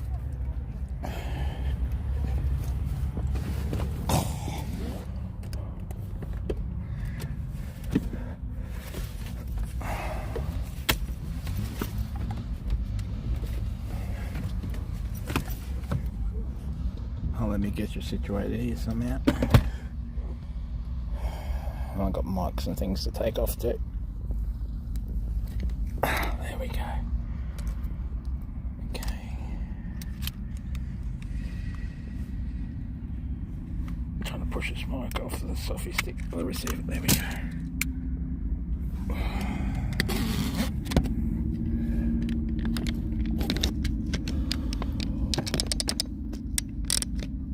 The camera.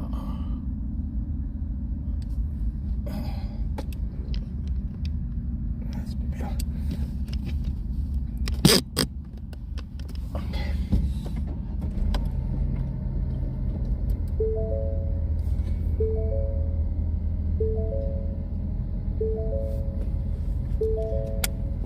Yeah, I can hear you, car. Just gotta let it warm up for a sec. Got everything else away, I think. Oh, let me put this laptop away.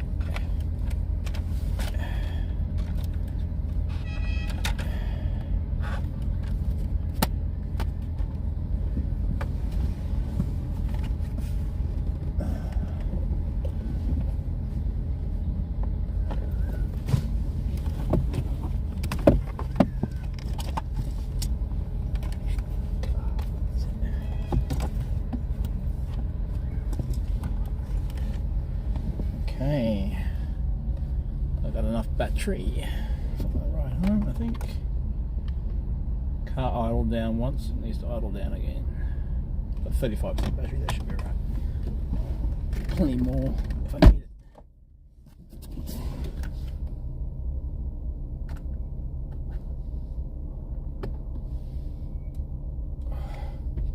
Thanks everybody for tuning in today.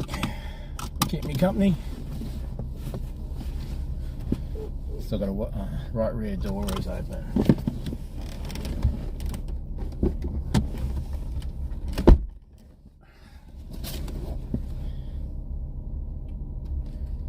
Right rear.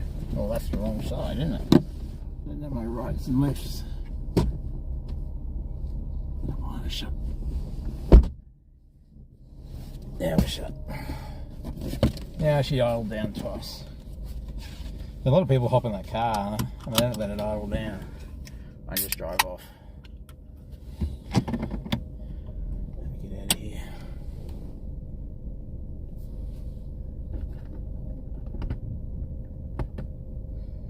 Oh, where's my other phone? Hang on. What did I just do with that other phone?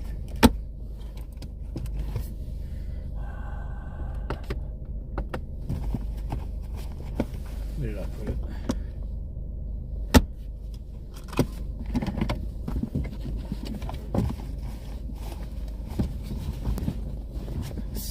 bitch. Sorry, chat. I just lost the other phone and I was sitting on it. Just let me put the radio on for a sec. I've just got to.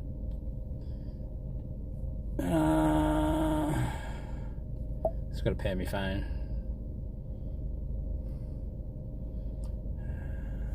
Settings, Bluetooth, view devices, Note 10, connect. Ahead right now. Not that one, thank you. While you're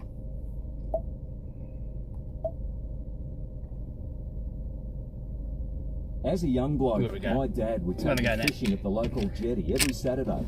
Yeah, we never caught a lot, but he taught me how to cast a rod and tie a hook, and more importantly, how to be quiet and patient. Now when I think back, that jetty was Dad's No, that's how to place get of out of peace. here. So it didn't surprise me one bit that he's chosen it as his funeral venue when he was pre-planning with Alex Gow Funerals. And now he's got all that sorted. We'll keep chasing the big ones. Alex Gow Funerals, family funeral care since 1840. I mean, they're just all over the place here. This kick's a massive Hey, kick. Cliff. Taken by Hughes, away to Pappy. Oh, there's confidence.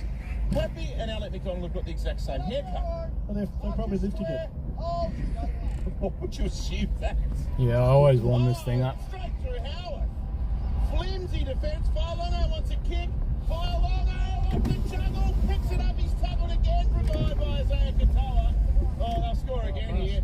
Hughes trying to run through the centre. He's tackled high. Oh, we've got a line to get out. Oh, well, it's a high tackle. I don't think Jared Sutton wanted to blow a penalty because he knows they're going to score. Here's Harry Grant. Now Munster tries I'll to be stand back up. nice and early tomorrow morning, around 9:30, 9 o'clock. 11 metres from the line. Harry Grant, Alec McDonald spread the ball. McDonald's a metre away. If they went right, they score. Fork tackle right under the posts. Jerome Hughes away to Nick Meaney. Tries to step inside of Farnworth. Well, they're a man short too. Let's not forget the Dolphins. They're a man short. They Yeah, I should usually score. drive around like an old man. Hughes on the last. Until someone pisses me off. Believe it. Well, there's 2.5 minutes to go to half time. Sure, Even then, you they gotta be score careful. here. He's kicked it straight into a Dolphins leg and it's bounced back to him and they get a set of 6. Liero offloading. Harry Grant. Jerome Hughes tries to put some footwork on Keeley. Oh, this is really great by the Dolphins. Ray Stone made the tackle. They're in centre field. And the ball goes to Ellie Katoa, trying to hold off Isaiah Katoa. Half a metre away. Hey, Trisha. from the line. Ball played to Grant. Trisha stays on the lead foot. Receiver Hughes, Liero, Kamita backs in, ran straight over the top of O'Sullivan, who's appealing for something. It looked all right. Grant picks it up, no one out left, catch and pass, and the man who started it with the break up field is going to finish it as Jack Howard. And it's 20-0 with a kick to come. Well, hardly a surprise there. I mean, they've been expected to spend the whole game in the West Bank red zone, the Melbourne Storm, and every time they've got it, There's only one way out too. they've tried many things, but the Dolphins, to their great credit, have somehow... I can see the traffic found a over there on the way to left-hand held side them on lined up most to get out occasions, but that's on the main now road there. try number 4. But Melbourne have had all the ball. They've had a man short here, the Dolphins. They've been brave, the Dolphins, but look at the overlap they've got here. Pappenhausen gets it. He's got 2 on his outside. Fayalongo's one, Jack Howard the other. Easy as you like. Jack Howard, all they have to do is catch it, proves the position, and this is probably the scoreline at half-time. I think would probably please Craig Bellamy, even though he didn't look all that pleased the last couple of times I've seen him in the box. Yeah, you're right, big man. 4-0. It was 4-0, and the Dolphins won the game, to be honest. The Melbourne Storm were right on top of the one thing in their favour was the scoreboard, but since then they've scored, tended to sink into who went to the back row and they're too good. You can't give them that much field position, that much possession. They haven't scored. It's 13 million games. It's 12. They're going to finish this half and 2-0.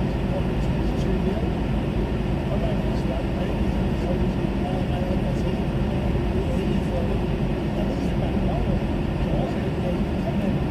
Haven't even moved.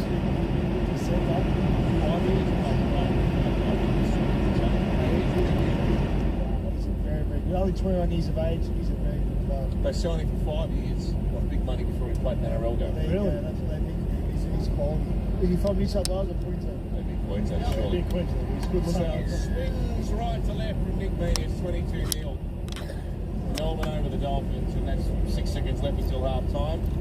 having a look inside the Dolphins change rooms. Felice Kafusi's pacing up and down in frustration. They like one play. I've got no doubt they'll try something here, Melbourne. I've no doubt they'll try something here. Because, why not? It's waiting for a grandiose end of that statement. They ain't taking it up here. No, they'll try something, I know. I reckon they're going to take it up. No way. Letting cars in and we haven't even moved. I'm hoping they set it up. I'm hoping they set some more into the ground. No, I'm not. I'm saying I hope they do. Right, here we go. Long kick. Happy takes it. Thanks, Ads Factor. Appreciate you watching too. Great trick play by Melbourne. Oh, that was so another great piece of insight for the big man. What are they doing? Oh, that was gold. Look, the coach is blowing up. Let's try something. Why didn't we try something? Says Greg Willoughby. Well, he'd be happy with the scoreline. He wouldn't be happy with the start of the game, but they played their way into a position. What's he just playing half time? Into a position of great dominance. 22-0. Melbourne over the Dolphins, and that is on the Snooze scoreboard. A break here in the David Morrow Interactive Studio, thanks to Maccas. And then after that, we'll have a look back at the first half. And the great Chris Warren, who has written two winning match reports in a row, and has a grin from ear to ear. He will preview the he's RSI. I think he's down low. I don't know what this is. He's down low on his dating app. Have you got exclusive mail? Well, we're going to ask him about that. Hopefully he answers. That's all coming up next on the continuous call. Bonus gift cards on Samsung now at Harvey Norman. Save $2,000 on Samsung 98-inch Super King Size Smart TV. Plus bonus $500 gift card plus bonus local delivery. Upgrade your We had our own entry to get in here. Why aren't we going out and saying, why instead of the other traffic? Samsung 648-litre French door fridge with internal beverage center. Amazing value. Now $3,288 plus bonus $475 gift card. They need to manage this a bit better. Harvey Norman now. Best brands, best range, best prices guaranteed. See if I can get this. Well, it's time to buy, scan and win at Coles. Just spend $20 in store, scan your registered Flybuys card, and you could win up to $100 off your in-store shop.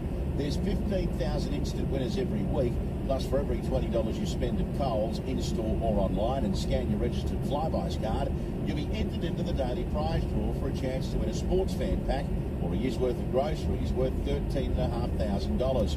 So do yourself a favour and buy, scan and win at Coles. Hurry, the competition ends September 10, 2024. Open to Australian residents, 18 years plus. Limits, exclusions and T's and C's apply. So you've only got until September 10 to get winning. So head in store to Coles, buy, scan and, of course, most importantly, win. At Bunnings Trade, no matter where you are, we're here to help. We have trade specialists in store dedicated to you and your trade. Whether it's sourcing supplies, quoting on jobs, or arranging delivery direct to site. And our builders team with dedicated account managers has got you covered at every building stage, from the front fence to the back gate. Plus, you can call our trade assist team on 134872 for quick quotes on a wide range of supplies, saving you time and hassle. Bunnings Trade, helping business is our trade. We don't have basements in Australia. Snooze 50th birthday sale with up to 50% off mattresses and up to 50% off bed frames. That's just an American thing. Snooze. Hurry, sale ends soon. Exclusions, T's and C's apply. You're listening to the continuous call team on 4BC. Thanks to Maccas, Harvey Norman, Ram Trucks, Ducks Hot Water, Snooze, Old.com, Westpac, and Coles. A metre out. The Dolphins protecting their line. Pappenhausen and cut out pass well long over. Finally, they find a way over. First try. It's Katoa on Katoa. Metre and a half away as he plays the ball back. Grant Burrows gets there. He's as specialist at close range, Harry Grant. Now McDonald, the front row, has bashed his way over. Grant picks it up, no one out left, catch and pass, and the man who started it with the break-up field is going to finish it as Jack Howard. And it's 20-0 with a kick to come. Across Australia, this is the continuous call team. Half-time thanks to Keno Go and Melbourne well in command of this clash against the Dolphins down there at Amy Park. Of course, a reminder, if they win, they turn the engine off. 4 tries to nothing for Longo, Grant, McDonald and Howarth and Meany. 3 from 4, Del Broman, Paul Gallen. hard to see anything else but a Melbourne avalanche in the second half, given the way things have gone. The sin binning of Felice Kafusi with 5 minutes to go in the first half didn't help things at all, and they've lost players as well. I'm the judge, jury, and executioner here, bud. Waiting for confirmation. So be careful what you say. Who was it? Jesse Bromwich, wasn't it? My so channel, nothing buddy. has gone the Dolphins' way in Melbourne of No, it hasn't. And Kick you out real quick. You don't want to be playing when you're under strength and, you know, not having any luck as the Melbourne Storm, because they can just produce stuff out of nothing. They're an outstanding attacking side, and it was only 4-0 for quite a period of time in that first half. I think probably 25 minutes it was 4-0, and then Melbourne managed to score 3 tries in the last 15 minutes, and had that half gone for another 10 minutes, they would have scored another 3 as well. They were just absolutely dominating, and they had all the ball, all the field position, they had everything going their way. The poor old Dolphins are just running. They're not around letting like us out. chooks with their heads We're staying here all really, night. and at the end there, they were exhausted, and they desperately. I could have been home by now. I don't know if they've got any answers, but they need 13 on 13. Even if they see if they can just put up a reasonable fight here in the second half, but they've still got about another, I think, 4.5 minutes for Kafusi in the sin bin. So they're going to have to. What if everybody honked their horns with their hair down the front? Over the place. It looks a hopeless. Listen it's to some a of these hopeless stats. situation. Some of these stats on top of everything the big man just said, on top of their injuries. What time did I they've only had start sitting 35% here? of the ball, so 65% to the Yeah, Melbourne Storm. 6:20. 85%. Probably even There's been 8 line breaks to earlier. run. Well, The Dolphins have made 226 tackles to 125. The Melbourne Storm wow. 101 more tackles. They've missed 29. The Melbourne Storm have missed 6. So 5 penalties to 4, so 9 penalties in the first half, as we said. Discipline from both sides wasn't good, particularly when they're coming out of their end, but 9 penalties plus, I don't know how many 60 goes, they don't really record them for some reason, but they're not ideal for either side. If you want to look your best, and if you're on the dating scene, for instance, you want to look your best. Do what we do and get into Lowe's. 100%. How dare that guy come up and touch me on the shoulder? With over 200 stores nationwide, or you can shop online. Walk up to someone and touch someone you don't know. Chris Warren, welcome. I'm just trying to see what that segue is all about. I mean, I love Lowe's. Turned around him and didn't say The anything. socks and undies from I Lowe's. went down 1-2 steps, and then when I went back up the 2 steps again, I stood back there and they went, ah! It's your bad luck, mate. You can't see, stand up or go higher in the grandstand. Step over the line, but he's suggesting that you found love. I think you have. No, not at all. No, I'm still battling away. Battling away. Had a date? I haven't got time for a gal. Are you You know, eating Botox or are you a okay? single dad, 3 I've noticed a lot of people too, wherever I seem to stand, they think I've got a good view or something, so they all decide to come and stand near me. Even the cameraman. Guys do Botox? Yeah, some do, yeah. You boys? I don't. Do you think I need it? Have a look. No, you don't. That's why I got puffy bits everywhere, bro. Yeah. But before we do this preview too, can I just, and I'm not pointing the finger at anyone in this studio, I went in to get a cup of tea and a biscuit. Yeah. Someone's left the lid off the biscuit tin. Oh, that's, now, that's not a go. Well, I'm not pointing the finger at anyone, but when I was driving in here, I thought I did hear Tomo say he had a biscuit in his mouth. This one. Mate, Alana Ferguson did bring in a couple of early burger. today, but there were no biscuits in the biscuit Because barrel. the Monte Carlos are now They're stale. not even moving and all that other Someone traffic's has been moving. too lazy. Feel like getting out and walking down the front. Stale in the space of 20 minutes if I did. I don't know, Jabba George. I'm not a biscuit connoisseur. But I ate these biscuits. If you go to the logger tape, you'll hear me say clearly I had a chocolate Scotch finger. Let the management, the Great Biscuit Tin Inquiry. They're not letting any traffic out from this side. Is there not? No. In the hallway, Didn't you look? You see who walked in there? You can get away with anything in there. Oh, anyway. I don't really care about your game tonight. I heard you, I saw you in deep conversation before kick-off at Leichhardt on Thursday. With You who? were talking to, I don't know, I think it was a couple of heavy hitters. What would you be talking?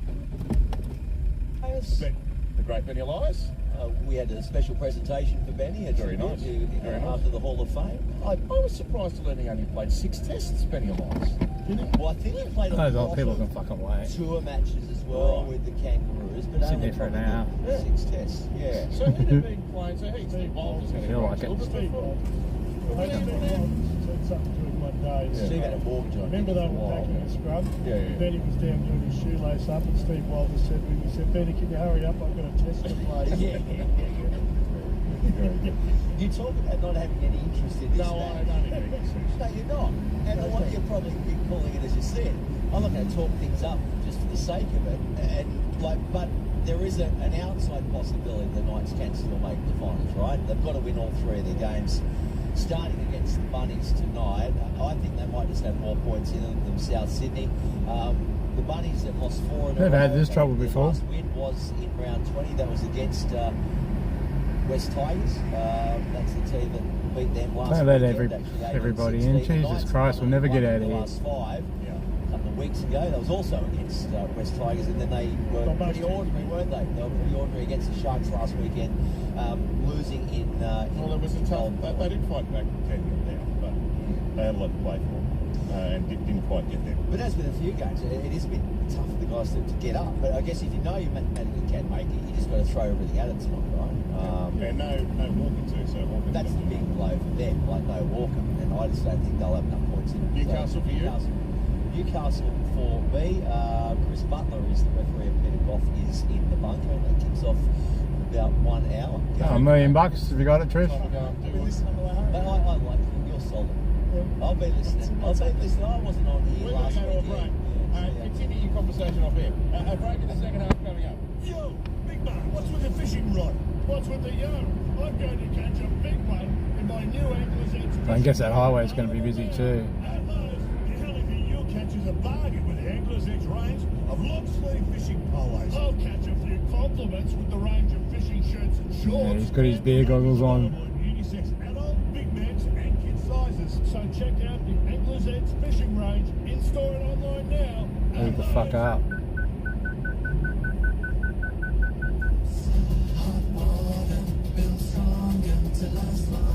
Made in Australia for over 100 years, award-winning ducks. Pardon my French. Are built stronger to last longer. Ducks.com.au. Proud partner of the continuous cold team. Look at everybody else cutting in the line. Up to 90 days in advance, which is helpful if you're watching the game with Xavier tonight.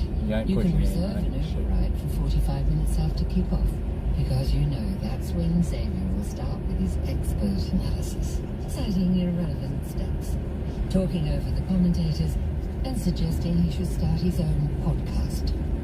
Reserve that Uber ride and watch the second half from home. Reserve now, ride later with Uber Reserve. Hello, Frank Walker from National Tiles. Get your new home or renovation back on budget with National Tiles' exclusive everyday value ranges. Yes, get your new home or renovation back on budget with National Tiles' exclusive everyday value ranges. National Tiles have been obsessed with offering exceptional value for over 45 years at all our stores across Australia, including our all-new Stapleton Trade Superstore and Newstead showroom. So rush into National Tiles now and save. Celebrate the Snooze 50 Yeah, I know. birthday sale with up to 50% off mattresses and up to 50% off bed frames. Celebrating 50 years with Snooze. Oh, we're actually travelling. We're moving. 2 seconds. You're listening to the continuous call team on Brisbane's 4BC. Thanks to the new quarter pounder range at Macca's. It's an all-star. So everybody else gets in, cuts in. 22-0 on the So many, there's like 10 cars cut in. Get ready for the second half here. The text line 0460 873 873. Just gonna have to wait your turn. Tommy says, looks like a very good crowd down there for the Storm's last home game of the regular season indeed, Tommy. Well, I don't know whether they have the Jack Gilpin Shield down there tonight. They may, well, they're pretty good with that. They are. They do take it around the place and they like to present it when it's confirmed. So if they win tonight, you say Let everybody It's 100% confirmed, yeah. I don't know whether they have it down there tonight. Regardless, they'll still stitch up the minor it's British. 100%. Well, It is. There's only 2 games to go there. I So fucking there'll be push in. 3 wins clear. Fuck off! Yeah. You're fucking right there, cunt. Melbourne Storm, such a good spine. Harry Green having a great game. He's been Trying to push your way in on the left hand side of me. Come right up to my car. Same level as he has in recent years, but she's having a blind. I think he's so good. Yeah. He's nothing Pardon my French. Jerome Hughes is a fantastic player. He's carrying it. You can get those 4 players, the best players in your side. We paid to park in here, they should let us out Got first. A couple of good front rows, a couple of good workers. Got a half decent side straight away, and that's what they've got, the Melbourne Storm. But whatever it does their job, 100% effort 100% of the time. At least we're That's moving. why they compete endlessly. Well, mate, if you look at the stats, They didn't even let this line in before. 15 against We sat there for like 20 minutes. 73%. They didn't even let one car in from this side. The game that we played in the Dolphins half. Wow. I mean, But yet 10 cars can go in front of us. they can't come back from this because they're just. Well, people just wait their turn. They should get lapped. They should get absolutely lapped. These are the games that sometimes end up to the 30 points to 10, 30 points to 16. So. I don't know if that happens with Melbourne, mate. Yeah, Melbourne. Probably speed camera around the corner too. They've always got a day to play. You know, they smell blood in the water. They are ruthless. Well, there's. I know. I'm sorry. I was going to say Robert's coming back out, but I don't think. I know. I think my understanding is we think he's been ruled out. We'll be able to confirm that. Cherie is a regular correspondent on the text line. Good evening, gentlemen. Matt can ask me to be calling the swimming for the Paralympics. I'm not Cherie. I'm on football duty, having done the swimming at the Paris Games, but my very capable colleague Brenton Speed is looking after that. So, Tomo, who is the 18th man tonight for the Dolphins? Mason and Steve. Would they now be activated, wouldn't they? If two of them are out for HIA. If Jesse It's alright, I'm just talking to myself. already been ruled out. Yeah. So he'd make his debut. Don't worry about me. He's played before. He plays first game of the year. Yeah. Anything else I can clarify? No, I'm just looking at here. Just hasn't told you. He's a good prospect. Sick of people trying to use their cars to force their way in. Hasn't been used so far, but they do have a little more depth than they have in previous years. I've noticed, I'm texting too, asking if Tessie New's going souths as well. I don't know. Andrew, have a look at that for us, will you? Tessie New, the outside back who played at Brisbane, didn't he? Yes, I think he did. They would have played him at Brisbane and then was playing with him at the Dolphins. So here goes Ponley Limuelu. Now I can tell you pretty much is out, so that might be playing for those people at HIA, so take a few rather. Good run by Limuelu. Tackled by Trent Hero, just shy of his own 40-metre line. Logan Black, Zoran Keely now. Still there. So, screening doesn't show the ball. Then the man there, staying in the yellow block. Or the yellow block man. She's on a good play. Okay, Cliff. Yeah, there's an 80k zone where they usually stick one.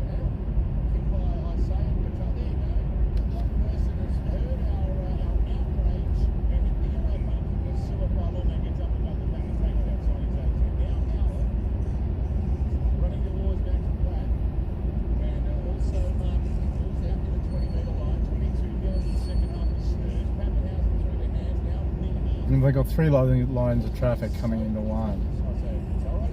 How smart is that?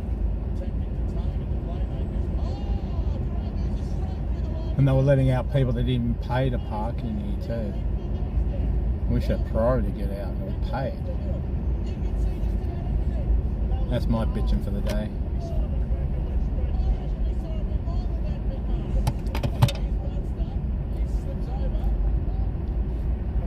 See, there's no other cars on the left now. Security not doing their job. As far as I'm concerned. Yeah, not doing nothing, sitting on the runs. Great job, traffic controlling.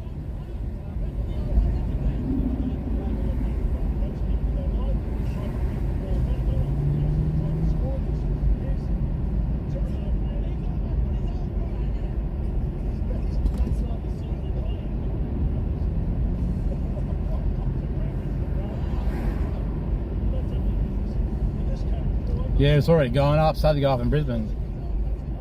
Cliff, $2.20. I pay $1.66, and I might be lucky to grab that tonight.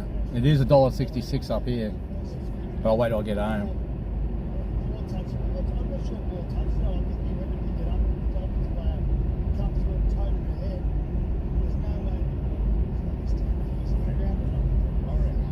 But there is a place in Brisbane, around, where is it?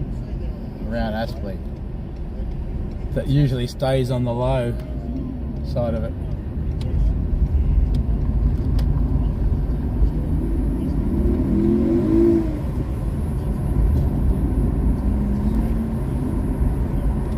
This car, idiot behind me revving up, the same chick I told you to go get stuffed.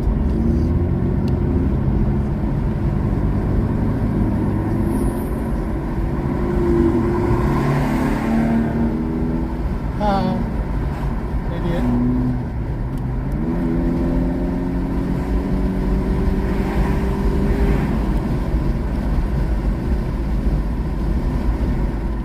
Oh, stupid hole in front of me coming past me now. Fuck off. 598EF7. All because I wouldn't let him in. This car on the left.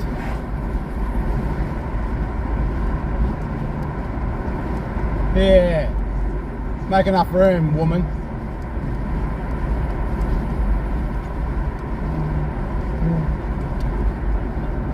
Yeah, don't forget you're being recorded. 598EF7. Oh, I got pissed off because a person in a Ford actually... You idiot. Driving like an idiot too. We'll be searching for this car tomorrow here. So we'll put a little note on your windscreen with the camera view, or with the camera, or the recording of the camera, I meant to say. So you killed revving it. Oh, real tough. She's tough. Idiot. What an idiot.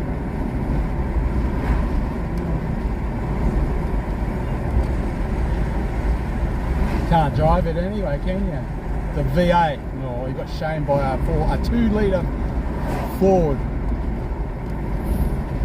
That's what you get for sitting on my ass on the way out of there.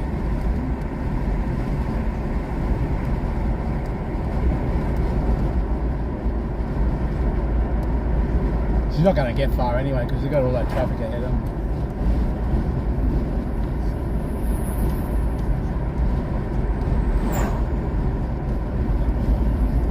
I put my high beam on too. She was too scared to come over. Not scared of them.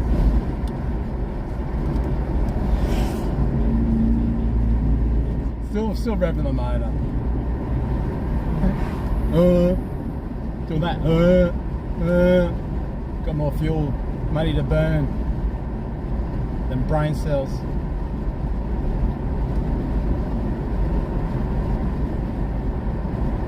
Playing games on the road, she should drop right back. It is an 80 zone, he's doing 70. Playing games.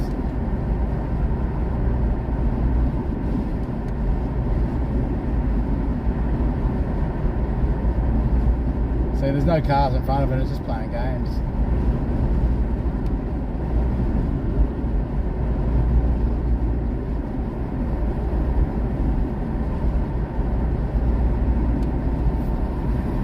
Yeah, I can sit on cruise control too. Well, she's not, but I am.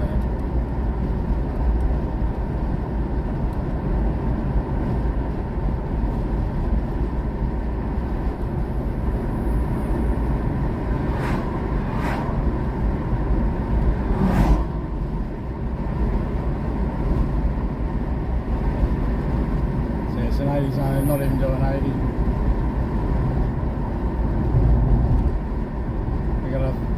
Traffic a mile along behind me, and she's doing this shit. Hold everybody up. It's a female driver too. I think she's tough because she's driving a V8 Holden.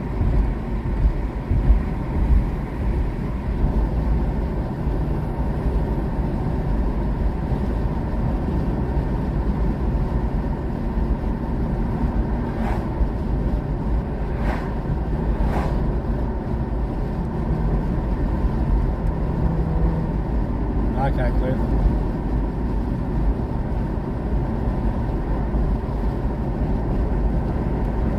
I couldn't care less if she's in front.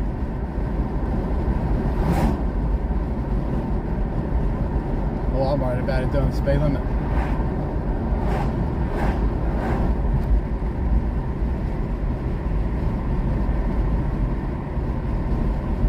and getting home safe. It's always got to be one idiot Holden driver. Literally. She had another brain cell, she'd be friggin' lonely.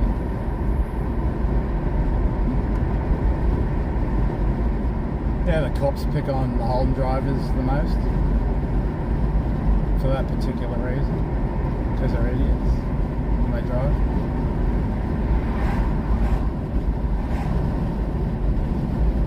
I could have went up the side of it and did all that shit, but no, why should I?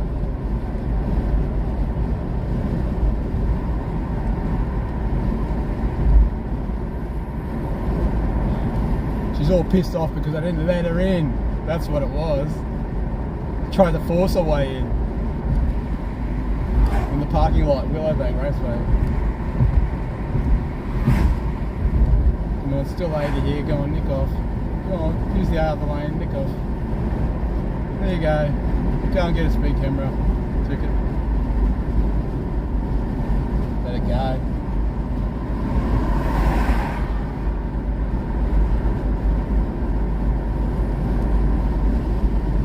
Why aren't you waiting for me? You were before.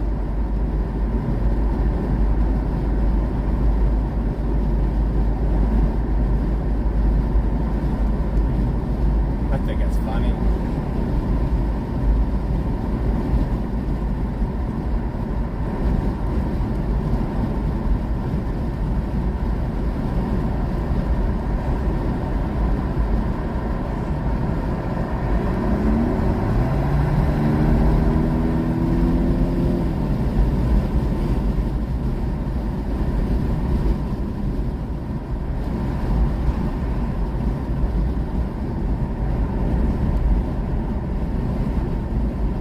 What she did to me, stood up her ass.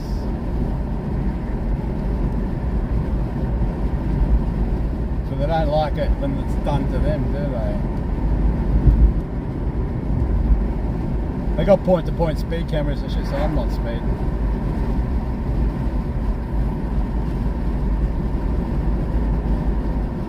See ya.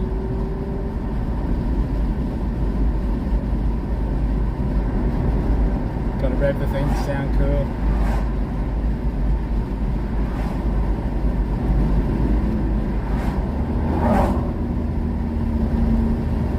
Thought that was speed camera then. Someone just pulled over.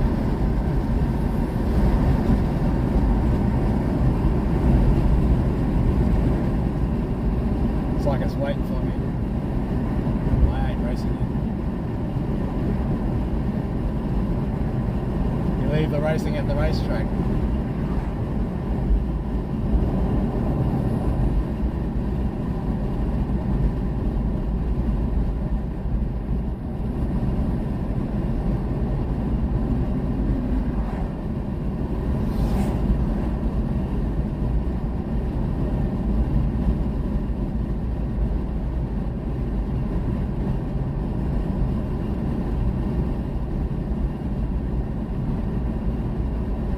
There's the point-to-point speed camera.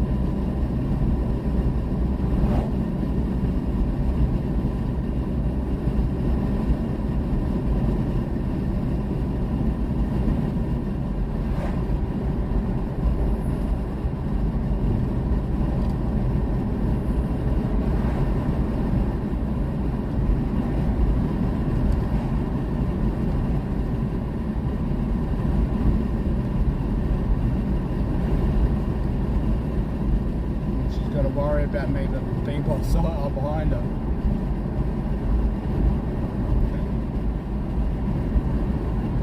She just pissed off and go.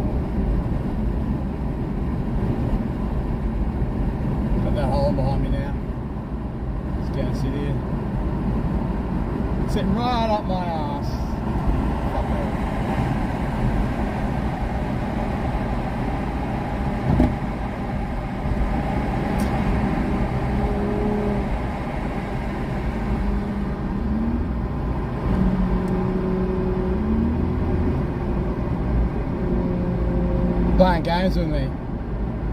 See that? Slowing down when I slow down.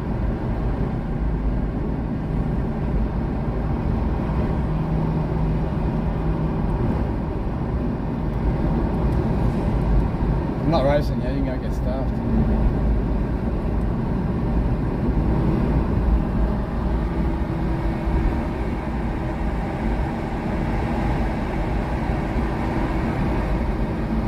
In the overtaking lane, overtake.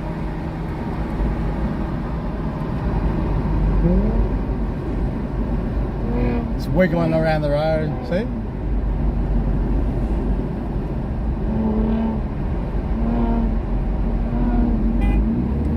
Fuck off.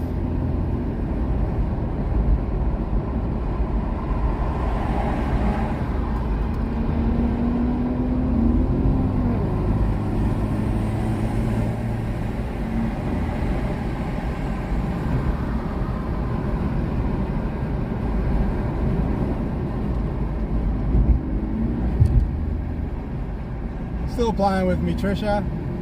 Cliff, see that? Idiots don't know they've been recorded too.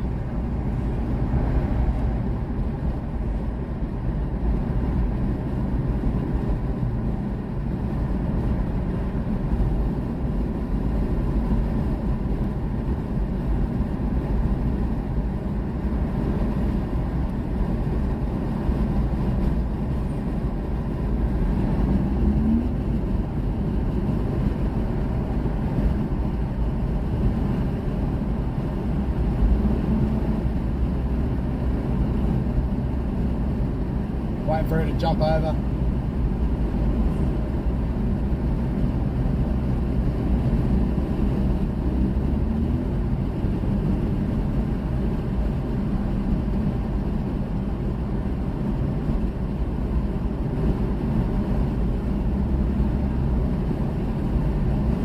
Not overtaken, they get fucked. It's gonna block them in.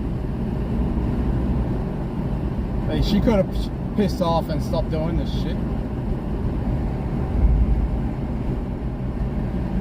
All because you didn't get let in.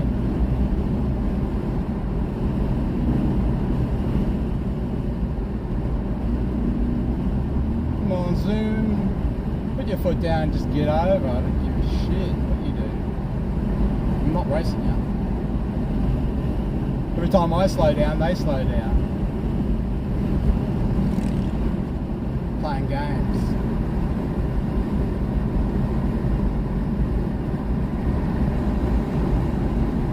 I got right away being in this lane.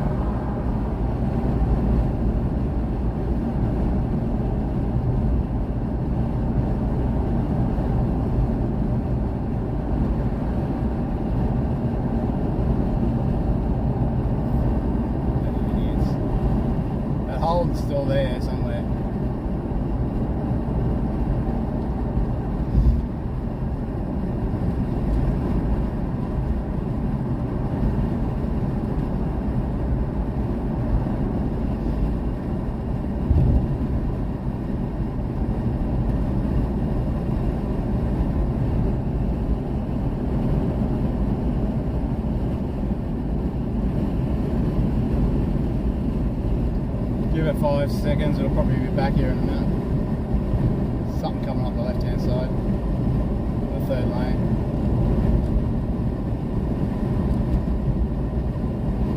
Yep, it's them. Let them go.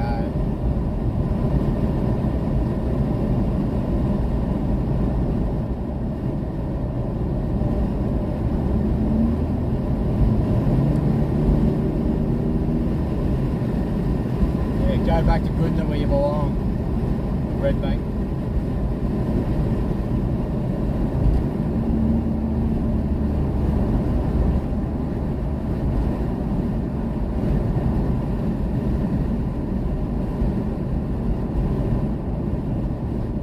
It's right beside me. I'm waiting for them to do some bloody idiotic move. Gonna come in right behind my ass, you watch. Waiting for it. Yep.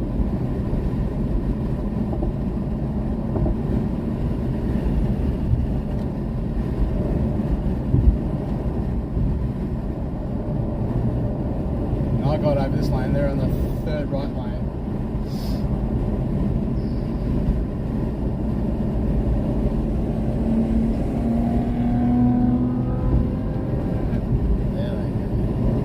Speeding. If I'm doing 100, what are you doing?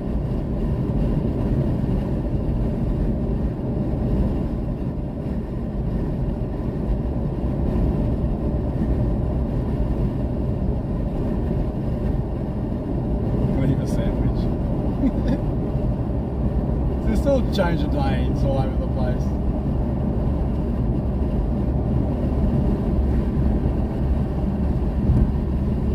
I bet you they are from Queensland. They're doing a 3-lane change now.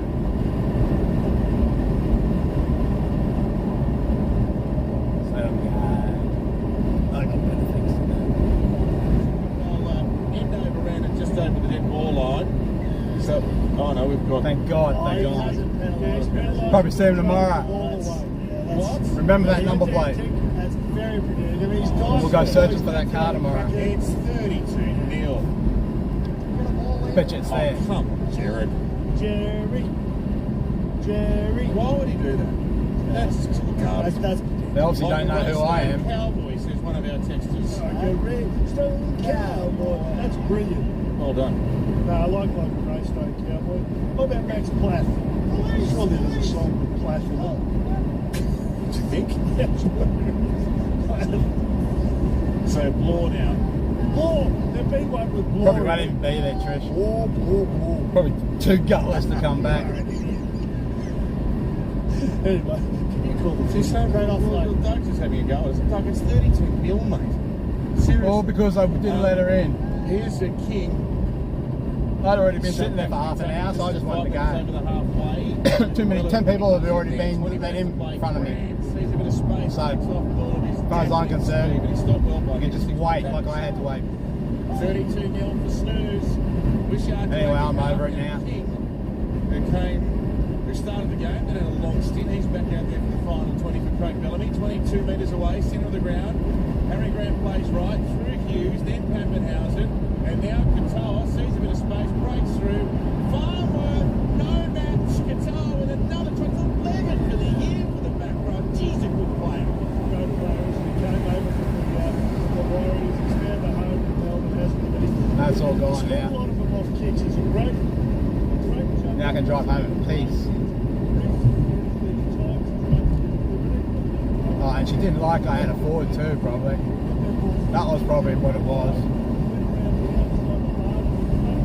Home trying to push their way in.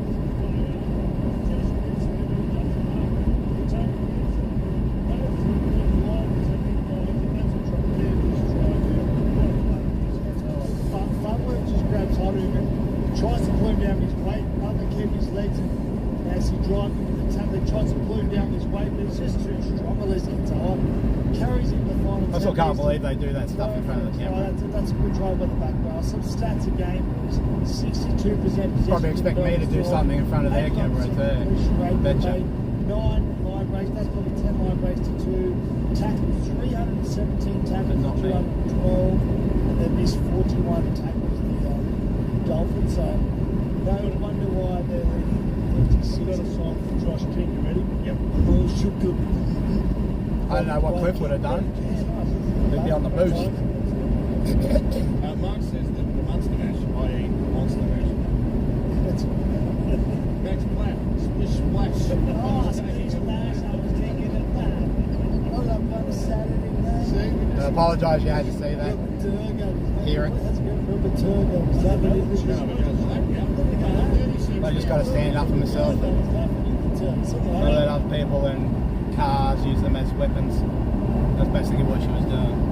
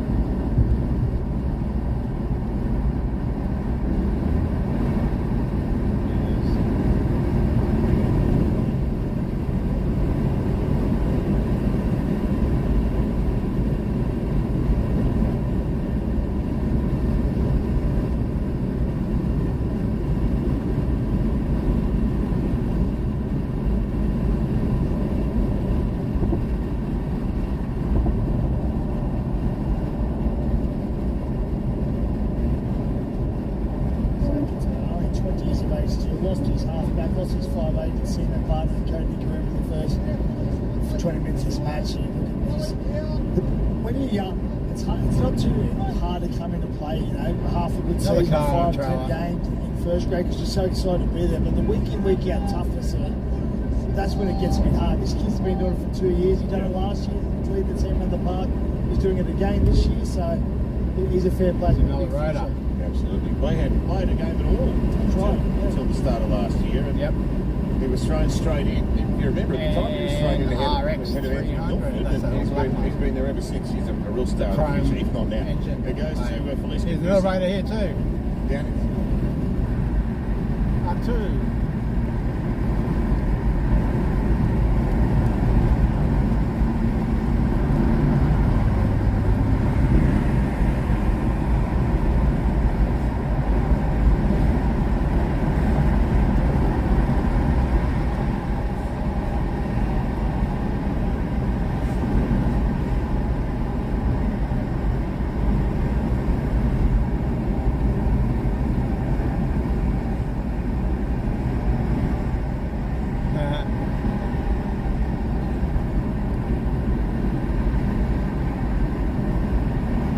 I had her beaten those 2 lanes, but I just let her come back in. She tried slipping between me and the other car in front and sort of, what's it called, hesitated. Well, especially when you're pushing the 1 car length between 2 cars. It's not V8 supercar driving.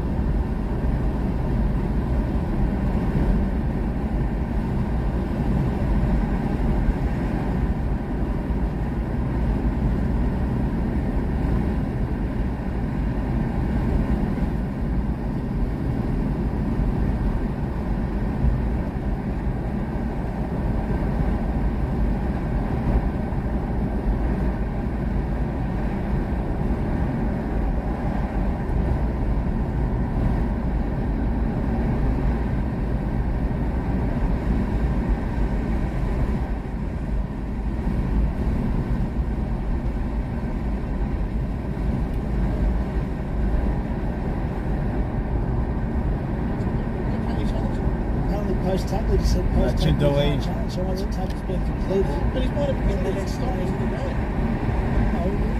most tackles are completed when you change. That's nonsense. He's blown a penalty. It's like saying the sugar game What's he talking about? That's the challenge is designed so you can challenge a penalty. Kafusi's 8 metres away. Platt goes to Kenny Bromwich. Tries to put some footwork on Welsh.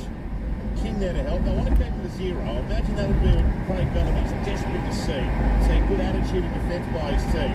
Lima Welu stopped 2 metres away. Picked up by Platt. Tries to burrow through, but there's just a hit. Melbourne defenders there pushing him back. 4 tackles used. Push out the main defender. Platt playing it. The hammer's the dummy half. Tower down the left hand side. No, there's not going anywhere, are there? There's not a gap to be seen. Where's John Platt on the dummy half? Put the kick in, let's see what they do here. And Filano spills it, picked up by the Dolphins, it'll be a try. Yeah. That was the only way they're going to score. Avarillo scores. I mean, he went high there to play a long goer. He went off a little bit before acceptances. He won't be happy with himself there, and he's just dropped it. It's bounced straight into the hands of Avarillo, and he's just, all he's had to do is put some downward pressure on it there. I think that penalty was warranted. We're going back to have a look at it, but here's the kick across field from Sullivan. They're in the Westpac red zone. Harvey Norman replay. Oh, the referee's apologising to somebody. Yeah, well, I've got no problem with the penalty. I like I think it was a penalty, but maybe he's apologising for the way he said it, the fact they couldn't challenge it. Maybe you're right, Tomo. Maybe I honestly don't know what was going on there, but I do think it was a penalty. I think Pappenhausen flopped, which didn't allow him to play the ball to continue. And on that occasion there, he just jumped a little bit too early, the young fella. And they got a hard job, the referees, but I've got to say, this bloke makes their job a lot harder than it needs to be sometimes. Kick by Sarko successful. 36-6 for Snooze. 12 and a half to go on the all.com clock. Now on the AFL, the Hawks actually won one of their first 7. How about that? And the minor premiers, the Swans Wrestling lost 5 from 6. Yes, so I'm awful. So where are you saying they are? Picture today, they're in 5th.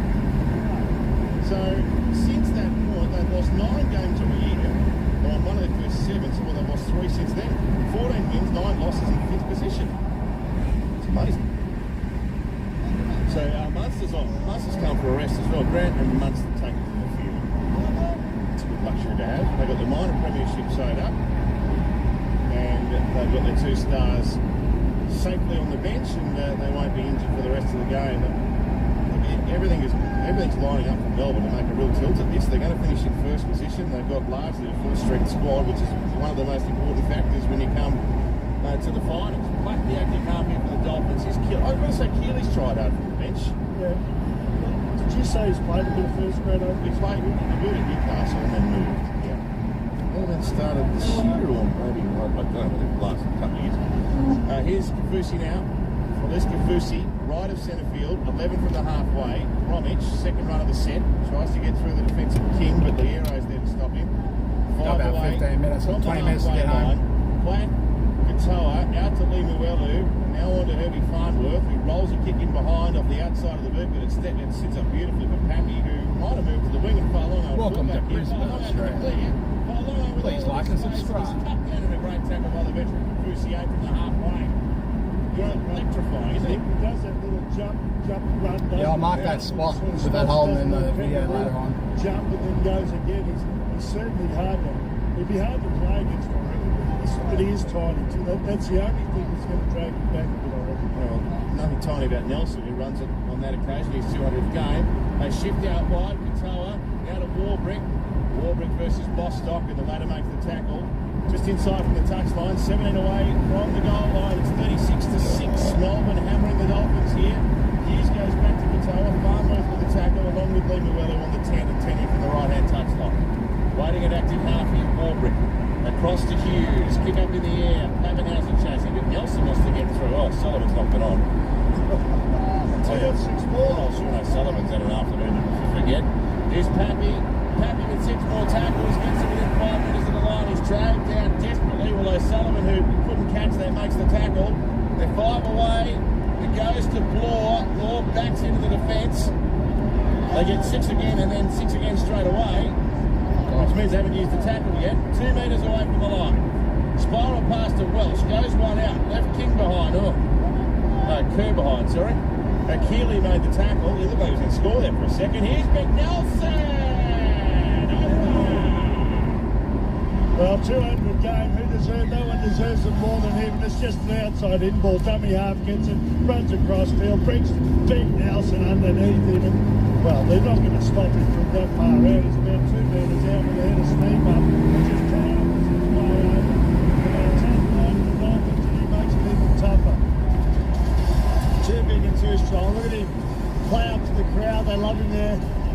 Big Nelson down in Melbourne, as you said, Big Munder's too big, too strong against a side that's made over 100 more tackles than the opposition. And once again, they picked out the hammer, straight at the hammer. When you go, that's what a lot of most teams do now. They defend the fullback in around an A defender or half A defender, they call it. So it allows a little bit more space out on the edges. Once the ball goes out the back, the fullback comes across the back, the defensive line. But Big Nelson picked him out as they did once in the first half and went straight over the top of him, and just too big. He's got to be 135, 140 kilos, a big fella, 2 metres tall. He's not that big. He'd have to be 135 kilos. 135 kilos?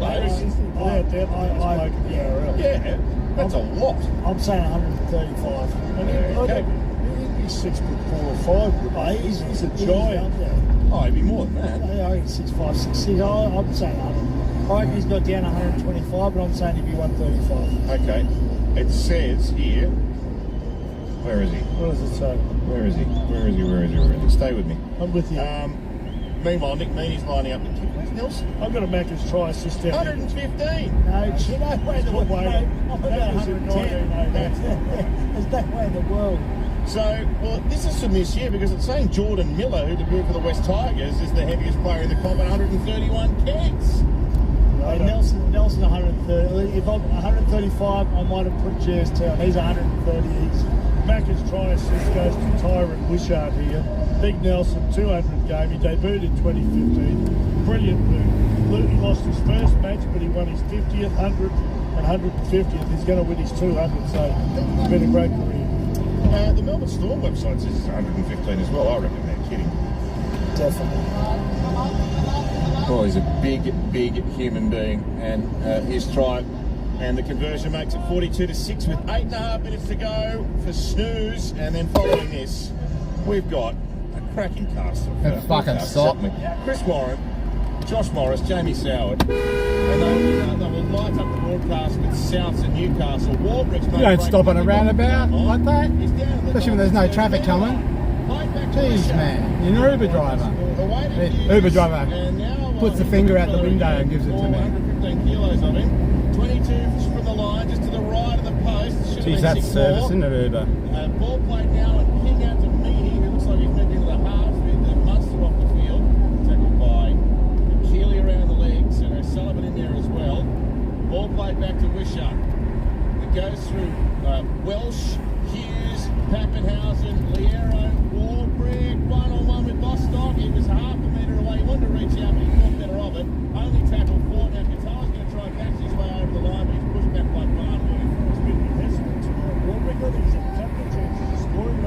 Those times I reckon he's tried to put a bit of footwork on instead of pinning his ears back. But to be honest, I think that time was smart. I think he would have been called back for a... I've got plenty of cameras. How many have I got? I've got 4 Sony action cams. I've got a Sony mirrorless camera, and then I've got the 2 cell phones. I think that's it. Oh, this car, the second car in front, wasn't the car in front of me. Jeez, they're out tonight.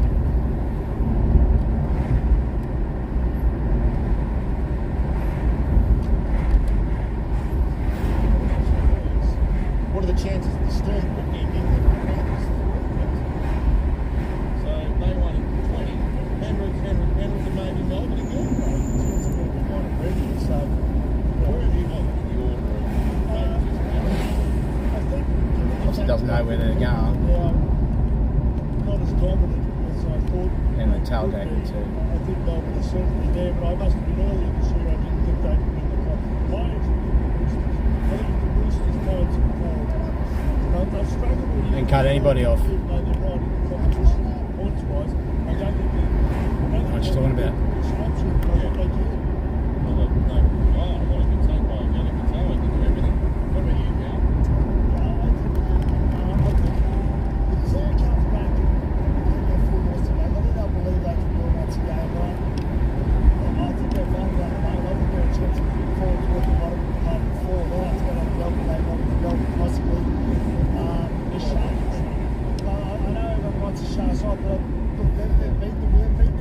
Getting the right lane. Well, they're kind of, you know, they're under the radar because of their finals record, which Another is one. horrible the last 2 years. But yeah, they're there. They had 5 players out last week. You take 5 players out of any side, they're going to be weakened, and they still going to win against a side who was desperate to win. Big game tomorrow. Obviously, the Dragons down there. Dragons need to win, and they've still got a few out the Sharkies, but I sort of a very big man. I think it's going to be the Sharkies, obviously, or I think the Roosters have got something. They said it was be I think to me the Roosters. Well, I think everyone that listens to us knows I've been... All they wanted to do was get home safely. Not keen, but I haven't been dismissing Manly, but after the other night, you can forget about them. So, Welsh, 2 metres away. I haven't done anything wrong tonight. They'd have won that. They're subject to alive, and they won. Melbourne now right on the goal line. Once again, Tried to let them go, but they didn't want to go. I slowed down to 80 in 100 zone to let them go, but no. Sit beside me.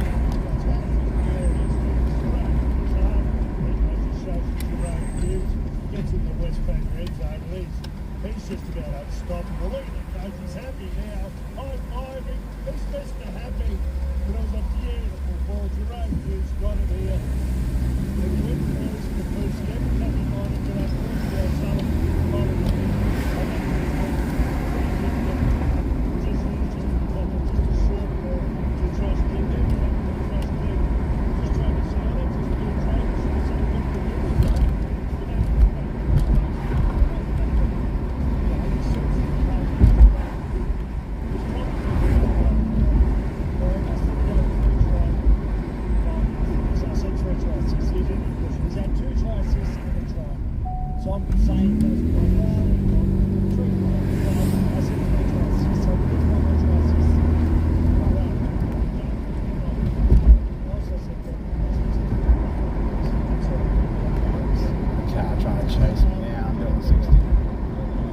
let him overtake.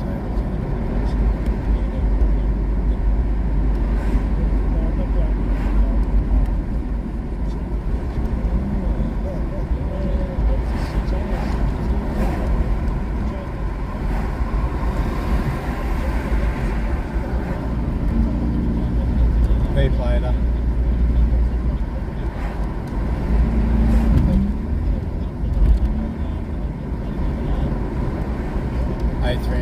CQ3.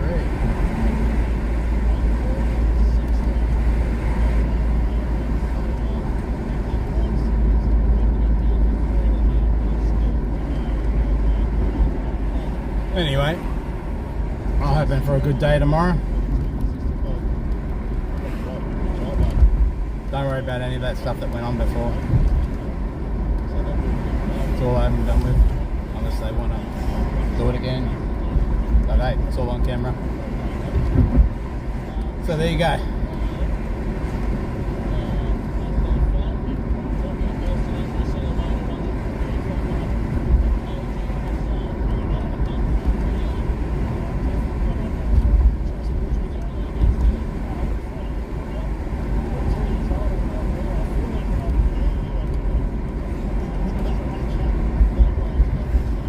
YouTube, that's my job at the moment. Otherwise I'm retired.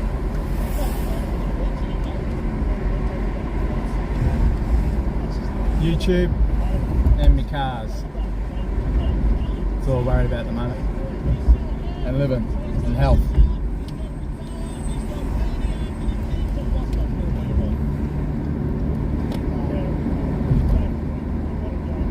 Anyway, I'd like to thank you all for watching, being here. Sorry you had to witness the Holden driver with a bad attitude.